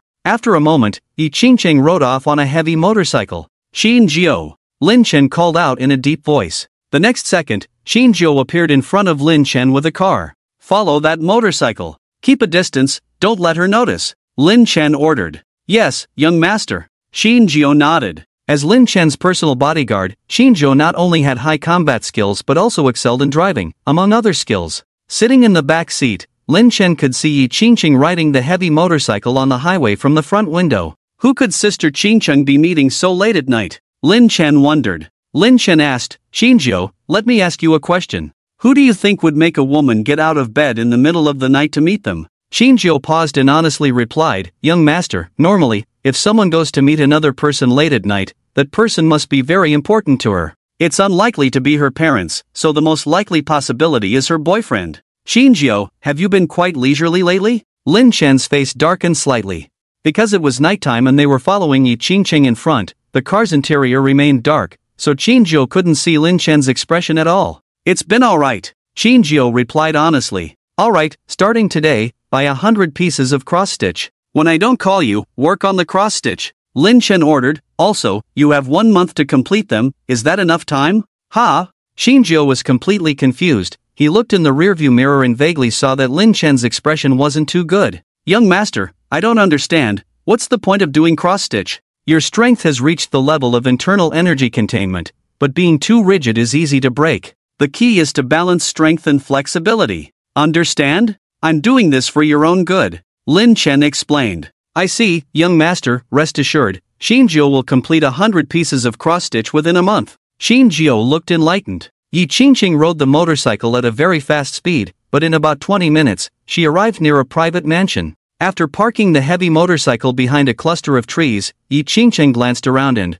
confirming that no one was around, she agilely leaped over the towering courtyard wall like a flexible cat. "Oh my, how light must Qingcheng be to defy gravity like that?" Lin Chen couldn't help but exclaim. As he spoke, he also leaped over the courtyard wall. Standing behind a large tree near the courtyard wall, Lin Chen peeked out half of his head to observe Yi Qingcheng. He muttered to himself, planning to create a distraction if Qingcheng was meeting a man and behaving intimately with him. As for what would happen next, it would involve getting rid of that man. Damn it, how dare someone try to steal the woman of this young master? If he doesn't kill him, how can he let it go? Just as he was thinking this, he saw Yi Qingqing effortlessly open the gate of the mansion and then sneak inside. Concerned about being discovered, Lin Chen did not follow her inside but instead climbed up the tree in front of him. Finding a relatively sturdy tree trunk, Lin Chen stabilized himself and looked towards the windows of the mansion. Due to the angle, Lin Chen could see the light suddenly turning on in a bedroom on the second floor of the mansion. Who are you? In the mansion bedroom, Duan Yuhan, dressed in a bright red robe, was startled awake by the glaring light.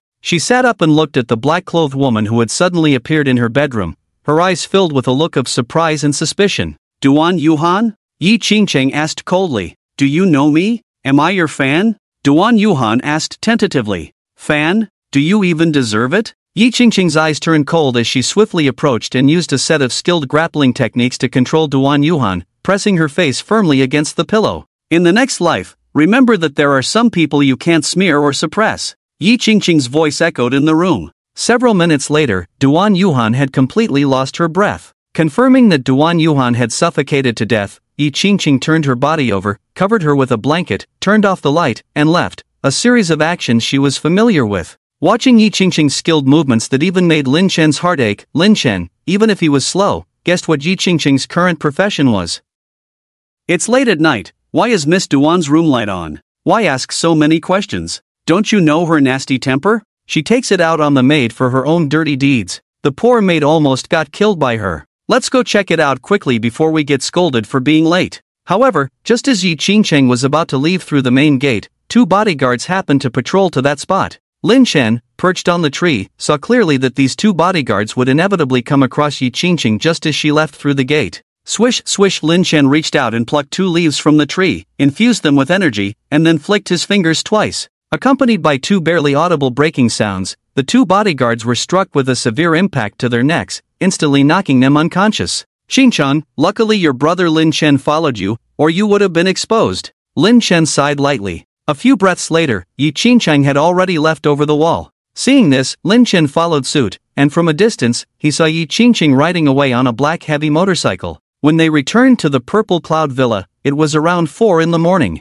After a quick wash, Lin Chen fell asleep. When he woke up, it was already past 10 in the morning. At this time, Gu Yunqi had already gone to the company, and Su Lingxue had returned to school. In the vast villa, only Lin Chen and his 4th sister Yi Qingqing remained. As soon as Lin Chen came downstairs, he saw Yi Qingqing sitting on the sofa with her legs crossed, watching the news on TV. The news was about the famous star Duan Yuhan who had suddenly stopped breathing and died at home last night. Brother Lin Chen, why did you sleep in so late? Did you do something bad last night? Yi Qingqing turned his head and smiled at Lin Chen. Lin Chen smiled and said, how could it be? Am I that kind of person? I just had trouble sleeping last night. Oh, Yi Qingqing responded, but her eyes seemed a bit unfocused. Did brother Lin Chen not notice me sneaking out in the middle of the night when he couldn't sleep last night? She secretly wondered. Oh, Duan Yuan died? Lin Chen looked at the TV screen and sighed softly. What a pity. Hearing this, Yi Qingqing frowned slightly and said displeased, what's there to pity? This kind of cunning and ruthless woman who stops at nothing to achieve her goals should die early. Qingqing, you seem to really dislike this Duan Yuan. Lin Chen probed Yi Qingqing. How can I not dislike her? She actually slandered Lian Shui, it's despicable. Yi Qingqing said angrily. True, I dislike her too. Lin Chen nodded in response. Brother Lin Chen, are you free today? I'm free, why? Nothing, just bored at home, wanted you to accompany me for a walk. No problem, as long as Qingqing's sister asks, I'll accompany you anywhere. Brother Lin Chen, you're really nice. Yi Qingqing smiled brightly. 10 minutes later, the 2 of them took a taxi to Kanzhuang Avenue. After getting off the car, Yi Qingqing pulled Lin Chen along until they reached an almost abandoned small park. Yi Qingqing pointed to the park and asked, Brother Lin Chen, do you remember this place? Of course I do. Looking at the almost deserted park, Lin Chen couldn't help but feel nostalgic. He remembered clearly that when they were still in the orphanage, little sister Yi Qingqing would often sneak out to play and liked to drag Lin Chen along. Every time they sneaked out, they would come to this small park to play, and the swing in the park was Yi Qingqing's favorite. Really? Yi Qingqing seemed a bit incredulous. You, when we were kids, always dragged me to climb the orphanage wall, then come to this small park to swing on the swing. What's worse, every time we were caught by the orphanage director, you blamed me. With that, Lin Chen gently tapped Yi Qingqing's forehead. I suspect that when you were a child, you didn't want to play with me, but wanted to find someone to blame. No way. Hearing this, Yi Qingqing blushed, feeling sweet inside. Brother Lin Chen, can you swing with me? Yi Qingqing looked up at Lin Chen, her eyes full of anticipation. Of course. Lin Chen nodded. The two entered the park together, unaware of a shadow following them from a distance. Lin Chen and Yi Qingqing walked into the park together. However, once inside, both of them couldn't feel happy. After 15 years, the park from their childhood memories was now in ruins, the playground equipment they used to play on covered in rust. Even the swing that held many of their happy memories was nowhere to be found.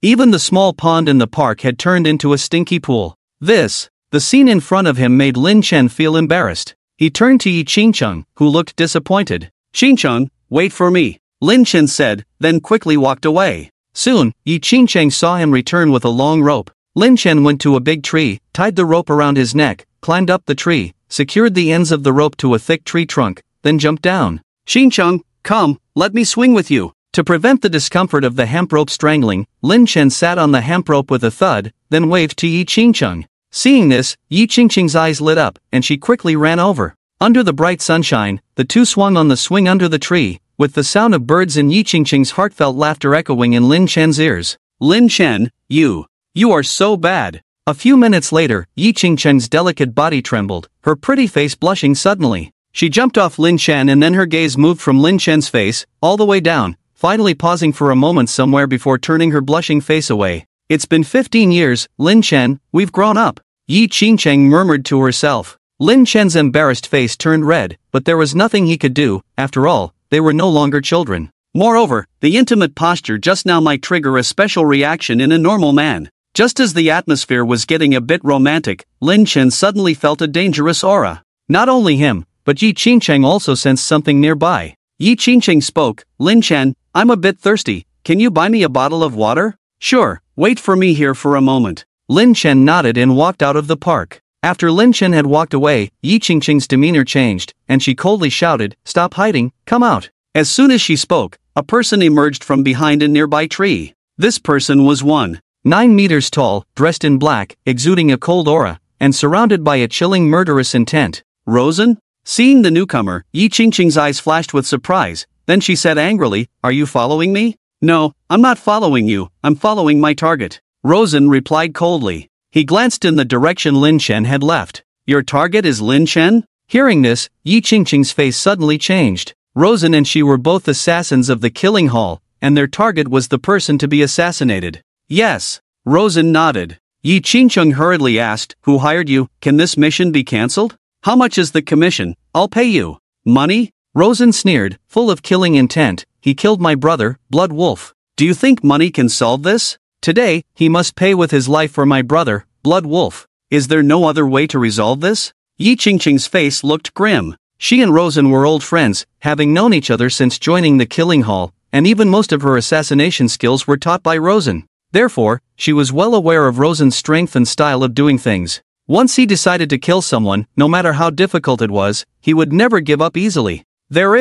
She thought there was no room for negotiation in this matter, and she was even prepared to fight Rosen here, but Rosen's answer surprised her. How to resolve it? Yi Qingqing asked quickly. You become my woman, and only loyal to me, then I can consider sparing Lin Chen. Otherwise, forget it. Rosen looked at Yi Qingqing with intense desire in his eyes. From his gaze, Yi Qingqing saw a strong possessiveness. That's impossible. Yi Qingqing's face darkened, and she refused without hesitation. The only man she could ever accept in her life was Lin Chen. Apart from Lin Chen, no other man could catch her eye. In that case, Lin Chen's fate is sealed. Rosen's eyes turned cold, he turned around and left without looking back. Not long after Rosen left, Lin Chen returned with 2 bottles of mineral water. Seeing Yi Qingqing staring into the distance in a daze, Lin Chen approached and flicked her straight nose. What are you daydreaming about? With that, he handed her one of the bottles of mineral water. Yi Qingqing took the mineral water and shook her head with a smile, saying, no, I was just thinking about some things from my childhood.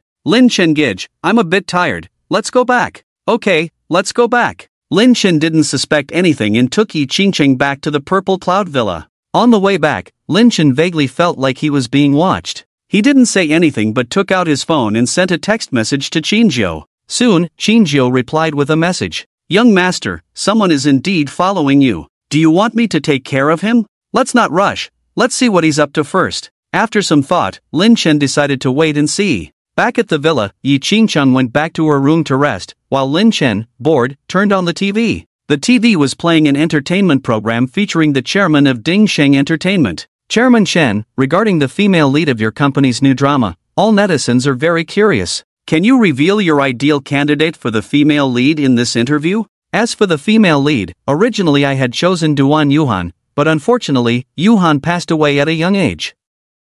Therefore, the selection for the female lead is still ongoing. Of course, if anyone has good recommendations for actresses who fit the character and qualities of the female lead, I will consider them. Halfway through the interview, there were loud shouts from the audience below. Chairman Chen, the female lead should have a fairy-like temperament, aloof and ethereal. Currently, the most suitable candidate for this temperament is Su Lianxue, right? Yes, this script is simply tailor-made for Su Lianxue. If Su Lianxue plays the female lead, I will definitely watch the drama. Su Lianxue has such a great temperament, and she looks like a fairy. She is truly deserving of the female lead role. The voices from the audience were incessant. The host was a bit embarrassed, but fortunately, Ding Sheng Entertainment's chairman, Chen Guobin, was very easygoing. Seeing all the audience members enthusiastically recommending Su Lianxue, he smiled and responded, "Originally, the female lead of my new drama was indeed Su Lianxue, but due to some rumors, I changed it to Duan Yuhan. However, unfortunately, Duan Yuhan passed away at a young age. Currently, I am also having a headache over the selection of the female lead for the new drama. I still want Su Lianxue to take on the role, but as you all know, Su Lianxue previously stated on Weibo that she does not plan to enter the entertainment industry, so, if you really want to see Su Lianxue play the female lead, you'll have to work hard for it." Watching the entertainment program on TV, Lin Chen couldn't help but marvel at the popularity of Su Lianxue, the sixth sister. Just then, Lin Chen's phone rang. It was a call from Su Lianxue. "Fan Ge, are you free this afternoon? Our class is having a graduation party, and I want you to be my escort." "Of course, no problem. Send me the location, and I'll come find you tonight." "Fan Ge, you're so nice." After hanging up the phone, Lin Chen changed into a new outfit and prepared to go out. At that moment, Yi Qingcheng suddenly walked out of her room. "Lin Chen Gij, where are you going?" Yi Qingcheng was somewhat worried. Rosen had already made up his mind to kill Lin Chen, and all she could do now was to protect Lin Chen closely and try not to let him out of her sight. "Oh, Liang Shui has a graduation party this afternoon and wants me to be her escort," Lin Chen explained. "Oh, can you take me with you? I'm bored being alone at home," Yi Qingcheng said, looking at Lin Chen expectantly. Lin Chen, feeling helpless, could only nod in agreement. Half an hour later, Su Lianxue sent the address, and Lin Chen took Yi Qingcheng in a taxi to the location. The address was a 5-star private hotel called Prince in Nanjiang City. When Lin Chen and Yi Qingcheng arrived at the Prince Hotel, it was already past 5 in the afternoon. Fan Ji, over here." "Oh, Qingcheng Jia, you're here too?" As soon as the two got off the car, Su Lianxue, who had been waiting for a long time, quickly walked over. Seeing Yi Qingcheng there too, a hint of surprise flashed in Su Lianxue's watery eyes. "Why, not welcoming me, the third wheel?" Yi Qingcheng gave Su Lianxue a glance. The latter blushed and quickly said, "No way, Qingcheng, don't talk nonsense."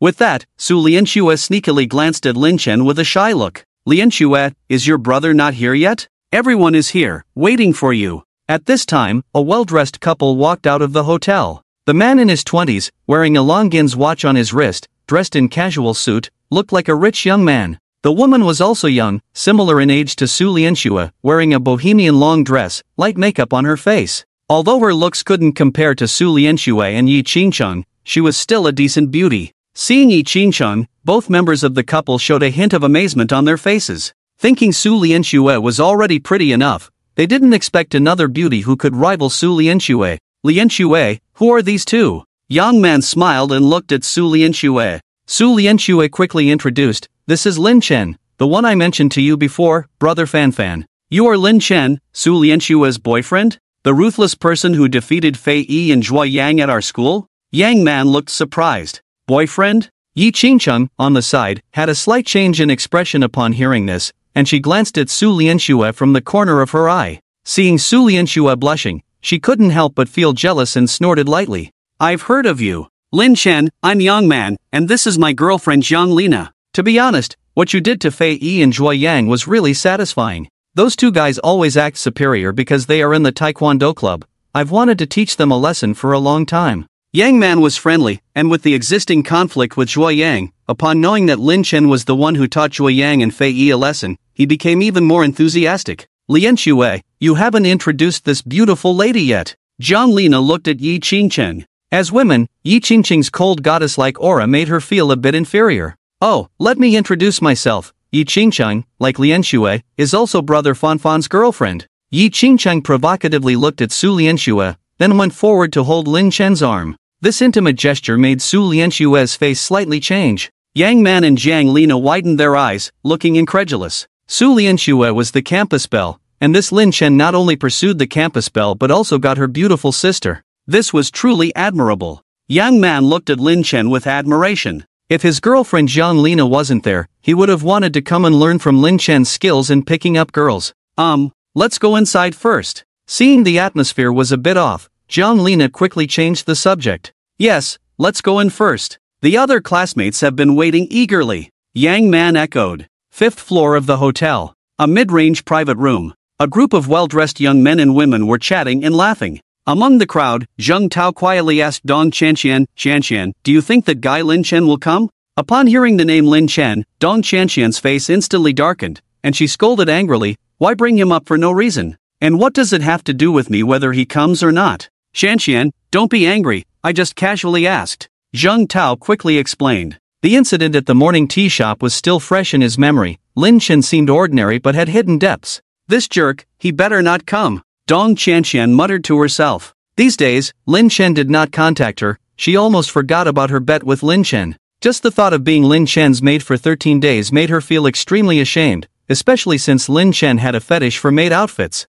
A maid outfit. She had never worn a maid outfit for a man before in her life. What made her even more angry was that she had to serve Lin Chen tea, pour water, and give him massages. Look, the campus belle Su is here. Suddenly, a girl sitting nearby exclaimed. Dong Chanxian instinctively looked towards the direction of the private room door, and when she saw Lin Chen coming, she quickly turned her head to the side, afraid that Lin Chen would notice her. Wow, who is this beauty? Who is this beauty? She's so beautiful. Her temperament, her looks, oh my god, I think I'm in love. As Yi Qingcheng entered the private room, a group of boys suddenly lit up with excitement. One Su Lianxue was already pleasing to the eye, and now there was another beauty with an elegant temperament and looks that were no less than Su Lianxue's. This was too good to be true, right? Let me introduce you all. This is Lin Chen, our Su's brother, and this is Lianxue's sister, Yi Qingcheng. Yang Man gave a brief introduction to the classmates. Upon hearing that Lin Chen was Su Lianxue's brother, everyone's eyes widened. The reason was simple, everyone knew that Su Lianxue's brother was her boyfriend, but now, Su Lianxue's boyfriend was being embraced by another beauty.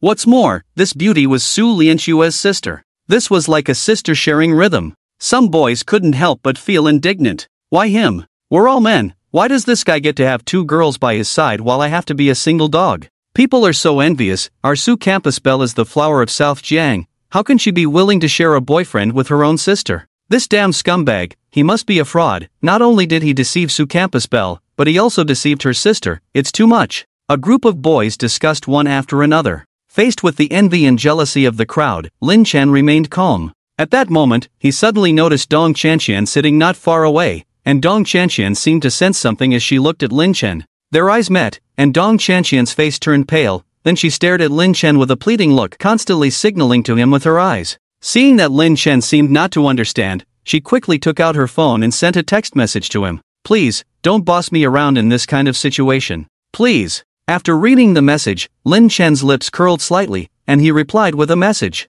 Sure, let's change it to a month instead of half a month. If you agree, I won't boss you around today. If you disagree, hee. As soon as the message was sent, Dong Chanxian immediately opened it. Bastard. After reading the message, Dong Chanxian gritted her teeth, wishing she could pounce on Lin Chen and bite him to death right now. But she held back. In order not to embarrass herself in front of her classmates, Dong Chanxian suppressed her anger and agreed to Lin Chen's shameless condition. With everyone present, the food was served, and Su Lianxue's classmates began chatting and catching up. As an outsider, Lin Chen couldn't join in the conversation, so he focused on eating. At that moment, Yi Qingcheng poured a glass of wine for Lin Chen and said with a smile, Brother Lin Chen, luckily I'm here to accompany you, otherwise you would be so awkward, right? Lin Chen coughed twice and agreed, ahem, thank you, Qingcheng, for being so considerate. Brother Fan, are you saying that Lianxue is not considerate? Before he could respond, Su Lianxue, who was sitting on Lin Chen's left, suddenly whispered softly. Lin Chen was instantly confused. The private room was not quiet, and his voice wasn't loud, so how did she hear him? For a moment, Lin Chen was in a dilemma. Brother Fan, I'm angry. Su Lianxue snorted softly and turned her head to the side. Lin Chen was about to cry. This kind of situation had never happened when they were young. Why is it that as they grow up, they start getting jealous? Bang! Just as Lin Chen was thinking about how to comfort Su Lianxue, the door of the private room was suddenly kicked open by someone. The loud noise instantly quieted the room. Everyone looked at the middle-aged man who stumbled into the room. What are you looking at? I just walked into the wrong room, that's all. If you bother me while I'm eating, I'll gouge your eyes out. The middle-aged man, with bleary eyes, realized immediately that he had entered the wrong room. Damn, you walked into the wrong room and you're acting tough? Exactly, what a disgrace, no manners. Get out of here. Get out quickly, don't disturb us while we're eating. Several young men, full of vigor, couldn't help but start scolding the man who entered the wrong room so arrogantly. The middle-aged man, upon hearing this, laughed in anger. Oh, a bunch of little brats who haven't even grown up yet, acting all tough. Dare to talk to me like that? You want to die? Who the hell do you think wants to die? If I don't teach you a lesson today, I'm not surnamed with you. A sturdy young man, in order to show off in front of beautiful women like Su Lianxue and Yi Qingcheng, immediately stood up to discipline the middle-aged man. The middle-aged man was obviously drunk, and after just a brief encounter, he was beaten up with a swollen nose, bleeding profusely. Good hit! Zheng Tao and some other students who were watching the commotion cheered. You wait for me, this grudge is settled, don't you dare run. The middle-aged man staggered out of the room, still threatening as he left. Get out of here! What a joke! Zheng Tao stood up and shouted loudly. They thought the matter would end there, but a few minutes later, the door of the room was kicked open again. The middle-aged man who had been beaten up before came in with more than 20 thugs. You little brats, dare to hit me, today none of you will leave. The middle-aged man scanned the room and roared in anger. All the students, including Su Lianxue, were scared pale, except for Lin Chen and Yi Qingcheng, who remained calm. Seeing the other party's overwhelming force, Zheng Tao, who was still aggressive just now, immediately backed down. He lowered his head, afraid that the middle-aged man would come after him. Dong Qianqian, feeling extremely disappointed, looked towards Lin Chen subconsciously, only to see Lin Chen drinking and eating as if nothing had happened. For some reason, seeing Lin Chen so calm, Dong Qianqian, who was initially anxious, felt a sense of relief. You little brats, did you enjoy hitting me just now? Come, hold this kid down for me. The middle-aged man quickly found the student who had hit him earlier in the crowd, pointed at him, and a few thugs immediately went over to grab him. Big brother, I was impulsive earlier. We are all educated people, can't we talk it out? The student was already terrified. He thought it was just an ordinary drunk person, but he didn't expect the man to bring over more than 20 thugs in just a few minutes. He was already regretting it. However, the middle-aged man clearly had no intention of letting him off easily. Smack, the middle-aged man slapped the student hard across the face. In no time, the student's cheek swelled up high. Stop! Seeing her classmate being hit, Su Lianxue immediately stood up to stop it. Stop? Who the hell are you? You say stop, so we stop? The middle-aged man turned to Su Lianxue, and upon seeing her, his eyes lit up, and he smirked. So you're a little beauty, looks like I'm in luck today. Mr. Chen, there are 2 more pretty girls over there, they look good too. A thug smirked and pointed towards Yi Qingcheng and Dong Qianqian. Yi Qingcheng is fine, for her, this is just a small scene, so her heart is calm. But Dong Qianqian is different, as a rich young lady, she has never seen such a situation before. When she saw the middle-aged man looking at her, her face turned pale. 3 little beauties stay, the rest can leave, the middle-aged man said with a smirk. Tonight, he was going to have a battle with 3 women. As soon as he spoke, Su Lianxue's classmates rushed out of the private room in a panic, afraid of being left behind and beaten up. In no time, Su Lianxue's classmates had all disappeared, except for Lin Chen, who acted as if nothing was happening, eating and drinking casually, even taking out his phone to send a text message. Seeing Lin Chen unmoved, the middle-aged man's face darkened and he scolded, Kid, are you deaf? I told you to leave, don't you understand? Leave? Why should I leave? Lin Chen put down his glass, smiling as he stared at the middle-aged man with a bruised face. Are you intentionally looking for trouble? The middle-aged man raised his eyebrows and waved his hand. Ignorant fool, teach him a lesson. Several henchmen received the order and were about to attack Lin Chen. Seeking death. Yi Qingqing's face turned cold as she stood up and rushed out. She was agile and fast, each strike aimed at vital points. In just about a minute, she effortlessly dealt with over 20 henchmen. The middle-aged man was shocked by what he saw. Who did you say you wanted to fight? Yi Qingcheng walked step by step towards the middle-aged man, her eyes cold and full of killing intent. I was just joking, please forgive me, I won't do it again, the middle-aged man stammered, kneeling on the ground. Yi Qingcheng raised her hand, revealing a sharp knife, and tapped the man's swollen face lightly, saying, remember, anyone who touches my man, I'll take their life. The man trembled, promising to remember and never forget. Leave, Yi Qingcheng ordered coldly. The man quickly left, grateful for being spared. With the trouble resolved, Yi Qingcheng quickly thought about how to explain her martial arts skills to Lin Chen and Su Lianxue. When she turned to look at them, she saw Su Lianxue admiring her with a cute expression, making Yi Qingcheng feel a bit embarrassed. Qingcheng, you're so cool, Su Lianxue exclaimed. Seeing a woman take down over 20 strong men in one go was like a scene from a martial arts movie, amazing. Qingcheng, what's on your back? Lin Chen noticed some faint red bloodstains on Yi Qingcheng's back. Oh, it's nothing, Yi Qingcheng replied, trying to cover up, saying she might have accidentally touched something dirty. Lin Chen could tell she was hiding something, but since Yi Qingcheng didn't want to talk about it, he didn't press further. 10 minutes later, Dong Chanxian drove Su Lianxue back to the school dormitory. Lin Chen and Yi Qingcheng took a taxi back to the villa. Su Lianxue had initially planned to go back to the villa with them, but remembering she had things at the dormitory, she decided to stay the night and move back the next day. When Lin Chen and Yi Qingcheng returned to the villa, it was already past 7 o'clock. I thought Gu Yunqi had already finished work and come back, but I didn't expect Gu Yunqi to still be working overtime at the company. Brother Lin Chen, I'll go back to my room to take a shower first. The two returned to the villa, and Yi Qingcheng wanted to go upstairs, but Lin Chen reached out and stopped her. Qingcheng, now that Lianxue is not here, there are only the two of us in the villa. There's something I want to confirm. Lin Chen looked serious. Yi Qingcheng was a bit confused, not knowing what Lin Chen wanted to confirm. But the next moment, her face blushed uncontrollably. Lin Chen, without hesitation, reached out and began to unbutton Yi Qingcheng's clothes. Yi Qingcheng blushed, her heart pounding like a little deer. She wanted to stop him, but for some reason, when Lin Chen's hand touched her skin,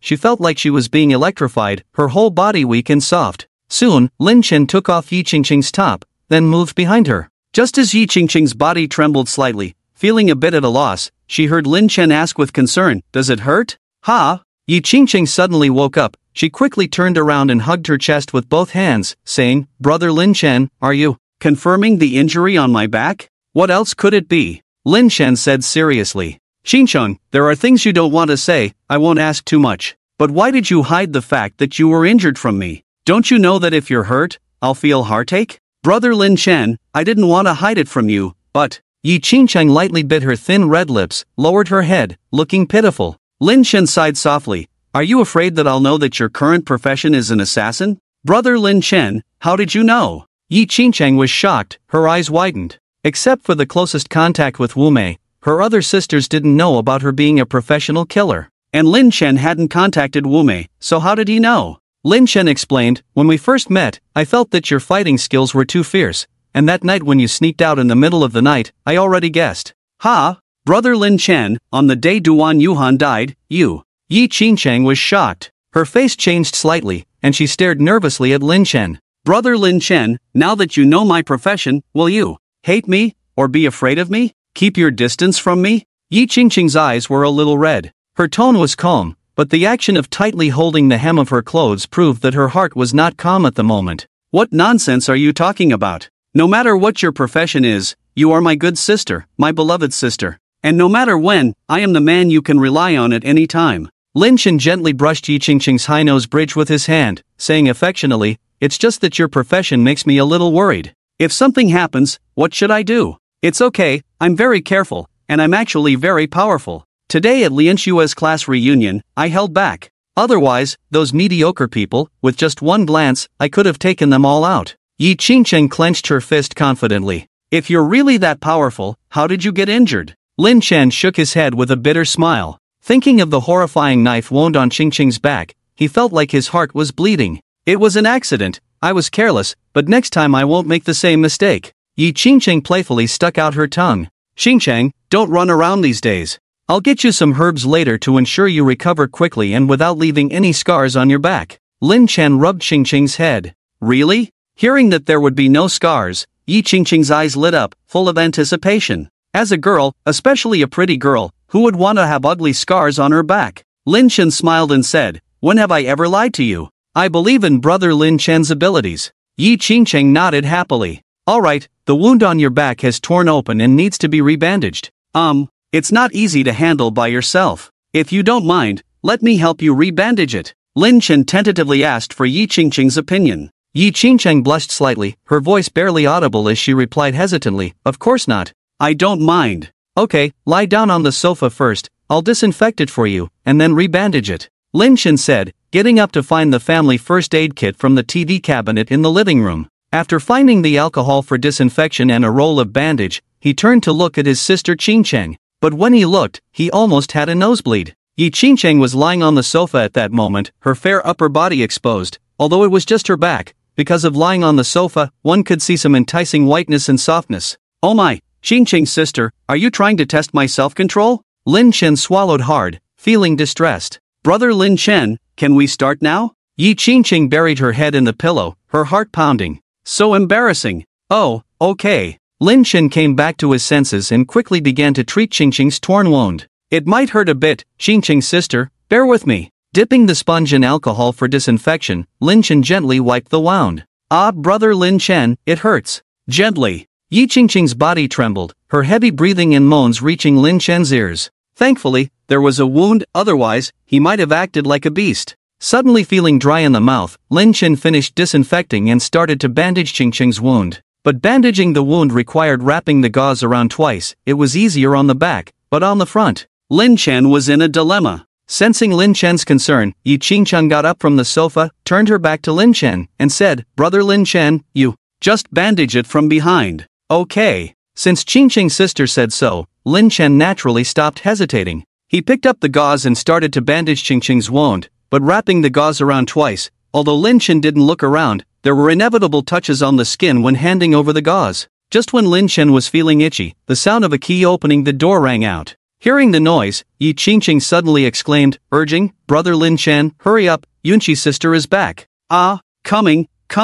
Lin Chen also panicked, quickly tying a knot with the gauze. If Yunqi's sister saw this, it would be hard to explain. After bandaging the wound, Yi Qingcheng grabbed the blood-stained gauze on the sofa and rushed upstairs in a flash. Her figure had just disappeared around the corner of the corridor when Gu Yunqi walked in. Brother Lin Chen, I think I heard Qingcheng's sister's voice. What were you two doing just now? Gu Yunqi stared at Lin Chen suspiciously. Lin Chen cleared his throat and smiled. Are you hearing things? Qingcheng is resting upstairs now. Is that so? Then what about the clothes on the sofa? Wait, whose bra is this? Gu Yunqi approached and keen-eyed. She immediately noticed Yi Qingcheng's clothes on the sofa. Putting together the sounds she heard outside the door just now, her pretty face turned red in an instant. Brother Lin Chen, you and Qingcheng's sister, you too. You're too much. Gu Yunqi was both embarrassed and angry, glaring fiercely at Lin Chen before storming upstairs in a huff. It's a misunderstanding, Yunqi. It's not what you think. I didn't do anything with Qingcheng. We didn't do anything.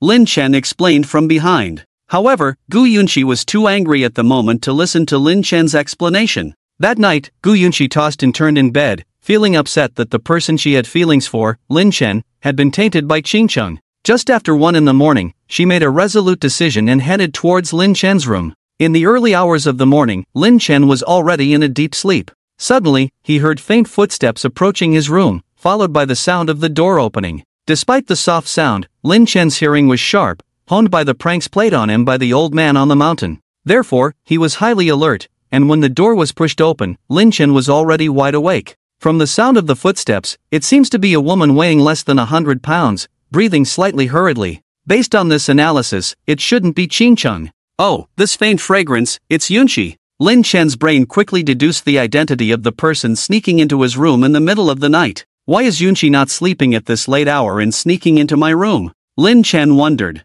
Could it be that Yunqi wants to offer herself for love? The thought excited Lin Chen instantly. As Lin Chen was lost in his thoughts, a fair jade hand gently lifted the velvet blanket covering him. Subsequently, a warm and fragrant body slipped into his bed. Gu Yunqi blushed, curling up in Lin Chen's embrace. When she raised her head, she was met with Lin Chen's handsome face inches away. Smack, love arose without warning, deepening with each passing moment. Looking at the man so close to her, Gu Yunqi boldly kissed Lin Chen on the corner of his lips. The next moment, Lin Chen jolted awake as if shocked. Before his eyes was Gu Yunqi's stunningly beautiful blushing face. Alluring and enchanting. These words seemed to exist solely for Gu Yunqi. Seeing the beauty so close to him, Lin Chen swallowed nervously and asked, Yunqi, what are you? Lin Chen, what Qingcheng can give you, I can give you too. Gu Yunqi gazed deeply at Lin Chen. Lin Chen was momentarily at a loss for words. He furrowed his brows and asked, what did Qingcheng give me? Tonight, you and Qingcheng in the living room, you two.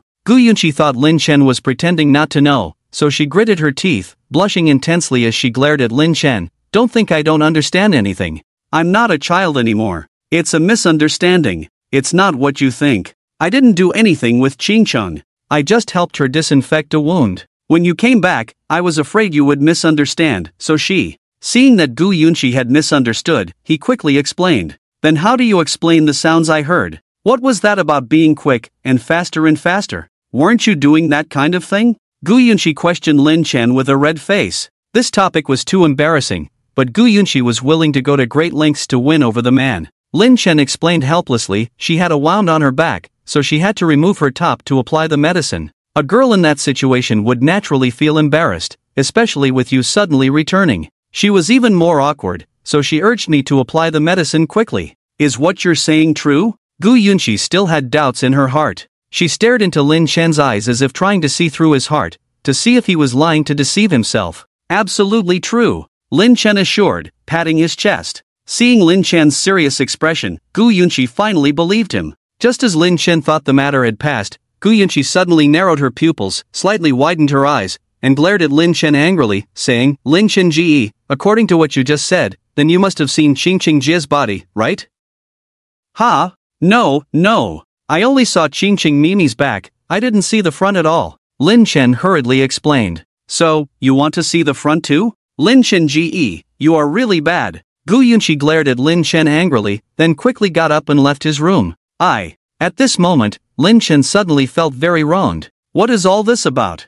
I was about to take off my pants, and you just left like that? Yunqi Mimi, are you deliberately not letting your Lin Chen Ji have a good night's sleep? Lin Chen was at a loss. That night, he had a hard time falling asleep. He began to regret why he had said so much nonsense before. If he had been more assertive, more domineering, more direct, maybe the result would have been different. While Gu Yunqi and Yi Qingcheng slept soundly. The next day, early in the morning, Lin Chen went downstairs with panda eyes. In the living room, Yi Qingcheng was applying a face mask and watching the morning news, while Gu Yunqi had just finished getting ready and was about to leave for work. Seeing Lin Chen downstairs, Gu Yunqi stopped and said, Lin Chen Ji, breakfast is in the kitchen, remember to finish it. Also, when I'm not at home, it's best not to do anything bad, otherwise. Humph. As she spoke, Gu Yunqi extended 2 fingers and then quickly brought them together. Don't worry, I am a man of integrity. Lin Chen replied with a dry laugh. That's good. See you tonight. Gu Yunqi left for work with peace of mind. Watching Gu Yunqi leave, Lin Chen prepared to go to the kitchen to find something to eat, but at that moment, Yi Qingcheng suddenly said with a hint of resentment, Lin Chen Ji, do you know what day it is today? Lin Chen turned to look at Yi Qingcheng, whose eyes were filled with a hint of expectation. Due to his insomnia, his brain was a bit slow to react at the moment. Today? Let me think. Sure enough, Lin Chen Ji doesn't remember what day it is today. Seeing that Lin Chen didn't remember, the look of expectation in Yi Qingcheng's eyes instantly disappeared, replaced by a strong sense of disappointment. How could I forget? Qingcheng Mimi, wait for me. Suddenly, Lin Chen remembered that today was Qingcheng Mimi's birthday, right? With that in mind, he quickly went upstairs and took out the ocean heart necklace he had bought at auction. Coming downstairs, he handed the jewelry box containing the ocean heart necklace to Yi Qingcheng, saying, Qingcheng Mimi, happy birthday. Lin Chen Ji, you've already prepared a gift? Yi Qingcheng looked surprised. The low spirits instantly turned sunny. A smile appeared on her stunning face. Opening the jewelry box, a beautifully crafted necklace caught her eye. So beautiful. Lin Chen Ji, I love you so much. While women all love beautiful jewelry, and Yi Qingcheng was no exception. She happily put on the necklace and went back to her room to look in the mirror, when suddenly her phone rang. Despite her joyful mood, she didn't check the caller ID reminder and answered the phone directly. Scorpion, the bomb will explode in 30 seconds. If you don't want to die with Lin Chen, jump out the window now and escape. Bomb! Yi Qingcheng was instantly stunned, but she quickly reacted and rushed downstairs. Lin Chen Ji, run, there's a bomb in the villa. She hurried downstairs, her heart pounding in her throat. She is not afraid of death, but she does not want Lin Chen to die. At this moment, Lin Chen is sitting on the sofa in the living room, drinking tea. When he sees his sister running downstairs in a panic, he is first surprised. But when he hears what his sister said clearly, he mutters to himself, "Damn."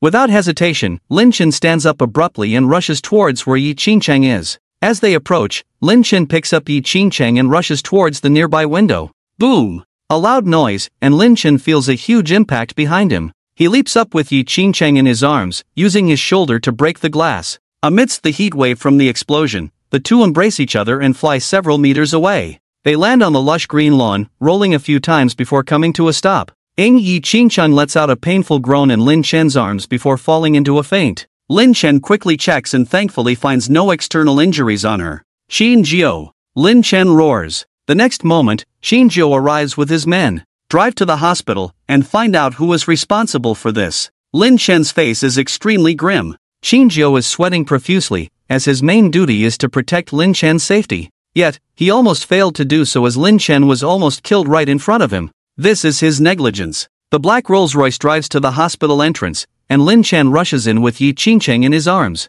Soon, Yi Qingcheng is taken to the examination room. Lin Chen paces back and forth outside the examination room, feeling extremely suppressed. "Young master, we found out that after you and Miss Yi left yesterday, a suspicious person sneaked into the villa and planted the bomb. We are currently investigating the identity of this person, and we expect to have results in about an hour." Xinjiu hangs up the phone and reports to Lin Chen. "Young master, it's my fault this time. Please punish me." Xinjiu kneels down. "It's not your fault, it's my carelessness." Lin Chen shakes his head. Xinjiu has always been protecting him closely, and if he's not in the villa, Xinjiu naturally wouldn't stay outside the villa all the time. Thinking of this, Lin Chen adds, "This incident is a lesson. Bring in more people to protect my three sisters secretly. I will arrange it immediately." Xinjiu nods and goes to call for reinforcements. After about half an hour, the doctor comes out of the examination room. "Doctor, how is my sister?" Lin Chen asks anxiously. Yi Qingcheng has no external injuries, but internal injuries are uncertain, which is his main concern.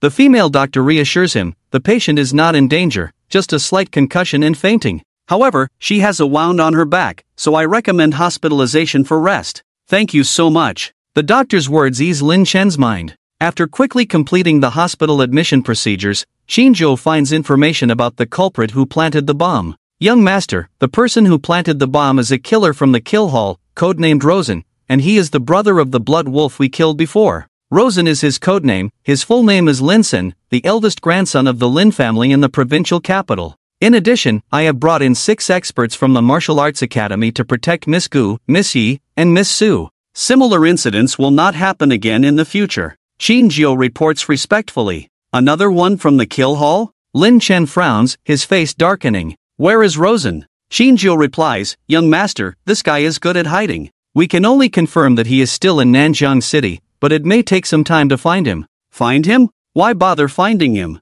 Wouldn't it be better if he came to us on his own?" Lin Chen's mouth curled up in a cold smile. "Notify the heads of the Provincial Martial Arts Academy and Business Academy that I want the Lin family to be ruined." "Good. I will arrange it right away." Xinjiu nodded, took out his phone, and began contacting the responsible person in the provincial capital. 1 hour later, the listed company of the Lin family in the provincial capital went bankrupt and closed down. Old Master Lin jumped off a building and died. Half an hour later, the Lin family's mansion in the provincial capital was bombed. Lin Sen's parents and relatives died in the explosion. At the same time, Rosen, who was hiding in a small hotel near the hospital, received the bad news from home and was stunned. The company went bankrupt, grandfather jumped off a building, and parents were killed in the explosion. In just 3 hours, the Lin family was directly removed from the provincial capital, and it was a disaster. Who is it? The continuous bad news made Lin Sen's eyes turn red, veins bulging on his forehead, and his face extremely ferocious. Explosion? Could it be Lin Chen? Lin Sen had some doubts in his mind. The blow of the family's ruin and casualties made him almost lose his sanity. At this moment, he happened to see Lin Chen leaving the hospital building alone through the window of the small hotel. Seeing Lin Chen alone, a hint of killing intent flashed in his eyes. After Lin Chen left the hospital building, he walked towards a small grove near the hospital building. In an area where there was no one around, he found a bench to sit down, took out a cigarette, lit it, and quietly waited for his prey to appear. 10 minutes passed, but the prey had not appeared yet. Just when Lin Chen thought Lin Sen would not show up, a faint sense of killing intent caught his attention. Without turning his head, he coldly said, "Stop hiding, I know you're already here." Hearing this, Lin Sen, who was hiding behind a big tree, showed a look of shock in his eyes. He walked out from behind the tree with a cold face. Staring at Lin Chen fiercely, he said, "Lin Chen, did you have a hand in the affairs of my Lin family?" Lin Chen grinned and said, "You are quite well informed. How about it, surprised? Unexpected? So, you admit it?" Lin Sen clenched his fists, exuding a strong killing intent. "There's nothing to deny. I orchestrated it. What, are you angry? Does losing your loved ones feel good?" Lin Chen's eyes turned cold, his tone even more icy. "You're asking for death." Lin Sen couldn't hold back his anger, rushed towards Lin Chen in a frenzy. However, before he could get close to Lin Chen, several dark figures suddenly rushed out from all sides, and in the blink of an eye, they subdued him. His face was pressed firmly to the ground, unable to move his limbs, like a lamb waiting to be slaughtered. Who are you?" Fear and shock appeared on Lin Sen's face. As a top assassin, he thought he had been careful enough in his actions. But he had not noticed any ambush nearby. What did that mean? It meant that the people ambushing him were stronger than him. With just one Lin Chen, there were so many experts protecting him, which was enough to show that Lin Chen's identity was not simple. "Who am I? I am someone you should never provoke, someone you should never easily offend." Lin Chen stood up, glanced coldly at Lin Sen, and then said indifferently, "Deal with it, and also eliminate all the forces related to the kill hall in Nanjiang City." "Yes, sir." A strong warrior from the martial arts academy bowed. Lin Chen no longer paid attention to what happened next. He turned and walked towards the housing department. The beautiful sister was still in the ward. It was about time she woke up. When he arrived at the ward where Yi Qingcheng was, before entering, he heard the voices of several women inside. From the voices, Lin Chen knew it was Gu Yunqi and Su Lingxue. "Yunqi, I'm really sorry, because of me, your villa was bombed." "What nonsense are you talking about? It's just a villa, if it's gone, we can always buy another one. The most important thing is that you are safe." "Exactly, Xincheng, I never expected that your current profession would be so powerful. No wonder I couldn't reach you before. It seems like you were on a mission." "Lianxue, keep your voice down. Don't talk about this outside, it's not good if someone overhears." In the hospital room, Gu Yunqi and Su Lianxue were standing on either side of the bed, chatting with Yi Qingcheng. Lin Chen pushed the door open, looking embarrassed. He hadn't figured out how to explain the villa being bombed to his two sisters.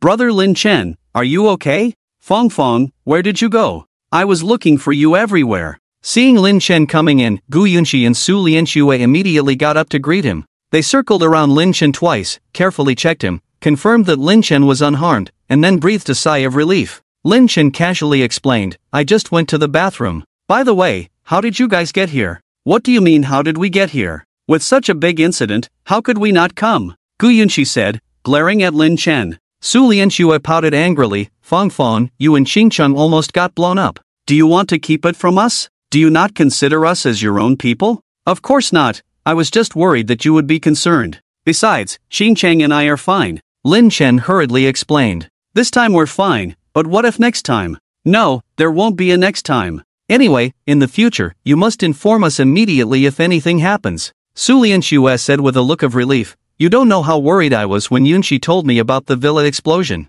Luckily, Fong, you're okay. Don't worry, I'll keep you updated on any future incidents," Lin Chen said, comforting them. Feeling touched, Lin Chen reached out and rubbed Su Lianxue's head. Su Lianxue immediately calmed down. "Brother Lin Chen, stay here with Qingqing for a while. I'll go out for a bit." Seeing Lin Chen's clothes torn, Gu Yunqi felt sorry for him. She left the hospital room to buy clothes for Lin Chen at a nearby store. "Lianxue, I want to eat an apple. Can you buy some for me?" On the hospital bed, Yi Qingcheng quickly found an excuse to send Su Lianxue away. After Su Lianxue left the room, Yi Qingcheng turned to Lin Chen and said, "Brother Lin Chen, I explained the explosion to Yunqi and Lianxue, saying it was caused by a gas leak. I also told them about my current profession." After pondering for a moment, Lin Chen asked, "So, what are your plans next?" "Brother Lin Chen, aren't you curious why I knew there was a bomb in the villa and who wanted to kill us?" Seeing Lin Chen's lack of inquiry, Yi Qingcheng took the initiative to mention these issues.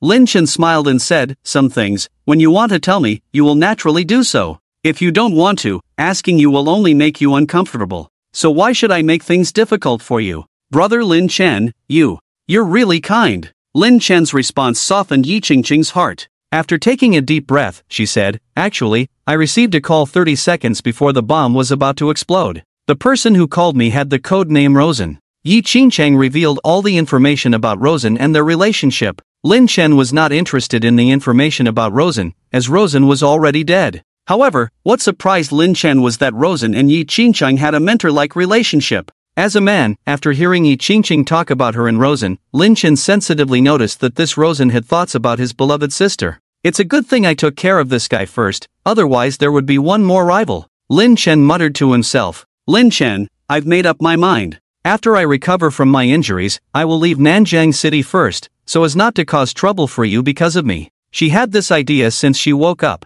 She believed that her identity as an assassin was not suitable for being with Lin Chen and her two good sisters. This would undoubtedly put them in danger, something she didn't want to happen. "Beloved sister, if you say that, brother won't be happy. What do you mean by being afraid of burdening us? We are family. If a family is afraid of being burdened, are they still a family?" Lin Chen said with an unhappy expression. "I know what you mean, Lin Chen. I understand the reasoning, and I know you all definitely don't mind, but I'm afraid, and I've thought about it. At most, I'll work for another 3 years. After 3 years, when I've saved enough money, I'll fake my death and retire, then come back to live with you." Yi Qingqing smiled, then added, "Lin Chen, are you willing to wait for me for 3 years? Are you short of money?" "I have money, how much do you need? I'll give it to you." Lin Chen frowned. As the current head of the Tianji Pavilion, he was wealthy enough to support not only 7 sisters but even 700 sisters. "It's not about money, it's about interest. I like this profession. In 3 years, when I get tired of it, I'll come back and live a peaceful life with you, Lin Chen." Yi Qingqing's attitude was firm. When she mentioned living together, her pretty face suddenly blushed. Lin Chen wasn't stupid and immediately understood the other meaning of living together. Although he was helpless, Qingqing had her own personal space, and he didn't want to interfere too much with what she wanted to do. However, for Qingqing's safety, Lin Chen reached an agreement with her that she must inform him before carrying out any missions. His purpose was simple. After knowing Qingqing's mission target, he could send people to protect her in advance and eliminate any danger. Soon, Su Lianxue returned with 2 bags of fruit. But when Su Lianxue returned, her phone started ringing. 5 minutes later, Su Lianxue hung up the phone with a conflicted expression. Later, the 3 of them chatted for a while, but Su Lianxue seemed distracted during the conversation. "Lianxue, what's wrong? Why have you been distracted since you answered the phone?" Yi Qingqing couldn't bear it and asked Su Lianxue directly. After hesitating for a moment, Su Lianxue said softly, "The boss of Ding Sheng Entertainment just called me, wanting me to play the female lead in their new drama.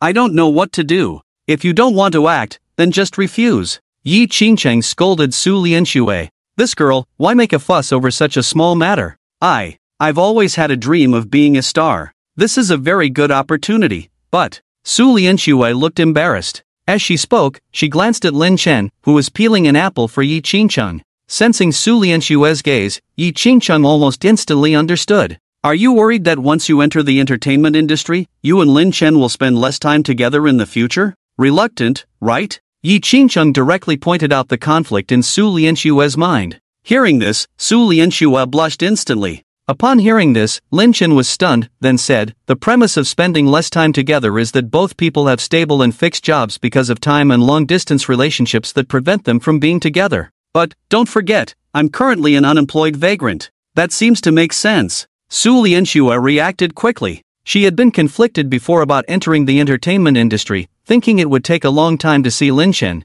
but then she realized that she didn't have time, but Fan Ge did. Why not have him come to see her instead? Once she understood this, Su Lianxue's frustration disappeared. Fan Ge, you don't need to find a job in the future. That way, when Lianxue misses you, you can come directly to find her." Su Lianxue looked at Lin Chen expectantly. "Not find a job?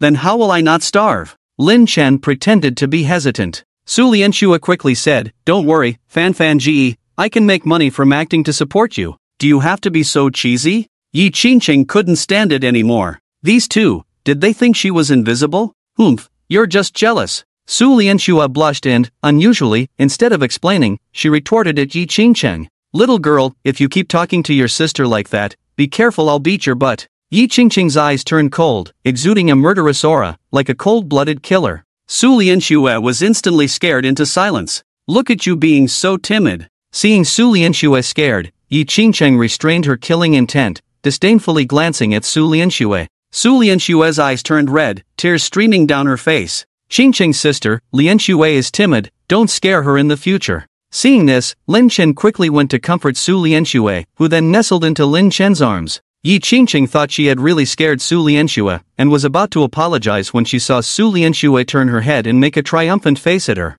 You little brat, acting like this. Come here, and see if I don't spank you today. Realizing she had been tricked by Su Lianxue's acting, Yi Qingcheng exploded on the spot. But Su Lianxue was not stupid, she quickly ran out of the ward. Oh, just as she ran out of the ward, two pleasant cries of pain sounded almost simultaneously. It turned out that Su Lianxue had accidentally bumped into Gu Yunxi, who was coming back with 2 shopping bags. Lianxue, what are you doing? Gu Yunxi rubbed her chest, glaring at Su Lianxue with a blushing face. Su Lianxue stuck out her tongue, somewhat embarrassedly explaining, nothing, Qingcheng's sister wanted to hit me, luckily I ran fast. Qingcheng, you still have injuries, it's best not to move around. Gu Yunxi walked into the ward and advised Yi Qingcheng. Then she looked at Lin Chen, who was standing by the bed, and said, Lin Chen Ge, I bought you a new set of clothes. Try them on to see if they fit. If they don't, I'll go exchange them. Hey, upon hearing this, Yi Qingcheng immediately exclaimed, we're not even married yet, why are you doing the things a daughter-in-law should do?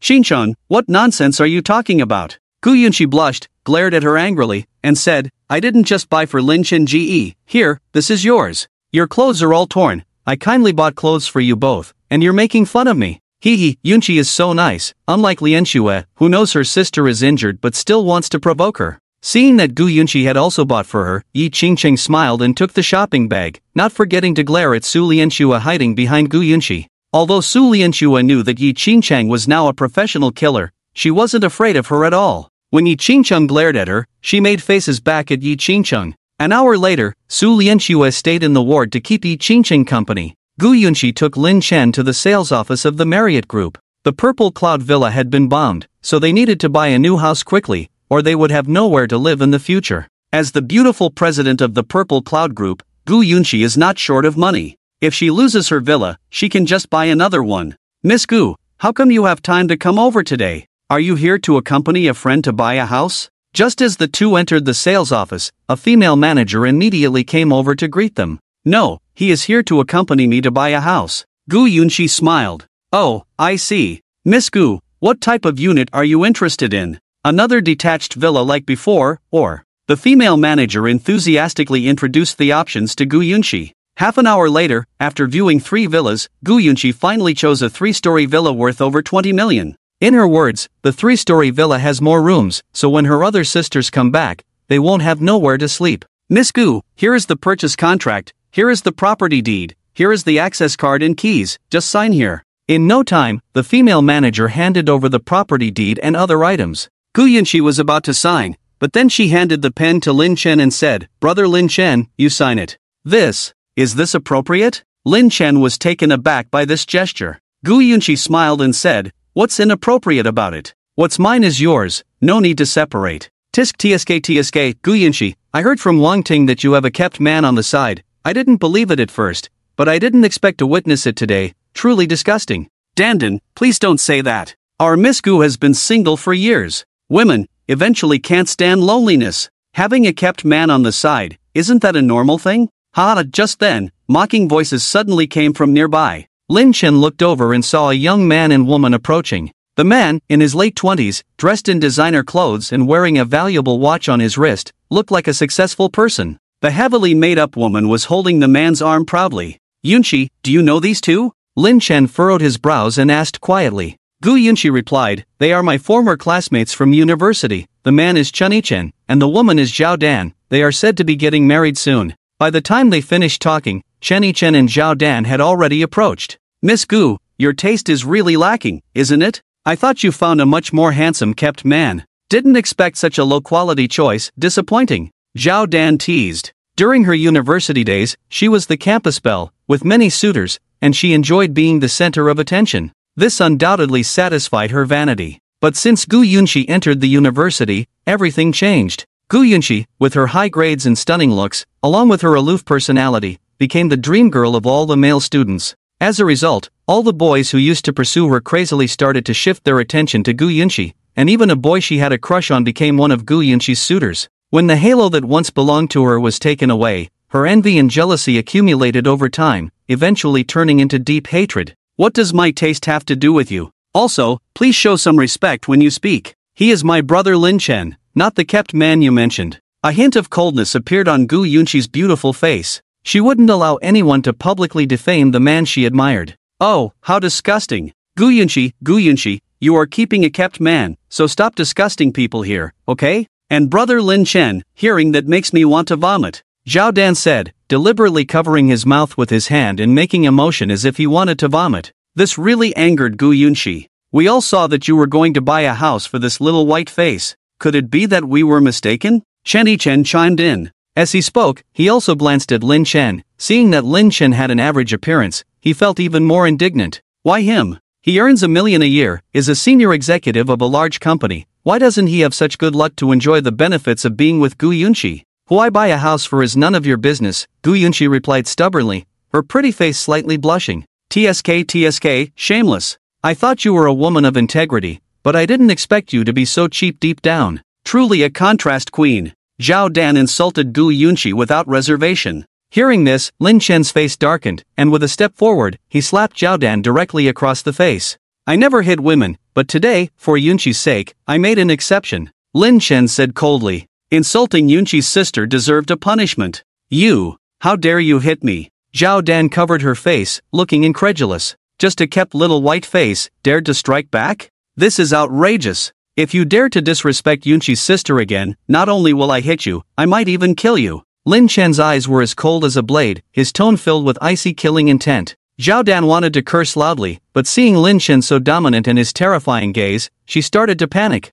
You ignorant little white face, dare to hit my woman? Do you even know who I am? I am the general manager of the Marriott Group. Offend me, and you're as good as offending the Marriott Group, offending the richest man in Nanjiang City, he shouting. Seeing his woman being hit, Chen Yichen instantly flew into a rage. He pointed at Lin Chen's nose and scolded loudly, I'll give you a chance. Kneel down now, slap yourself until she calms down. Got it? Kneel down now. Marriott Group? He's shouting. Isn't that the company under his command? Learning this information, Lin Chen said directly, the general manager of the Marriott Group, right? I'll give you a chance too. Kneel down now, apologize to Yunqi. If she forgives you, this matter will be over today. If she doesn't forgive you, be prepared to be fired. As Lin Chen finished speaking, Chen Yichen couldn't help but burst into laughter. Are you out of your mind? Fire me? Who do you think you are? The chairman of the Marriott Group? Or the richest man, he's shouting? Ha, you crack me up. Chen Yichen laughed heartily, then turned to Gu Yunqi and said, Gu Yunqi, your taste is truly unique,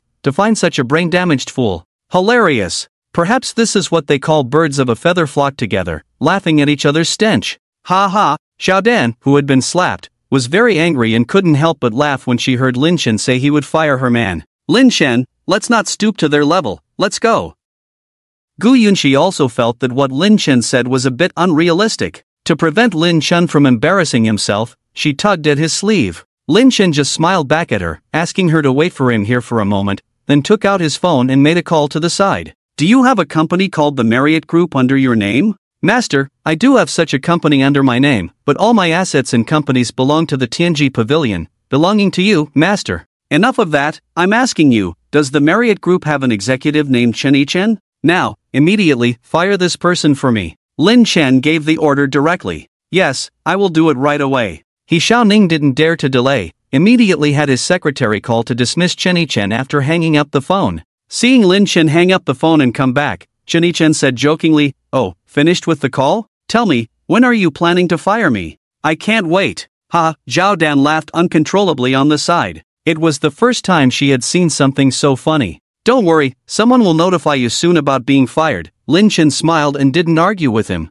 Ha, you're quite good at pretending, aren't you? It's already this time, and you're still pretending? Gu Yunqi, I strongly suggest you take this idiot to get his brain checked. He's definitely mentally challenged. Chen Yichen couldn't help but burst into laughter at the remark. Gu Yunqi's face looked a bit unpleasant. She was about to speak, but at that moment, Chen Yichen's phone rang. Chen Yichen took out his phone, glanced at the caller ID, his expression changed, and he turned to press the answer button. Hello, Director Zhang, do you have something to tell me? What? I've been fired? Why? Director Zhang, is there a misunderstanding? I've been working diligently in the company, and my performance. Hey! Before Chen Yichen could finish speaking, the call was already hung up. Chen Yichen's face turned pale, and he sat down as if all the strength in his body had been instantly drained. Zhao Dan, puzzled, quickly came over to help him up. Darling, what's wrong with you? What's wrong? I also want to know what's wrong. Just now, Director Zhang called and said I've been fired.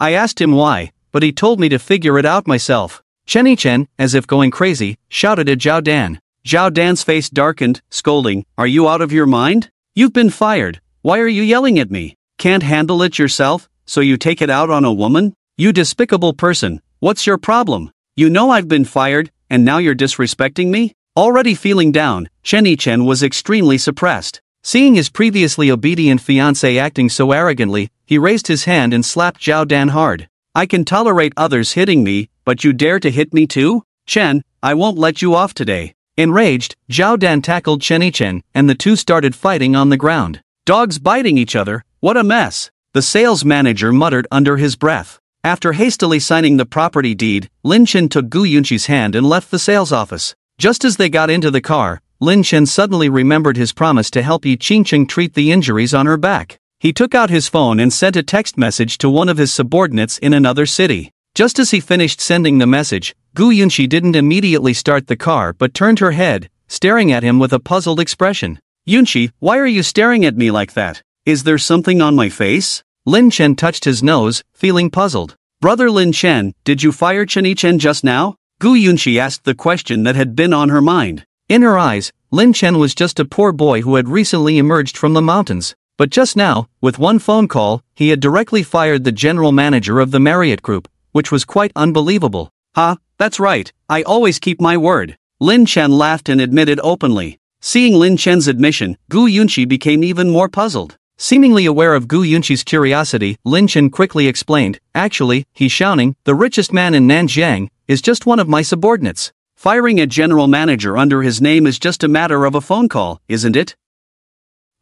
Brother Lin Chen, when did you start bragging? Gu Yunqi was first stunned, then gave Lin Chen a flirtatious look. This wide-eyed attack made Lin Chen a little embarrassed. Nowadays, to be honest, who still believes in that? Gu Yunqi drove the car and took Lin Chen to the hospital, then changed course to go to Zian Group. Zian Group currently has many projects, and there are many things she is not at ease with, so she must take matters into her own hands. During these days, not only she, but even her secretary Su Yunfei was exhausted. It looks like we need to find a way to prevent Yunqi from getting so tired. Watching Gu Yunqi drive away, Lin Chen pondered silently. At this moment, he suddenly received information from his subordinates in the intelligence department. Master, the overseas top assassin organization, the Kill Hall, has posted 2 new tasks on the task website, and one of the targets is Miss Yi Qingcheng. Seeing this message, Lin Chen's pupils contracted, and his face instantly became as dark as if water was about to drip out. Pass on a message to the high level of the Kill Hall for me. Yi Qingcheng is a member of my Tianji Pavilion. If you want to target Yi Qingcheng, you are going against my Tianji Pavilion. Lin Chen replied directly to the message. As soon as the message was sent out, it immediately caused a stir among various major forces. Overseas, on a solitary island stands a magnificent palace. Above the main hall, a masked woman with a graceful figure sits on a throne made of pure gold. The woman's jade legs are crossed, and her sharp gaze overlooks more than 100 top killers of the kill hall below. An old man stepped forward and said, Master, the Tianji Pavilion is the #1 power in Huaxia, and its strength is unfathomable. If we blindly oppose them, it may not be appropriate. I urge the master to cancel the mission to assassinate the scorpion. Nonsense, our kill hall has many strong members. A mere power from Huaxia is not to be feared. If we cancel the mission, where is the dignity of our kill hall? Master, I think we cannot cancel the mission to assassinate the traitor scorpion and must carry it out. A top killer in his 40s, slightly thin, retorted loudly.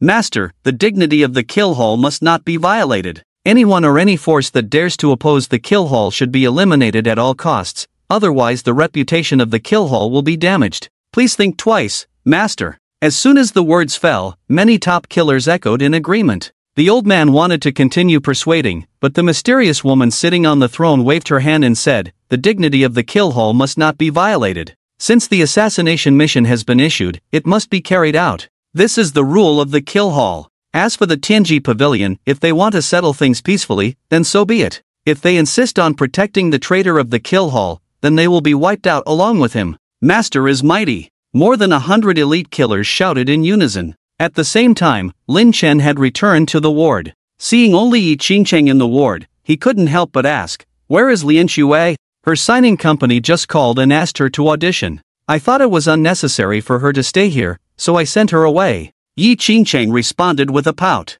Unnecessary? Lin Chen felt a little embarrassed. What's wrong? If she's here, it will only affect my time alone with Qingcheng. Isn't that unnecessary? Or is it that brother Lin Chen doesn't want to be alone with Qingcheng? Yi Qingcheng pouted, looking very sad. Seeing this, Lin Chen felt a headache coming on. Night fell, and Su Lianxue and Gu Yunqi had already finished work.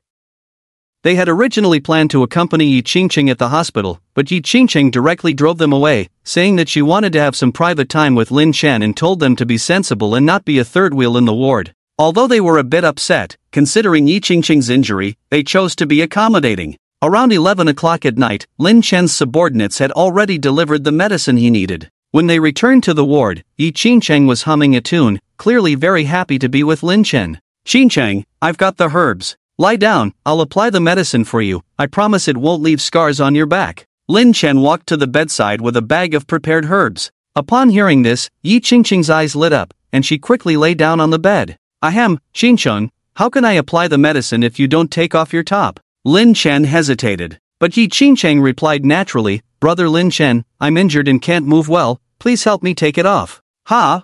This?" Lin Chen felt embarrassed. Looking at Qingcheng lying on the bed, Lin Chen couldn't help but swallow nervously. Yi Qingcheng's figure was impeccable, even though she was wearing a patient gown, her graceful curves still gave Lin Chen visual impact from time to time. "Stop dawdling, it's not the first time. Brother Lin Chen, why are you embarrassed?" Yi Qingcheng's voice echoed in the ward. Lin Chen had no choice but to lift her top. Initially excited, but when he saw the wound on Qingcheng's back, his eyes instantly cleared. "Qingcheng, can you tell me who hurt you?" Lin Chen asked with concern while applying the special ointment. From her tone, Lin Chen could sense a hint of insecurity. "Do you know the person's name?" Lin Chen couldn't help but ask further. "Oh, brother Lin Chen, why are you asking so many questions? Do you want to avenge me?" Yi Qingcheng said, glancing at Lin Chen with the corner of her eye. "If I don't want to avenge my injured little sister, am I still worthy of being your brother?" Lin Chen's tone was firm. "Well, that's true, but forget it. That guy is quite strong. I don't think I can handle him.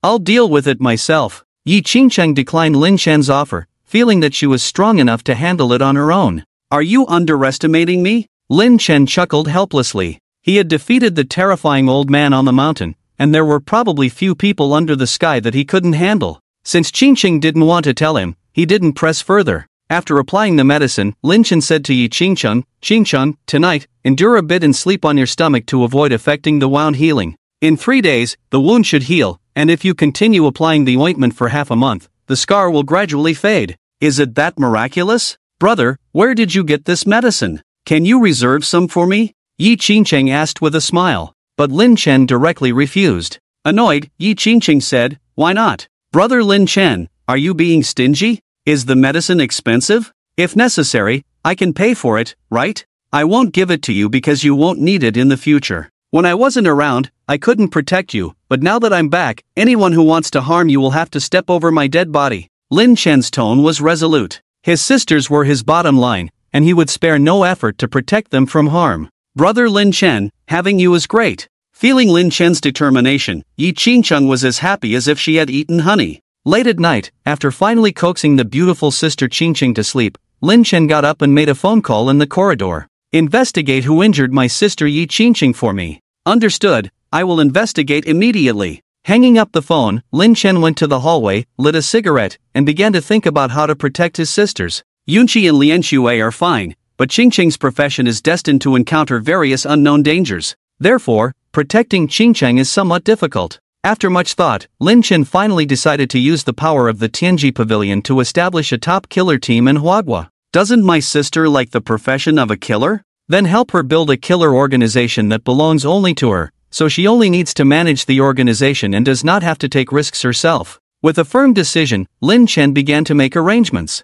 He contacted the strong warriors of the Tianji Pavilion Martial Arts Academy and had the Chamber of Commerce provide financial support, temporarily establishing a killer organization called the Temple of Assassins. The next day, Yi Qingcheng woke up and saw Lin Chen sleeping by her bedside. She reached out to touch Lin Chen's sharp face, but her phone suddenly vibrated. Opening the phone, it was an unknown text message. Thinking it was a harassment message, she was surprised when she read it. Miss Yi, I am a representative of the Huagua Temple of Assassins.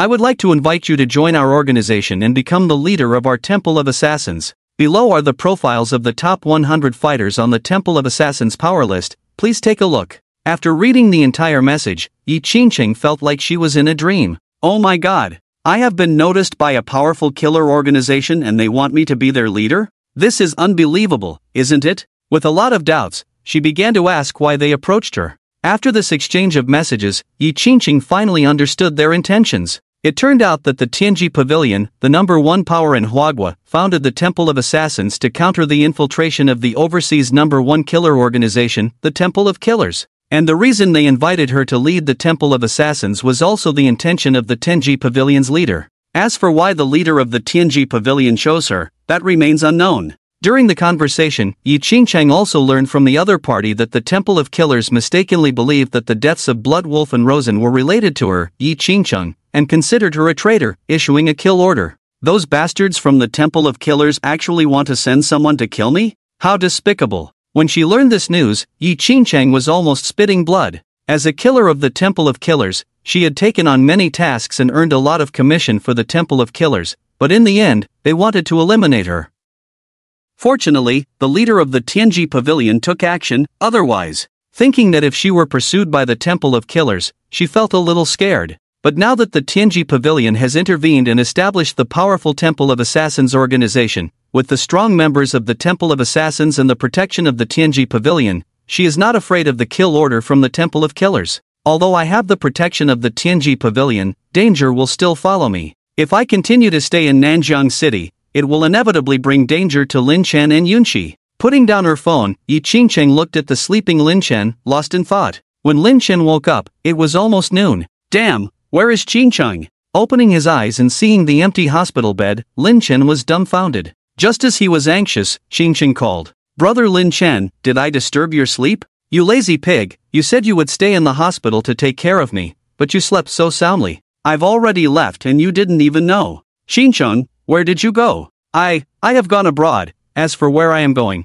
it's a secret for now. But don't worry, Lin Chen Gij, I am very safe. Safe my ass, where could be safer than staying by GE's side? Oh, Lin Chen Gij, don't be angry, remember our agreement before? 3 years, give me 3 years, after 3 years, Qingcheng will come back to marry you.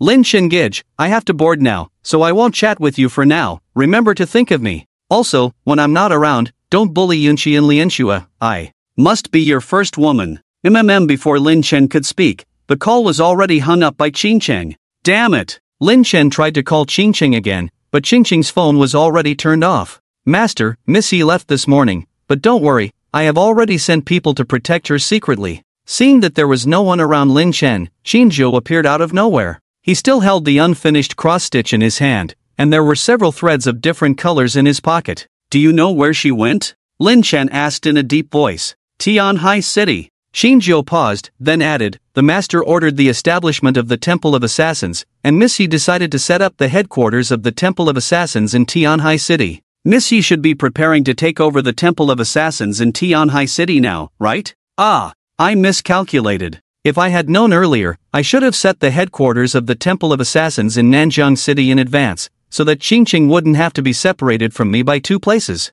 Lin Chen muttered to himself. By the way, what's the situation with the Assassin's Temple? Thinking that Qingcheng was still being pursued by the Assassin's Temple, Lin Chen couldn't help but inquire about the situation. Xinzhou respectfully replied, it seems that the Assassin's Temple is determined to continue pursuing Missy, so they have not cancelled the mission to pursue her. The Assassin's Temple is quite something. In that case, at all costs, we must eradicate this overseas assassin organization. Lin Chen's eyes turned cold, and a chilling aura filled the room, instantly dropping the temperature to freezing point. Xinzhou couldn't help but shiver and nodded, understood, I will make arrangements right away. Leaving the hospital, Lin Chen felt a bit lost. Originally, with 3 sisters by his side, life was quite pleasant. But now, Xingcheng went to Tianhai City. Yunqi was busy with the company's affairs. Lianxue, on the other hand, was probably too busy entering the entertainment industry to have much free time to accompany him. Returning to the villa that Yunqi had recently bought, Lin Chen felt bored, so he decided to send a message to the contracted maid Dong Qianqian.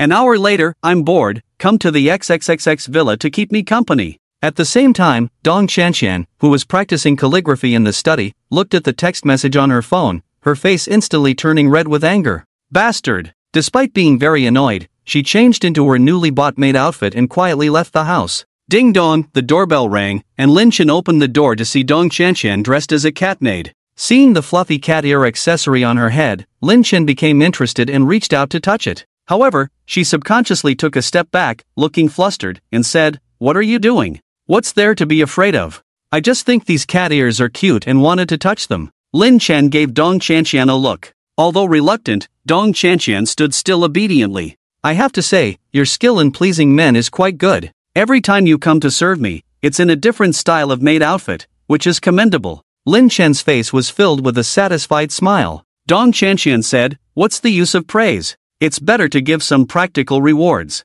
"Reward? What reward do you want?" Lin Chen was curious. "How about shortening the time? How does that sound?" Dong Qianqian pleaded. "No way. I'll reward you the most for accompanying the young master to dinner." Lin Chen decisively refused. "Humph. Who cares to have dinner with you?" Dong Qianqian rolled her eyes fiercely. "All right, young master, I haven't had breakfast or lunch yet. Take me out to eat something delicious now. If it's not tasty, be careful of a little whip serving you." Lin Chen reached out and pinched her delicate cheek harshly. Dong Qianqian cried out in pain, stomping her foot in anger but dared not disobey. Before long, Dong Qianqian drove and took Lin Chen to a Chinese restaurant. Although it was already past 1 in the afternoon, there were still many diners in the restaurant. "Miss Dong, how come you have time to come today? Why didn't you make a reservation in advance?" A head manager greeted Dong Qianqian warmly upon seeing her. Looking at Dong Qianqian dressed as a cat maid, the manager in his 30s couldn't help but show a hint of amazement in his eyes.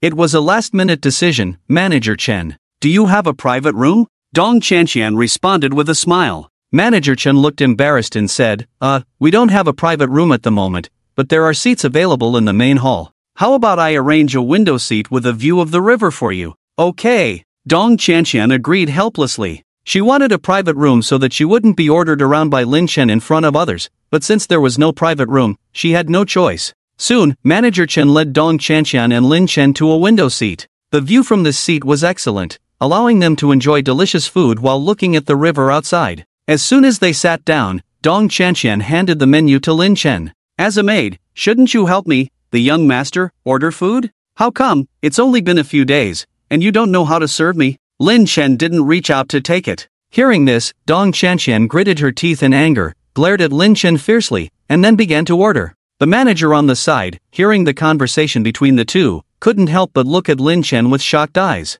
This slightly handsome guy could actually control Dong Qianqian, a young lady, and make her act as his maid. That was quite impressive, wasn't it? To say he didn't envy him would be a lie. After ordering, Manager Chen left with the menu. While they were waiting for their food, a handsomely dressed young man walked over boldly and sat directly next to Lin Chen. "Hey, you, I've taken a liking to this girl. Be sensible and scram." The young man glanced disdainfully at Lin Chen and then turned his gaze to Dong Qianqian, who was dressed as a maid. "This beautiful lady, I'm Zhou Tianhao. My family is in the coal mining business. Can we be friends?" Dong Qianqian hated these self-righteous rich young men the most. In the past, she would have definitely made this guy in front of her leave her sight immediately. But now, she changed her mind. "Can we be friends? Well, you have to ask my master." Dong Qianqian blinked, looking coquettish. Zhou Tianhao's eyes widened. He had seen many beautiful women and played with many, but Dong Qianqian in front of him was undoubtedly one of the most outstanding in terms of looks.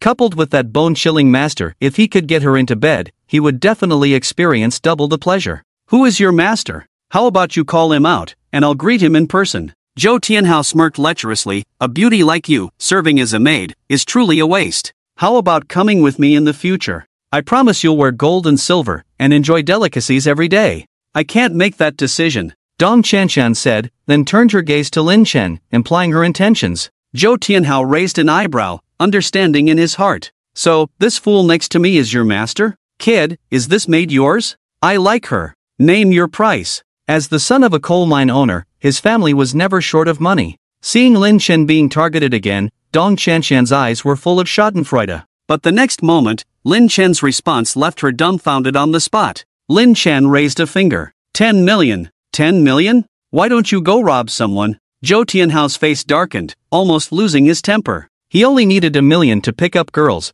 and they were top-notch girls. 10 million? Although the girl in front of him looked good, 10 million was definitely too much. Lin Chen smiled. Too expensive? Then how much do you think is appropriate? How about this? 2 million. This girl will belong to me in the future, how about that? Zhou Tianhao thought for a moment and agreed to the 2 million price. He thought the naive kid in front of him would negotiate, but instead, the other party took out his phone and opened a payment app. Lin Chen grinned. Deal. Scan the code and transfer the money. Tisk, just you wait. Seeing this, Zhou Tianhao sneered disdainfully, thinking that 2 million was enough. What a poor guy. He immediately transferred the money to Lin Chen. Hearing the notification sound of the transfer, Dong Qianqian, who was confused, finally came to her senses. You, 2 million, you sold me just like that? Dong Qianqian stood up in anger. Lin Chen nodded, teasingly staring at Dong Qianqian. Yes, he already transferred the money to me, so in the future, you better serve him obediently. Nothing else, I'll leave now and won't disturb you guys.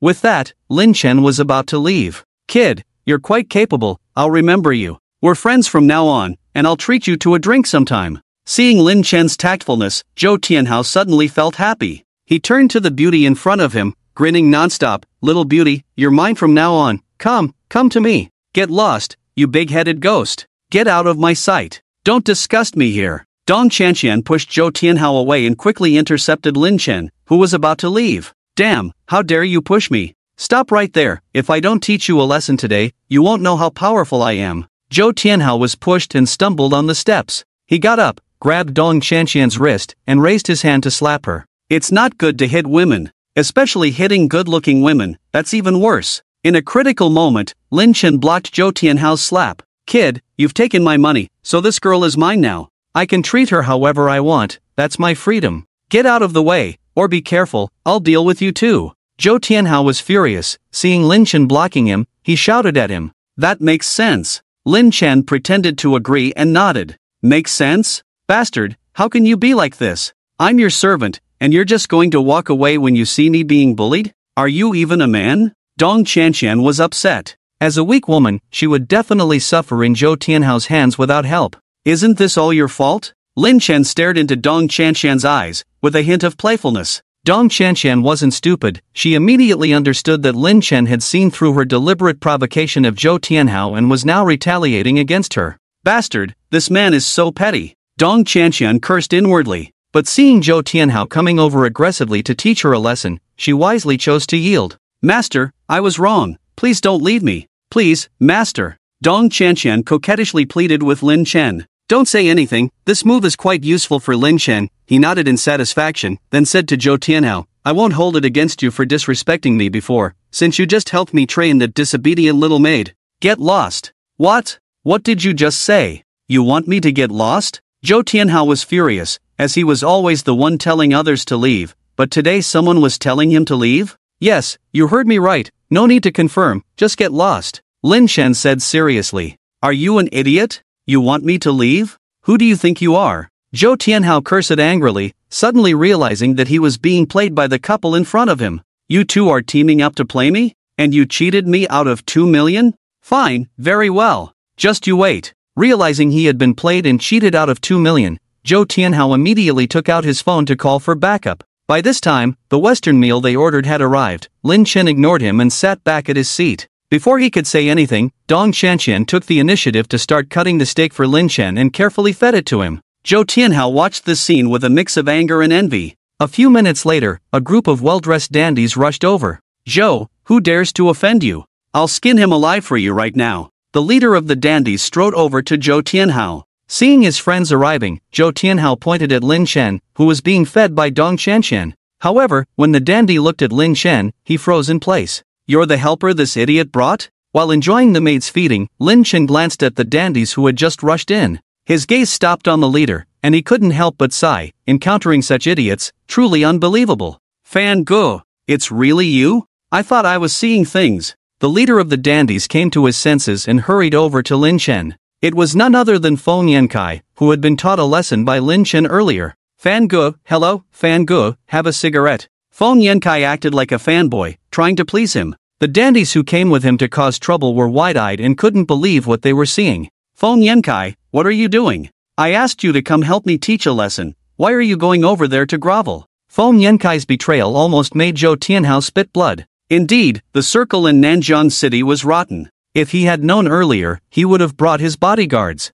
This was a hasty decision. How dare you speak to my idol like that? Fan Gu is my idol. Going against him is going against me. Zhou Tianhao, I advise you not to mess with him. Feng Yankai scolded loudly at Zhou Tianhao. You! Zhou Tianhao pointed at Feng Yankai, too angry to speak. You dare, if this matter is not settled today, I will make sure you regret it. If I don't bring someone to kill you, I'll reverse my name. With a final threat, Zhou Tianhao angrily turned and left. Fan Gu, Zhou Tianhao is just a nouveau riche, don't lower yourself to his level, it's beneath your status. Fan Gu, why not have a bottle of red wine with the steak? I'm treating you to this meal today. Waiter, bring the most expensive red wine in your restaurant. Ignoring his friends, Feng Yankai continued to flatter Lin Chen. Feeling him to be unnecessary, Lin Chen waved his hand and said, alright, do whatever you need to do, don't disturb me while I'm eating. Alright, if Fan Gu needs anything, just let me know. I'll be there whenever you call. Feng Yankai nodded, obediently leading his group of friends out of the restaurant with shocked faces. Leaving the restaurant, a wealthy young man couldn't help but ask, Kai Gu, who was that guy just now? Why are you so afraid of him? Yeah, that guy looks ordinary, could he be a wealthy young master from the capital? His accent doesn't sound like someone from the capital. Faced with the inquiries from his friends, Feng Yankai disdainfully replied, you guys are blind, Fan Gu is not ordinary at all. If he's ordinary, then there's no one ordinary in this world. Kai Gu, what do you mean? Yeah, Kai Gu, stop beating around the bush. To tell you the truth, that Fan Gu just now, not only has a mysterious identity, but he's damn rich. And most importantly, my bro Fan has amazing skills in picking up girls, he's simply fantastic. Speaking of Lin Chen, Feng Yankai immediately began recounting Lin Chen's glorious deeds, like splurging at auctions and making Dong Qianqian's heart flutter with just a few words. After listening to him for a while, the wealthy young men were also excited. In no time, without Lin Chen even knowing, he gained several new fans. The service today was good. By the way, is there anything fun nearby? I've been in Nanjiang City for a while now, but haven't gone out for fun yet. Full and satisfied, Lin Chen rubbed the back of his head, thinking about how to pass the boring time. He had thought about visiting his two younger sisters, but Jinshu was busy at the company, and he didn't want to disturb her work. As for Lian Shui, she had just signed a contract and was probably busy with filming, so she wouldn't have much time either. And as for Qing Chang, there was no need to mention her, she was out of reach. I heard there's a new escape room in the North City area, they say it's very exciting. Dong Qianqian, fearing to meet acquaintances in crowded places, recommended the North City area after much thought. They were in the South City area of Nanjiang City, south of the Yangtze River, while the North City area was across the river, separated by about an hour's drive. Because of the distance, the upper-class circles in the South City area had almost no contact with those in the North City area. Escape room? Is it fun? As a poor boy who grew up in the mountains, his impression of the city was stuck 15 years ago, when there were no escape rooms like this. Is it fun or not? You'll know once you go. Or are you too scared to go? Dong Qianqian started provoking him. Seeing through her tactic at a glance, Lin Chen said impatiently, don't play tricks in front of me in the future, I can see through your provocations at a glance. Oh, Dong Qianqian stuck out her tongue, looking particularly playful. Let's go. Where are we going? To the escape room you just recommended. With that, Lin Chen walked ahead. Dong Qianqian pursed her lips behind him and muttered softly, he said he could see through my provocations at a glance, but in the end, he's still going, right? Men, they're all the same, they care so much about face. An hour later, Dong Qianqian drove Lin Chen to an escape room called 7K. When choosing a theme, Lin Chen decisively chose the most terrifying one, with the difficulty level maxed out. Dong Qianqian's face instantly changed, as she had played escape rooms before, but they were all puzzle-solving themes, never a horror theme. You've maxed out the horror level, I doubt anyone would want to play with you. Shouldn't we choose a different theme? Dong Qianqian tried to change Lin Chen's decision. However, Lin Chen was the type of person who once made a decision, he was unwilling to change it. At this moment, the front desk staff suddenly said to Lin Chen, Sir, this theme requires a minimum of 6 people. You currently only have 2 people, so you may have to join another group.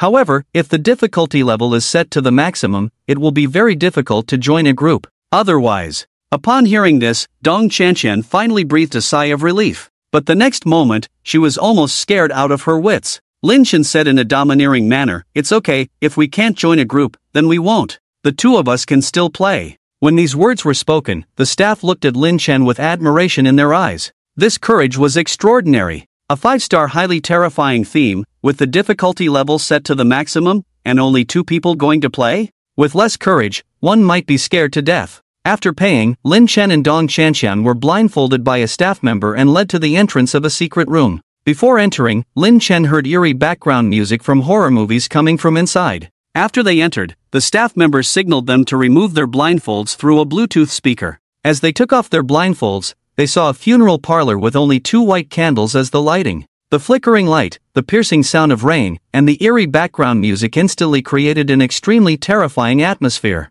Lin Chen was about to search for clues when Dong Chanchen suddenly threw herself into his arms. Her body was trembling violently, clearly very frightened. "I don't want to play anymore, I want to leave." Wah! 1 hour later, Dong Chanchen, with tears in her eyes, sat in the hallway crying. The escape room experience left an indelible psychological shadow on her, and she secretly vowed never to play such a game again. "Wasn't it you who wanted to play? Why are you crying like a baby now?" Lin Chen chuckled mischievously on the side. Hearing this, Dong Chanchen was so angry that she wanted to bite Lin Chen if her legs weren't feeling weak at the moment. "I'm not accompanying you anymore, I'm going home." Dong Chanchen wiped her tears angrily, leaned against the wall, and tremblingly walked downstairs. Just as the two of them reached the ground floor, they heard a loud bang. Looking in the direction of the sound, they saw Dong Chanchen's Audi being smashed beyond recognition by a burly man holding a steel pipe. "You jerk, what are you doing?" Dong Chanchen's face turned green with anger. This Audi was a birthday gift from her father. It hadn't even been a year since she started driving it, and now it was being smashed by someone. "You little b***tch, if you don't want to get beaten, get lost." The burly man glanced at Dong Chanchen, scowled, and shouted. Dong Chanchen was taken aback, but she still sternly retorted, "Are you crazy? Why are you smashing my car? Did I offend you in any way?" "What? Your car?" The burly man was stunned, realizing that he had smashed the wrong car. His real name was Zhang Dazhuang, a boxer. Just an hour ago, he heard from a friend that his girlfriend was in a hotel room with another man, and the man drove an Audi.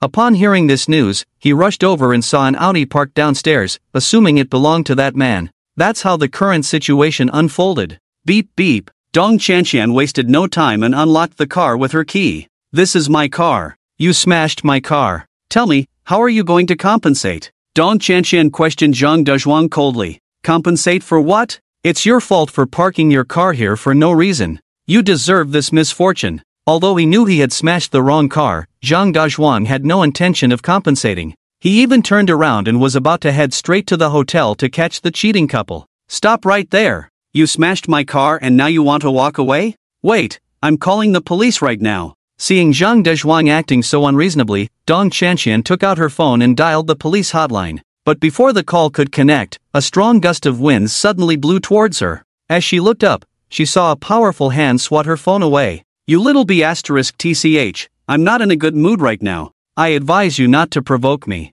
If you don't want to get beaten up, go away." Zhang Dazhuang glared fiercely at Dong Chanchen. "You." Dong Chanchen was scared. But thinking that this was the car her father gave her, she felt wronged. After scanning around, she finally looked at Lin Chen, who was smoking on the side. "Master, please help me." Dong Chanchen spoke with a teary voice. Lin Chen couldn't stand seeing women cry, especially since Dong Chanchen was now his personal maid. They say a dog's behavior reflects its owner, and this guy was clearly disrespecting him. Without further ado, Lin Chen quickly caught up to Zhang Dazhuang and pressed his shoulder, saying, "If you damage the car and refuse to compensate, it's not a good idea to just walk away, right? You want to meddle in other people's business?" Zhang Dazhuang stopped and angrily stared at Lin Chen. Lin Chen urged impatiently, "This girl is my maid. Her business is my business. So, pay up quickly, I don't have time to waste with you. I'll pay your grandpa." In a fit of rage, Zhang Dazhuang didn't hesitate and swung his fist towards Lin Chen's face. His punch was full of force, heightened by his anger, increasing both power and speed. With the punch whistling through the air, his iron fist was about to hit Lin Chen. But at the critical moment, Lin Chen casually raised his hand, slightly opened his fingers, and directly caught his iron fist. How is this possible? Zhang Dazhuan was stunned. The force of his punch could knock down a full-grown bull.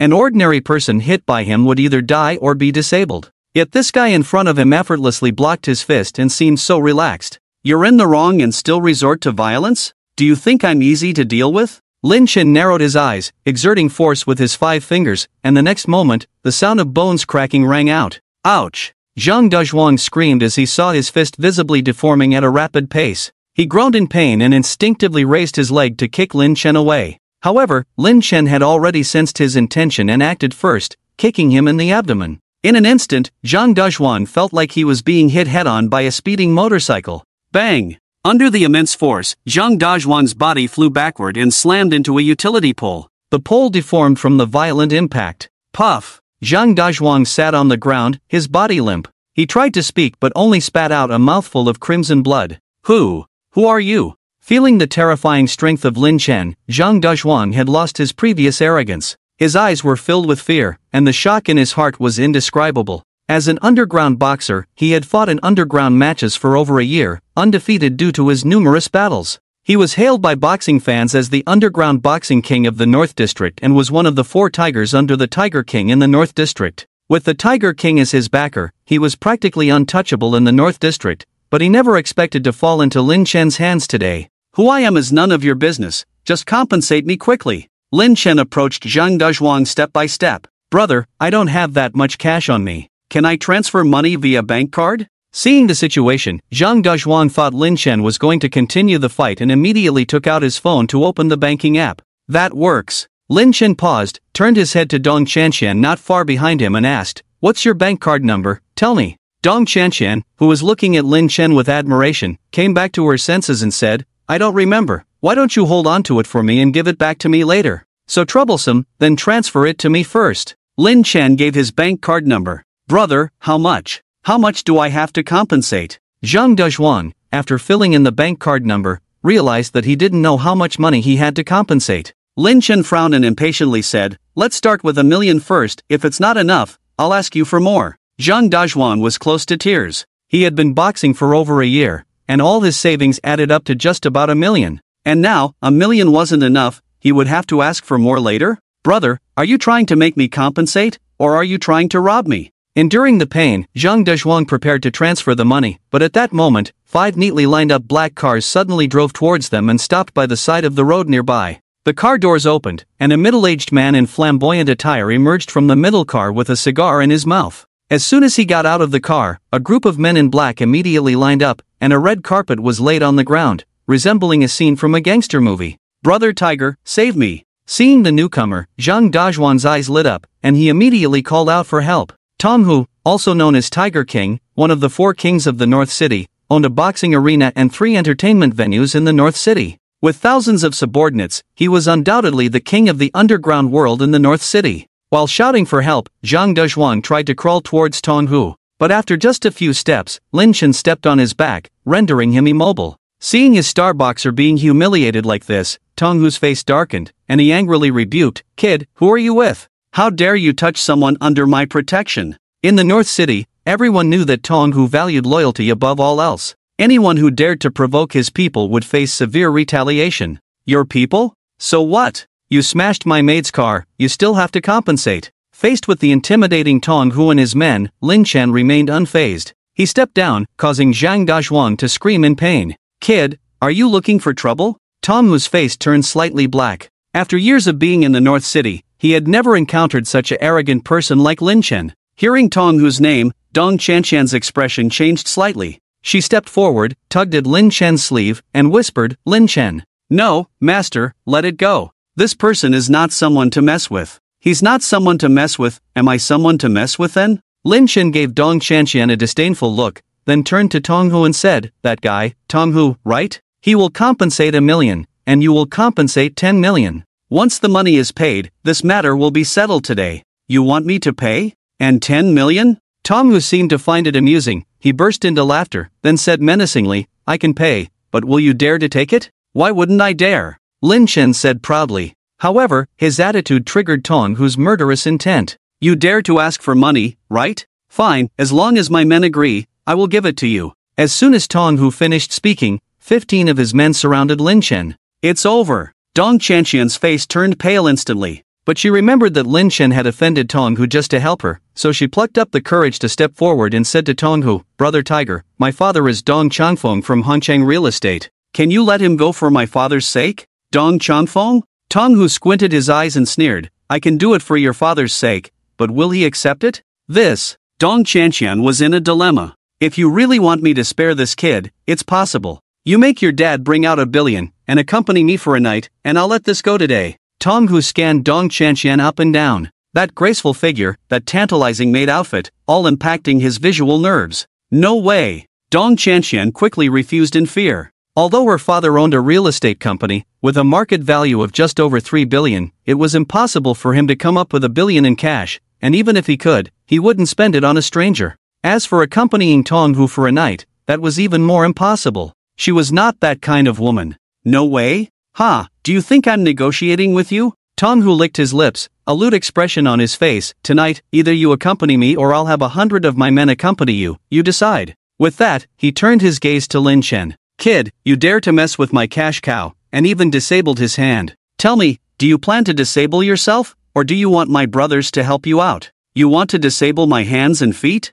Seriously?" Lin Chen laughed. Nowadays, there are really some fearless people, daring to threaten him, the master of the Tianji Pavilion. "What, do you think I'm bluffing you?" Tonghu also laughed, but his smile revealed a hint of cunning and ruthlessness. Lin Chen shook his head and said, "No, I just think you're a bit crazy and delusional. Good kid, so arrogant even at death's door. Brothers, what are you waiting for? Disable him." Tonghu didn't waste any time, casually waved his hand, and the next second, 15 burly henchmen immediately attacked Lin Chen with their fists. Faced with the 15-man siege, Lin Chen remained calm and fearless. With every move of his body, whether it was a punch or a knife hand, each strike would bring down one man. In less than a minute, all 15 burly henchmen were lying on the ground, unable to get up. Seeing the henchmen lying on the ground in a mess, Tonghu's pupils contracted, his eyes filled with disbelief. To win against 15 opponents so easily, this kid's strength was truly terrifying. "Now your men shouldn't object to compensating me, right?" Lin Chen grinned, showing his white teeth. Tonghu was stunned. "Brother Hu, my friend may have offended many people, I hope you don't mind. I'll compensate you on his behalf. Let's just call it a day for today. What do you think?" Dong Chanxian didn't want Lin Chen to provoke a big shot like Tonghu, so she came over to reconcile. Seeing Dong Chanxian giving him face, Tonghu didn't pursue the matter further. After all, he couldn't handle the guy's skills for the time being. But something about Lin Chen made him have other plans. His eyes flickered, and he nodded slightly. "Thank you, Brother Hu." Dong Chanxian quickly expressed her gratitude. "Kid, once I've said it, I won't go back on my word. I'll give you the promised 10 million. But I have a condition. I need you to help me in a fight club match tonight." Tonghu looked at Lin Chen, his eyes carrying a hint of excitement. "If you can help me win this fight club match, not only will I give you 10 million, but I can also sell that piece of land that Dong Changfeng has been wanting for so long to him." "Really?" Before Lin Chen could refuse, Dong Chanxian asked in surprise, "Brother Hu, are you talking about the land in the North City Central Village?" "Exactly." Tonghu nodded slightly. The land in the North City Central Village was in a prime location, and many real estate companies wanted to buy it to build houses. Dong Changfeng, Dong Chanxian's father, had coveted it for a long time. He had even approached Tonghu privately, but Tonghu had always refused because he rejected businessmen from the South City area. Dong Changfeng had been depressed for a long time because of this matter. 3 days later, it was Dong Changfeng's birthday, and Dong Chanxian was struggling with what birthday gift to give her father. If she could settle this plot of land, it would undoubtedly be the best birthday gift. "Master, that plot of land is very important to me. If you can help me get it, I can promise you a not too unreasonable request." Dong Chanxian bit her lip, looking at Lin Chen with a hint of pleading in her eyes. Although she said this on the surface, in her heart, Dong Chanxian was already prepared for Lin Chen to make an unreasonable request. Not too unreasonable of a request? Lin Chen frowned. A slightly more unreasonable one is also acceptable. Dong Chanxian blushed, feeling inexplicably shy after saying this, but deep down, she also had a hint of anticipation. "Can warming the bed work?" Lin Chen smirked. "You." Upon hearing this, Dong Chanxian's face turned bright red. Although she was mentally prepared for Lin Chen to make unreasonable requests, this request seemed a bit too much, didn't it? She thought Lin Chen would at most ask her to be his girlfriend, but she didn't expect Lin Chen to be so direct, suggesting warming the bed right away. Her heart pounded, And just as she was about to nod in agreement with a red face, Lin Chen suddenly chuckled and said, "You really believe that?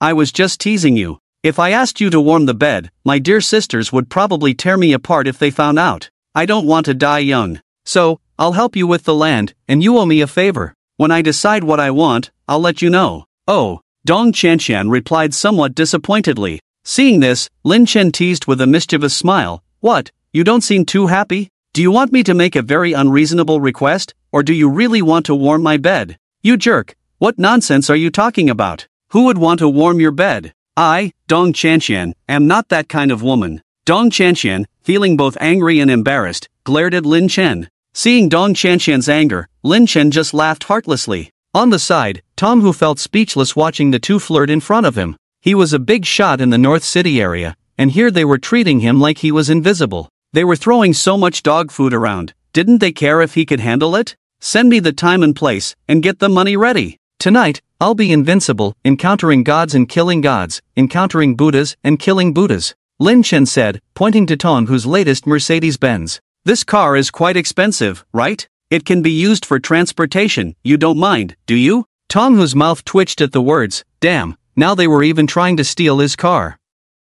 But thinking about the night's arena fight, he gritted his teeth and reluctantly agreed. As long as Lin Chen could win the fight tonight, the resources and wealth he could gain far surpassed what this Mercedes-Benz could offer. With that in mind, Tong Hu smiled generously and said, "That's all fine. The time is 8 o'clock tonight, the location is in the outskirts of the North City. Here's my phone number, give me a call when you arrive, and I'll have someone pick you up." "Okay." Lin Chen nodded, then turned to the still somewhat dejected Dong Qianqian and said, "What are you standing around for? Get in the car and take me home, my master." "Oomph, always bossing me around. If you have the guts, go boss Ling Shui around instead?" Dong Qianqian snorted and walked towards Tong Hu's car. "This little girl. She needs some discipline," Lin Chen muttered and then got into the passenger seat. Watching Lin Chen leave, Tong Hu's smile disappeared instantly. "Kid, you better help me win this arena fight tonight. If you lose, hee." A cold, murderous intent flashed in Tong Hu's eyes. Dong Qianqian drove Lin Chen back to the villa.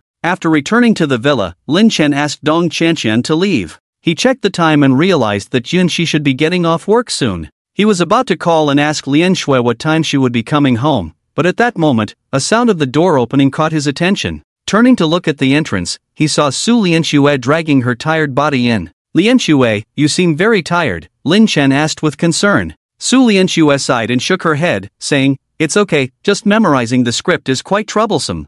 I used to think acting was simple, but after trying it, I realized it's not easy at all." "Are you planning to give up?" Lin Chen asked again. "How could I? Am I the kind of person who gives up easily? I want to be a big star, this little thing won't defeat me," Su Lianshui said confidently. As if thinking of something, she suddenly asked, Fan, why weren't you at the hospital with Qingcheng?" Lin Chen replied, "Qingcheng went out of town." "Out of town? Her injury hasn't healed yet, and she's running around. Qingcheng is really something. No, I have to call and scold her." Su Lianshui frowned and was about to call Yi Qingcheng. "Qingcheng is not a child. If she is in a hurry to leave, she must have her own reasons." "Don't interfere," Lin Chen advised helplessly. "That's true, but I still worry about Qingcheng's career. She's so beautiful, what if she gets caught by bad people?" Su Lianshui muttered with concern. Lin Chen reassured her, "Don't worry, Qingcheng is safe over there. You don't need to worry about her." "Really?" Su Lianshui was somewhat skeptical.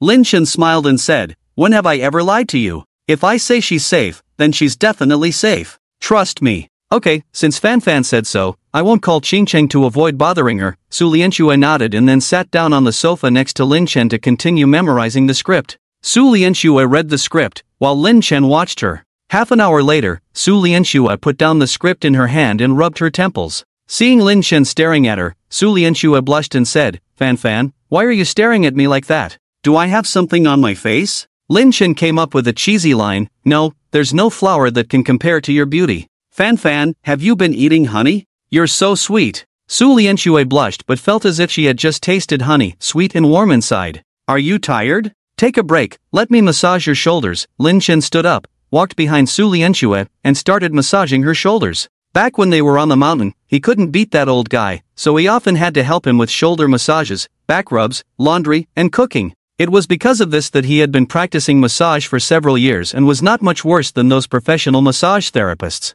Ah, Fan, you're good at massaging. It feels so comfortable. Su Lianxue wanted to refuse at first, but when she found out how comfortable Lin Chen's massage was, she couldn't help but be a little selfish. Lin Chen said, "Of course, I'm a professional at massage. Don't believe me? Let me give you a full treatment." "Okay. I'll lie down on the sofa, Fan, you can massage me." Su Lianxue was not polite and lay down directly on the sofa. Watching her well-defined body curves, Lin Chen resisted the urge and started massaging Su Lianxue. But just as he had started, Gu Yunqi came back. "What are you guys doing?" Gu Yunqi asked Lin Chen with a stern face. Lin Chen explained, "I saw Lianxue was tired from her work on the set today, so I'm helping her relax with a massage." "Oh, so when Lianxue is tired, you help her relax with a massage?" "I work hard every day, why don't you help me relax with a massage too?" Gu Yunqi asked, feeling jealous. Lin Chen was speechless. "I don't care, Lin Chen must come to my room tonight to give me a massage until I fall asleep, otherwise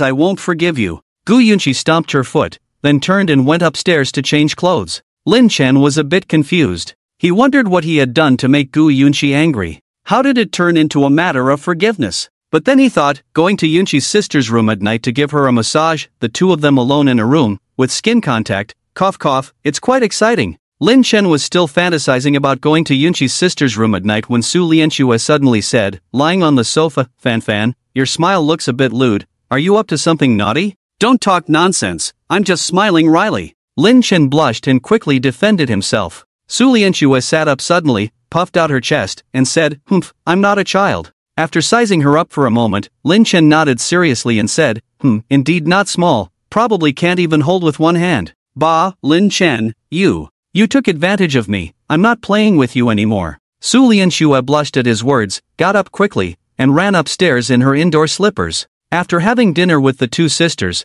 Lin Chen made an excuse and left. Since he had promised Tong Hu to help him with the boxing match, Lin Chen naturally wouldn't break his word. Just as he left, a familiar black Mercedes drove up. The window rolled down, and Dong Qianqian stuck her head out and said with a smile, "Master, I thought you forgot about the boxing match tonight." "Your master always keeps his word, he will definitely fulfill his promises." With that, Lin Chen got into the passenger seat. After Lin Chen got in the car, Dong Qianqian stepped on the gas, and the Mercedes instantly sped away. On the second floor of the villa, Gu Yunqi watched the scene through the floor-to-ceiling window. Over an hour later, Lin Chen and Dong Qianqian arrived at a farmhouse in the northern suburbs of the city. Outside the farmhouse, two short-haired young men stood guard at the door, looking alert. When they saw Lin Chen and Dong Qianqian approaching, one of the young men with short hair quickly stepped forward to stop them. "Heaven King covers Earth Tiger." Lin Chen was stunned at the words and instinctively replied, "Pagoda Town River Demon? Your sister's river demon, get lost."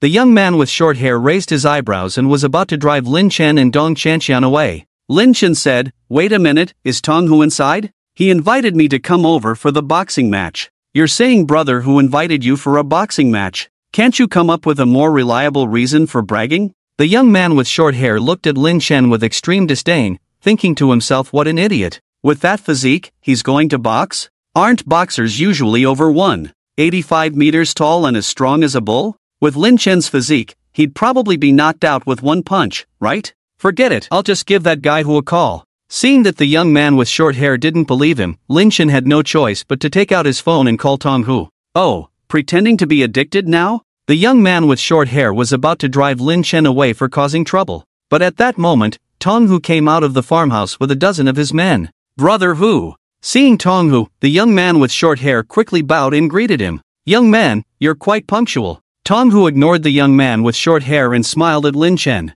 Lin Chen asked without hesitation, "Enough talk, I have important things to do. When do we start?" Tong Hu wasn't angry either, he looked at his watch and replied, "In 10 minutes. "Okay, let's go in." Lin Chen took a step towards the farmhouse. Just as he reached the entrance, he couldn't help but stop and ask the young man with short hair, "Heaven King covers Earth Tiger?" The young man with short hair was taken aback, but still instinctively replied, "Chicken stew with mushrooms." Lin Chen was speechless. After entering the courtyard, Tong Hu led him and Dong Qianqian to a rockery next to the courtyard. Dong Qianqian was curious and saw a hidden door suddenly open on the rocks of the rockery. Behind the hidden door was an elevator, and after a group of 5 people boarded the elevator, it began to descend. After a while, the elevator stopped. the elevator door opened, revealing a brightly lit environment. This was an underground boxing arena with 2 floors, not small in size. At this time, a large group of people were gathered around the ring on the first floor watching the boxing match. On the second floor of the boxing arena, there were several huge French windows, each of which was a VIP box. Some wealthy bosses from the North District were in the boxes using special betting machines to bet on the boxers they favored to win. Tonghu led Lin Chen and Dong Chanshan to a VIP box on the second floor. The box was luxurious and decorated extravagantly, with 4 gilded chairs placed in front of the huge French windows. 3 of the chairs were occupied, 2 men and a woman. Lin Chen was not interested in the men, but the woman caught his attention. She was wearing a red cheongsam with a high slit, exposing her snow-white long legs, which were particularly eye-catching. The woman looked to be around 27 or 28, holding a folding fan, with light makeup on her face. She had a standard melon seed face, quite attractive, especially with a touch of charm and a pair of seemingly electrifying eyes that were particularly captivating. However, it was strange that although there were at least a dozen people in the box, besides Lin Chen, the other men seemed reluctant to look directly at the woman. "Little tiger, is this the boxer you found? Doesn't look that impressive." A middle-aged fat man in his 40s glanced at Lin Chen and chuckled, "Since there's no one else, you can just tell me. I could lend you a couple, no need to bring this foolish boy here to die." "Pang Lao Go, the match hasn't started yet, how do you know my boxer isn't good? I advise you to quickly buy insurance for your boxer, at least that way you can recover some losses," Tonghu retorted angrily. "Alright, let's not waste time. Since everyone is here, let's start early. My wife is still waiting for me to go back." A thin, tall man in his 30s urged impatiently. "Being a son-in-law means having to consider your wife's feelings even when doing something. It's really pathetic." The enchanting woman in the red cheongsam spoke. Her voice was soft and gentle, with a hint of breathlessness, which undoubtedly had a huge impact on men. "So what if you're a son-in-law? At least you have a wife, unlike you, almost 30 and still no one wants you." The thin, tall man's face changed, retorting sharply. "Alright, everyone calm down. Since everyone is here, let's start directly." As the host, Tonghu saw the tense atmosphere and immediately stepped forward to defuse the situation. At this moment, Dong Chanshan quietly tugged at Lin Chen's sleeve to introduce him. "You've met Tonghu, so I won't introduce him. The tall, thin man just now is Tang Yunsheng, from the Tang family in the North District. The Tang family only has one daughter, and Tang Yunsheng is a son-in-law who married into the family. However, the Tang family is influential in the North District due to their extensive connections, so their strength should not be underestimated. The fat man is Peng Hai, a former mercenary who now runs a security company with a group of retired mercenaries under his command. It is said that he has powerful backers from other provinces. As for the enchanting woman, she is a widow. I don't know her name, but people in the underworld call her Sister Hong. All the nightclubs in the North City District are almost run by her. Several big shots from other provinces are envious of her, so her power is not small." "Widow? No, I can tell at a glance that this woman is still a virgin." Lin Chen muttered suspiciously. Could it be that her husband is not good in that aspect? Did he die young? Just as he finished speaking, Lin Chen felt a cold gaze lock onto him instantly. The owner of this gaze was none other than the Red Sister that Lin Chen had just mentioned. At this moment, the Red Sister was staring at Lin Chen with a seductive look in her eyes. When Lin Chen looked at her, she suddenly licked her lips and threw a flirtatious glance at him. "Disgusting, shameless." Due to the angle issue, Dong Chanshan also noticed. She muttered under her breath and then whispered to Lin Chen, "Master, you wouldn't happen to like this shameless vixen, would you?" Well. Lin Chen was unsure how to respond. "Wouldn't any man like this seductive woman? Humph, your taste is really bad." Seeing that Lin Chen did not deny it, Dong Chanshan snorted lightly and moved aside. "Let's draw lots." Tonghu had his men bring out a bamboo sign bucket, which contained 4 bamboo signs, each with a red number on it. 2 number 1s and 2 number 2s. Those who drew the number 1 sign would fight in the first round, while those who drew the number 2 sign would fight in the second round. After the 4 people drew lots, Peng Hai and Tang Yunsheng drew the number 1 sign, while Tonghu and the Red Sister drew the number 2 sign. "Clear the stage." Tonghu sat in his seat and pressed a red button next to the armrest. The next moment, the stage below began to rise, and the boxers on the stage were in the middle of a match when a figure suddenly rushed onto the stage, throwing 2 punches and knocking the 2 boxers directly off the stage. "Jin Gang! Jin Gang! Jin Gang!" Seeing the tall and strong man who stepped onto the stage, the audience on the first floor erupted into excited cheers. Jin Gang! True to his name, he stood at a height of 1.9 meters, towering like a pagoda on the stage. Next, a relatively short boxer also jumped onto the stage. This man was about 1.7 meters tall, with muscles bulging all over his body, and his bronze fists were covered with thick calluses, giving him a powerful look. This is a boxer I recently brought back from abroad at a high price last month. His name is Batai, and he has been practicing ancient Thai boxing since he was a child. He has never been defeated since his debut. Pang Lao Go, you better be careful. Tang Yunxing's mouth curled into a sly smile, showing full confidence in his boxer. What ancient Thai boxing? It's all showy but not practical. My Jin Gang is a top-notch mercenary who has received professional training. He doesn't even put 30 people in his eyes, so why should he fear a foreigner? Peng Hai said disdainfully. As he spoke, he picked up a miniature walkie-talkie next to him and ordered, "Get rid of that little guy for me." "Ha, let's wait and see." Tang Yuncheng laughed at the words and said no more. At this point, with the referee's signal, the stage match had already begun. Boom boom boom. Jin Gang, with a body like a pagoda, launched the first charge. As he closed in, he displayed a set of flowing combination punches. His punches whistled through the air with great force, giving a strong sense of power. Facing this continuous combination of punches, his opponent Batai did not choose to confront them head-on but instead dodged or crouched from time to time. After Jin Gang finished a set of combination punches, Batai seized the opportunity and delivered a straight punch, hitting Jin Gang under the armpit. Jin Gang's face changed, and he took several steps back, his left arm also unnaturally raised and pulled down. Seeing this, Batai suddenly lunged forward, and his fists rained down like a storm. Bang bang bang bang, the continuous sound of blows instantly exploded the atmosphere in the arena. Kong was hit with 10 consecutive punches, his face showing a look of pain. So ruthless. Peng Hai's face darkened as he muttered under his breath. As a mercenary, he could tell at a glance that Batai's punches were aimed at the same spot each time. Although Kong had decent defense, being struck fiercely in the same spot 10 times within a few seconds was hard to withstand, no matter how strong the muscles were. Crack! After landing a successful blow, Batai leaped into the air and viciously kneed Kong's chin. The sound of bones breaking suddenly rang out. Kong spat blood and fell backward. With a dull thud, Kong collapsed to the ground, unconscious. TSK, Pine old dog, your Kong is too weak, isn't he? Batai hasn't even used his full strength, and he's already down. Tang Yunxing's face showed a smug smile. Peng Hai, on the other hand, looked as if he could drip water with his dark expression. He grunted and threw a file bag at Tang Yuncheng. This year, you have the final say in the construction materials business in the north of the city. Despite his inner discontent, Peng Hai reluctantly handed a contract to Tang Yuncheng. Tang Yuncheng happily took the file bag and handed it to a bodyguard behind him. "Master, this is too brutal, why don't you just admit defeat?" Dong Chanqian's face turned pale. Although she was still a bit resentful of Lin Chen liking Red Sister's seductive ways, she wasn't about to watch Lin Chen get beaten to death because of it. Brutal? Just kids playing around. Nothing to worry about. Lin Chen smiled lightly. Nearby, Tong Hu, upon hearing Lin Chen's words, felt somewhat calmer. "It's your turn now. With a compensation of 10 million and the possibility of acquiring the land in the north of the city, it's up to your own abilities." Tong Hu said to Lin Chen, "Your opponent in this match is a woman, but I advise you not to underestimate her." Lin Chen ignored him and walked out of the box. By the time he reached the first floor, Batai had already stepped down from the stage and was drinking water on the side. Seeing Lin Chen approaching, he sneered and made a throat-slitting gesture. Lin Chen paid him no mind and instead looked at a black-clad woman who had stepped onto the stage at some point. The woman wore a silver mask, hiding her face, but her figure was not bad, with curves in all the right places. Lin Chen stepped onto the stage and said to the black-clad woman, "I don't want to fight a woman. How about you just admit defeat?" The black-clad woman remained silent, her eyes coldly fixed on Lin Chen. With the referee's signal, the black-clad woman suddenly lunged forward. Lin Chen sighed helplessly, "Forget it, I'm not one to harm flowers.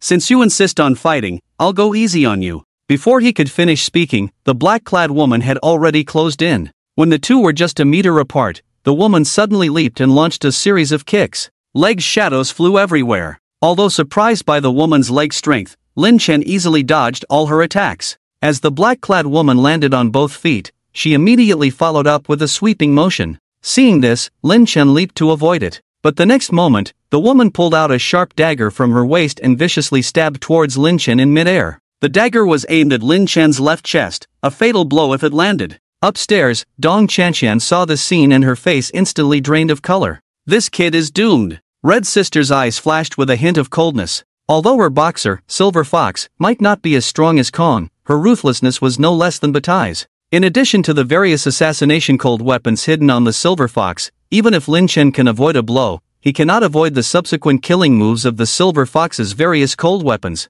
It's just a competition, do you need to resort to killing? Dong Qianqian couldn't help but scold Hong Jie. Little girl, there is no life or death in the competition. I won't argue with you because you are young and ignorant. But remember, disaster comes from the mouth. Hong Jie turned to look at Dong Qianqian, a hint of cold killing intent flashing in her charming eyes. Dong Qianqian was frightened and quickly took 2 steps back, her delicate body trembling uncontrollably. While the two were talking, a strange scene occurred on the stage. Lin Chen's right hand shot out like lightning, grabbing the Silver Fox's wrist and successfully defusing the crisis. A look of surprise flashed in the Silver Fox's eyes, but the next moment she suddenly opened her mouth wide and spat out a silver needle. The silver needle turned into a stream of light, instantly piercing Lin Chen's shoulder. Lin Chen felt a slight numbness in his shoulder and instinctively let go of his hand. As soon as he let go, the Silver Fox grabbed a short blade and fiercely stabbed towards his chest. Bang! Just as the short blade was less than a centimeter away from Lin Chen's chest, at that moment,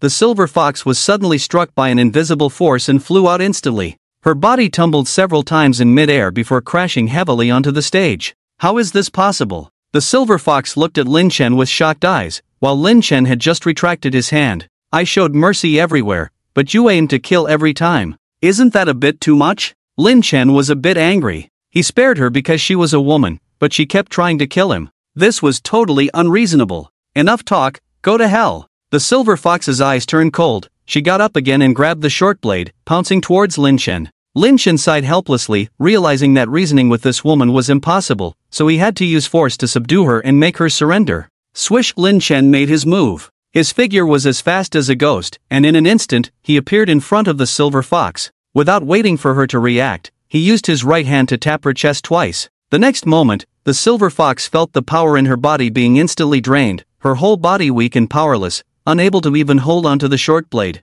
Ding dong, the short blade fell on the stage, and Lin Chen lifted the Silver Fox up as if she were a chick. Woman, why not find a man to marry and live a peaceful life at home? Why must you come here to fight and kill? Get down from here. Lin Chen carried the Silver Fox to the edge of the stage and threw her down. According to the rules of the competition, leaving the stage meant losing. Seeing the Silver Fox being thrown off the stage, everyone was dumbfounded. Hong Jie's eyes widened in disbelief. Her trusted subordinate was easily thrown off the stage by Lin Chen? This was too casual. Alright. Seeing Lin Chen's victory, Dong Qianqian cheered with joy. But when Hong Jie turned and glared at her, she immediately covered her mouth and dared not make a sound. Hong Jie, I'll take 50% of all your profits this year without hesitation. Tong Hu's face was full of smiles. Hong Jie's nightclubs made millions in profits in one night, and it was hard to estimate the total for the year. The thought of half of that money going into his pocket made him unable to help but laugh. Humph. I, Hong Jie, am willing to admit defeat.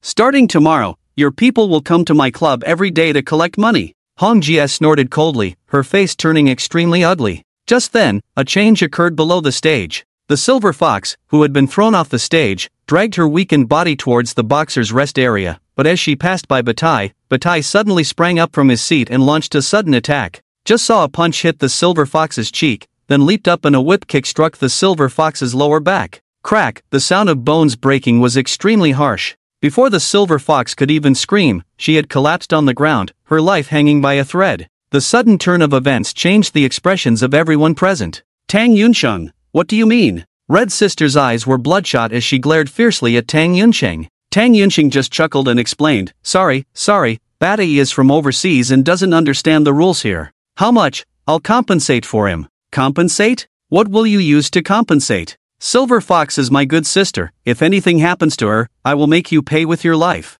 Red Sister was furious, shouting loudly. Because of her anger, her chest began to heave violently, the alluring sight making many men in the room swallow hard. Red Sister, you are going too far. Just a boxer, is it worth fighting me for her? Or do you think my Tang family is a soft target that you can bully at will? Tang Yunsheng's smile faded, a hint of malice appearing on his face. I'll remember what happened today, Red Sister. You better not fall into my hands, otherwise, I will make you beg for life and death. Red Sister gradually calmed down, leaving a harsh remark before getting up and leaving the room. Tang Yunsheng, well done. Just as Red Sister left, Tong Hu and Peng Hai both gave thumbs up to Tang Yunsheng. Silver Fox was Red Sister's ace. Without her, Red Sister lost a strong support. In future competitions, she would find it hard to pose a threat to others. You flatter me. Tang Yunxing smiled and clasped his hands. Dong Chanxian watched all this with increasing fear, feeling like she was in a tiger's den. For some reason, she urgently hoped that Lin Chen would come soon,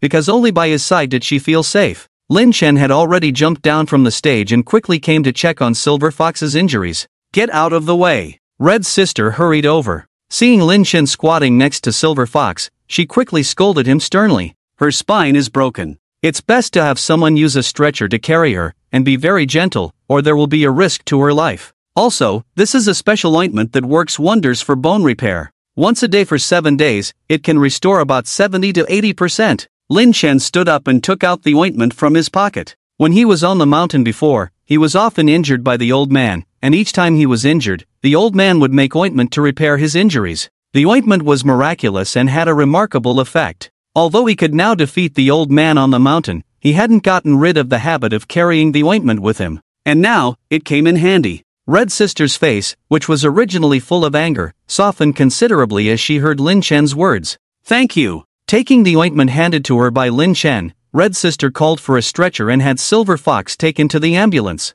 After a 10-minute halftime break, the final decisive match began. Red Sister had intended to go to the hospital to accompany Silver Fox, but thinking that Batty still had to perform, she wanted to see if Lin Chen could avenge Silver Fox.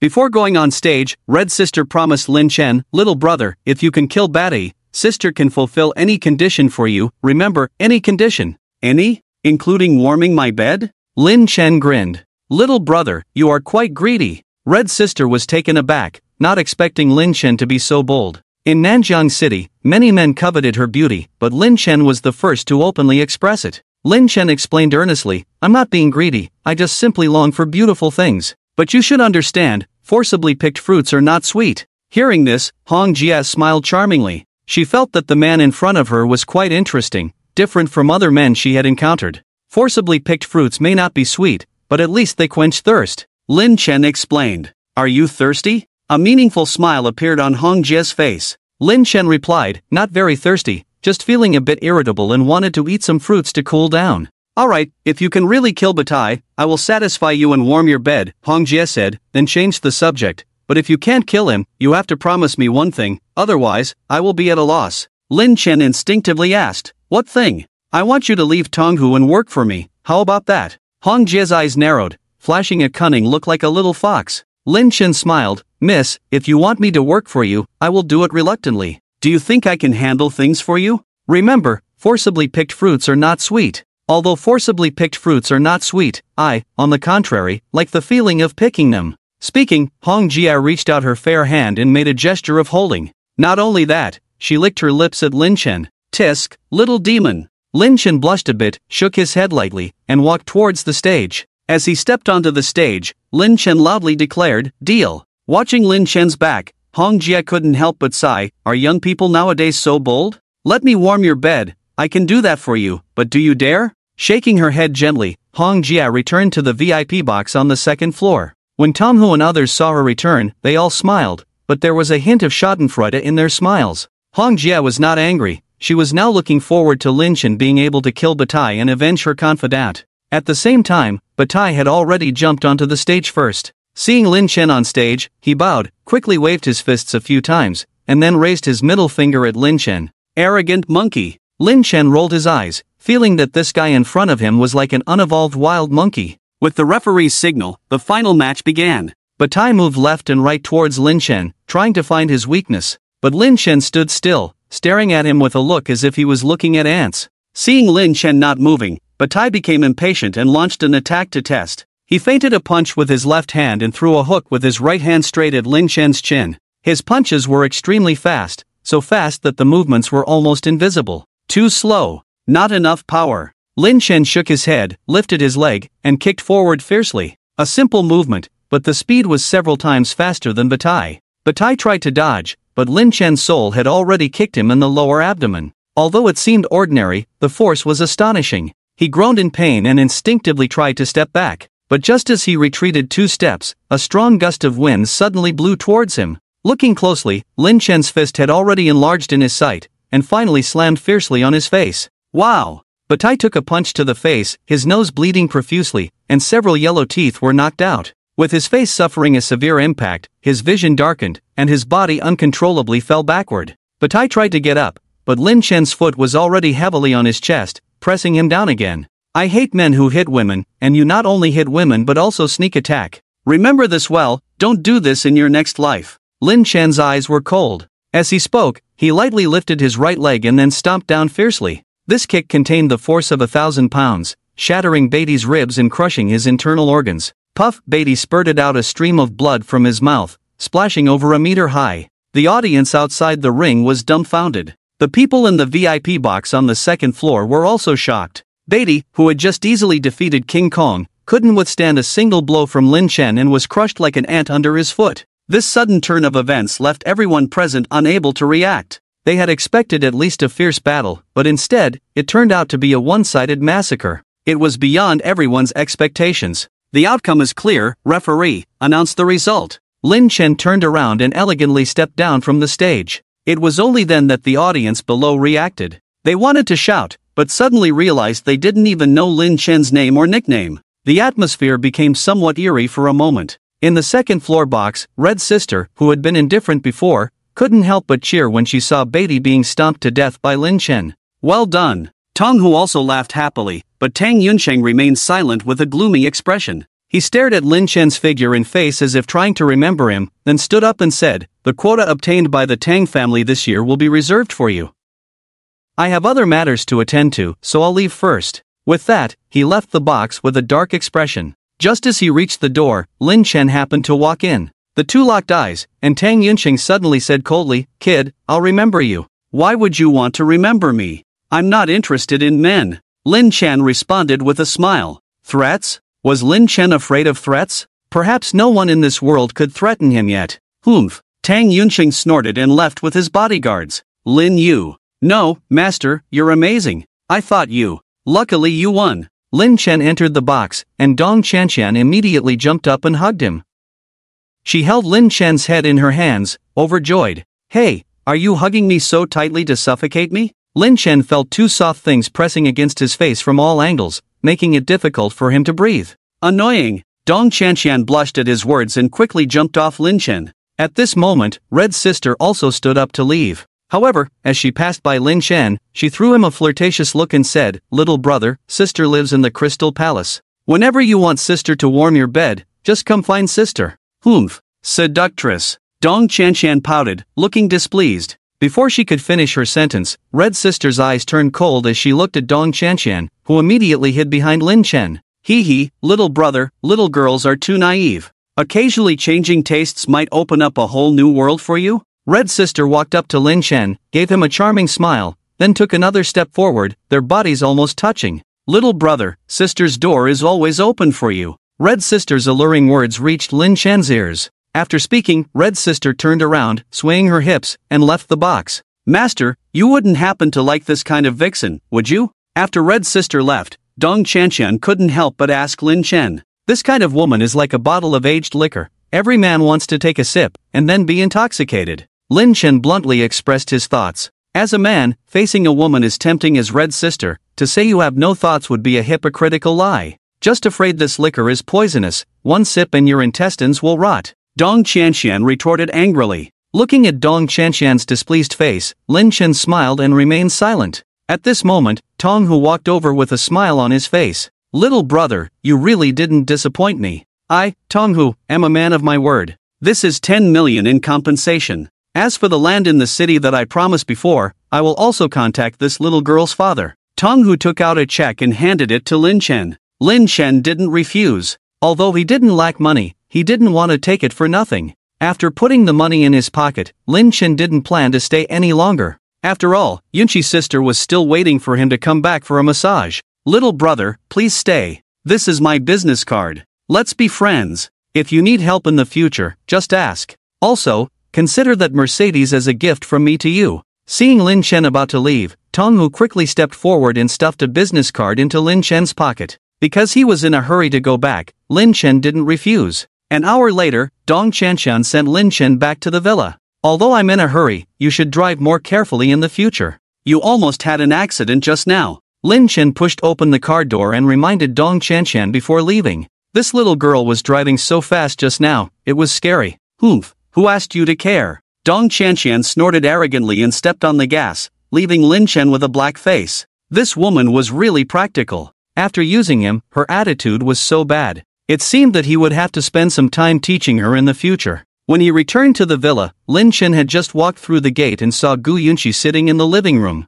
The TV was off, and she was obviously waiting for Lin Chen to come back. Looking at Gu Yunqi's fair and attractive legs, Lin Chen swallowed and walked over. Lin Chen, where did you just go? Gu Yunqi turned her head and asked with a smile that wasn't a smile. Lin Chen instinctively replied, someone asked for my help, so I helped. It took some time, but fortunately, I didn't come back too late. Oh, was it a man or a woman? Gu Yunqi asked again. A woman. A man. Lin Chen wanted to say it was a woman, but thinking that Gu Yunqi might get jealous, he quickly changed his answer. Unexpectedly, Gu Yunqi's face darkened when she heard this, and she walked up to Lin Chen, sticking her head out and sniffing him hard. There are 2 different women's perfumes on you, Lin Chen, how do you explain that? Gu Yunqi asked coldly, as if a wife was questioning her husband about staying out all night. Lin Chen panicked and quickly explained, Yunqi's sister, don't misunderstand. 2 women were too excited just now and hugged me, that's all. I absolutely didn't do anything inappropriate.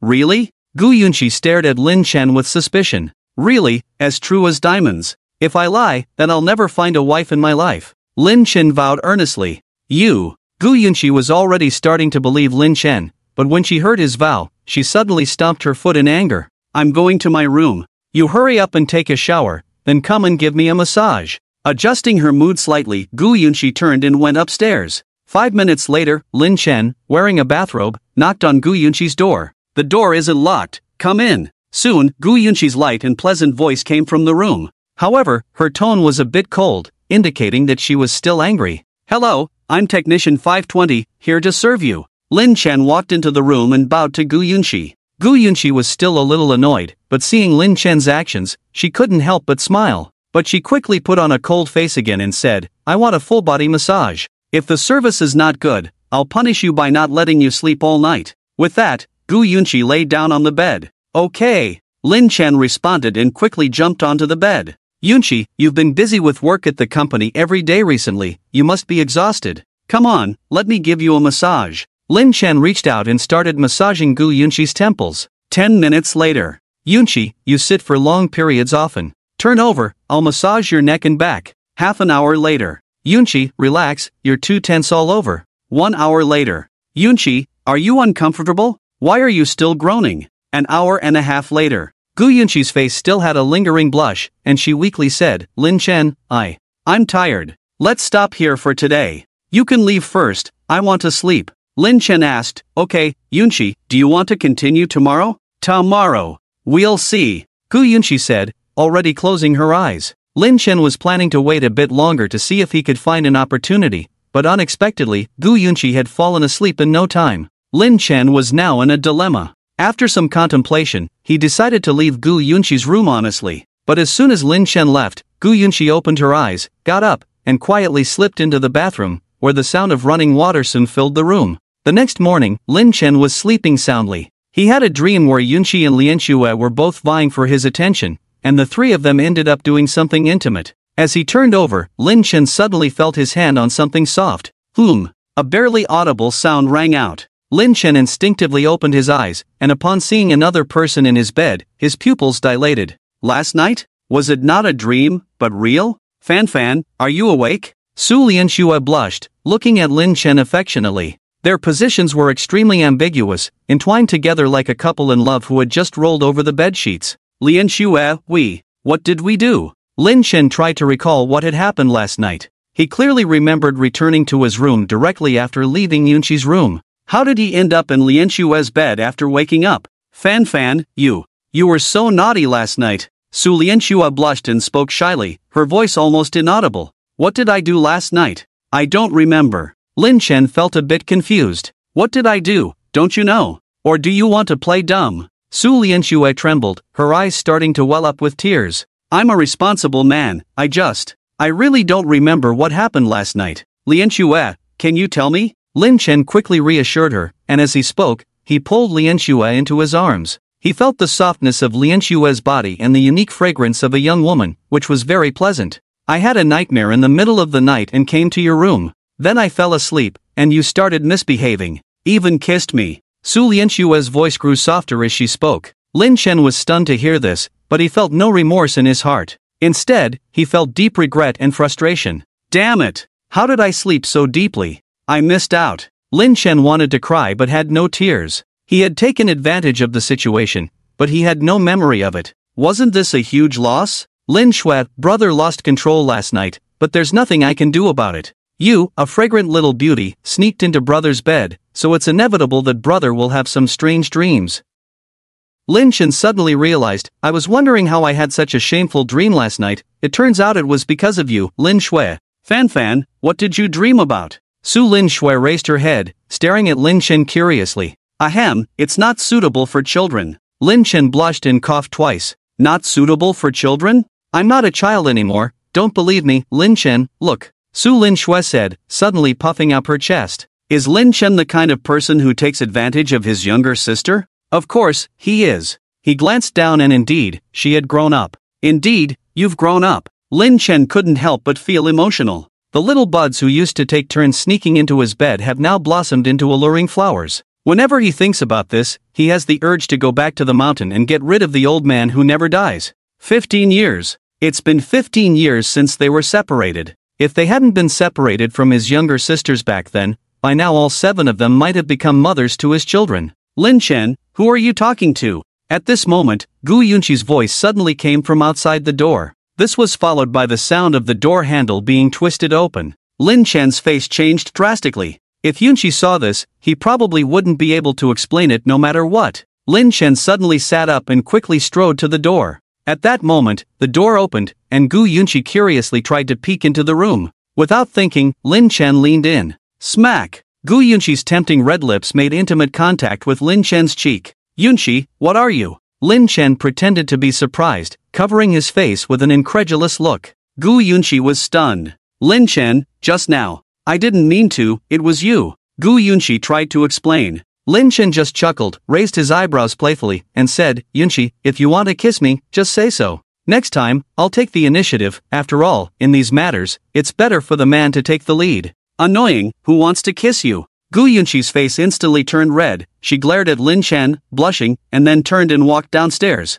After Gu Yunqi went downstairs, Lin Chen breathed a sigh of relief. He quickly turned to Su Lin Xue on the bed and said, Lin Xue, we'll talk about last night's matter later. You should go out first, or Yunqi might misunderstand if she sees us like this. Su Lin Xue smiled mischievously, hee, let her misunderstand, I don't mind. Lin Chen was speechless. But fortunately, Su Lin Xue said so, and she still got up from the bed. She stretched lazily, put on her white rabbit slippers, and clattered out of the room. As she passed by Lin Chen, Su Lin Xue suddenly tiptoed and kissed Lin Chen on the other cheek. Fan, I might have to go out of town to film in a few days, so, can I come to your room to sleep these nights? Su Lin Xue looked shy, playing with the hem of her clothes, her eyes glancing at Lin Chen's face with a hint of nervousness and anticipation. In her eyes, there was a touch of tension and expectation. I'm afraid Yunqi might get angry if she finds out. Lin Chen was a bit worried. Of course, he didn't mind, he even welcomed it. But Yunqi was more prone to jealousy. If she found out, she might get upset.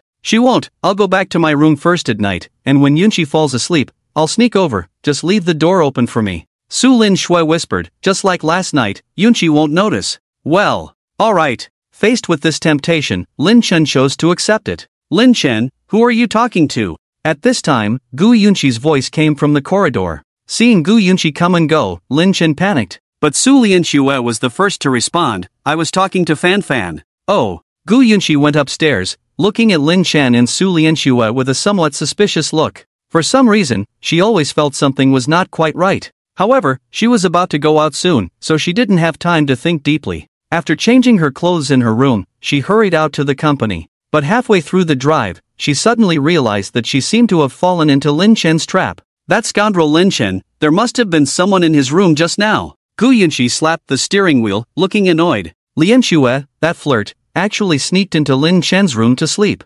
No, Lin Chen is mine, I'm going tonight too. An hour later, Su Lin Xue also went out. Having just signed a contract, Su Lianxue had been training at the company for the past few days, preparing for filming out of town. Lin Chen was bored at home, thinking of calling Dong Qianqian, the maid, to pass the time, but he couldn't help but think of the Red Sister from yesterday. Especially that line, "My door is always open to you," which made ripples in his heart. Just as Lin Chen was torn between contacting Dong Qianqian or going to see the Red Sister, his phone suddenly rang. "Hello, Lord, the person who injured Missy has been identified. It's Chen Dong, the private bodyguard of the richest man on Hong Kong Island." Chen Dong is a master of Baguazhang, a prominent figure in the martial arts world of Huagua, with formidable killing power in Baguazhang. He has quite a reputation in the industry. In addition, according to reliable sources, Chen Dong is currently a guest at the Tang family in Nanjing City. It was the head of the Tianji Pavilion's intelligence department calling. Upon hearing this news, Lin Chen narrowed his eyes and said in a deep voice, "Has he delivered himself to me?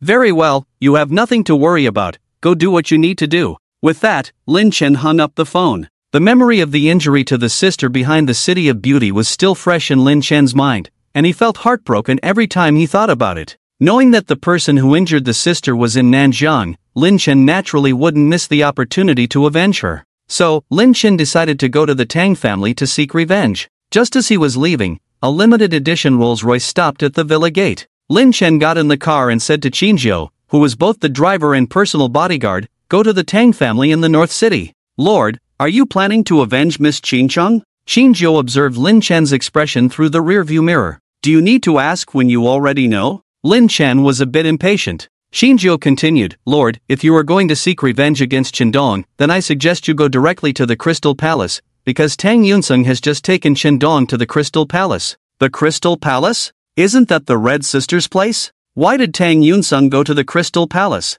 Lin Chen was puzzled. The four big shots in the North City have been fighting openly and secretly for several years, each one trying to take down the other and seize their resources and territory. The conflict between the Tang family and Ning Hongyan is the most intense, and Ning Hongyan has always wanted to destroy the Tang family. Qinjiu analyzed, this time, Tang Yunseng went to the Crystal Palace, most likely to cause trouble for Ning Hongyan. Hearing this, Lin Chen said directly, "In that case, let's go to the Crystal Palace first." An hour later, Lin Chen and Qinjiu arrived at the Crystal Palace. The Crystal Palace had 7 floors and occupied a large area, being the largest leisure and entertainment club in the North City. The 6th floor of the Crystal Palace. At this time, Ning Hongyan was lying on a white massage bed with her eyes closed, while 2 young female technicians were giving her a full-body essential oil massage. Suddenly, a female attendant rushed in anxiously. "Red Sister, something's wrong, Tang Yunseng is here." "That guy Tang Yunseng dares to come to my territory? Is he out of his mind?" Ning Hongyan opened her eyes, a hint of coldness flashing in them. "Who is Tang Yunseng?" "He was her husband's killer. 3 years ago, her fiancé invested in the Crystal Palace and, with their joint efforts, turned it into the top leisure and entertainment club in the northern part of the city. However, half a year after the opening, Tang Yunseng came to the Crystal Palace, saw Ning Hongyan's sweet appearance, and harbored evil intentions towards her. Fortunately, her fiancé arrived in time, saved her, and injured Tang Yunseng. But this incident also offended Tang Yunseng. Subsequently, out of resentment, Tang Yunseng sent someone to kill her fiancé. While Ning Hongyan was mourning her fiancé, Tang Yunseng visited her and threatened that unless she offered herself to him, he would make sure the Crystal Palace could not continue operating. Fearing the power of the Tang family, Ning Hongyan established connections with influential figures from other provinces and received their protection. Due to this, Tang Yunseng did not dare to harm Ning Hongyan directly. However, Ning Hongyan never forgot to avenge her fiancé. She attempted to assassinate Tang Yunseng numerous times, but he was always well protected. If not for this, Tang Yunseng would have been dead 3 years ago. "I'm not sure, but Tang Yunseng asked me to tell you." "To tell you?" The waitress hesitated. Ning Hongyan furrowed her brows and demanded, "Tell me clearly, don't beat around the bush." He said to clean up and wait for him in bed. The waitress bravely conveyed Tang Yunseng's message. As soon as she heard this, Ning Hongyan's face turned cold. She sneered, "Tang Yunseng, does he really think I wouldn't dare to take action against him in the Crystal Palace?"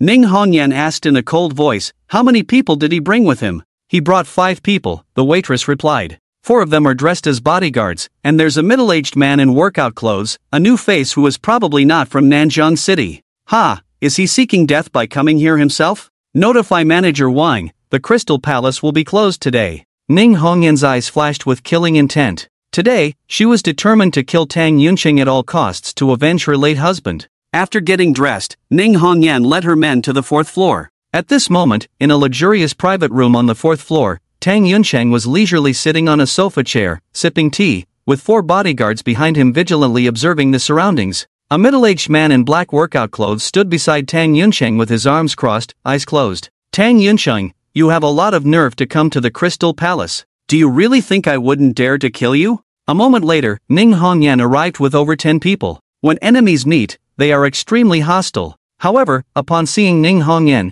Tang Yunqing's lips curled up into a smile. He said, "Kill me, Ning Hongyan, do you have the ability? Do you think having a big shot from another province backing you up means I won't touch you? I'll give you a chance. Be my woman obediently, and the Crystal Palace will still be yours in the future. If you don't comply, not only will you be mine, but the Crystal Palace will also become my property." Tang Yunqing sat with one leg crossed, exuding a king-like aura. His eyes scanned Ning Hongyan unreservedly, especially when he saw her fair, long legs. His desire intensified. "Tang Yunqing, have you lost your mind? Speaking like this on my turf, do you really think I wouldn't dare to kill you in the Crystal Palace? Let me tell you, even if I kill you now, I have 100 ways to distance myself from it." Ning Hongyan's face turned cold, full of killing intent. She said, "You sent someone to kill my fiancé back then. Today, I will make you pay with your blood. What are you waiting for? Seize him. I will tear him apart alive and dismember him." "Ha, kill me? Ning Hongyan, you are truly bold but brainless.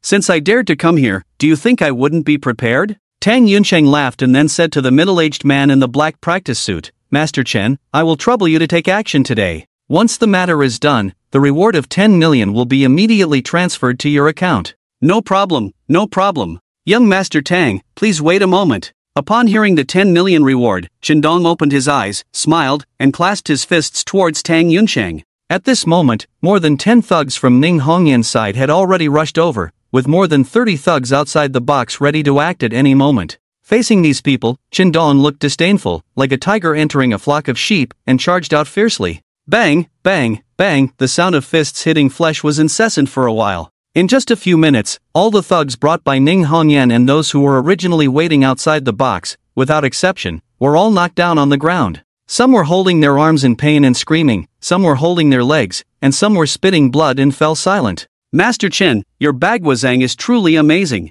Watching Qindong easily handle all of Ning Hongyan's men, Tang Yunqing's face showed sincere admiration. With such a master by his side, who in Nanjiang City could he not afford to offend? He, Mr. Tang, you are too kind. I was just warming up earlier. These people are far from enough to let me show my true strength. Qindong returned with a light smile. Hearing this, Tang Yunqing was even more amazed. One person unscathed, easily defeating 50 people, and this was not his true strength? How terrifying must his true strength be? Master Chen is truly the top martial artist in the country. Tang Yunqing admires you. Tang Yunqing stood up, clasped his hands, and bowed to Qindong. Seeing this, Qindong smiled and said, "These are just trivial matters. Your father, Mr. Tang from Hong Kong, instructed me to protect you thoroughly. Since I have promised, I will not break my word." "Very well, with Master Chen's help, who in Nanjiang City can be my enemy?" Tang Yunqing was full of pride. While he was still envisioning the future, Ning Hongyan poured cold water on him. "Tang Yunqing, do you think a mere martial arts master can allow you to act recklessly in Nanjiang City?" Ning Hongyan said, then suddenly pulled out a silver homemade pistol from her waist. Her eyes were full of killing intent as she stared at Tang Yunqing and said, "Years ago, you had someone kill my fiancé. Today, I want you to pay for his life." "Ning Hongyan, are you crazy? Killing is a crime. Aren't you afraid of going to jail or being executed?" Tang Yunqing broke out in a cold sweat and was starting to panic. "Mr. Tang is the person I must protect. If you want to kill him, you have to kill me first." Seeing that Ning Hongyan was hiding a firearm, Qindong's face showed a hint of seriousness. "You? Just a martial artist, do you really think you are invincible just because you know some martial arts? No matter how skilled you are, can you be more skilled than the gun in my hand?" Ning Hongyan sneered, then aimed the gun at Qindong and pulled the trigger instantly. Bang! When the gunshot rang out, everyone thought Qindong was done for. But to everyone's surprise, at the moment the gunshot rang out,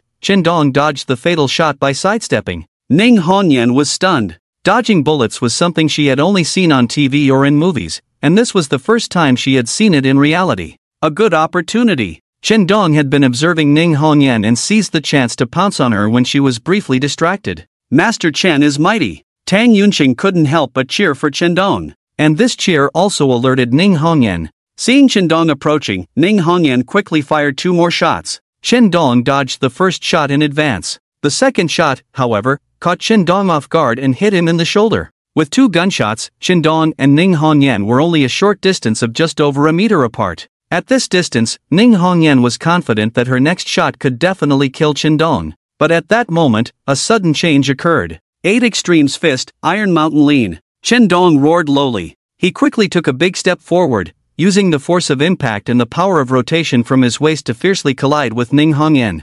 Bang! Ning Hongyan was instantly sent flying, and the homemade pistol in her hand fell to the ground. Her internal organs seemed to have shifted, and the intense pain made Ning Hongyan unable to bear it, causing her to spit out a mouthful of bright red blood. She stared at Chen Dong with eyes full of resentment and said, "As long as you kill him for me, whatever amount he offers you, I can double it for you." "Money? Miss Ning, you are insulting me, Chen. Although I am poor, I am not someone who would bend for a few coins. I protect Mr. Tang not for money, but out of personal favor." Chen Dong stood proudly with his left hand behind his back. However, a hint of unusual expression in his eyes did not escape Ning Hongyan's gaze. Gritting her teeth, Ning Hongyan said, 50 million. Kill him, and I will immediately give you 50 million. Seeing Chen Dong showing some interest, Tang Yunsing narrowed his eyes and suddenly said with a smile, "Master Chen, whatever she offers, I will give you. After all, she is just a lonely woman now. After I have my way with her tonight, everything she has will be mine, and I will help her fulfill her promises." "Thank you, Mr. Tang." Chen Dong quickly thanked him. It's not that he is not greedy, but behind Tang Yunsing is a super rich man, and 50 million is nothing to them. Chen Dong wants money. He also wants the favor of the rich. On the other hand, Ning Hongyan can offer nothing other than money. Therefore, Chen Dong almost didn't need to consider it and decisively refused Ning Hongyan. "Miss Ning, Mr. Tang is also a man who appreciates beauty. You should just yield to Mr. Tang," Chen Dong advised kindly. However, Ning Hongyan's face turned pale, and she angrily retorted, "Even if I die, I will not be with scum like him. I regret that I have not avenged my great hatred and have to die here." With a determined look in her eyes, Ning Hongyan's eyes flashed with determination. Tang Yunsung suddenly exclaimed, loudly reminding, "Master Chen, stop her quickly, she is trying to commit suicide." Before Tang Yunsung finished speaking, Ning Hongyan, who had regained some strength, picked up a fruit knife from the ground and was about to cut her neck. But just as she placed the blade on her neck, a somewhat familiar voice came from outside the private room. At the same time, an invisible force suddenly knocked the fruit knife out of her hand. "Miss, did you forget that you promised to keep me warm? We can't go back on our word." Lin Chen entered the private room with Qinjiu. Seeing the injured Ning Hongyan, Lin Chen felt a surge of anger. How could such a beautiful woman resort to such extreme measures? It was truly excessive. What was even more excessive was that Ning Hongyan was injured, and the matter of keeping warm would most likely be postponed. It was truly frustrating. "It's you?" Seeing Lin Chen, Ning Hongyan's face showed a hint of surprise. "Kid, last time you caused me to lose the boxing match. Now you dare to come looking for trouble. Do you think that with Tong Hu covering for you, I, Tang Yunsung, wouldn't dare to kill you?" Tang Yunsung's eyes flashed with a hint of killing intent. If it weren't for Lin Chen, the unexpected winner of the boxing match last time, Tang Yunsung would undoubtedly have been the winner. But because of Lin Chen's appearance, he ended up losing. As the saying goes, when enemies meet, they are extremely jealous.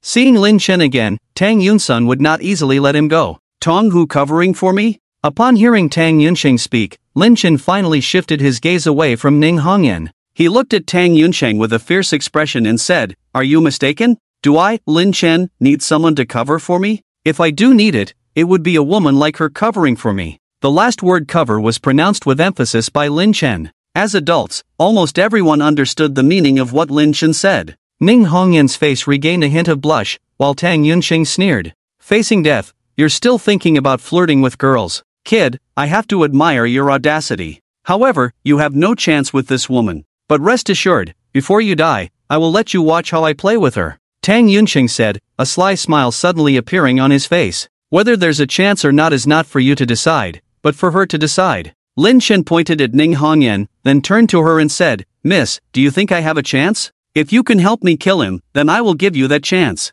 Ning Hongyan gritted her teeth. Upon hearing this, Lin Chen looked at Ning Hongyan lying on the side. Because she was wearing a cheongsam, her lying posture outlined her figure perfectly. But what caught Lin Chen's attention the most were her fair, seemingly reflective long legs. Looking at those long legs, Lin Chen secretly thought that if they were on the mountain, with those long legs, he could have fun for a year. Alright, miss, promises must be kept. Lin Chen chuckled, then suddenly turned serious and looked at Tang Yunsheng, saying, I'm going to kill him now, so while I'm doing that, you have a little time to prepare your last words.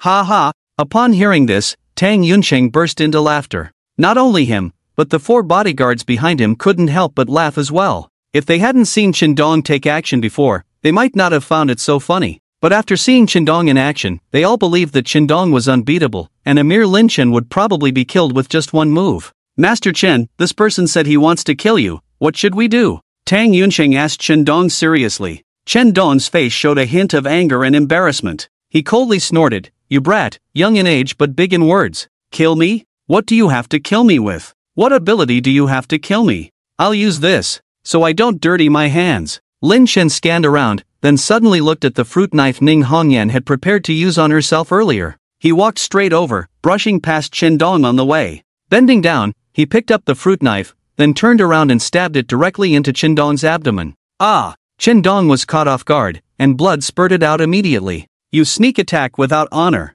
Qindong cried out in pain, turning to kill Lin Chen, but Lin Chen had already pulled out the knife and stepped back. Holding his injured lower abdomen with one hand, Qindong glared at Lin Chen with fury. He never expected Lin Chen to attack without warning and so viciously, directly aiming at his kidney. I came to kill you, not to fight you. Do I need to show honor to you? Besides, didn't you just try to harm this lady? Did you show honor then? Lin Chen smirked. You. Qindong was momentarily speechless. He gritted his teeth and said sternly, you insolent brat, I will knock out all your teeth, skin you alive, and make you wish for death. At this moment, Qindong was truly intent on killing. However, when he finished speaking, he suddenly realized with horror that an extremely terrifying aura was emanating from Lin Chen. This aura was so powerful that it was suffocating. At the same time, he clearly sensed that he was being targeted by a chilling intent to kill. In that instant, as he was locked onto by the intent to kill, his whole being was immobilized. Deep in his heart, a sense of his own insignificance, and the overwhelming oppression of Lin Chen, as towering as a mountain, swept over his body and mind.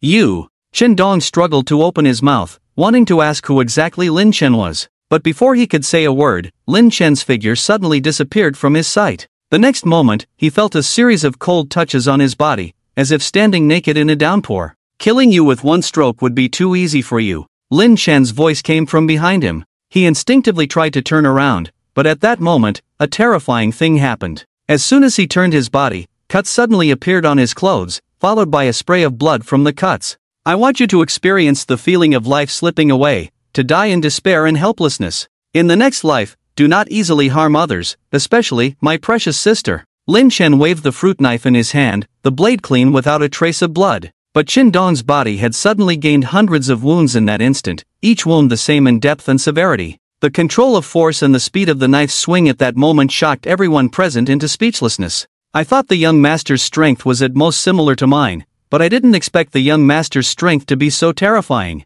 Even the old master would probably find it difficult to do what the young master just did, right? Seeing the terrifying combat power that Lin Chen had just displayed, Xin Zhou's eyes showed a hint of awe for the strong. You. Qindong wanted to say something, but the intense pain all over his body, and the stab to his kidney from earlier, made him unable to hold on, and he collapsed directly to the ground. In the blink of an eye, a large pool of blood appeared around his body. Qindong's breath became weaker and weaker, his life slipping away bit by bit, his consciousness becoming somewhat blurred, but the intense pain still tormenting his brain. On the other side, Tang Yunsheng, watching the scene that had just happened, was dumbfounded. The once powerful and invincible Master Chen, after facing Lin Chen, was actually killed with just one blow. Have you prepared your last words? Lin Chen played with the fruit knife in his hand, his gaze suddenly turning to Tang Yunsheng. Tang Yunsheng's face turned pale, instantly losing all color. Cough, cough, cough. Ning Hongyan suddenly flushed, and she began to cough violently. Along with her coughing, a stream of bright red blood flowed from the corner of her mouth. She had just wanted to wipe it away, but Lin Chen had already walked over and took out a tissue to wipe the blood from the corner of her mouth. You've been injured, come, little brother, let me help you wipe it off, Lin Chen said as he gently wiped the blood from the corner of her mouth. Little brother? Ning Hongyan was slightly stunned, then her pretty face blushed, and she gave Lin Chen a playful glance, saying coquettishly, "You little rascal, you still have the heart to joke at a time like this." "No, I'm just speaking the truth." Lin Chen grinned. Not far away, Tang Yunsheng had also come to his senses from his fear at this moment. He had a cold face and said sternly, "Kid, although you do have some ability, do you know who I am? This woman wants you to kill me. Do you really want to kill me? Do you know the consequences of killing me? I am the son-in-law of the Tang family. If I die, the Tang family will definitely not let you off. Is it worth it to be enemies with the Tang family for a woman?" As soon as his words fell, Ning Hongyan's face changed slightly. She glanced at Lin Chen, a hint of reluctance flashing in her eyes. "Little brother, you can't afford to offend the Tang family. Thank you for helping me out today. I appreciate it. As for what happens next, let me handle it myself." Lin Chen smiled and asked, "Is the Tang family very powerful?" The Tang family has assets of over $1 billion, they are influential, but more importantly, the Tang family has a complex network of relationships. It is said that they have connections in Hong Kong and Beijing. I once thought about taking down the Tang family, but, sigh. Ning Hongyan explained softly to Lin Chen. "Influential and powerful, right?" Lin Chen turned to Qin Jiudao and ordered, "I want to hear news of the Tang family's bankruptcy within 10 minutes. "Yes, sir." Qin Jiudao nodded and then went outside the private room to make a phone call. "Bankrupt the Tang family in 10 minutes? Kid, you're really talking big." Tang Yunsheng sneered disdainfully. The Tang family has been rooted in the northern district for over 10 years, with dozens of industries large and small. Even if 2 or 3 of these industries have problems, it would not lead to bankruptcy. Moreover, the Tang family has backing and connections. Those people will not let the Tang family fall. Whether it's just talk, you'll find out soon. Lin Chen ignored Tang Yunsheng, helped Ning Hongyan up, and then walked to a nearby sofa. Just as Ning Hongyan thought Lin Chen was going to help her sit down, she saw Lin Chen sit down first, then he hugged her waist and made her sit on his lap. An ambiguous posture. A man's unique hormone scent. Even Ning Hongyan, who was used to such scenes, felt a bit embarrassed. "Little brother, you're so ruthless. Sister is injured, and you still want to take advantage of sister?" Ning Hongyan looked resentful, her eyes looking at Lin Chen as if he were an unfaithful man. "Little devil." Lin Chen muttered to himself, but on the surface, he said seriously, "Don't misunderstand, I'm just helping you heal." "Heal? Is this how you heal?" Ning Hongyan gave Lin Chen a look, but feeling weak and powerless all over, she had no strength to struggle. So, she gave up struggling and let Lin Chen take advantage of her. Just as she thought Lin Chen was going to take advantage of her, she suddenly felt Lin Chen's hand gently touching her back. The next moment, a hot stream of air penetrated her body from where Lin Chen's palm was placed. Ning Hongyan looked up at Lin Chen, wanting to speak but hesitating. It was strange, the pain she had in her organs was gradually disappearing as Lin Chen's hand was firmly placed on her back. Soon, 5 minutes passed. Ning Hongyan felt no pain in her body. Not only that, but she also felt full of energy. Lin Chen opened his eyes, smiling. "How do you feel? Better? How did you do that?" Ning Hongyan stared at Lin Chen with an incredulous look. This kid in front of her was too incredible. If she hadn't experienced it herself, she wouldn't believe that a person could do such a thing. "Secret." Lin Chen smirked, then placed one hand on her leg in an instant. "Hey, you pervert." Sensing Lin Chen's movement, Ning Hongyan blushed coquettishly and gave Lin Chen a seductive look. This tempting glare made Lin Chen unable to bear it. Just then, Qin Jiudao returned to the private room. "As per your instructions, the Tang family has gone bankrupt. The news will spread within 3 minutes at the latest." Qin Jiudao reported the situation respectfully. "Keep acting, let's see how long you can keep this up." Tang Yunsheng sneered. But as soon as he finished speaking, his phone suddenly rang. He looked at Lin Chen. Now he was at the mercy of others. Whether he could answer the phone or not, it all depended on Lin Chen's mood. Lin Chen smiled and said, "What are you looking at me for? Answer the phone, maybe your dad is calling you to go back and move." "Humph." Tang Yunsung snorted and pressed the answer button on his phone. Soon, his wife's voice came through the phone. "Yunsung, something bad has happened. Our family is being targeted. Most of the company's assets are in trouble. The banks are starting to demand repayment. Dad just announced the bankruptcy of the company, the Tang family. It's probably over." Hearing his wife's words, Tang Yunsung's face instantly showed a look of horror. He didn't answer his wife, but instead stared at Lin Chen with fearful eyes and asked, "Was it you? Was it you who did this? Didn't you say that killing you would offend the Tang family? Now that the Tang family is ruined, what other cards do you have?" Lin Chen had a mischievous expression on his face. Tang Yunsung was speechless for a moment. The Tang family was indeed one of his cards, but he had an even bigger card, which was why the Tang family allowed him to marry in. However, he couldn't tell Lin Chen about this bigger card. The Tang family is ruined? Ning Hongyan was shocked. Lin Chen casually gave an order, and the Tang family, which had been established in the northern city for over 10 years, collapsed just like that. Isn't this too shocking? Miss, you wanted revenge, right? Now is your chance. Will you do it yourself, or should I help you? Lin Chen smiled and winked at Ning Hongyan. Ning Hongyan was so excited that her face turned red. She had been waiting for this day for over 3 years. Finally, the opportunity had come. I'll do it myself. Ning Hongyan stood up, picked up the homemade pistol from the ground, raised it, aimed, and pulled the trigger. Bang, bang, bang, she fired 3 shots in a row until the bullets in the gun were all gone. Tang Yunsung fell into a pool of blood, and the 4 bodyguards wanted to protect him, but they didn't dare to move because of Lin Chen's presence. Xuanzi, I finally avenged you. Watching Tang Yunsun lying in a pool of blood, Ning Hongyan's eyes turned red, and she murmured softly. After a while, she threw away the gun, squatted on the ground, and cried bitterly. Lin Chen wanted to comfort her, but he felt it was inappropriate. At that moment, his younger sister, Su Lianxue, suddenly called him. Fong, we're having a company dinner today, there might be drinking involved. I can't handle alcohol well, can you come and help me out? I've already sent you the address via text message. Drinking party? Girls shouldn't drink. Wait, I'll come over right now. After hanging up the phone, Lin Chen glanced at Ning Hongyan, who was still grieving, and decided not to disturb her further. He left with Qinjiu. Shortly after, Qinjiu drove Lin Chen to a hotel and dropped him off downstairs. Following Su Lianxue's address in the text message, Lin Chen arrived at a private room on the 7th floor of the hotel.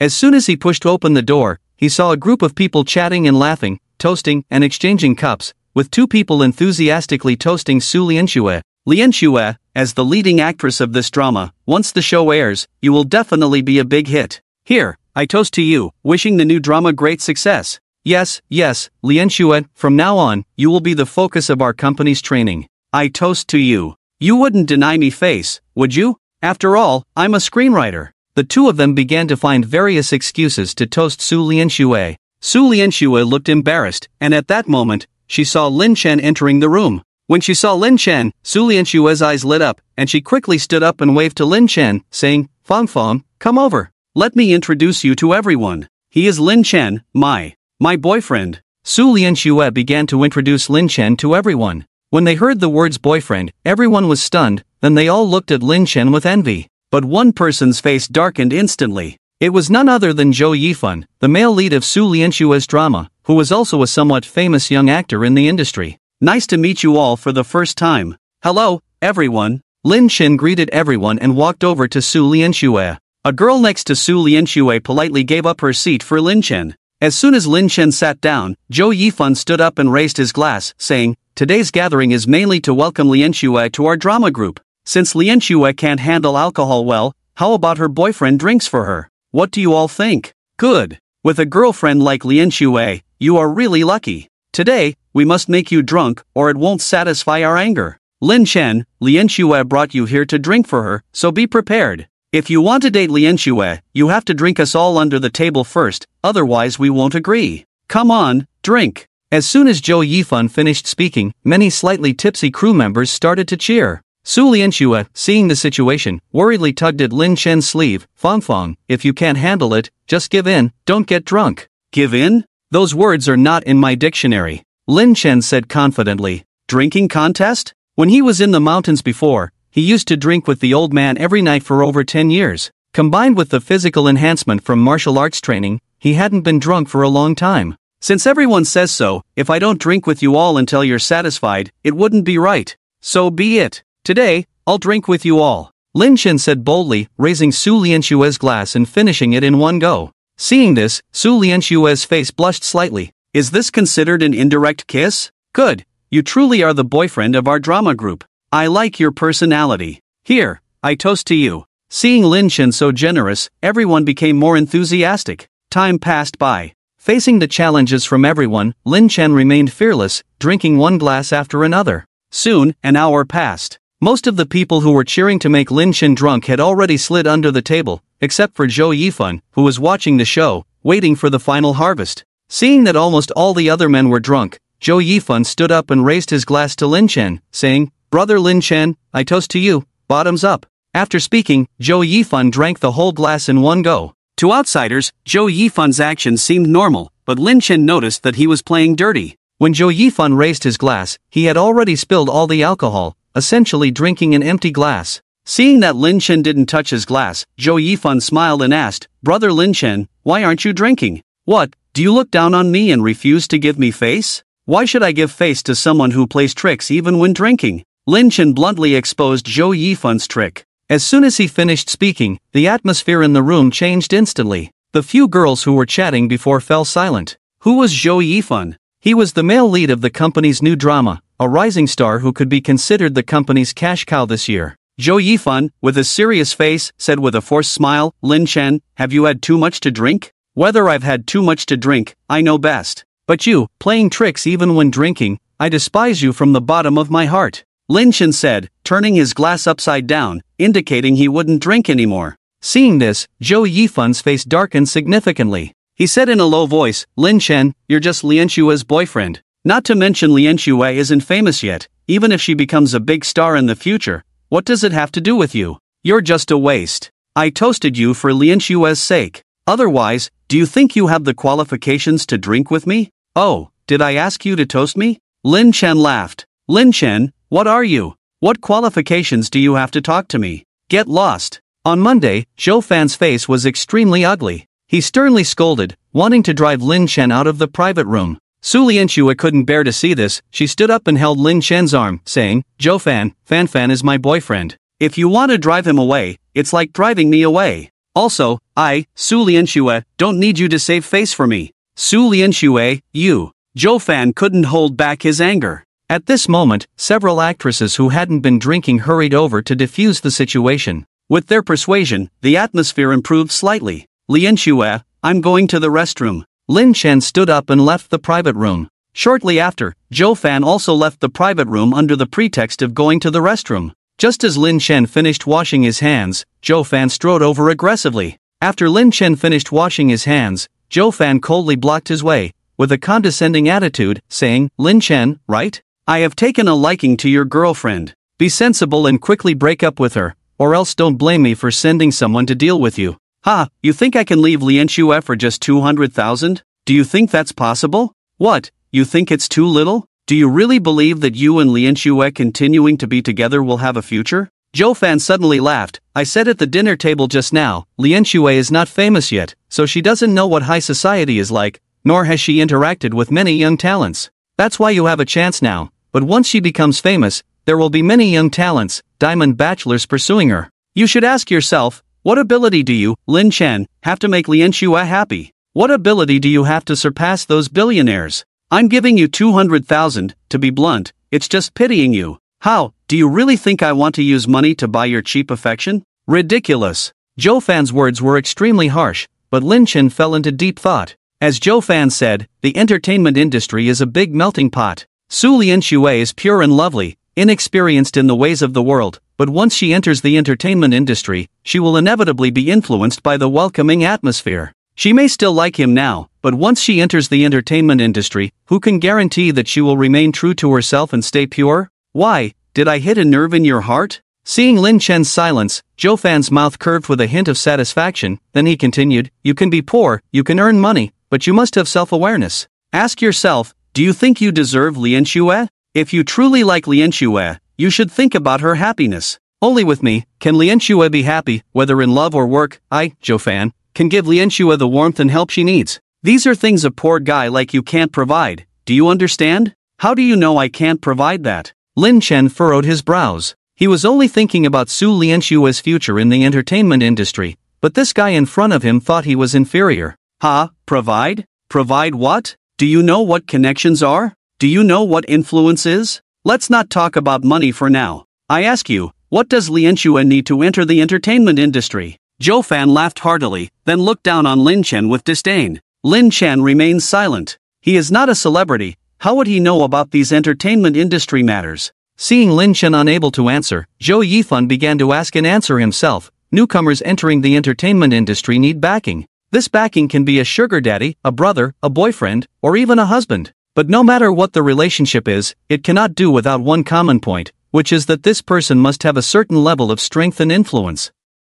Because only with this powerful backing can an artist stand firm in the big vat of the entertainment industry, not being attacked by other artists and entertainment companies. Do you understand now? I see. Lin Chen suddenly realized. He had been worried that Lin Shui would be led astray by the big vat of the entertainment industry, but after hearing Zhou Yifan's explanation, he was no longer worried. It's just about strength and influence. As the head of the Tianji Pavilion, would he lack these? Do you understand now? Since you do, hurry up and leave Lin Shui. You two are not from the same world, so why force yourselves to be together? Zhou Yifan began to advise Lin Chen. Lin Chen reached out and pushed Zhou Yifan to the ground, looking down at him and said, I was going to beat you up, but considering that you just helped me understand, I'll spare you this time. Get lost, and don't have any crooked thoughts about Lin Shui in the future, or you won't be as lucky as you are now. Are you out of your mind? Threatening me? Who do you think you are? Lin Chen, if you're a man, don't run away. Zhou Yifan instantly exploded with anger.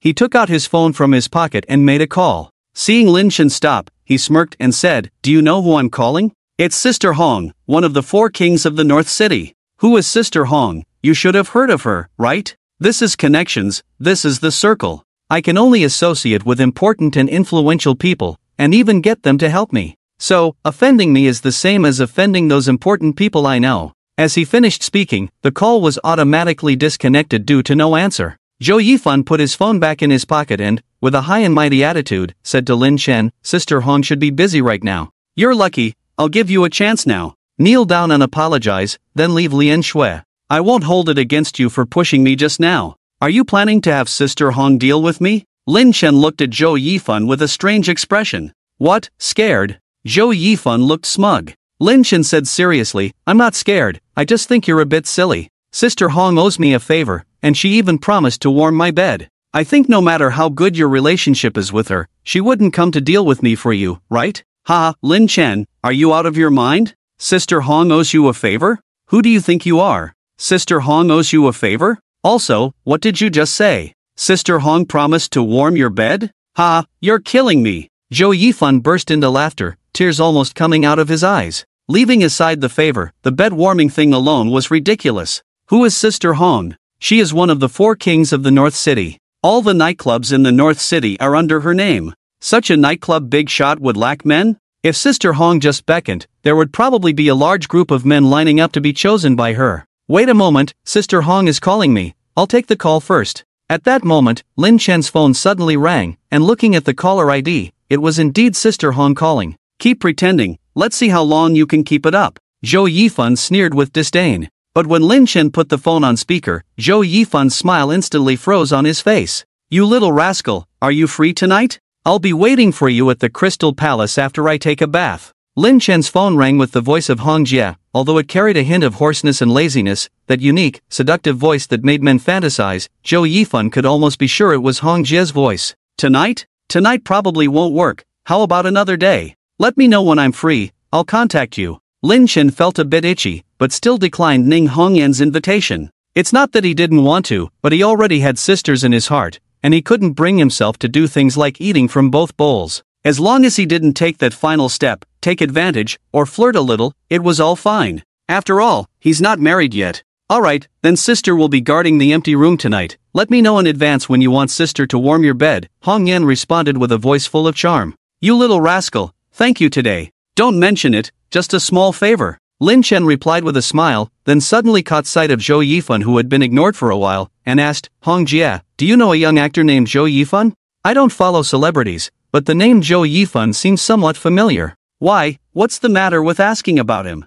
Ning Hongyan's voice sounded puzzled. Upon hearing this response, Zhou Yifan's face instantly turned liver-colored. Lin Chen explained, it's nothing, this kid wants to steal my girlfriend, and even said if I don't allow it, he'll ask for your help to teach me a lesson. Oh, how do you feel about it? Do you want me to help you deal with him? Don't worry, with just a word from you, I can make him disappear from this world without a trace. Ning Hongyan's voice rang out again, this time with a hint of cold killing intent. Hearing this, Zhou Yifan shuddered, his face that was originally red turned pale at a visible speed. No need, I don't even care about such a tiny existence. After a brief chat with Ning Hongyan, Lin Chen hung up the phone. He looked at Zhou Yifan and said, "Hey, Hong Jia probably won't help you, so why don't you find someone else to deal with me?" We'll see. Zhou Yifan was still a bit shocked, but he didn't foolishly confront Lin Chen. It's not that he was scared, but his social circle was all in Hong Kong. In Nanjiang City, he only knew Hong Jia as a big shot, and now that he knew Hong Jia had a good relationship with Lin Chen, he naturally wouldn't be foolish enough to offend Hong Jia. TSK, annoying. Lin Chen couldn't be bothered with Zhou Yifan and left the bathroom. Watching Lin Chen leave, Zhou Yifan gritted his teeth inwardly and made a decision to make Lin Chen pay when he returned to Hong Kong. Back in the private room, some of Su Lianshua's colleagues had already left. Seeing Lin Chen return, Su Lianshua hurriedly walked up to him. "Fan, why did you take so long? Did that Zhou Yifan bother you again?" Su Lianshua looked worried. Lin Chen rubbed Su Lianshua's head and said, "Don't worry, just a small actor, I don't care about him. But when you become a big star in the entertainment industry in the future, I guess I'll have a lot of rivals." "Ha, Fan, are you worried that Lianshua will change her heart?" Su Lianshua blinked playfully. Lin Chen smiled confidently and said, "I'm not worried, because there's no man in this world better than me. If you really change your heart, it just proves you have bad taste." "Pfft, Fan, when did you become so arrogant?" Su Lianshua rolled her eyes at Lin Chen and whispered, Fan, don't worry, Lianshua has only set her heart on you in this lifetime. Besides Fan, Lianshua doesn't love anyone else." "Good girl." Lin Chen felt warm in his heart and hugged Su Lianshua. The sudden embrace made Su Lianshua's body stiff and unnatural at first,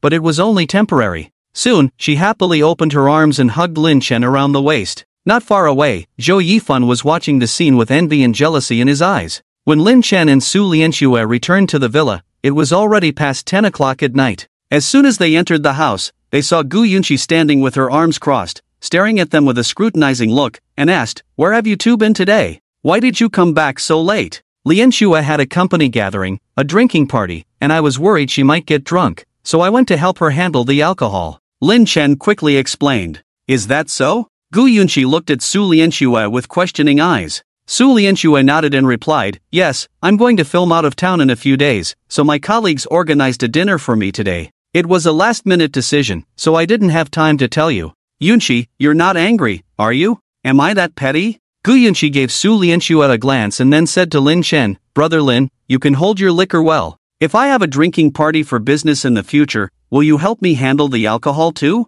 Lin Chen was taken aback, then said, As long as you need it, I'll be there for you at the drinking table." Gu Yunqi's eyes suddenly turned and she asked, "That's good. You've been with Lianshua for so long today, do you need to compensate me tonight?" "How do I compensate?" Lin Chen swallowed and felt a little expectant. Gu Yunqi gently rubbed her shoulder and said, "I work at the company every day, my back and waist ache. Brother Lin, come to my room later and give me a massage to relax, okay?" "Okay, no problem." Lin Chen promptly agreed. But as soon as he agreed, he felt a pair of resentful eyes staring at him from the side. Turning his head, he saw Su Lianshua with a dissatisfied expression, puffing her cheeks. I'm going to rest in my room first." Su Lianshua snorted and went upstairs in her slippers. At the same time, in a private hospital in the northern part of the city, Tang Yunsheng was undergoing surgery, while his father and daughter were anxiously waiting outside the operating room. "Dad, if something happens to Yunsheng, will that person from Hong Kong destroy our Tang family?"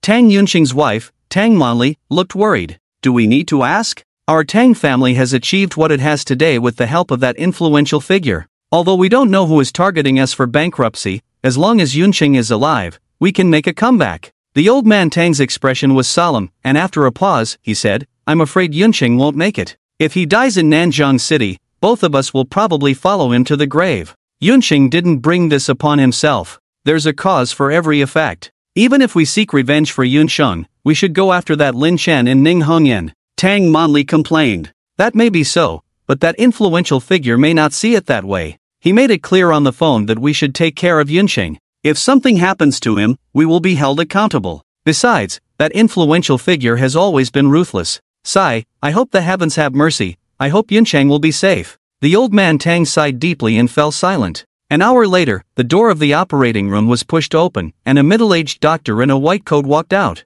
The old man Tang walked up to the doctor and asked, "Doctor, how is my son-in-law?" "We managed to save him, but due to the severity of his injuries, there's a high possibility that he will spend the rest of his life in a wheelchair." The middle-aged doctor looked regretful. "What?" Upon hearing this news, the old man Tang panicked instantly. Tang Monli on the side couldn't help but shed tears and said, "Dad, this result is already good, at least Yunqing's life is saved." Tang Laoya's face was a little pale and weak, muttering to himself, "Yes, at least his life is saved. I just don't know if the lives of our father and daughter can also be saved." The night was as dark as ink. Lin Chen, dragging his tired body, walked out of Gu Yunqi's room and called he shouting after returning to his room. "Do you have a big influence in the entertainment industry?" "Master, my connections are all in Nanjiang City. I haven't been involved in the entertainment industry, but the most powerful entertainment company in the country is in Yanjing, and the behind-the-scenes boss is also in charge of our Yanjing business school." "Okay, then tell him to protect my sister Su Lianxue.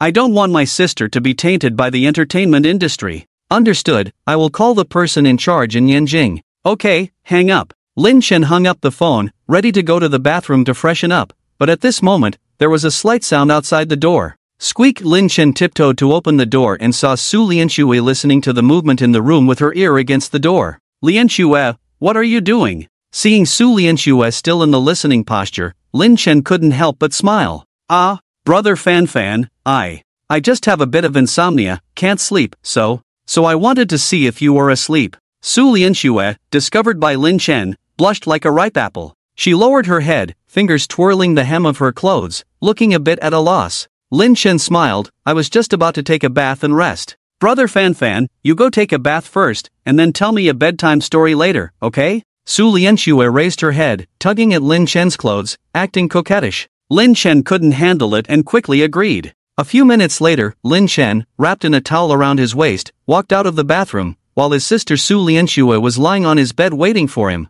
"Brother Fan Fan has a great figure." Watching Lin Chen's well-proportioned upper body, Su Lianxue's eyes flashed with a hint of unusual brilliance. "Lianxue, what story do you want to hear?" Lin Chen sat on the edge of the bed, reaching out to rub Su Lianxue's head. Su Lianxue thought for a moment, then shook her head. "I don't know. Brother Fan Fan, just tell any story, as long as it's you telling it, Lianxue will like it." "Really?" Hearing this response, a mischievous smile suddenly appeared on Lin Chen's lips. Su Lianxue nodded, then closed her eyes and waited for Lin Chen to tell a story. "Okay, then I'll tell you a story about a little girl who sells nuclear bombs." Lin Chen cleared his throat and began to tell the story. On a cold winter day, with goosefeather snow falling from the sky, there was a little girl selling nuclear bombs on the street, but she didn't sell a single bomb all day. Until nightfall, she was cold and hungry. She began to miss her grandmother who had passed away not long ago. Thinking about it, she lit a nuclear bomb, and then, everyone in the village saw her grandmother that night.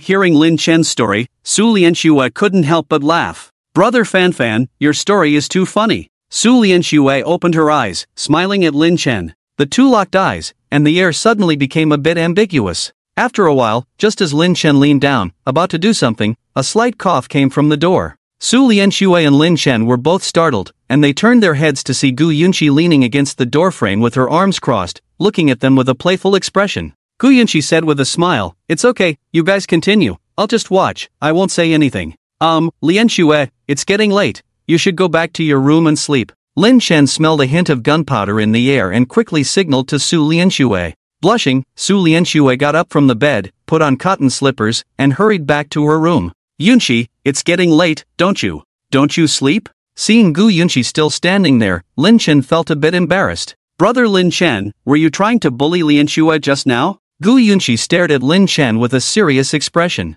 Lin Chen blushed and awkwardly said, "Yunqi, brother is also a man, and a mature man at that. As a man, sometimes it's hard to control oneself, especially when Lianxue is so beautiful, so, am I not beautiful?" Gu Yunqi suddenly felt a bit upset. Lin Chen quickly said, "No, Yunqi is also beautiful, you and Lianxue are both beautiful, Xingcheng is also beautiful. Then why is it that when you're with me, you can control yourself, but with Lianxue, you can't? Do you prefer the innocent type of girls? If so, I can be like that too." Gu Yunqi said, then suddenly realized that her words were too bold, and her cheeks blushed slightly. Taking a bold step, Lin Chen replied, "It's just that the mood wasn't right. If the mood was right, I would have devoured you long ago. Brother Lin Chen, you're so bad." Hearing this, Gu Yunqi blushed even more, her heart beating wildly. She walked up to Lin Chen, then reached out and hugged his neck, and the two embraced and kissed passionately. Just as their emotions were reaching a peak, and they were about to lose control, they suddenly heard Su Lianxue's voice from outside the door. The next day, Lin Chen slept until 10 in the morning.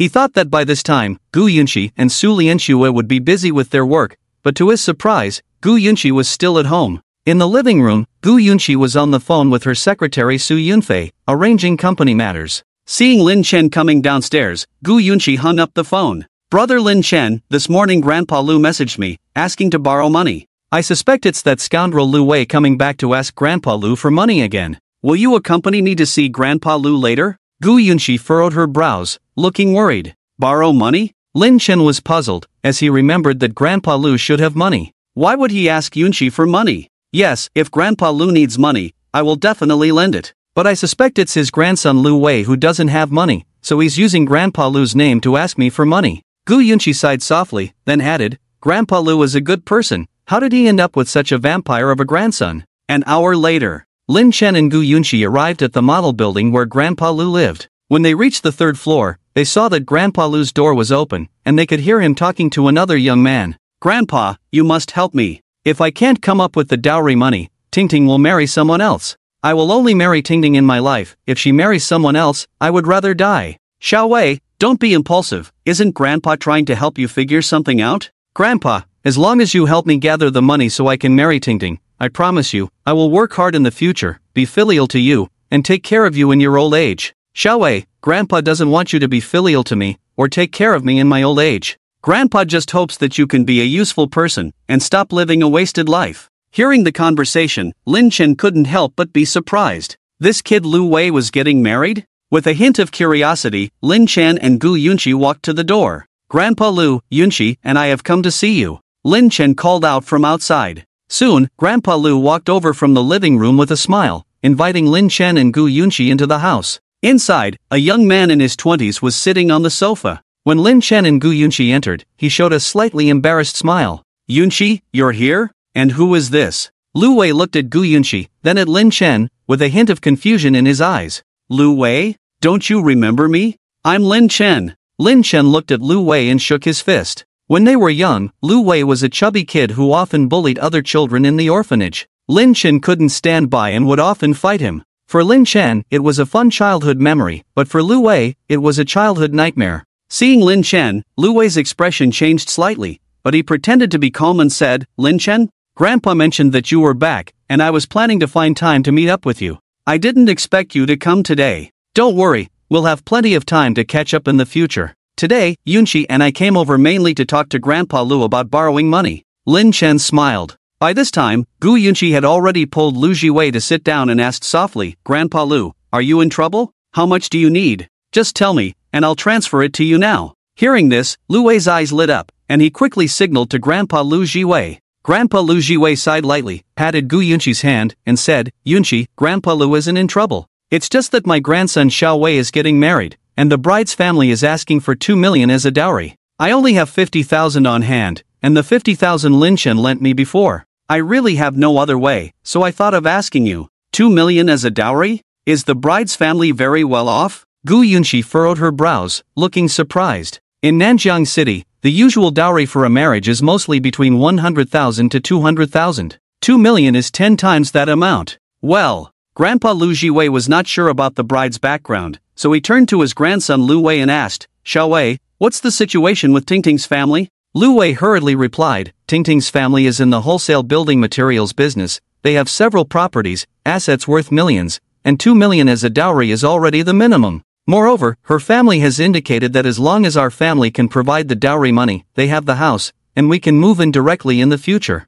In that case, asking for a 2 million dowry is not unreasonable. Gu Yunqi nodded slightly. Upon hearing this, Lu Wei quickly agreed, yes, and Tingting is a good girl, we get along very well. If it weren't for her parents insisting on the dowry money, we would have registered for marriage long ago. What are you saying? After raising a girl for over 20 years, you have no intention of showing any respect before taking her away. Who would agree to that? Grandpa Lu Jiwei glared at his grandson Lu Wei with displeasure. Seeing this, Lu Wei stopped talking and looked at Gu Yunqi with hopeful eyes. Now, whether his marriage can proceed depends on whether Gu Yunqi is willing to lend him the money. Brother Lin Chen, what do you think? Gu Yunqi looked at Lin Chen with an inquiring gaze. After thinking for a moment, Lin Chen replied, I can lend the money, but we need to sign a loan agreement. Upon hearing this, Lu Wei's expression changed instantly, and he angrily said, a loan agreement? Lin Chen, do you not trust my grandfather? My grandfather raised you both, and you don't even have this much trust in him? Grandpa Lu Jiwei also looked slightly displeased but remained silent. Brother Lin Chen, let's forget about the loan agreement. Grandpa Lu's character is trustworthy, and I haven't. Gu Yunxi, kind-hearted and grateful for Grandpa Lu's upbringing, had never forgotten his kindness. In her heart, Grandpa Lu was like her own grandfather, so if Grandpa Lu's grandson was getting married, she would definitely provide the money, and she had no intention of asking Grandpa Lu to repay it. However, before Gu Yunxi finished speaking, Lin Chen interrupted directly. A promissory note must be signed, even close brothers need to keep accounts. Besides, I trust Grandpa Lu's character, but the one getting married is not Grandpa Lu, it's Lu Wei. Since it's Lu Wei getting married, the money naturally should be lent to Lu Wei. When Lu Wei borrows money, shouldn't a promissory note be signed? Or perhaps, is Lu Wei planning to let Grandpa Lu take on his debt? We are all adults now, this doesn't seem quite right, does it? Lin Chen spoke eloquently, saying a lot. Gu Yunxi understood clearly that Lin Chen was pressuring Lu Wei. Understanding Lin Chen's intention, she didn't insist anymore, but cooperated with Lin Chen, saying, indeed, that's the case. Grandpa Lu, the money can be lent, but Lu Wei must sign a promissory note and give me a deadline for repaying this money. Well, Wei, what do you think? Lu Jiwei was stunned at the words and turned to look at his grandson, Lu Wei. At this moment, Lu Wei's face was extremely ugly. He had originally planned to have his grandfather borrow the money, so that when his grandfather was no longer around, he wouldn't have to repay it since it wasn't borrowed by him.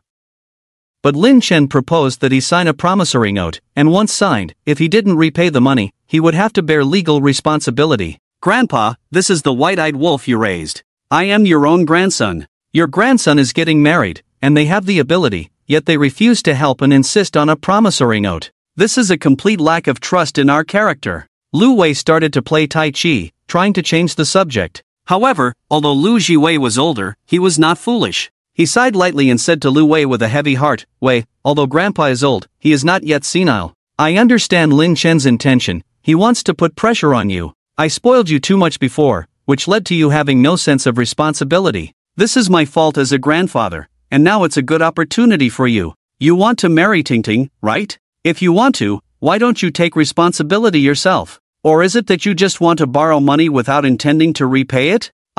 Hearing his grandfather's words, Lu Wei was instantly speechless. He turned to look at Lin Chen, his eyes full of resentment. In his view, if it weren't for Lin Chen suggesting the promissory note, Gu Yunxi would have already lent him the money. 10 minutes later, Lu Wei signed the promissory note. He borrowed 2 million from Gu Yunxi and agreed to repay it within 4 years. Gu Yunxi kept the promissory note safe, then transferred 2 million to Lu Wei's bank account via mobile phone. Seeing the money transferred, Lu Wei's originally unpleasant expression softened a bit. Grandpa, I'm going to propose to Tingting at her home. He couldn't wait to tell his girlfriend Tingting the good news in person. Go ahead, then. Seeing that his grandson had no intention of staying at home, Lu Jiwei didn't stop him. Gu Yunxi suggested, I'll take you. I also need to go to the company. That would be great. Lu Wei wanted to refuse, but considering that Gu Yunxi was the president of Xian Group, a wealthy and successful person, having a good relationship with her would be helpful to him in the future.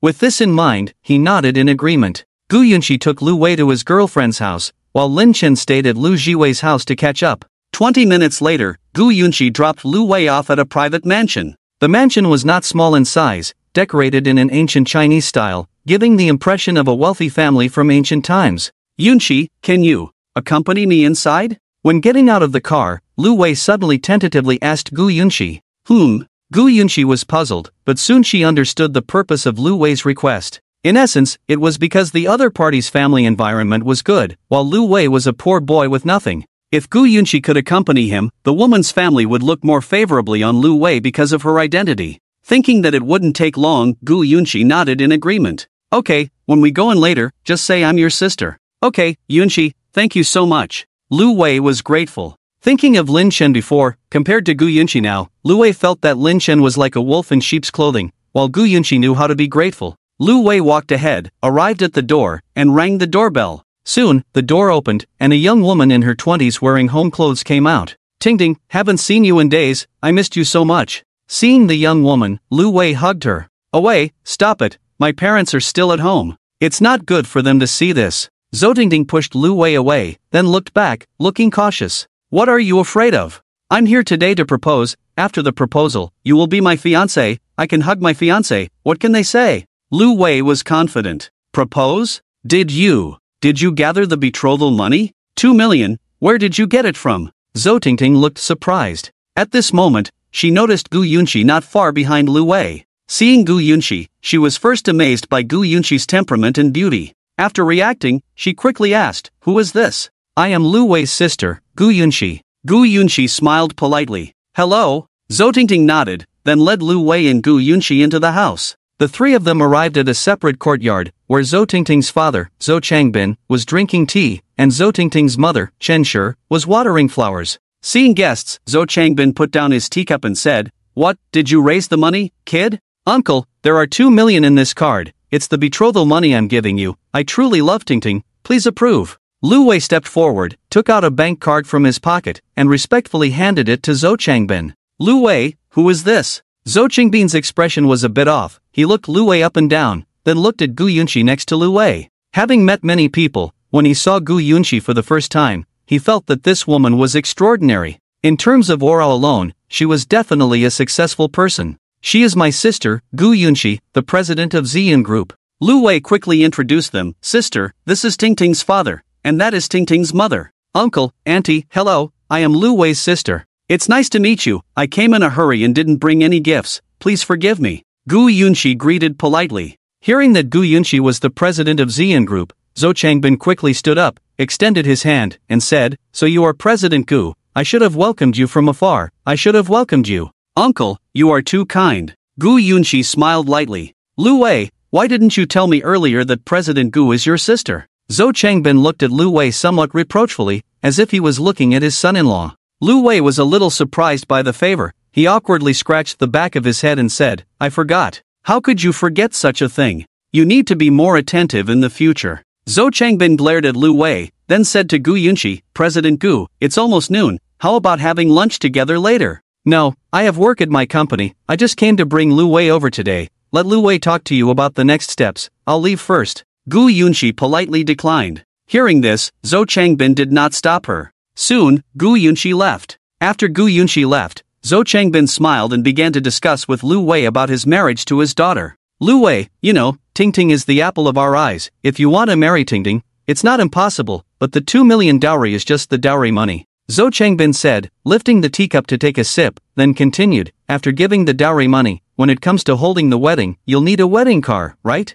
And after the wedding, you'll need transportation, right? Have you prepared the car?" "Car? Not yet, but give me some time, I'll buy a car around 100,000 within 3 days at the latest." Lu Wei replied. He thought to himself, his grandfather still had 500,000, 40,000 for the wedding, and another 10,000 to buy a car, just right. But Zhou Changbin, who heard this, was not happy. 10,000? "Lu Wei, do you think my daughter deserves only a 10,000 car?" Zhou Changbin said, his face darkening. Lu Wei, upon hearing this, looked embarrassed. The dowry money was borrowed, can he borrow money to buy a car? Even if he could swallow his pride, there's no guarantee that Gu Yunxi would lend him the money. "Away, your sister's car is nice, why don't you ask her to give it to you, it will save you some money." Zhou Tingting suddenly spoke up. She thought since Gu Yunxi is her boyfriend's sister, and they are like siblings, it shouldn't be too much for the company's CEO's sister to give a car as a gift for her brother's wedding. That works too, even though it's a second-hand car, it's still Gu's car, it's quite prestigious to say.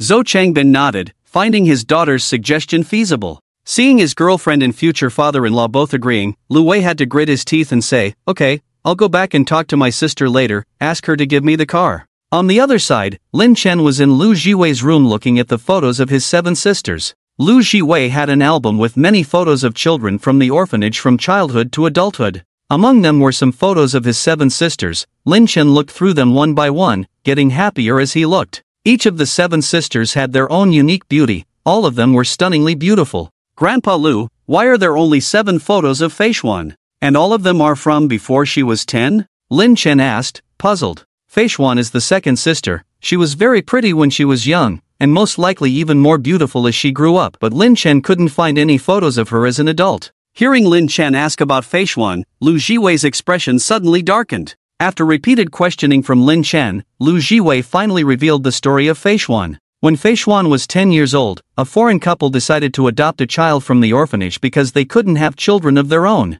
And Fei Xuan happened to be the child that the foreign couple chose. Lin Chen asked in confusion, since she was adopted, shouldn't we be able to find the current address of that foreign couple? We can't find them. Lu Jiwei shook his head, sighing. The foreign couple who adopted Fei Xuan had an accident on their way back to their country. They died. Lin Chen's heart sank suddenly, and he asked in shock, what? Then, what about Fei Xuan? I don't know, but the news of the plane crash didn't mention finding Fei Xuan's body, so I'm not sure if Fei Xuan is still alive. Lu Jiwei looked desolate. For him, every child in the orphanage was like his own grandchild, and the matters of Lin Chen and Fei Xuan were pains that he couldn't erase. Fortunately, Lin Chen was safe and sound, growing up to be an adult. Since Fei Xuan's body wasn't found in the crashed plane, it means she's still alive, and if she's alive, we can find her eventually. Lin Chen's tone was firm. When he was in the orphanage, he had 7 sisters as companions, and now that he's grown up, he couldn't afford to lose any of them. With a determined mind, Lin Chen bid farewell to Lu Jiwei.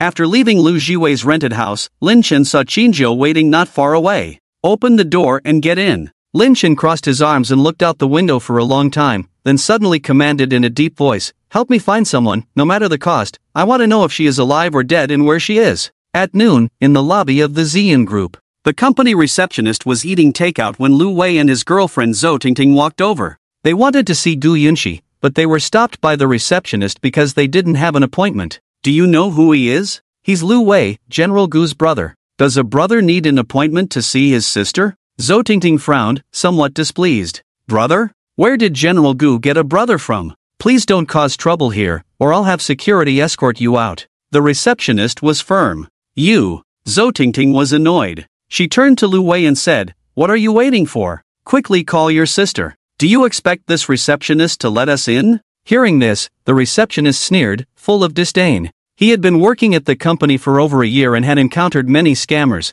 but he had never seen such a clumsy trick like Zhou Tingting and Lu Wei's. Well, okay. Lu Wei looked embarrassed. He didn't have Gu Yunxi's phone number, but to save face in front of his girlfriend, he turned and walked to the side to call his grandfather, Lu Jiwei, and got Gu Yunxi's phone number from him. He dialed Gu Yunxi's number and was thinking about how to start the conversation, but the phone rang for a long time without anyone answering. At this time, Gu Yunxi's secretary, Su Yunfei, walked out of the elevator. It was lunchtime, and she was going out to eat and also bringing lunch for Gu Yunxi. Seeing the two people at the reception, one of the women didn't look too good. Su Yunfei walked over with a puzzled look. Xiao Yao, who are these two people? Su Yunfei asked the receptionist, but her gaze was scanning Lu Wei and Zhou Tingting. The receptionist explained, oh, this person said he's General Gu's brother and wants to see General Gu, but he didn't have an appointment, so I stopped him. General Gu's brother? You said you're General Gu's brother? Su Yunfei's expression changed slightly, and she looked at Lu Wei with a sharp gaze.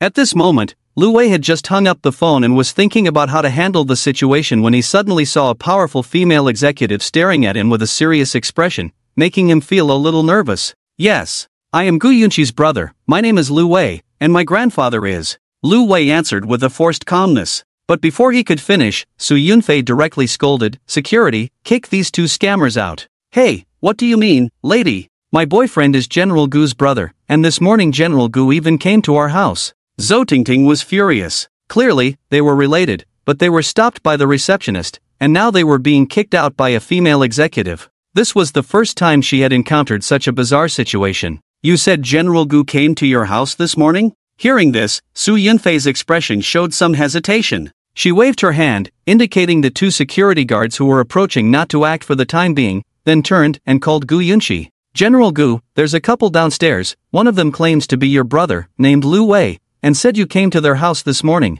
What are they here for? Let them come up. General Gu, is that person really your brother? Not by blood, don't gossip, I'm very busy. After Gu Yunxi finished speaking, she hung up the phone. Su Yunfei, feeling helpless, had to tell Lu Wei and Zhou Tingting, General Gu was on the 8th floor. Seeing Su Yunfei let them go, the receptionist asked in disbelief, Secretary Su, is this person really General Gu's brother? I'm not too sure, but Mr. Gu asked them to go up. Well, we'll handle it later. Su Yunfei shook her head slightly. At this time, Lu Wei and Zhou Tingting had already taken the elevator. The two arrived at Gu Yunxi's office, where Gu Yunxi was busy working on the company's project plan. Sis, Wei and I came to see you. Seeing Gu Yunxi, Zhou Tingting greeted her affectionately. Gu Yunxi looked up, smiled slightly, and responded.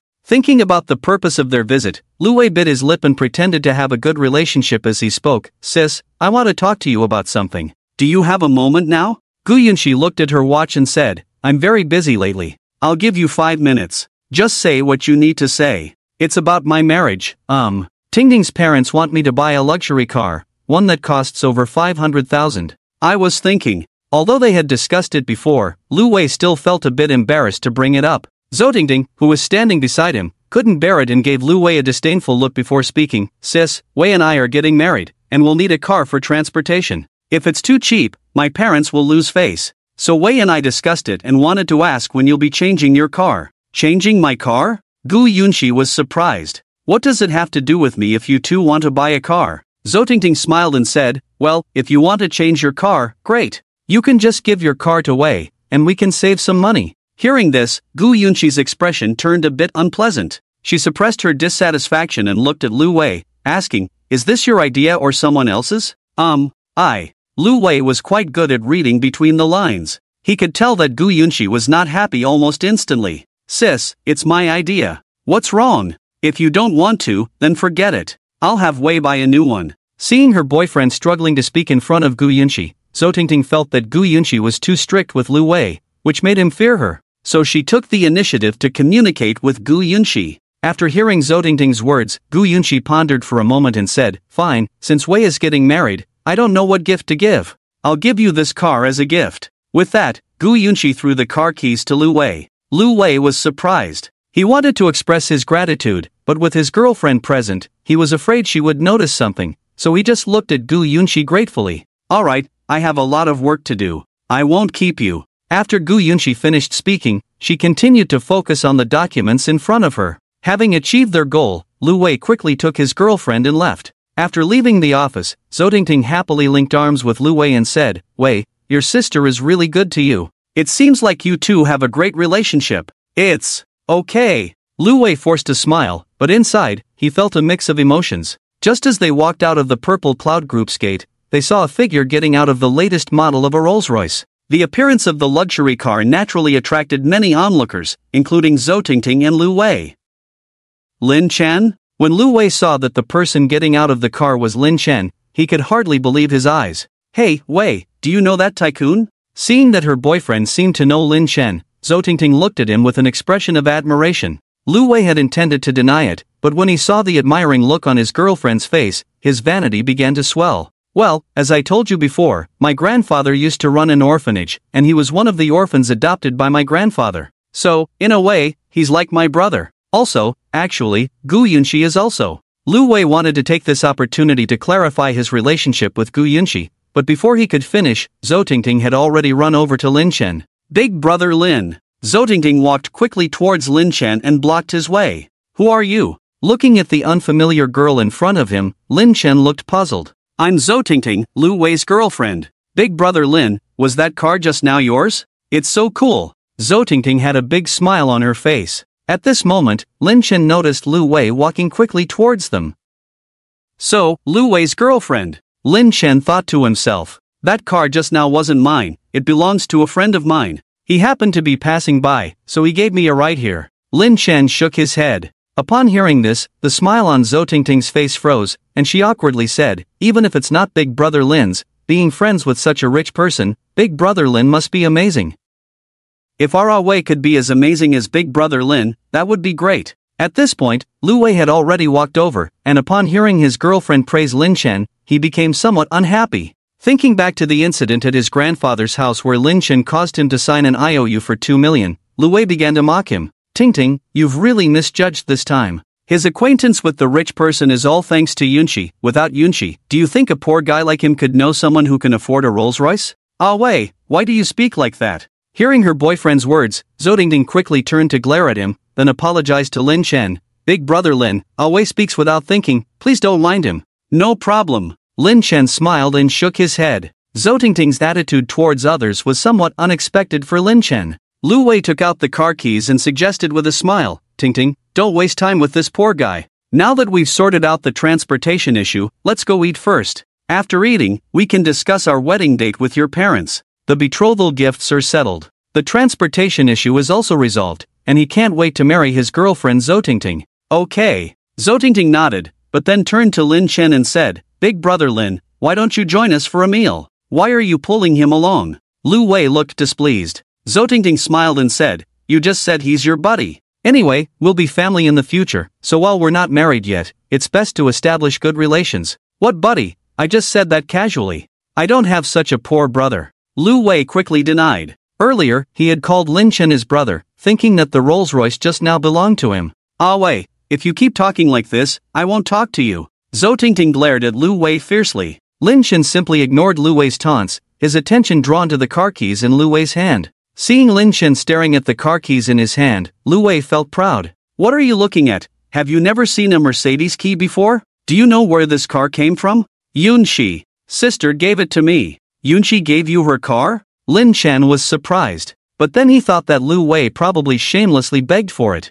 Thinking this, Lin Chen couldn't help but admire his sister Yunxi for being both kind and soft-hearted. "What? Are you envious? Envy won't do you any good." Lu Wei smirked. Once again, Lin Chen ignored Lu Wei and said to Zhou Tingting beside him, "Forget about eating, how about you guys take me to the nearest Porsche 4S store?" "Brother Lin, what are you doing at the 4S store?" Zhou Tingting asked curiously. Lin Chen smiled and said, "What else can I do? Yunxi has given you the car, so I have to buy her a new car for transportation." "Oh, I see. Okay, I'll drive you there." Zhou Tingting readily agreed. "Lin Chen, stop pretending. Porsche 4S store? What kind of joke are you playing? Do you know how expensive Porsche cars are? You probably can't even afford the cheapest one." Upon hearing Lin Chen's intention to buy a car, especially a Porsche, Lu Wei couldn't help but mock him. "Whether I can afford it or not is my business. You don't need to worry about it as a freeloader," Lin Chen retorted. He didn't want to argue with Lu Wei, but Lu Wei was pushing it. "Who are you calling a freeloader?" Lin Chen's remark hit Lu Wei's sore spot, and he immediately became angry. "Fine, you want to pretend to be rich and buy a Porsche? Alright, Tingting and I will be generous today and accompany you. I want to see what you use to buy a Porsche." "Lu Wei, are you blinded by love, causing your IQ to become negative? What do you use to buy a car?" "Of course, it's money." Lin Chen laughed and took out a black bank card from his pocket. Although the black bank card was inconspicuous, it was an international limited edition black card with a minimum limit of 10 billion. "You." Seeing Lin Chen humiliating him again, Lu Wei was about to get angry. But Zhou Tingting, his girlfriend, reached out and held his arm, signaling him not to lose his composure. She smiled and said, "Brother Lin, I'm not hungry right now, so why don't we accompany you to the Porsche 4S store?" Although she still called him Brother Lin, there was a hint of warmth missing from her tone. "Okay, then I'll trouble you to drive me there." Lin Chen nodded. He could sense the change in Zhou Tingting's tone, but he couldn't be bothered to care about it. Soon, Zhou Tingting drove Lin Chen to the nearest Porsche 4S store. It was not even 1 o'clock in the afternoon, and there were hardly any people in the store, only a few salespeople chatting inside. Seeing a customer coming in, a female salesperson immediately greeted them. "Sir, madam, I'm the salesperson Xiao Chen. Is there anything I can help you with? What are the latest models in your store? Also, since it's for a lady driver, it's better to be comfortable to drive." Lin Chen stated his requirements. Upon hearing this, the salesperson Xiao Chen directly recommended the latest Porsche Panamera. "Sir, this is our latest model, and the comfort will definitely satisfy you. Also, for lady drivers, we have several colors available. In general, most ladies prefer red, and we happen to have a red one in our store." In order to earn a high commission, the salesperson began to introduce the car enthusiastically. At this moment, Lu Wei sneered and said, "This car must be expensive, right? At least 70 to 80,000, right?" The salesperson smiled and said, "Sir, you have a good eye. You almost guessed it right. The price for this car is 1,200,000. 70 to 80,000 and 1,200,000, and she called that almost guessed it right?"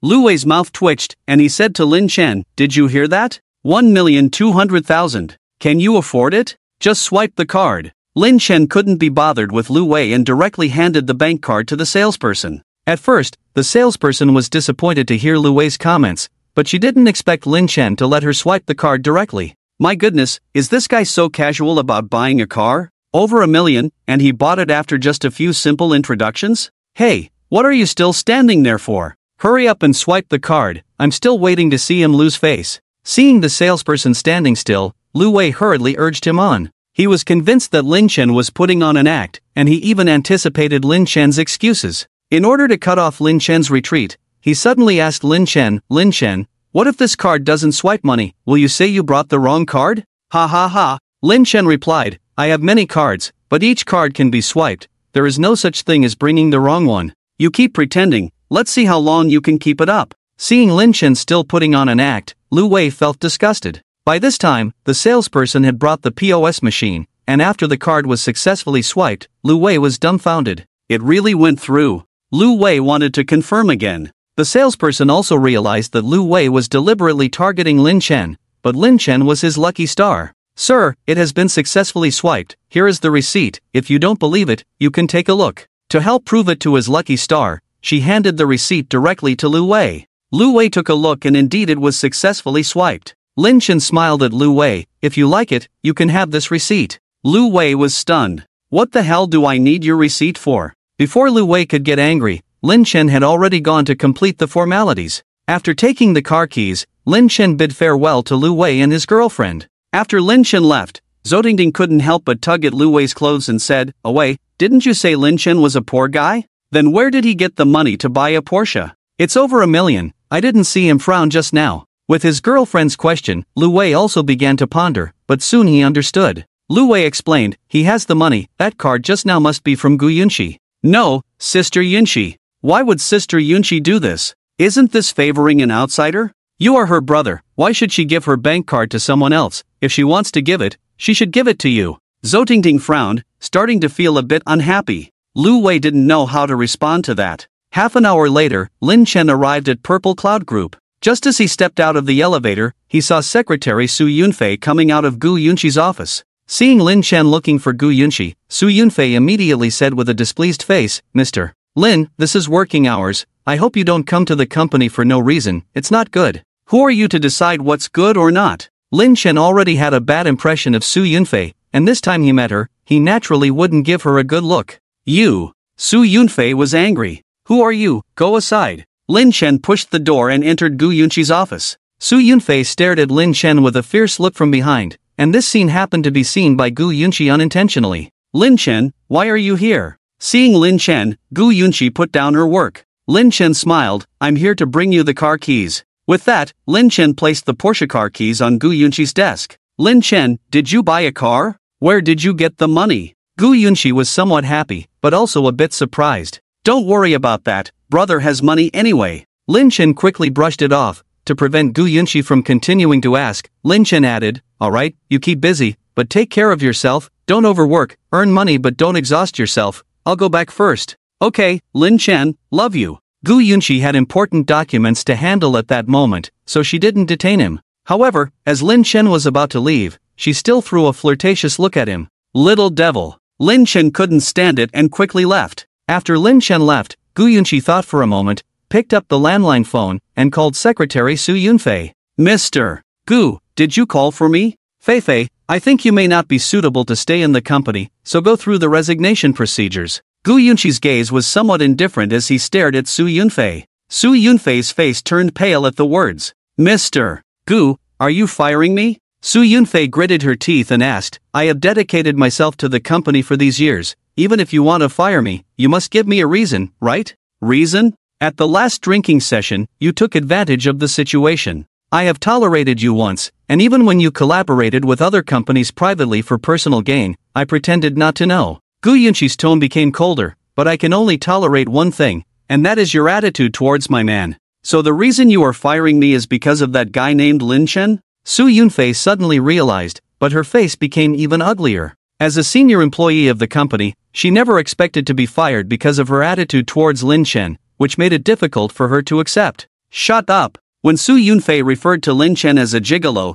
Gu Yunxi's face instantly turned stern. Lin Chen is the man I have set my eyes on. I won't allow you to judge him like that. Enough, you can leave. Gu Yunxi pointed towards the door. This was an order to leave. Su Yunfei's face turned from pale to ugly, and she said angrily, Gu Yunxi, you will regret this. With that, she turned and went back to her office to pack her things. The Zhou family courtyard. Lu Wei was discussing with Zhou Changbin about the wedding date with his girlfriend Zhou Tingting. After some discussion, they finally set the wedding date for 3 days later, which happened to be on a weekend, making it convenient to invite guests. Uncle, since the wedding date is set, I will go back to discuss with my grandfather about whether to book a Taiha or Emperor Hotel. Lu Wei was about to leave, but at this moment, Zhou Changbin gestured for him to sit down. Uncle, is there anything else? Lu Wei asked curiously. Xiao Wei, Tingting said your grandfather used to run an orphanage. What about now? Zhou Changbin asked with a smile. Lu Wei honestly replied, the orphanage was later demolished, and my grandfather retired at home.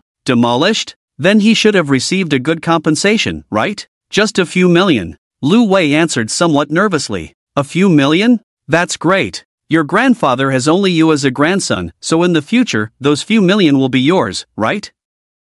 Zhou Changbin laughed even more. Well, uncle, my grandfather doesn't have money now. The previous compensation, he lost it in gambling. Lu Wei wanted to say that his grandfather lost all the money in gambling, but he changed his mind. Hearing this, the smile on Zhou Changbin's face disappeared instantly. Xiao Wei, your grandfather raised you with difficulty. You should be filial. But since you are about to start a family, you should prioritize your family. If your grandfather likes gambling, it will be like a bottomless pit. I hope you can cut ties with your grandfather. What? You want me to cut ties with my grandfather? Lu Wei stared at Zhou Changbin in disbelief. What, you don't want to? If you don't want to, then I can't let Tingting marry you. After all, I only have one daughter, and I don't want her to suffer with you. Seeing Lu Wei's resistance, Zhou Changbin played his trump card directly. Not willing to agree? Then the wedding won't happen. No, uncle, can I have some time to think about it? Lu Wei was in a dilemma. Okay, you must give me an answer by tomorrow at the latest. Whether you can marry Tingting depends on your choice. After saying that, Zhou Changbin fell silent. Lu Wei left the Zhou family estate in a daze, thinking about Zhou Changbin's words, feeling a sense of resistance in his heart. Over the years, it was Lu Jiwei who raised him to adulthood. Even when he squandered his fortune, grandfather Lu Jiwei did not drive him out of the house, but instead advised him earnestly. Now, he has decided to turn over a new leaf and be a good person, to take care of Lu Jiwei after getting married. However, he did not expect his girlfriend's father to demand that he sever ties with grandfather Lu Jiwei. Faced with this dilemma, Lu Wei hesitated for a moment before speaking to his grandfather, who was cleaning. Grandpa, there's something I want to discuss with you. Is it about marrying Tingting? Whatever you need, just tell me. I've been waiting for over 20 years for you to get married. Lu Jiwei put down his work and hurried over. Seeing how happy his grandfather was, Lu Wei felt a pang of guilt, but for the sake of his own happiness, he mustered the courage to say, Grandpa, I want to sever ties with you. What? You want to sever ties with me? Lu Jiwei's face instantly stiffened.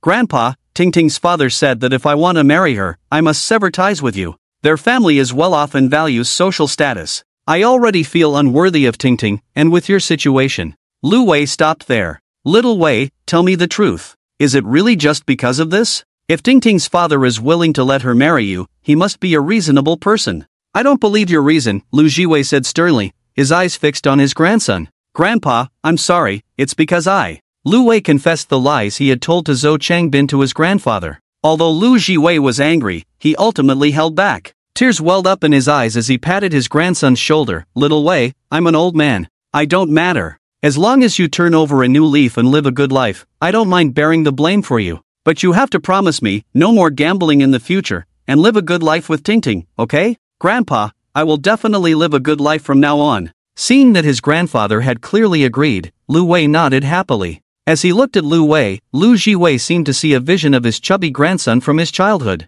That night, Lu Jiwei gave all his savings to his grandson and severed their grandfather-grandson relationship. The next morning, Lin Chen had just woken up when he received a call from Dean Lu Jiwei. Lin Chen answered and heard Lu Jiwei's voice. Lin Chen, are you free today? Come over and have a drink with the old man. Sure, I'll come over right away. Lin Chen naturally agreed. After buying some good wine and food nearby, he had Qinji drive him to Lu Jiwei's rental house. As he got into the car, Lin Chen noticed several pieces of cross-stitch on the passenger seat. Thinking about how Qinji, a grown man, embroidered every day, Lin Chen felt a chill. He thought he should find another reason to stop Qinji from embroidering, or he might turn into a sissy. What he didn't know was that several regional managers who had received Qinji's cross-stitch also felt a chill. Imagine receiving a cross-stitch from your brother, and it was hand-embroidered by him. An hour later, Lin Chen arrived at Lu Jiwei's rental house. The door was open, and as soon as he entered, he wrinkled his brow because the room was filled with a pungent smell of smoke. Lu Jiwei was sitting in the living room, with an ashtray on the coffee table in front of him, which was already full of cigarette butts. But what worried Lin Chen more was that he noticed Lu Jiwei seemed a bit down, with a tired look on his face indicating he hadn't slept all night. "Grandpa Lu, what happened?" Lin Chen asked tentatively. Lu Jiwei looked up at Lin Chen, forced a smile, and said, "Nothing, just happy that Xiao Wei is getting married, couldn't sleep all night." "Oh, you brought your own drinks and food? Then Grandpa won't be polite with you." As he spoke, Lu Jiwei tried to get up to take the bag from Lin Chen's hand,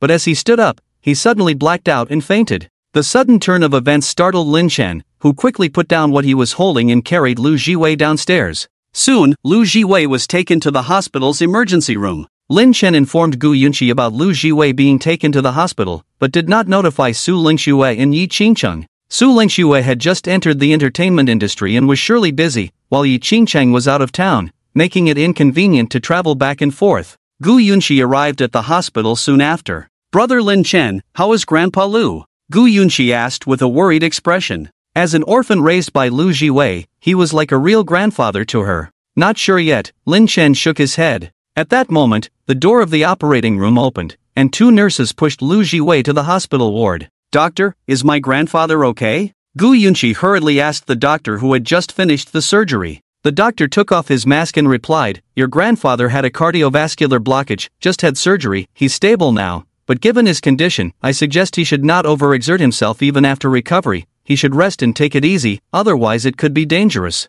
"Thank you, doctor." Gu Yunqi expressed her gratitude. She then accompanied Lu Jiwei to the hospital ward with Lin Chen. In the ward, Lu Jiwei slowly woke up, looking extremely weak. "Where am I? Yunqi, why are you here too?" Lu Jiwei looked at Gu Yunqi in surprise. "Grandpa Lu, this is the hospital. You fainted just now, Brother Lin Chen brought you here in time, luckily nothing serious happened." Gu Yunqi still had a look of lingering shock on her face. Before Lu Jiwei could speak, she continued, "Grandpa Lu, from now on, you will move in with me. I have a big place with many rooms, and I can't bear to see you living alone. Yunqi, I appreciate your kindness, but Grandpa prefers to live alone. Living with you young people would make Grandpa uncomfortable," Lu Jiwei said with a gentle smile. "Grandpa Lu, if you insist on living alone, I will hire a caregiver for you. You can't refuse. Either live with us, or I'll find a caregiver to take care of you," Gu Yunqi said firmly. Lu Jiwei, feeling helpless, while Lin Chen on the side chuckled and said, "Hiring a caregiver is fine, preferably someone in their 40s or 50s, with a good figure and decent looks, still charming, that would be just right."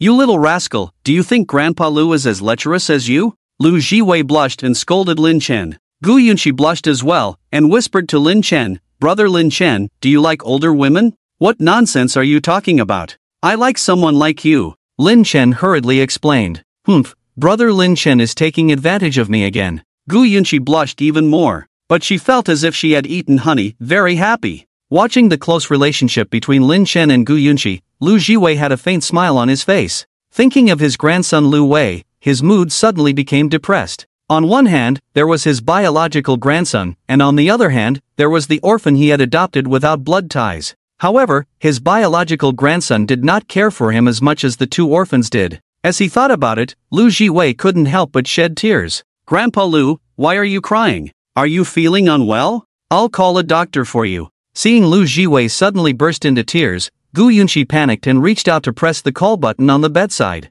"Yunqi, don't worry. Grandpa Lu is just happy to see how harmonious your relationship is. To see Lin Chen grow up, Grandpa Lu is happy." Lu Jiwei wiped away his tears and smiled again. "Grandpa Lu, you just had surgery, remember to rest well. If you need anything, just give me a call, I'll come right away." Hearing Lu Jiwei say this, Gu Yunqi felt slightly relieved. She didn't stay in the hospital for too long because there were still many things at work that required her personal attention. In the past, she had a secretary, Su Yunfei, to help, but now that Su Yunfei had been fired, her workload naturally increased. Although Gu Yunqi left, Lin Chen still stayed in the ward with Lu Jiwei. In the afternoon, Lin Chen couldn't help but ask for Lu Wei's contact information from Lu Jiwei. Lu Jiwei naturally knew that Lin Chen wanted to inform his grandson Lu Wei about his hospitalization, so he quickly stopped him. "Lin Chen, don't tell Wei about my hospitalization. He's getting married in a few days and is busy preparing for the wedding. Although getting married is important, as his grandson, he should at least come to visit you." Lin Chen frowned. Lu Jiwei said, "Lin Chen, listen to Grandpa Lu, don't tell him, let him focus on preparing for the wedding." "Alright, your word is final." Seeing Lu Jiwei's firm attitude, Lin Chen gave up on informing Lu Wei. He stayed with Lu Jiwei in the hospital for 2 days, and finally, Lu Jiwei couldn't bear it any longer and pretended to be angry to drive Lin Chen away. Lin Chen, feeling helpless, returned to the villa. After spending 2 days in the hospital, he was exhausted. However, what he didn't know was that as soon as he left the hospital, Lu Jiwei received a call from his grandson Lu Wei. "Grandpa, I'm singing with friends at Shangshur KTV, but I forgot my wallet. Hurry up and send me money, 5,000 yuan. Don't bring less." "Okay, I'll be right there, Grandpa." On the phone, Lu Wei's speech was a bit slurred. Clearly he had been drinking. Lu Jiwei hung up the phone, changed his clothes, and set off. The duty nurse couldn't stop him. However, after leaving the hospital, he suddenly realized that he only had a few hundred yuan on him. After some thought, he decided to sell his blood. Half an hour later, Lu Jiwei, pale-faced, arrived at the entrance of Shangshur KTV. He called his grandson Lu Wei, and soon, the visibly drunk Lu Wei appeared in his sight. "Wei, Grandpa is here to give you money, but I only have 3,000. Lu Jiwei tremblingly took out the 3,000 yuan he had just earned from selling blood. "Why only 3,000? Didn't I ask you to bring 5,000? Forget it, 3,000 will do." Upon hearing that it was only 3,000, Lu Wei's forehead immediately furrowed. He had planned to treat his friends to a meal later, but now it seemed unlikely. Snatching the banknotes from Grandpa Lu Jiwei's hand, Lu Wei walked towards the entrance of the KTV without looking back. "Wei." Watching his grandson's back, Lu Jiwei hesitated to speak. Back in the private room, his 6 drinking buddies immediately started teasing him. "Wei, you're getting married soon, today you must have fun with us." "That's right, marriage is a cage. Once you get married, you probably won't have a chance to hang out with us anymore."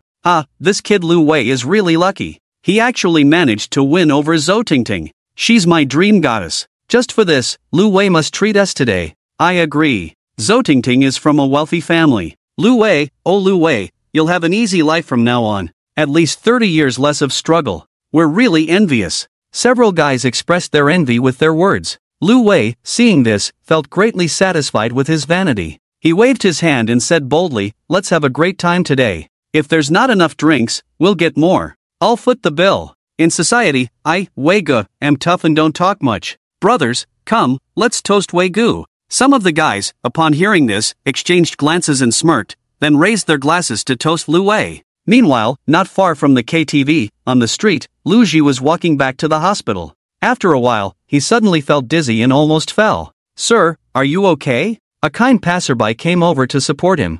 "I'm fine, thank you." Lu Ji thanked and continued walking, but after a few steps, he felt a tightness in his chest. He coughed suddenly, and with that cough, a mouthful of bright red blood sprayed out from his mouth. Bang! With the spray of blood, everything in front of him suddenly turned black. After a dizzy spell, he lost consciousness and fell heavily to the ground. Some passers-by thought it was a scam and avoided him, fearing being implicated by Lu Ji. At that moment, Feng Yankai, dressed in a flashy manner, was walking with his newly acquired girlfriend by the roadside. Seeing a crowd gathered, Feng Yankai curiously squeezed in. When he saw an old man lying on the ground, his first thought, like the other passers-by, was that it was a scam. However, when he saw the old man's face clearly, Feng Yankai's eyes widened, and he quickly stepped forward to check if Lu Ji was still breathing. "Kai Gu, be careful of scams," his heavily made-up girlfriend warned when she saw Feng Yankai helping out. Feng Yankai shouted at his new girlfriend, "Scam my ass, this is my grandpa. Quickly call for an ambulance."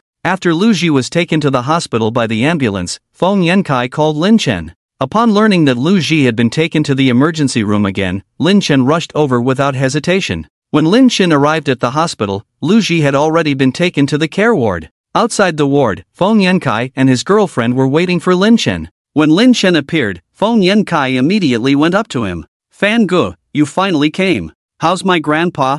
What happened?" Lin Chen asked with a worried expression. Feng Yankai replied, "Fan Gu, the doctor said your grandpa's previous surgical wound hadn't healed yet, and he went to sell blood, which caused a deficiency in his vital energy and blood. But the main reason for his fainting and spitting blood was the tearing of the surgical wound due to prolonged walking." Selling blood? Tearing of the wound due to prolonged walking? Lin Chen was stunned. He didn't understand why Lu Ji suddenly went to sell blood. With a hint of astonishment, Lin Chen entered the ward. At that time, Lu Ji was still unconscious. Looking at his pale face without a trace of blood, Lin Chen felt a pang in his heart. He picked up Lu Ji's phone from the bedside, checked the call records, and dialed Lu Wei's number directly. "What's wrong again? I'm singing with friends. Hurry up and say what you need." Lu Wei's impatient voice came through the phone. Did Grandpa come to see you before? Did he give you money? Lin Chen questioned Lu Wei directly, his tone somewhat stern due to anger. When Lin Chen called, Lu Wei was immediately unhappy. Lin Chen, what do you want? Why is my grandpa looking for me? What's wrong with my grandpa giving me money? Do I need to sign an IOU? Lu Wei's response made Lin Chen's tone even colder. He asked in a deep voice, where are you now? Oh, with that tone, are you looking for trouble? Alright, I'm in room 303 at Shangshi KTV. If you dare, come and see if I won't beat you to death, Lu Wei retorted confidently. As the saying goes, alcohol emboldens the cowardly. Lu Wei already harbored resentment towards Lin Chen, and Lin Chen's cold tone only fueled his anger. If it were just him, he might have hesitated, but with his buddies around, he was confident that he could handle Lin Chen. Lin Chen hung up without wasting words, placed his phone on Lu Jiwei's bedside, and walked out of the hospital. Fan, where are you going? Shall I drive you? Seeing this, Feng Yankai quickly followed. Lin Chen turned to Feng Yankai and asked, do you know Shangshi KTV? Feng Yankai patted his chest and said, of course, there's no entertainment place in Nanjiang City that I don't know. Fan, if you're going there, I can drive you. Alright, I'll trouble you then, Lin Chen nodded slightly. Feng Yankai left his girlfriend at the hospital to watch over Lu Jiwei and drove Lin Chen to Shangshi KTV. Inside the KTV, Lu Wei told his friends about the conflict with Lin Chen. Upon hearing this, his friends immediately expressed their willingness to help Lu Wei teach Lin Chen a lesson if he dared to show up. Alright, I'll wait for you guys to help me teach that orphan a lesson, Lu Wei laughed and continued drinking with his friends. 20 minutes later, the door of the room was kicked open with a loud bang. Lin Chen walked in with a cold face, followed closely by Feng Yankai. Seeing 7 people in the room, Feng Yankai furrowed his brow slightly, but considering Lin Chen's formidable strength, he felt that these 7 guys were in for a rough time. Who's the blind one? Can't you see there are people in the room? Lu Wei shouted at Lin Chen as he entered. When he saw Lin Chen's face, Lu Wei immediately laughed mockingly. Oh, who do we have here? Isn't this Lin Chen, the orphan? What, are you really planning to come and teach me a lesson? Come on, I'll stand here. If you dare, try hitting me. Lu Wei taunted. Ignoring the 6 people's taunts, Lin Chen walked up to Lu Wei, raised his hand, and punched him in the face. Lu Wei was caught off guard and was knocked to the ground by Lin Chen's punch. The 6 friends were startled and then reacted, getting up to confront Lin Chen. Do you guys want to gang up on me? Seeing this, Feng Yankai rushed over and got into a scuffle with the other 6. He was a black belt in Taekwondo and, although he couldn't beat Lin Chen, he was more than capable of handling Lu Wei's friends. The situation was almost completely one-sided, and before long, Feng Yankai had beaten all 6 of Lu Wei's friends to the point of crying and wailing. At that moment, Lin Chen squatted down, grabbed Lu Wei's collar with one hand, and mercilessly slapped him in the face. As the grandson of Grandpa Lu, while your grandfather is in the hospital, you are out there living recklessly. Have you ever thought about repaying the kindness your grandfather has shown you all these years? Smack, how much has Grandpa Lu sacrificed for you? The orphanage was shut down, the money was squandered by you, yet he never blamed you. When you wanted to get married, he had to swallow his pride and ask Yunxi for money. Have you ever thought about repaying him? Smack, when Grandpa Lu was in the hospital, almost dying, saved by surgery, and still recuperating in the hospital, you had him send you money?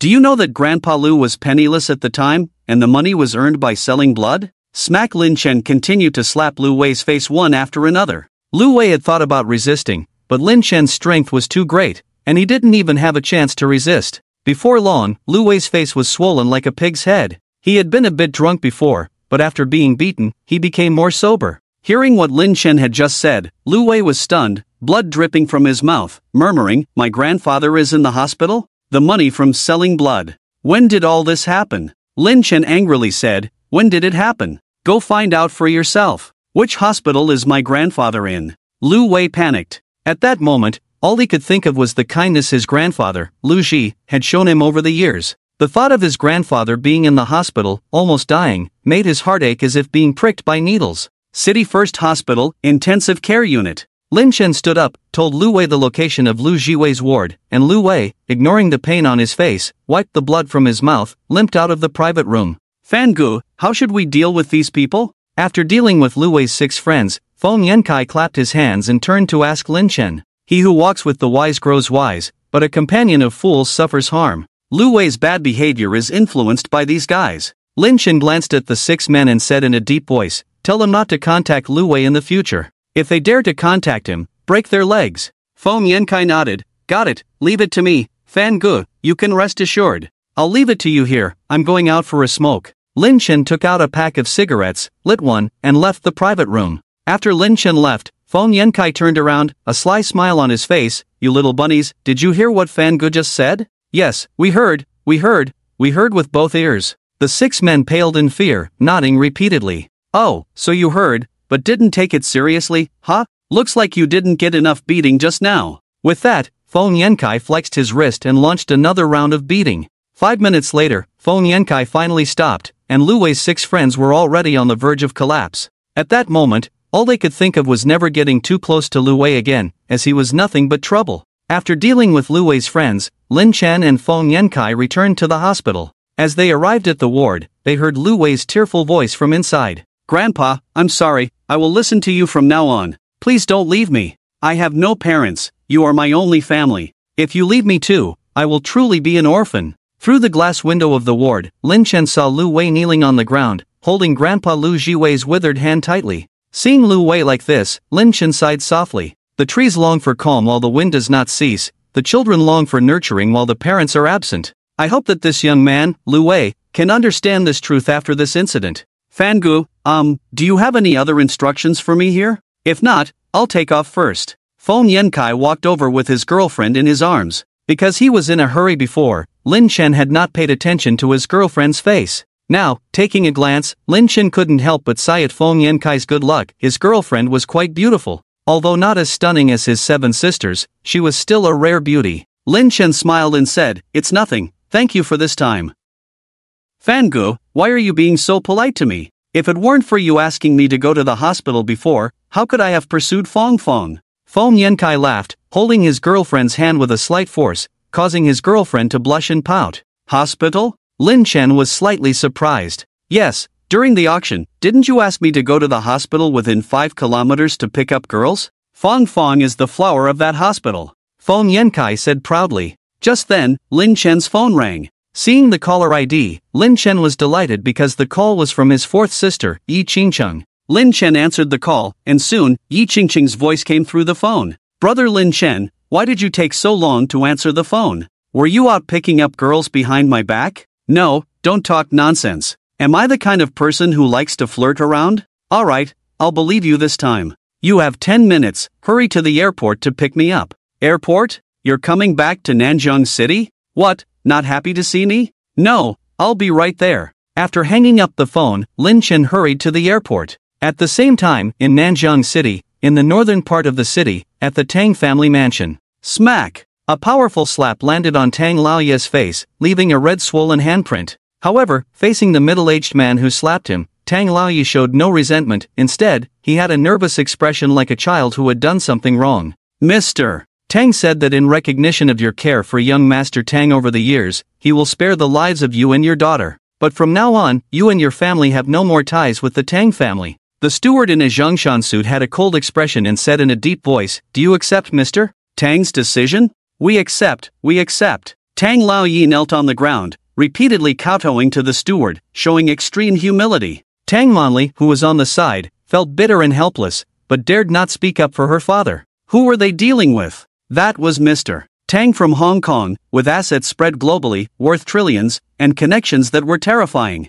Even the authorities had to give him some face. And what about them? Just a family from a second-tier city, in the eyes of Mr. Tang from Hong Kong, they were like ants, and a single word from him could lead the Tang family to ruin. In the face of absolute power, they dared not show any dissatisfaction. Even if they were trampled on, humiliated, they could only endure it and swallow their pride. Because only in this way could they preserve their lives. You're smart. We'll take young Master Tang with us. From now on, you have no more ties with young Master Tang. The steward waved his hand, and 2 top caregivers immediately went to Tang Yunqing's room and pushed him out. Steward, my daughter Monli is young Master Tang's original wife. Can she accompany him to Hong Kong? Tang Laoye, seeing the steward taking Tang Yunqing away, tentatively asked. Tang Monli on the side also looked expectant. After all, if she could go, she would be entering the top-tier wealthy family and become the wife of a top-tier wealthy family. Are you kidding me? Your daughter is just a servant girl for the young master in Nanjing City.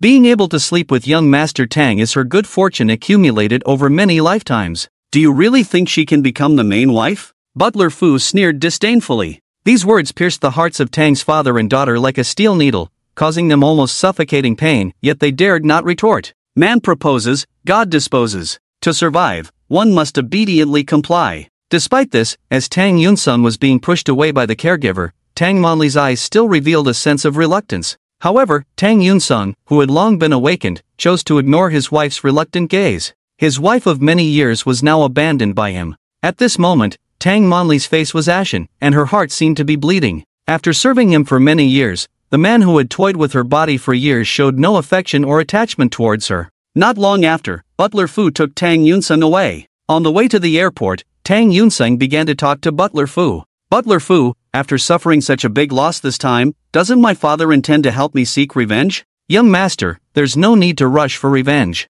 At this stage, the most important thing is your health. After learning about your situation, the master has arranged for the top domestic divine doctor to treat you. Butler Fu looked at the rearview mirror with a gentle smile and said, once the young master recovers, it would be better for you to take revenge personally, wouldn't it? Can my condition really be cured? Tang Yunsung was somewhat moved. When he woke up, Tang's father and daughter told him that he would spend the rest of his life in a wheelchair and had lost the most important function of a man. Upon hearing this news, he was devastated and almost resorted to suicide. Butler Fu's words were like a shot of adrenaline, instantly filling him with hope for the future. Butler Fu comforted him with a smile. Absolutely, the master has invited Miss Qiao Xinyan, the top disciple of the #1 divine doctor in China. With Miss Qiao's amazing medical skills, as long as you have a breath, she will surely heal you. Qiao Xinyan? Is she the one favored by the Ghost Valley divine doctor and accepted as a closed-door disciple? Tang Yunsung's eyes flashed with surprise. Yes, she is indeed the disciple of the Ghost Valley divine doctor.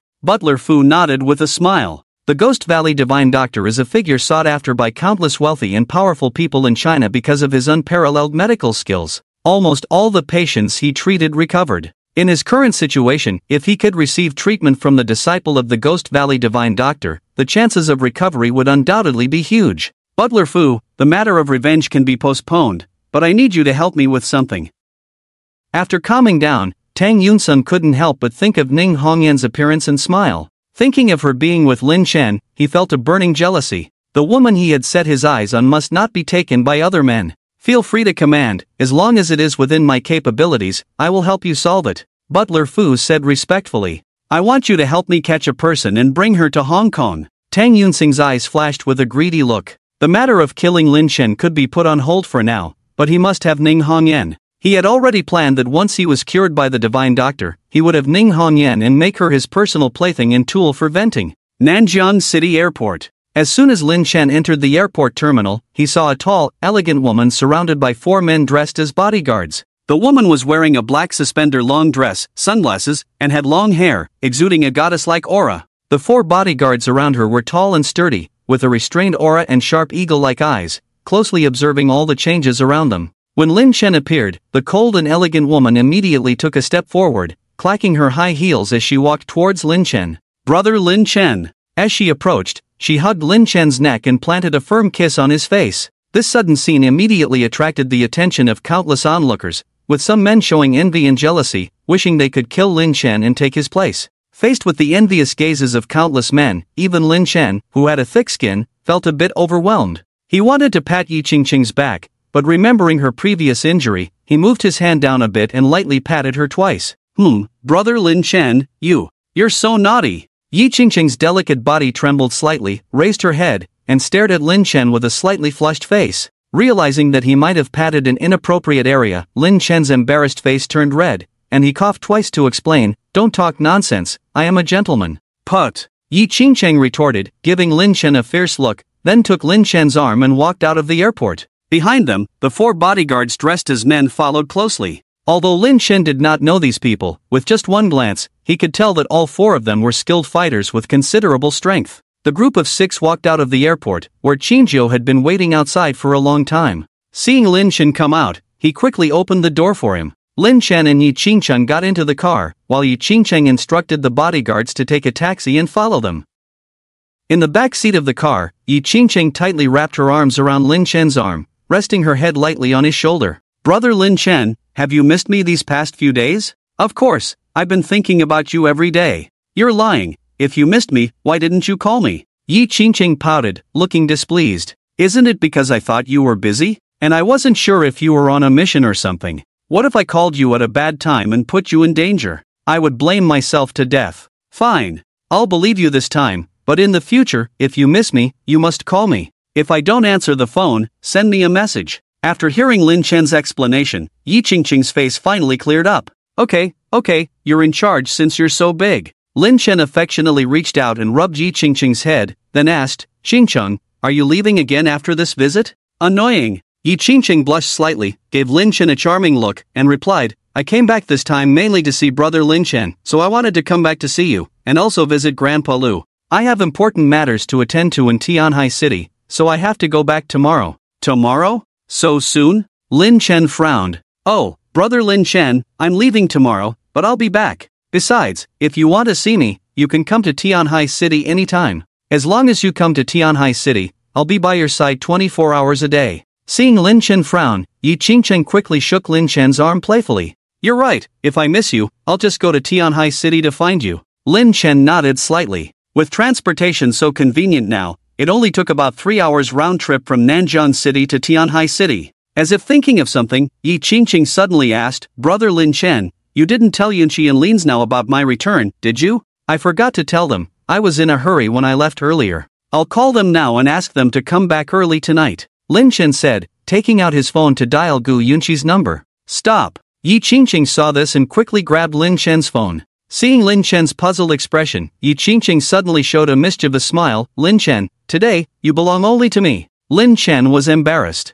At this moment, Lin Chen's phone suddenly rang. Yi Qingqing glanced at it, then asked Lin Chen with a displeased tone, Lin Chen, who is Ning Hongyan? She, a woman I've met a few times, an acquaintance, I guess. For some reason, Lin Chen felt a bit uneasy. It felt like a cat caught stealing fish. Is it? Do you mind if I listen to the call for you? Yi Qingqing asked with a sly smile. This might not be appropriate. Lin Chen wanted to refuse, but before he could finish, Yi Qingqing had already answered the call and put it to her ear. As soon as the call connected, Ning Hongyan's voice came through urgently, You little rascal, come save me, or I'm done for. Little rascal? What's your relationship with my brother Lin Chen? Have you slept with him? Tell me. Hearing Ning Hongyan's address to Lin Chen, Yi Qingqing's face instantly darkened. Lin Chen. Ning Hongyan. Stop pretending, answer my question. What's your relationship with my brother Lin Chen? Why do you call him a little rascal? Seeing the other party remain silent, Yi Qingqing asked again.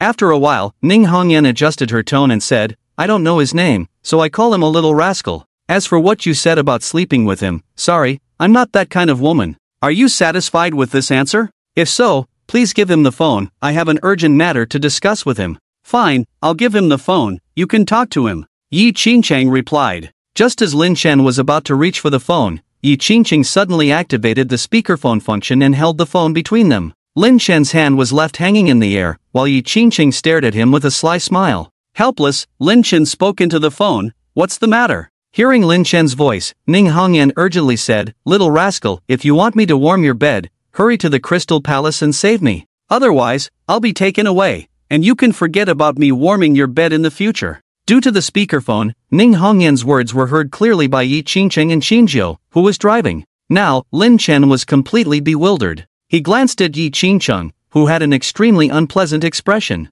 Meanwhile, Qinjiu, driving, looked at Lin Chen through the rearview mirror with an admiring gaze. Qingqing, let me explain, actually. Lin Chen tried to explain. However, Yi Qingqing coldly snorted, turned off the speakerphone, and said, Crystal Palace, right? Wait for me. If I don't resolve this today, no one will take you away. After hanging up, Yi Qingqing called out to Qinjiu, who was driving, Driver, please go to the Crystal Palace. Qinjiu hesitated, looking at Lin Chen through the rearview mirror. Seeing Lin Chen nod slightly, he stepped on the gas and changed direction, heading towards the Crystal Palace. Lin Chen, you said you're just acquaintances with her, right? Then what's the deal with warming the bed? As the car continued on its way, Yi Qingqing began to question him. Faced with Yi Qingqing's question, Lin Chen was instantly embarrassed. Just as he didn't know how to respond, Qinjiu, who was driving, suddenly spoke. Little brother, you seem like a decent person. Let me advise you, it's better to stay away from women like Ning Hongyan. Qinjiu's words immediately caught Yi Qingqing's attention. Yi Qingqing suddenly asked, Driver, do you also know a woman named Ning Hongyan? Qinjiu smiled and replied, Oh, in the North City, who doesn't know about the Red Sister of Crystal Palace? She is one of the 4 kings of our North City, and all entertainment venues in the North City are owned by her. Is she that powerful? Yi Qingcheng said with a hint of disdain. Just a landlady in a second-tier city dares to compete with her for men? Simply seeking death. Xinjiu continued. For a woman to establish a foothold in the North City based on her intelligence and methods is quite impressive, but what I admire most is her loyalty in relationships.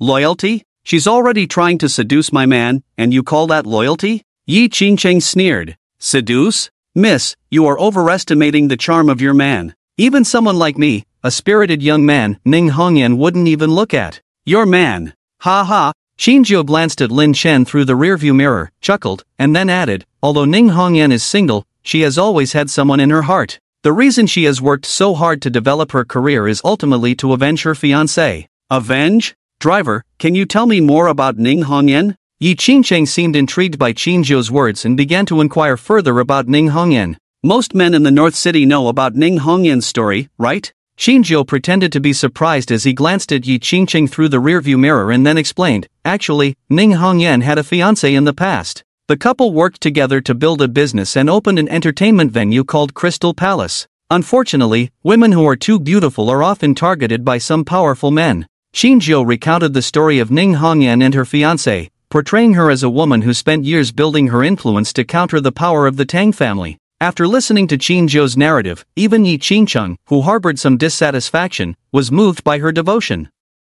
Brother Lin Chen, since Ning Hongyan is so devoted to her fiancé, what about you warming her bed? After hearing Yi Qingcheng's story, she became even more curious about the bed warming incident mentioned by Ning Hongyan. Well, it's not a big deal. I helped her avenge herself, played a joke, and she took it seriously. With the groundwork laid by Xinjiu, Lin Chen went on to explain how he helped Ning Hongyan seek revenge. I see, but brother Lin Chen, you went too far. It's like taking advantage of someone in distress. Yi Qingcheng scolded Lin Chen, then as if suddenly remembering something, she asked, what was it about Ning Hongyan seeking your help just now? I didn't hear clearly either. Lin Chen shook his head. Moments later, Xinjiu drove the car to the entrance of the Crystal Palace Entertainment Club. As soon as they got out of the car, the 4 bodyguards responsible for protecting Yi Qingcheng emerged from another taxi. The group of 6 headed straight for the Crystal Palace, but as soon as they entered, they saw several people lying in disarray in the lobby. Some were security personnel from the Crystal Palace, while others were Ning Hongyan's private thugs.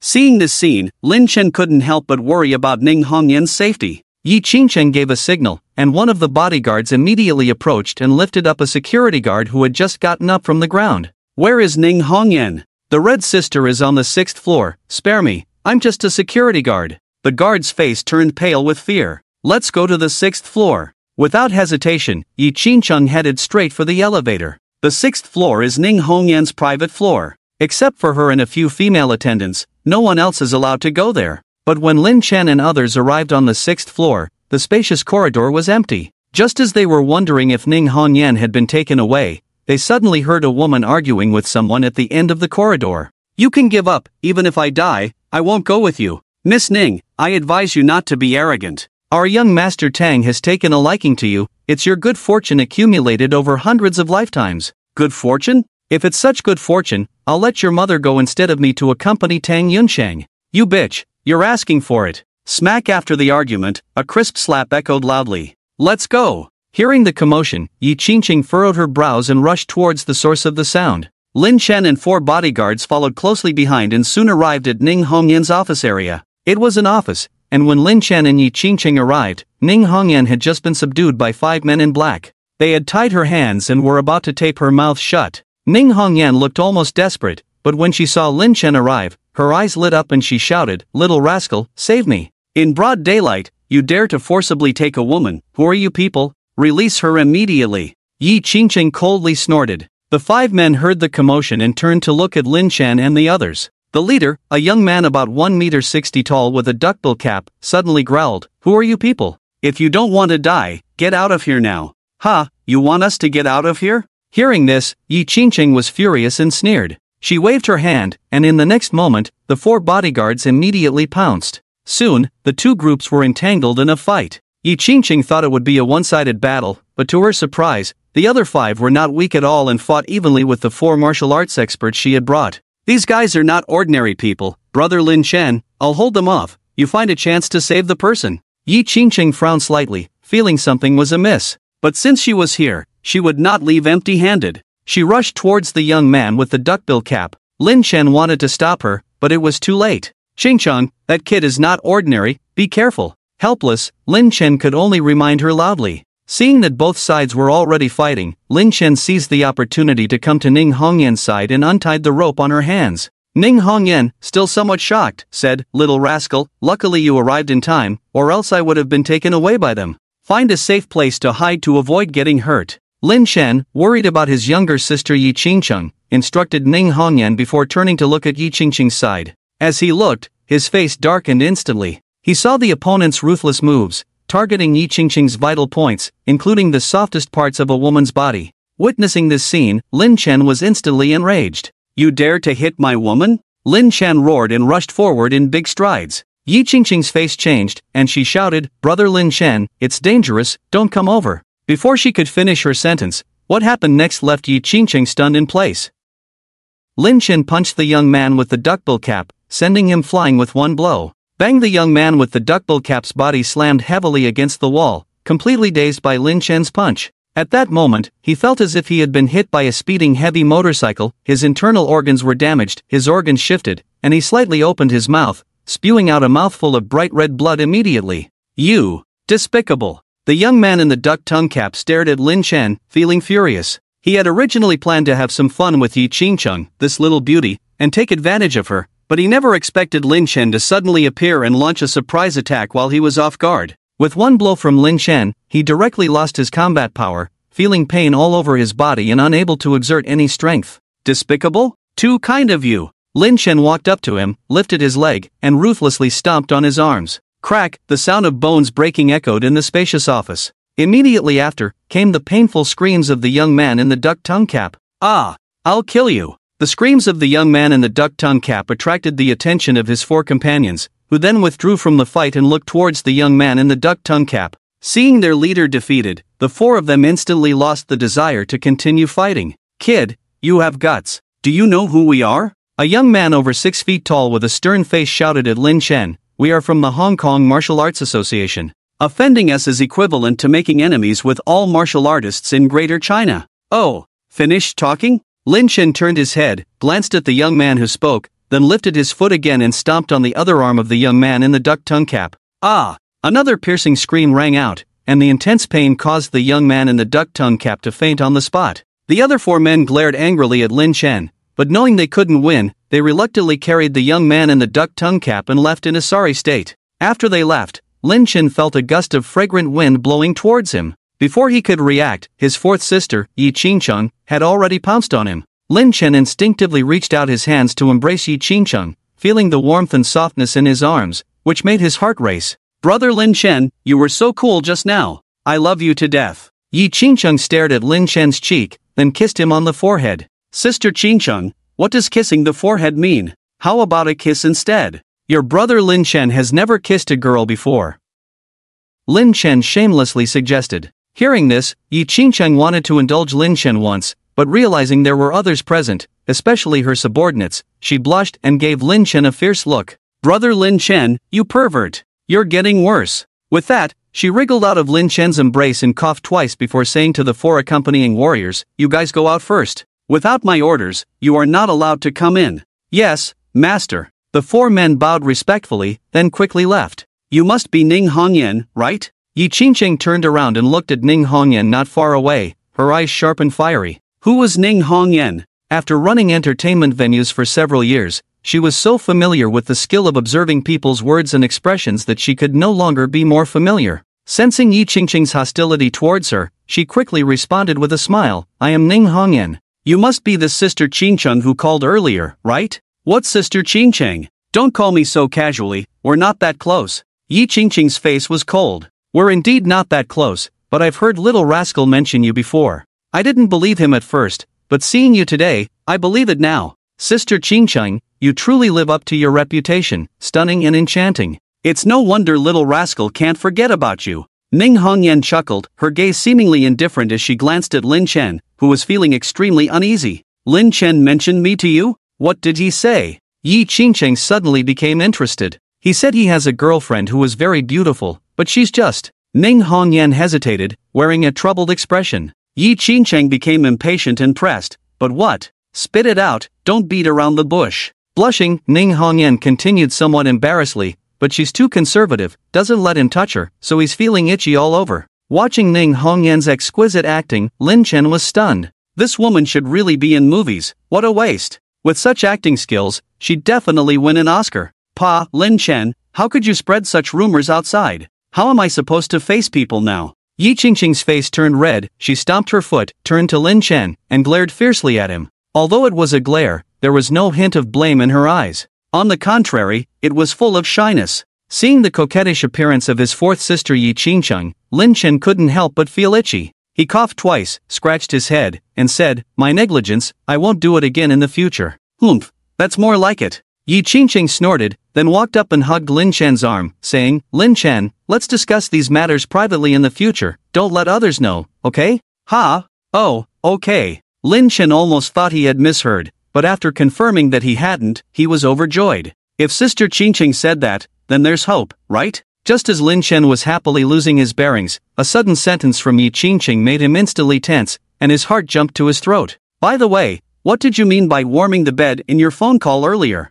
Yi Qingcheng stared at Ning Hongyan with a puzzled expression, then turned to look at Lin Chen. "Warming the bed? You know about that too?" Ning Hongyan pretended to be surprised. Her reaction instantly changed Yi Qingcheng's expression from clear to cloudy. But before she could explode, Ning Hongyan suddenly covered her mouth and chuckled. "It was just a joke with little rascal. I can't believe he told you about it. It seems like you two have a really good relationship." "Just a joke?" Yi Qingcheng looked at Ning Hongyan with suspicion. "Then what else could it be? Do you expect me, a young lady, to offer myself to little rascal?" Ning Hongyan frowned, seeming a little upset, and continued, "Although I may not be as beautiful as Sister Qingcheng, I wouldn't throw myself at him, would I?" "Sister Qingcheng, your suspicious attitude really hurts my feelings. It's just a casual question." Yi Qingcheng felt that Ning Hongyan made some sense and stopped doubting her. After dealing with Ning Hongyan, Yi Qingcheng didn't want to linger any longer. "Ningjia, Lin Chen and I have something to take care of, so we won't disturb you. If you have anything in the future, feel free to call me. As long as it's within my ability, I'll help you out." With that, Yi Qingcheng wrote her phone number on a piece of paper and handed it to Ning Hongyan. Ning Hongyan nodded with a smile and waved goodbye to Yi Qingcheng and Lin Chen. But as Yi Qingcheng turned to leave, Ning Hongyan suddenly threw a flirtatious look at Lin Chen. "Pa, little seductress." In Lin Chen's heart, he secretly thought, but on the surface, he calmly followed Yi Qingcheng as they left. After the two left the Crystal Palace, they headed straight to the hospital where Grandpa Lu was. In the hospital ward, Lu Wei was still by Lu Jiwei's bedside, never leaving. "Brother Lin Chen, who is this guy?" Seeing Lu Wei, Yi Qingcheng's face flashed with a hint of doubt. Lin Chen replied, "He is Grandpa Lu's grandson, Lu Wei." "Do you remember him? He's the chubby kid from the orphanage back then?" Yi Qingcheng was taken aback. Lu Wei had also spent some time in the orphanage as a child, so Yi Qingcheng still had some impression of him. "Hey, how is Grandpa Lu now?" Yi Qingcheng approached Lu Wei and asked. Lu Wei turned to look at Yi Qingcheng, and with just one glance, he was stunned. Oval face, high-bridged nose, enticing red lips. His features were as delicate as a masterpiece crafted by a master. Such earthly beauty was truly rare. However, he quickly regained his composure and shook his head, saying, "The doctor said my grandpa's health is a bit poor and he needs to rest. As long as he wakes up, there shouldn't be any major problems." Just then, Lu Jiwei lying on the hospital bed slowly opened his eyes. "Grandpa Lu, you're awake? Do you remember me?" Seeing Lu Jiwei wake up, Yi Qingcheng's eyes lit up, and she walked to the bedside, holding Lu Jiwei's withered hand. "You are Qingcheng, the little girl?" Lu Jiwei's voice was a bit soft, but fortunately, the ward was quiet, and everyone could hear clearly. "Grandpa Lu, you still remember me. It's been many years, and I haven't had time to come and visit you. This time, when I heard you were hospitalized, I rushed back immediately. Fortunately, you're okay," Yi Qingcheng said, her eyes suddenly reddening, but she held back her tears.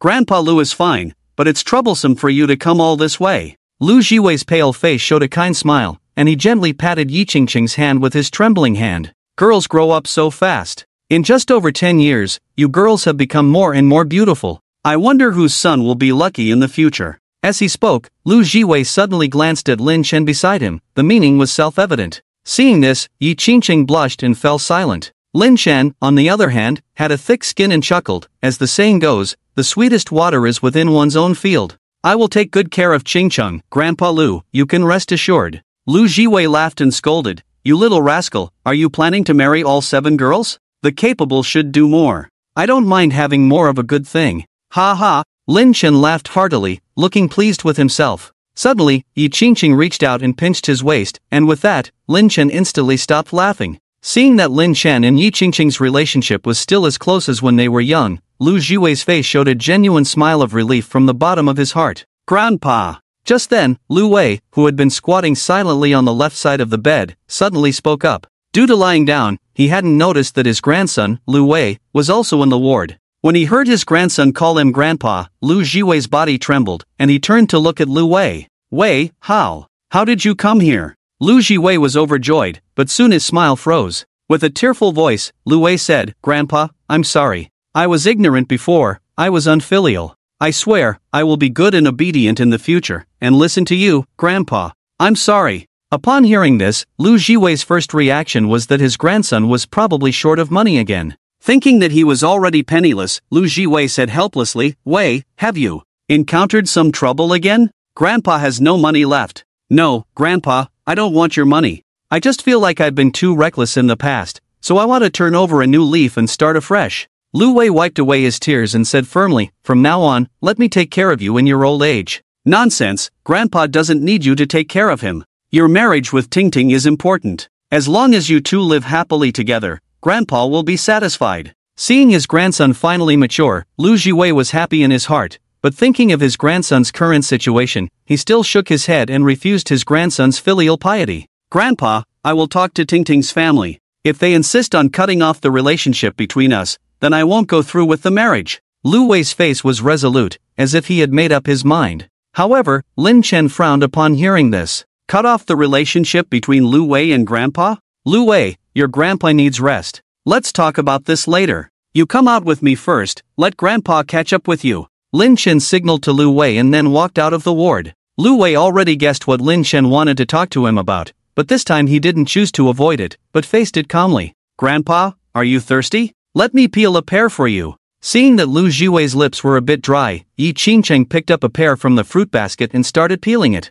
On the other side, Lin Chen had already taken Lu Wei downstairs to the inpatient department. After learning the truth from Lu Wei, Lin Chen almost couldn't resist punching him. At the same time, at the airport in Nanjiang City, on a private plane. Upon learning that the 5 people in duckbill caps had failed, Fubo's face darkened as he scolded them, a bunch of useless people. If the young master asks you to catch someone and you fail, what's the use of keeping you? After returning to Hong Kong Island, pack up and get out on your own. The Tang family doesn't keep useless people. Fubo, we had already caught the person, but a group of people suddenly appeared on the way, and they were quite strong. After the young man in the duckbill cap finished speaking, he lowered his head in shame. Fubo asked in a deep voice, who are they? The young man in the duckbill cap endured the intense pain in his arms and gritted his teeth, saying, not sure, but there's a shameless kid named Lin Chen. If he hadn't attacked me from behind, we would have caught him by now. Lin Chen again? Is this kid really provoking our young master? He's like an ant shaking a tree, not knowing his own strength.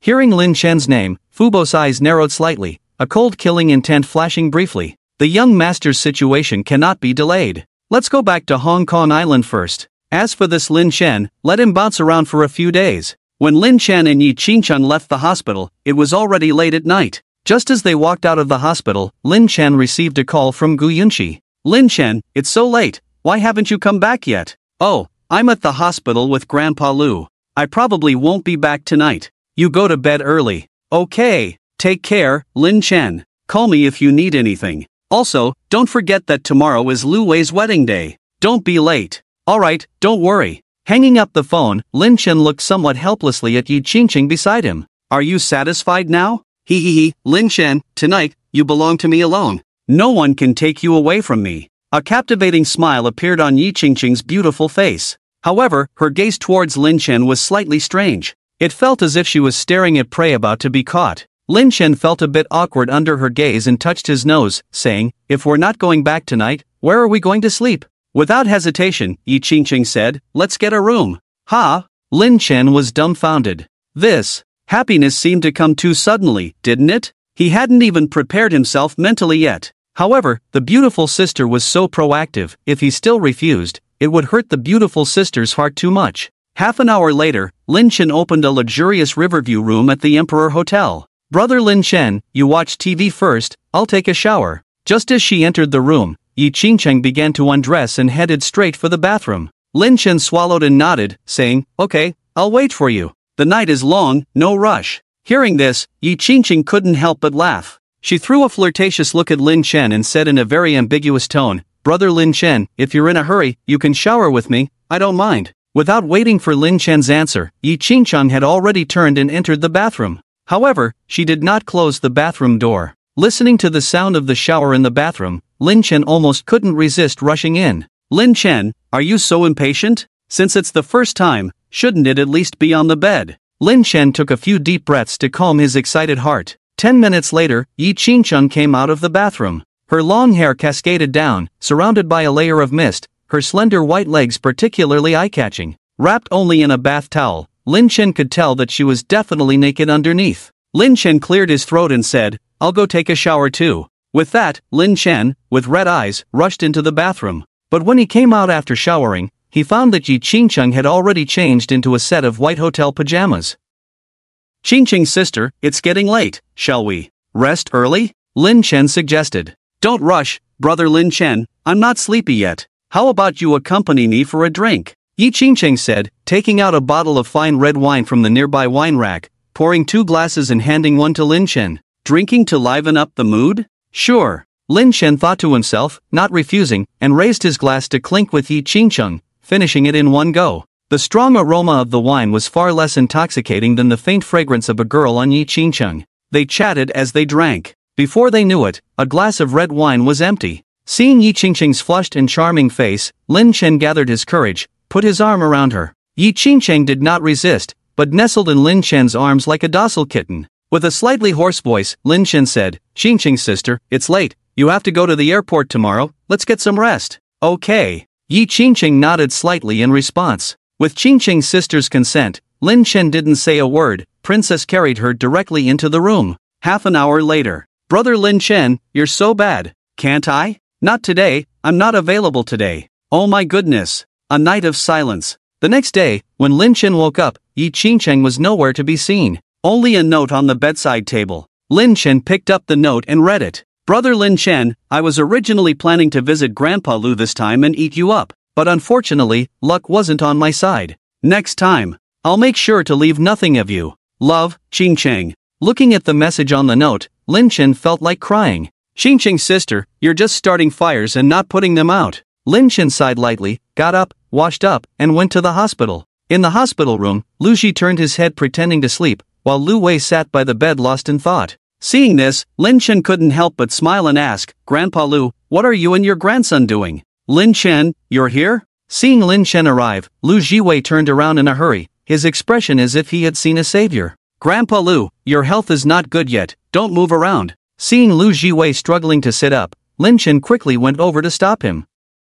"Lin Chen, you came at just the right time. Hurry and help me persuade Xiao Wei. This stubborn boy refuses to attend the wedding, he has already given the betrothal gifts, and Tingting is such a good girl." Are you trying to make me angry?" Lu Jiwei pointed at his grandson Lu Wei, with a face full of disappointment. "Grandpa, Tingting's father said that unless you sever the relationship with me, he will never agree to marry Tingting to me. The situation has come to this point, can I still attend the wedding?" Lu Wei smiled bitterly. "What difference does it make to sever the relationship with me? Grandpa is already old, how many more days can he live? Why can't you understand this, kid?" Lu Jiwei was not happy. "Grandpa Lu, don't be angry. Leave this matter to me, I will definitely give you a satisfactory result." Hearing this, Lin Chen sighed helplessly and decided to personally go and resolve this matter. If it's not resolved, Grandpa Lu might get sick from anger. He immediately called He Xiaoning and asked him to send the information about the Zhou family, and then got the address from Lu Wei. After leaving the hospital, Xin Jiuli, who had been waiting outside the hospital, immediately drove over. "Go to the Zhou family." Lin Chen told Xin Jiuli the address, and Xin Jiuli turned the steering wheel and set off.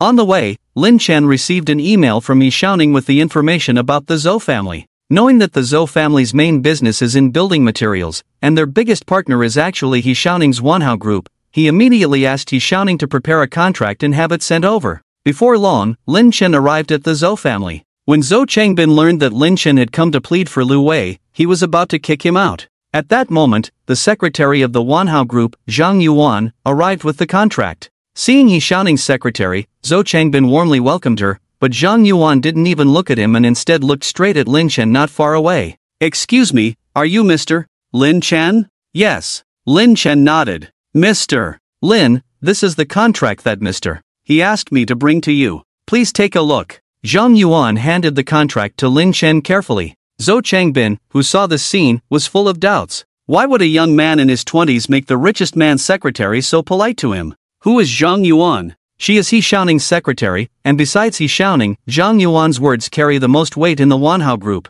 Anyone who can make Zhang Yuan treat them so politely must be someone that the richest man, He Xiaoning, values greatly. Thinking about his attitude towards him just now, Zhou Changbin suddenly felt a little flustered. "Okay." Lin Chen nodded and took the contract. Looking at Zhou Changbin, Lin Chen smiled and said, "Mr. Zhou, this is a 10-year building materials procurement contract with the Wanhao group. You should know better than me how valuable it is, right?" "Young man, what do you mean?" Zhou Changbin was excited inside, but a little puzzled on the surface. "Lu Wei's grandfather was once my benefactor. I am here to repay the favor. If Director Lu is good, you can also benefit. If Director Lu is not good, then I will have to look elsewhere for this authorized contract." Lin Chen smiled. The procurement contract from the largest company in Nanjiang City, and a 10-year contract at that, its value is immeasurable by money. For any building materials company, this is an irresistible temptation. Zhou Changbin was no exception. "Are you saying that as long as my Zhou family marries into the Lu family, you will give me this authorized contract as a gift?"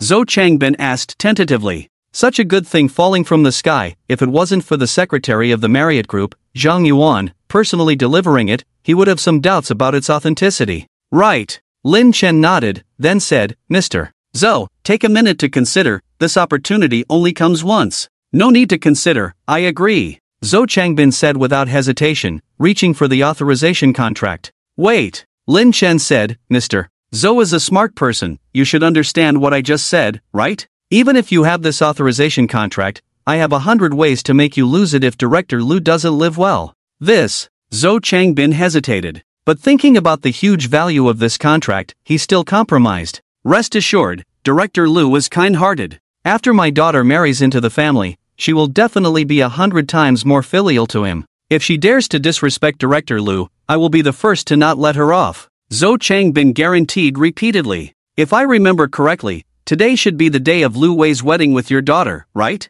If it's convenient, I hope you can invite Director Lu to the ceremony." Seeing this, Lin Chen no longer said much and handed over the authorization contract. "It's certain. Little Wei only has one grandfather. It would be too much not to invite Director Lu on such a joyous day, wouldn't it?" Zhou Changbin responded while flipping through the authorization contract. From the moment he received the authorization contract, he couldn't contain his excitement.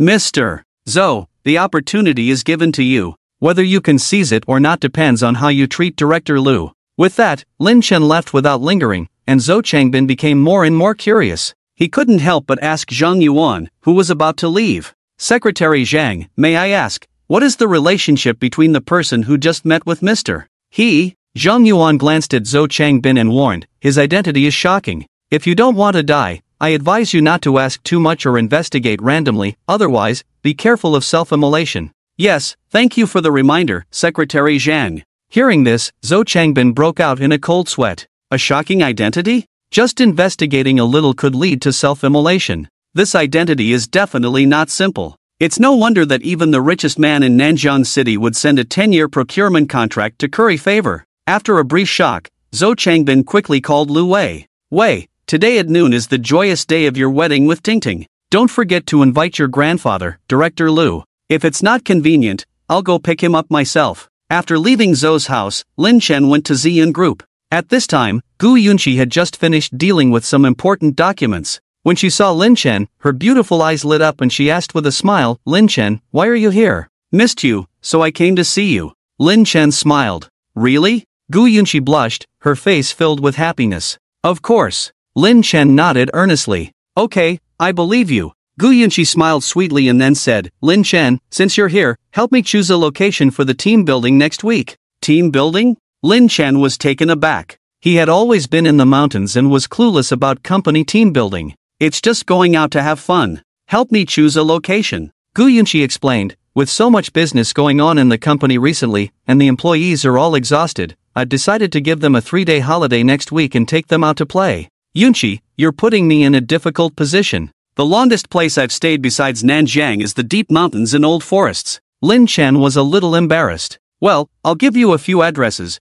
and you can just take a look at them, okay? Gu Yunqi opened the computer browser, selected a few tourist attractions, and asked Lin Chen for his opinion. After discussing for a while, they finally decided to hold the team building event at Chuandu Ancient City. Chuandu Ancient City is located in Linchuan City, with a history of several hundred years, full of ancient charm and a great place for vacation. Around noon, both Gu Yunqi and Lin Chen received an invitation call from Lu Wei to attend his and his girlfriend Zhou wedding. Out of respect for Grandpa Lu, neither of them declined. The wedding lasted until 1:30 in the afternoon. After bidding farewell to Grandpa Lu, Gu Yunqi went back to the company, while Lin Chen, feeling bored, called Su Lianxue. Su Lianxue had been undergoing acting training at an entertainment company recently, and Lin Chen was worried that the girl might overwork herself and fall ill. The call was quickly connected. Fan, what's up? Can't I call you if there's nothing wrong? What are you doing? Haven't seen you for days, miss you. Fan, Lianxue misses you too.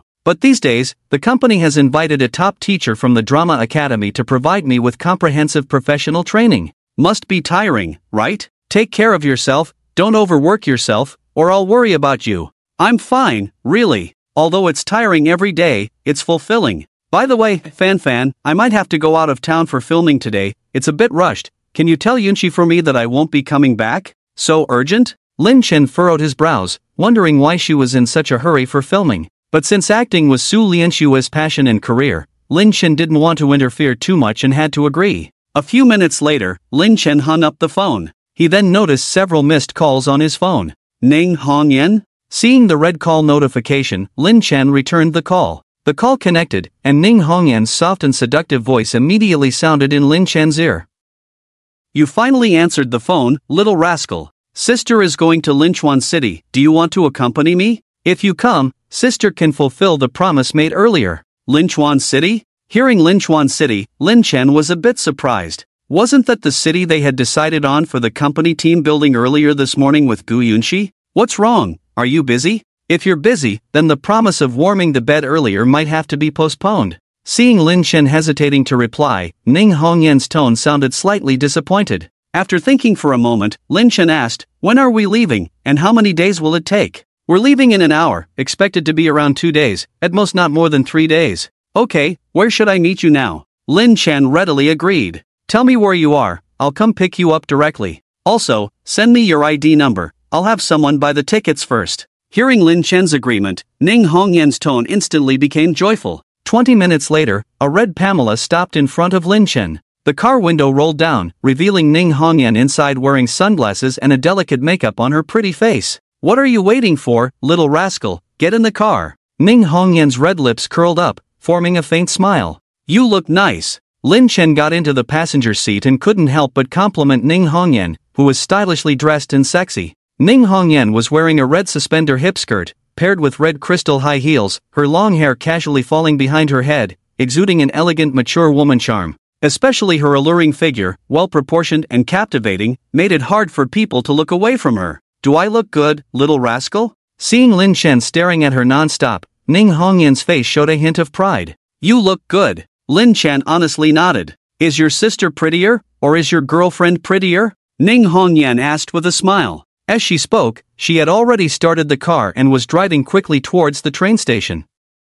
After a moment of thought, Lin Chensalong replied, both are pretty, each has its own merits. Listening to you, are you planning to have the best of both worlds? Hearing this, Ning Hongyan turned her head and gave Lin Chensalong a playful tap on the forehead with her finger, saying softly, you little rascal. The two chatted for a while and soon arrived at the station. Ning Hongyan had booked a business class seat. After the two got their tickets and boarded the train started moving shortly after. It would take an hour and a half to reach Linchuan City. Lin Chensalong was bored, so he took out his phone and started watching a movie. About an hour later, a cry of alarm came from behind him. "Attendant, someone has fainted." Following the cry, several attendants rushed over. The person who had fainted was an elderly man in his 70s, lying motionless on the ground with a black face. Two attendants tried to perform CPR and artificial respiration, but they couldn't revive the old man. Seeing this, a female attendant couldn't help but shout, "Is there a doctor in our carriage?" Upon hearing this, Lin Chensalong was about to get up, but before he could, a middle-aged man sitting behind him suddenly stood up and said, "I am an associate chief physician at the medical university, let me take a look." Seeing a doctor volunteering to help, Lin Chensalong stopped paying attention. "You're a doctor too, you little rascal?" At that moment, Ning Hongyan, who was sitting on the left side of the aisle, curiously asked Lin Chensalong. She had noticed that Lin Chensalong seemed to want to get up when the attendants asked for a doctor. Lin Chensalong replied, "Not really a doctor, just know some basic medical skills. Good at fighting, know some medical skills, and not bad looking, no wonder the beautiful lady is fond of you." Ning Hongyan sighed. Just then, a sudden scream from the attendants behind them caught their attention. "Oh, he's bleeding from his nose." Startled by the sound, Lin Chensalong turned to look back. Through the crowd, he saw that the old man who had been lying on the ground had gone from having a black face to a pale one. Not only that, but bright red blood was flowing from his nose. Lin Chensalong noticed that while the old man's face had been black before, his breathing had been relatively normal. But now, his breathing had noticeably weakened. In Lin Chensalong's estimation, if no rescue measures were taken soon, the old man would likely suffocate and die within 10 minutes. Oh no, the patient not only has a heart attack, but also high blood pressure and low blood sugar. He must be rushed to the hospital for treatment. The doctor's face changed dramatically. He had just performed a series of rescue measures, but unexpectedly worsened the old man's condition. Faced with this situation, he was at a loss. The high-speed train was still half an hour away from the nearest Linchuan city, and with the old man's current condition, he wouldn't make it. Just as everyone was sweating for the old man, a young man in his 20s suddenly walked over. "Let me try." The young man squatted down and began to check the old man's pulse. This young man was none other than Lin Chensalong. Seeing that no one else could help, he had to step in. "Checking the pulse? Are you a traditional Chinese medicine practitioner?" A female attendant couldn't help but show a surprised expression when she saw Lin Chensalong checking the pulse. Nowadays, most traditional Chinese medicine practitioners who check pulses are in their 60s or 70s, so it was rare to see a young practitioner like Lin Chensalong. "Young man, the patient's condition is very serious. Traditional Chinese medicine methods won't work." The associate chief physician shook his head with a sigh. Ignoring him, Lin Chensalong quickly diagnosed the old man's condition after checking his pulse. "Do you have silver needles?" Lin Chensalong asked the attendants. "Silver needles? We only have a simple first aid kit, silver needles. We don't have that." The flight attendant shook his head. Hearing this, Lin Chen frowned, extended his index finger, and began to point at the old man's body. His movements were not fast, so everyone could see clearly each acupoint he touched. "Acupoint?" The deputy chief physician stared at Lin Chen with some disbelief. Although he was a Western doctor, he had some knowledge of traditional Chinese medicine, especially theories about acupoints,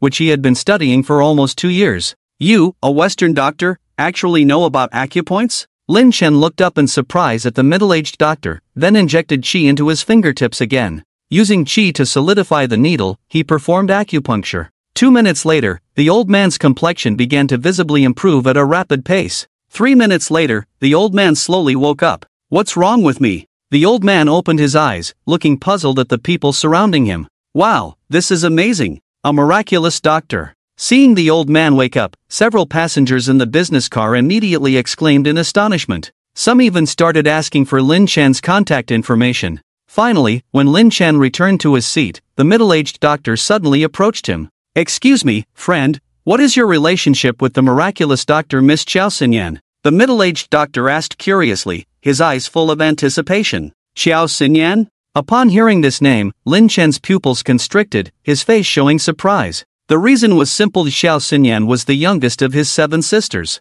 Half an hour later, a high-speed train arrived at Linchuan City Railway Station. Lin Chen was checking his phone while getting off the train with Ning Hongyan. This action made Ning Hongyan quite unhappy. She, a beautiful woman, was accompanying him, yet he kept staring at his phone non-stop. How could a phone be more attractive than her? Feeling displeased, Ning Hongyan deliberately walked ahead of Lin Chen and suddenly stopped. The next moment, Ning Hongyan let out a soft cry. "Sorry, I didn't mean to." Realizing he had bumped into Ning Hongyan, Lin Chen quickly apologized. "You little rascal, are you disrespecting me? Am I not more attractive than the phone in your hand?" Ning Hongyan pouted, looking displeased. Everything was fine before. After chatting with the middle-aged doctor for a while, Lin Chen seemed distracted, staring at his phone continuously. "I'm not looking at my phone, I'm looking at my sister," Lin Chen explained with a smile, then showed the phone screen to Ning Hongyan. Ning Hongyan looked suspiciously at the phone screen, where there was a photo of a cute little girl. The girl in the photo was wearing a white hanfu, holding a wooden pestle, seemingly aware of being photographed as she looked towards the camera, freezing the moment.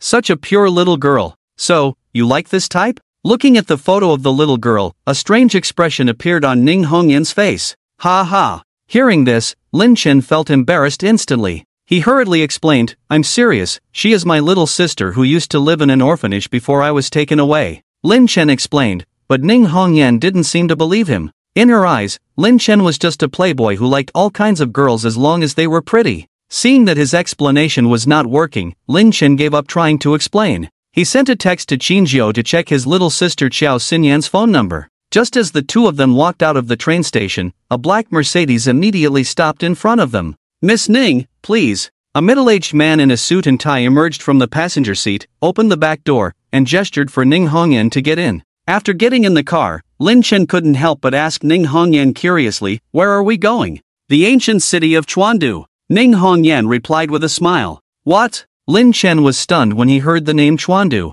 What a coincidence! After driving for about an hour, the car finally stopped in front of an inn in the ancient city. The two got out of the car, and Lin Chen looked up to see the sign on the inn, which read Spring Breeze Inn. At that moment, a waiter came out to greet them and led them to the meeting room in the courtyard. As soon as they entered, two pairs of eyes immediately focused on Lin Chen. "Is it you?" A middle-aged man with flashy attire and a gold chain around his neck looked at Lin Chen in surprise. "Hey, what are you doing here?" Lin Chen was also surprised to see the person speaking, who turned out to be Tong Hu, one of the four tigers of the North District of Nanjiang City. The other person who had their eyes on him was Peng Hai, another one of the four tigers of the North District, along with Ning Hongyan and Tong Hu. "Lin, my friend, you're not being loyal. We were on good terms before, but now you're hanging out with this woman?" Tong Hu's expression turned sour. Lin Chen was a boxer he valued, but now, not long after, he had been taken under the wing of Ning Hongyan. "Little tiger, his friendship with you was only temporary.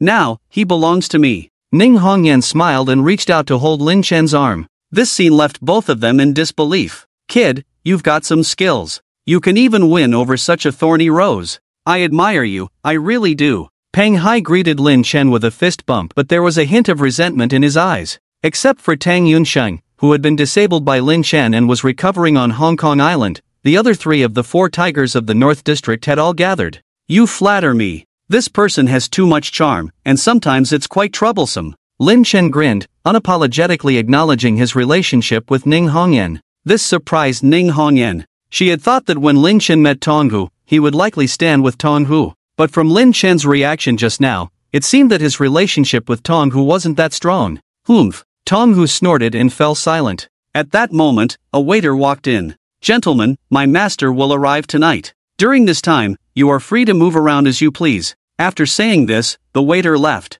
"Miss, I've accompanied you here. Shouldn't you tell me the purpose of your visit to Linchuan City?" Lin Chen looked at Ning Hongyan with a hint of a smile on his face. "You little rascal, why do you ask so many questions? I came here for my own reasons, it has nothing to do with you. As long as you stay by my side, that's all that matters." Ning Hongyan glanced coquettishly at Lin Chen, but she didn't tell him the reason for her visit to Linchuan City. Seeing that she was unwilling to speak, Lin Chen didn't bother to ask further. For him, besides his sister's affairs, everything else was none of his concern. After a while, Tong Hu had already left to stroll around, and Peng Hai had returned to his room at the inn to rest. Lin Chen felt bored, yawned, and was about to ask Ning Hongyan to take him back to their room. But before he could speak, Ning Hongyan suddenly took his arm and said, "You little rascal, since you're here, why not accompany sister for a walk? Go shopping? What's the fun in going shopping when I have a sister to keep me warm in bed?" Lin Chen said with a half smile. "What's the rush? We have 2 days.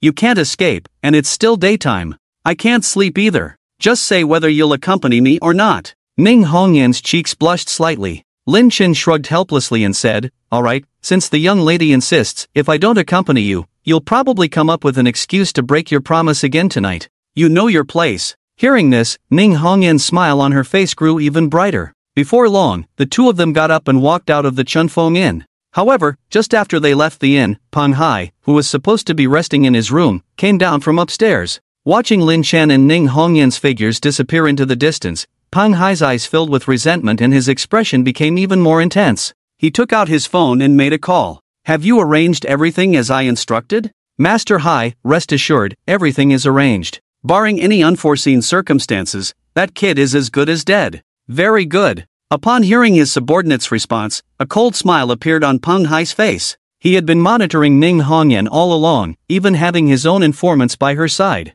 He had received news as soon as Ning Hongyan arrived in Linchuan City with Lin Chen. For this reason, he had already arranged manpower in advance, preparing to kill Lin Chen in the ancient city of Chuandu. The reason was simple. Peng Hai, a former mercenary, had no interest in ordinary women. It was women like Ning Hongyan, strong and heroic, that he favored. For years, he had been secretly helping Ning Hongyan rise to power. If it weren't for him, how could Ning Hongyan, a mere woman, have established a foothold in the chaotic North City district of Nanjian City? He had planned to wait for the right moment to bring Ning Hongyan into his fold, but he hadn't expected Lin Chen to appear out of nowhere and win her over first. Every time he thought about the increasingly intimate relationship between Ning Hongyan and Lin Chen, he felt a suffocating anger at the thought of his beloved woman being played with by another man. Chuandu Ancient City. As a town with ancient charm, it attracted many out-of-town visitors, leading to numerous vendors selling small trinkets and accessories within the ancient city. At this moment, Ning Hongyan was drawn to a small shop selling ancient accessories.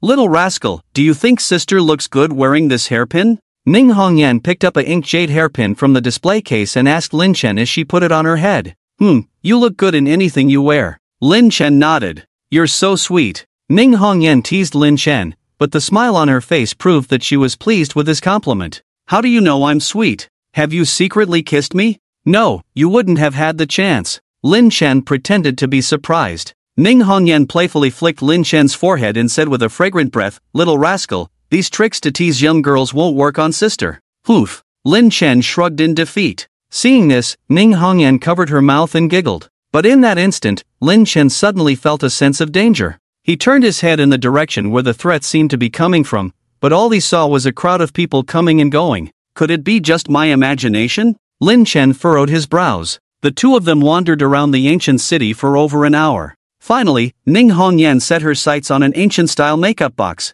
Boss, how much is this makeup box? Miss, you have a good eye. This makeup box is made of top-quality rosewood and was crafted by a top master. Look at the patterns, the design, and... The shop owner, seeing that Ning Hongyan didn't seem like a poor person, enthusiastically praised the quality of his goods. After listening to his sales pitch for a while, Ning Hongyan suddenly said, "Stop the flattery. I'm not some naive little girl. Is this handmade or machine-made? I can tell, so how much? Ahem, if you're really interested, I won't overcharge. 8,888. Seeing that he couldn't deceive Ning Hongyan, the shop owner awkwardly smiled and made a hand gesture indicating the number 8. Ning Hongyan, do you sell it for 88? Lin Chen. Beauty, bargaining isn't done like this. The shop owner was dumbfounded. He encountered someone who knew how to bargain in a relationship. Alright, let's each take a step back. 180. If you think it's acceptable, I'll buy it. If not, then I won't. Ning Hongyan said, preparing to leave.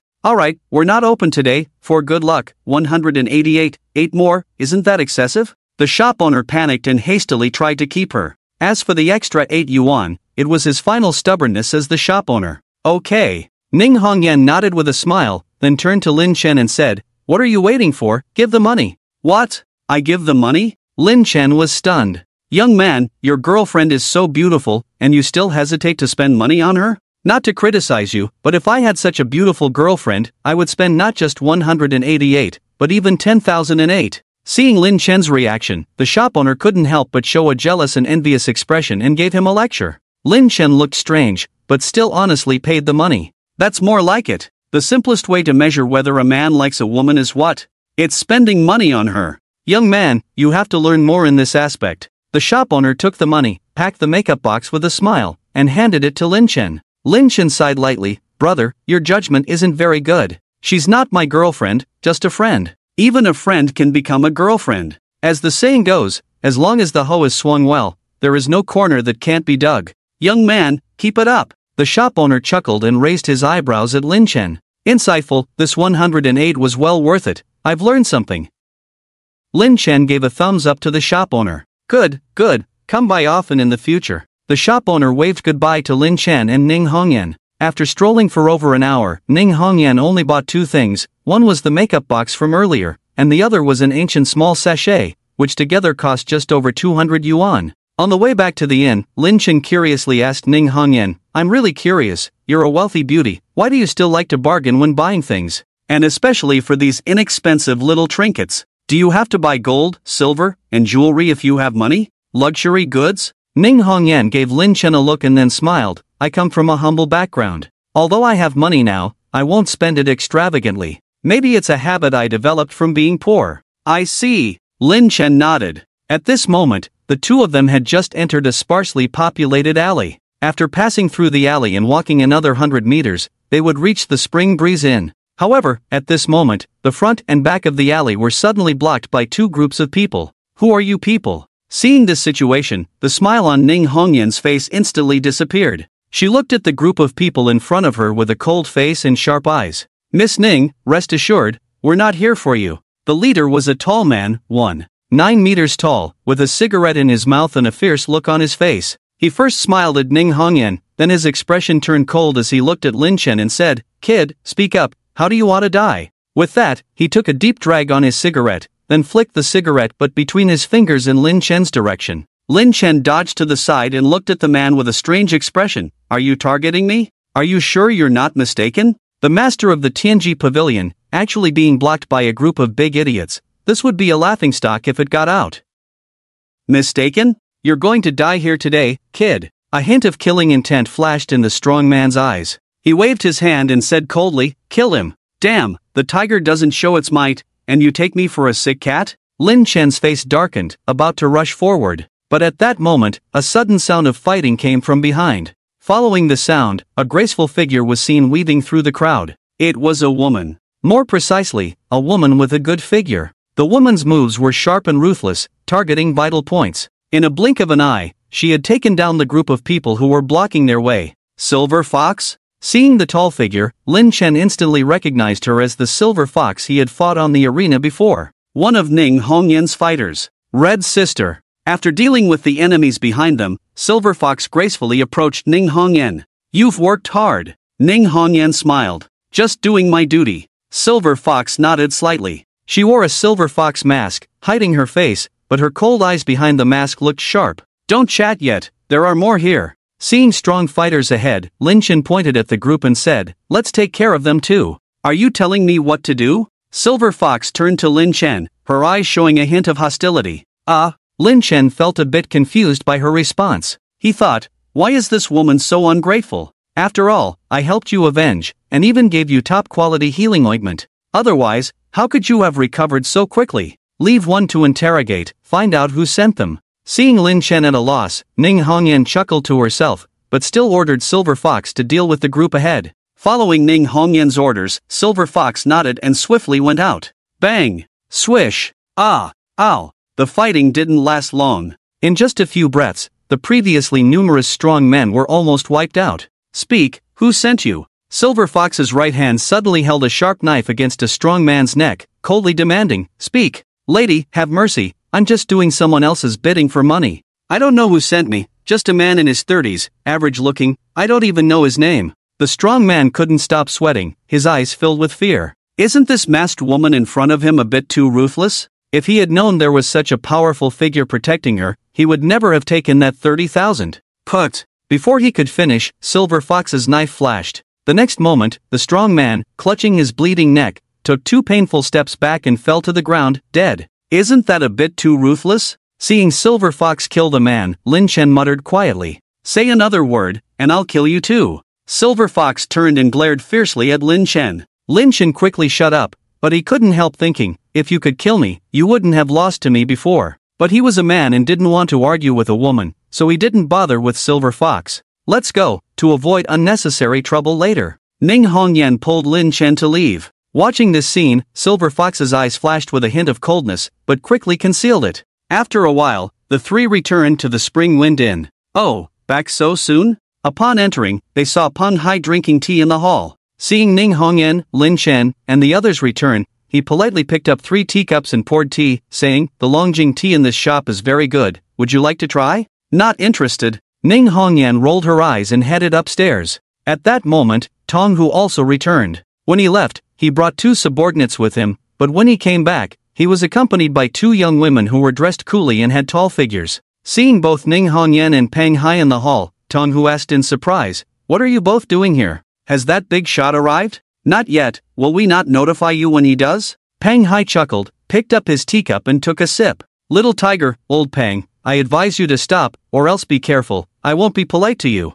After leaving a harsh remark to Peng Hai and Tong Hu, Ning Hongyan clicked her high heels and went upstairs. Lin Chen and Yin Hu followed closely behind. Watching Ning Hongyan go upstairs, Tong Hu asked in astonishment, "What's going on? What's wrong with this woman?" "Who knows?" Peng Hai smiled, stopped speaking, but a flash of anger passed through his eyes. The inn's second floor has 8 rooms, and Ning Hongyan's room is the innermost room on the left side after going upstairs. Although it is an ancient-style inn, it is fully equipped inside. After the 3 entered the room, Lin Chen walked around the room and then said with a smile, "This room only has 1 bed. It looks like the 3 of us will have to squeeze in tonight. If you dare to speak nonsense again, be careful I cut off your tongue." Upon hearing this, Yin Hu immediately raised her hand, holding a sharp small knife directly at Lin Chen. Seeing her posture, if Lin Chen dared to say another word, or even a single word, she would directly attack him. "Yin Hu, don't be rude to Mr. Lin, don't forget, he helped you avenge." Ning Hongyan frowned and scolded Yin Hu. "Humph." Yin Hu snorted coldly, put away the sharp knife, and went to the balcony on her own. "Don't mind her, Yin Hu has this temper," Ning Hongyan explained to Lin Chen. Lin Chen waved his hand with a smile and said, "Don't worry, I am always generous towards women, I won't stoop to the level of a little girl like her." As soon as he said that, Lin Chen felt a murderous gaze from Yin Hu on the balcony directed at him. Ning Hongyan covered her mouth and chuckled, then got up and walked towards the bathroom. As she approached the bathroom door, she paused, turned back to Lin Chen and said, "Bad boy, I'm going to take a bath and change clothes, don't peek." "Do you think I'm that kind of person?" Lin Chen replied. But as soon as Ning Hongyan entered the bathroom, Lin Chen immediately walked towards the bathroom. However, before he could get close, a figure suddenly rushed towards him. "Take one more step, and you're dead," Yin Hu threatened coldly. Annoyed, Lin Chen frowned and said, "You're just a little girl, do you have to be so fierce? Always talking about killing, can't you be more ladylike? Aren't you afraid you won't get married in the future?"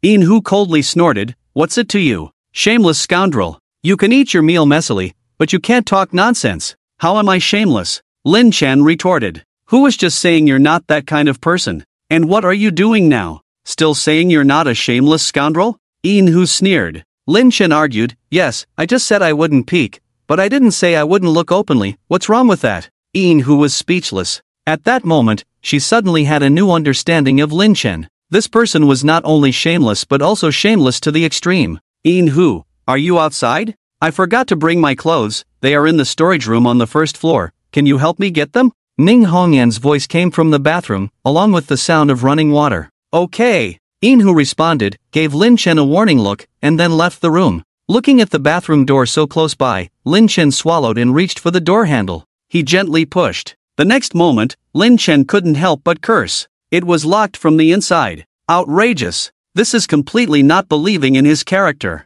Is he the kind of person who would peek at others bathing? What a buzzkill. Lin Chen muttered quietly. Feeling uninspired, he went to the balcony, took out a cigarette, and lit it. At that moment, he suddenly caught sight of a convoy appearing not far from the inn. The convoy stopped near the Chunfeng Inn, and then a group of people of all kinds started getting off the cars and walking towards the inn. Quite interesting. Lin Chen's mouth curved up, starting to feel curious about Ning Hongyan's purpose in coming to Linchuan City. By this time, Silver Fox had already delivered the new clothes to the bathroom. Soon after, Ning Hongyan, dressed in new clothes, walked out of the bathroom. "You little rascal, did you play any tricks just now, peeking at me while I was bathing?" Seeing Lin Chen smoking on the balcony, Ning Hongyan walked over with a smile. "Am I that kind of person?" Lin Chen frowned slightly, then asked, "By the way, are you here in Chuandu Ancient City just for some alone time with me? Can you tell me the purpose of your visit here?" "It's nothing special, just that I didn't do well in Nanjiang City, always being bullied.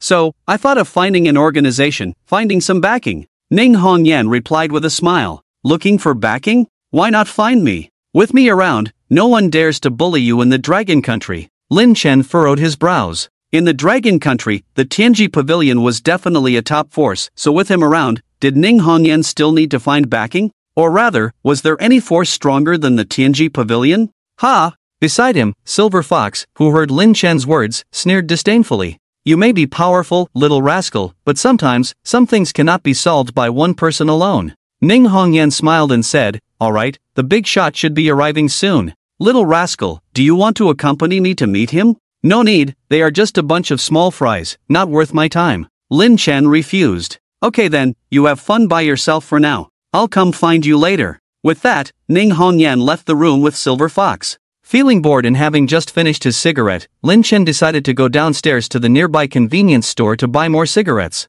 However, when he reached the door, he found nearly 100 people gathered in front of the inn. These people stood on both sides of the inn, dressed as bodyguards and thugs. At the convenience store, Lin Chen bought 2 packs of cigarettes and was about to pay when he heard a somewhat familiar voice behind him. Fan Ge, what a coincidence. You're also in Xuandu Ancient City? Lin Chen turned to the voice and saw Feng Yankai walking briskly towards him, hugging a cool-looking girl. Hey, how come you're here too? Lin Chen was surprised. He didn't expect to encounter Feng Yankai, the second-generation rich kid, here. My dad brought me here to attend the initiation ceremony of the Green Dragon Society. But I didn't expect to meet Fan Ge here. Could it be that Fan Ge is also joining the Green Dragon Society? Feng Yankai walked over with the girl he just flirted with. Seeing Lin Chen about to pay, he didn't hesitate and took out 200 yuan bills from his pocket, throwing them at the cashier of the convenience store, saying, no need for change. Lin Chen didn't bother with formalities either, stuffed the 2 packs of cigarettes into his pocket, and asked curiously, what is the Green Dragon Society? Is it powerful? Fan Ge, you don't know about the Green Dragon Society? Feng Yankai looked surprised, seeing that Lin Chen didn't seem to be joking, so he explained, the Green Dragon Society is an organization that combines the Chamber of Commerce and the Martial Arts Association, and it has a significant influence in the entire Central 3 provinces. And from what I know, after today, there will be a new branch headquarters of the Green Dragon Society in the North District of our Nanjiang City. From what you're saying, why do I feel like the Green Dragon Society wants to become the second Tianji Pavilion? Lin Chen smiled without commenting. The Tianji Pavilion has a Chamber of Commerce and a Martial Arts Academy, while the Qinglong Club has a Business Association and a Martial Arts Association. Isn't this just plagiarism? Feng Yankai nodded and said, it's similar. But the Qinglong Club and the Tianji Pavilion are definitely incomparable behemoths, but in the Central 3 provinces, they are still acceptable. Since you can't compare with the Tianji Pavilion, why doesn't your father bring you to join the Tianji Pavilion? Lin Chen asked curiously. Fan Good, you're joking. Forces of that level like the Tianji Pavilion, not just anyone can join. In our Nanjiang city, only 9 people are qualified to join the Tianji Pavilion, including the richest man He Xiaoning and the heads of the 8 major wealthy families. Besides these people, who else is qualified to join the Tianji Pavilion? And even if they want to join, whether they can pass the Tianji Pavilion's assessment is still a question. Feng Yankai glanced at his watch and said anxiously, Fan Ge, let's stop chatting for now. It's almost time, I should go to the Chunfeng Inn to attend the initiation ceremony. Lin Chen waved his hand and said, sure, go ahead. Feng Yankai turned around and quickly walked towards the Chunfeng Inn. After walking for a while, he noticed that Lin Chen had been following not far behind him. Feng Yankai stopped, waited for Lin Chen to approach, and couldn't help but ask, Fan Ge, why are you following me? Do you need something?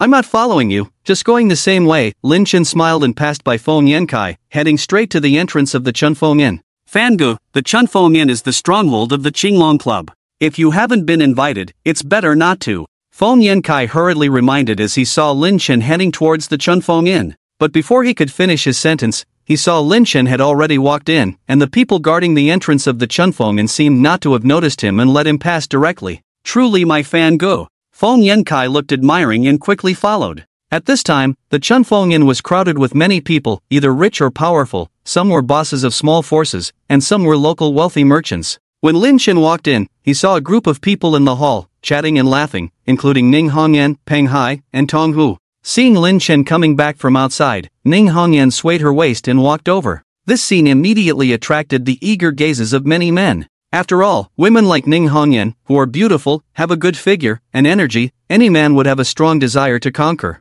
Ning Hongyan stared at Lin Chen and asked with a smile, little rascal, where did you just go? I didn't see you when I returned to the room. Oh, I just went to buy 2 packs of cigarettes. Why, do you need me for something? Lin Chen replied. Ning Hongyan said, nothing special, just wanted to ask if you want to join the Qinglong Club. It's a rare opportunity, and if you want to join, I can introduce you to the steward of the Qinglong Club. Just the Qinglong Club, I'm not qualified to join. Lin Chen rejected without hesitation. Just as he finished speaking, someone nearby coldly snorted, just the Qinglong Club? Kid, you're quite arrogant.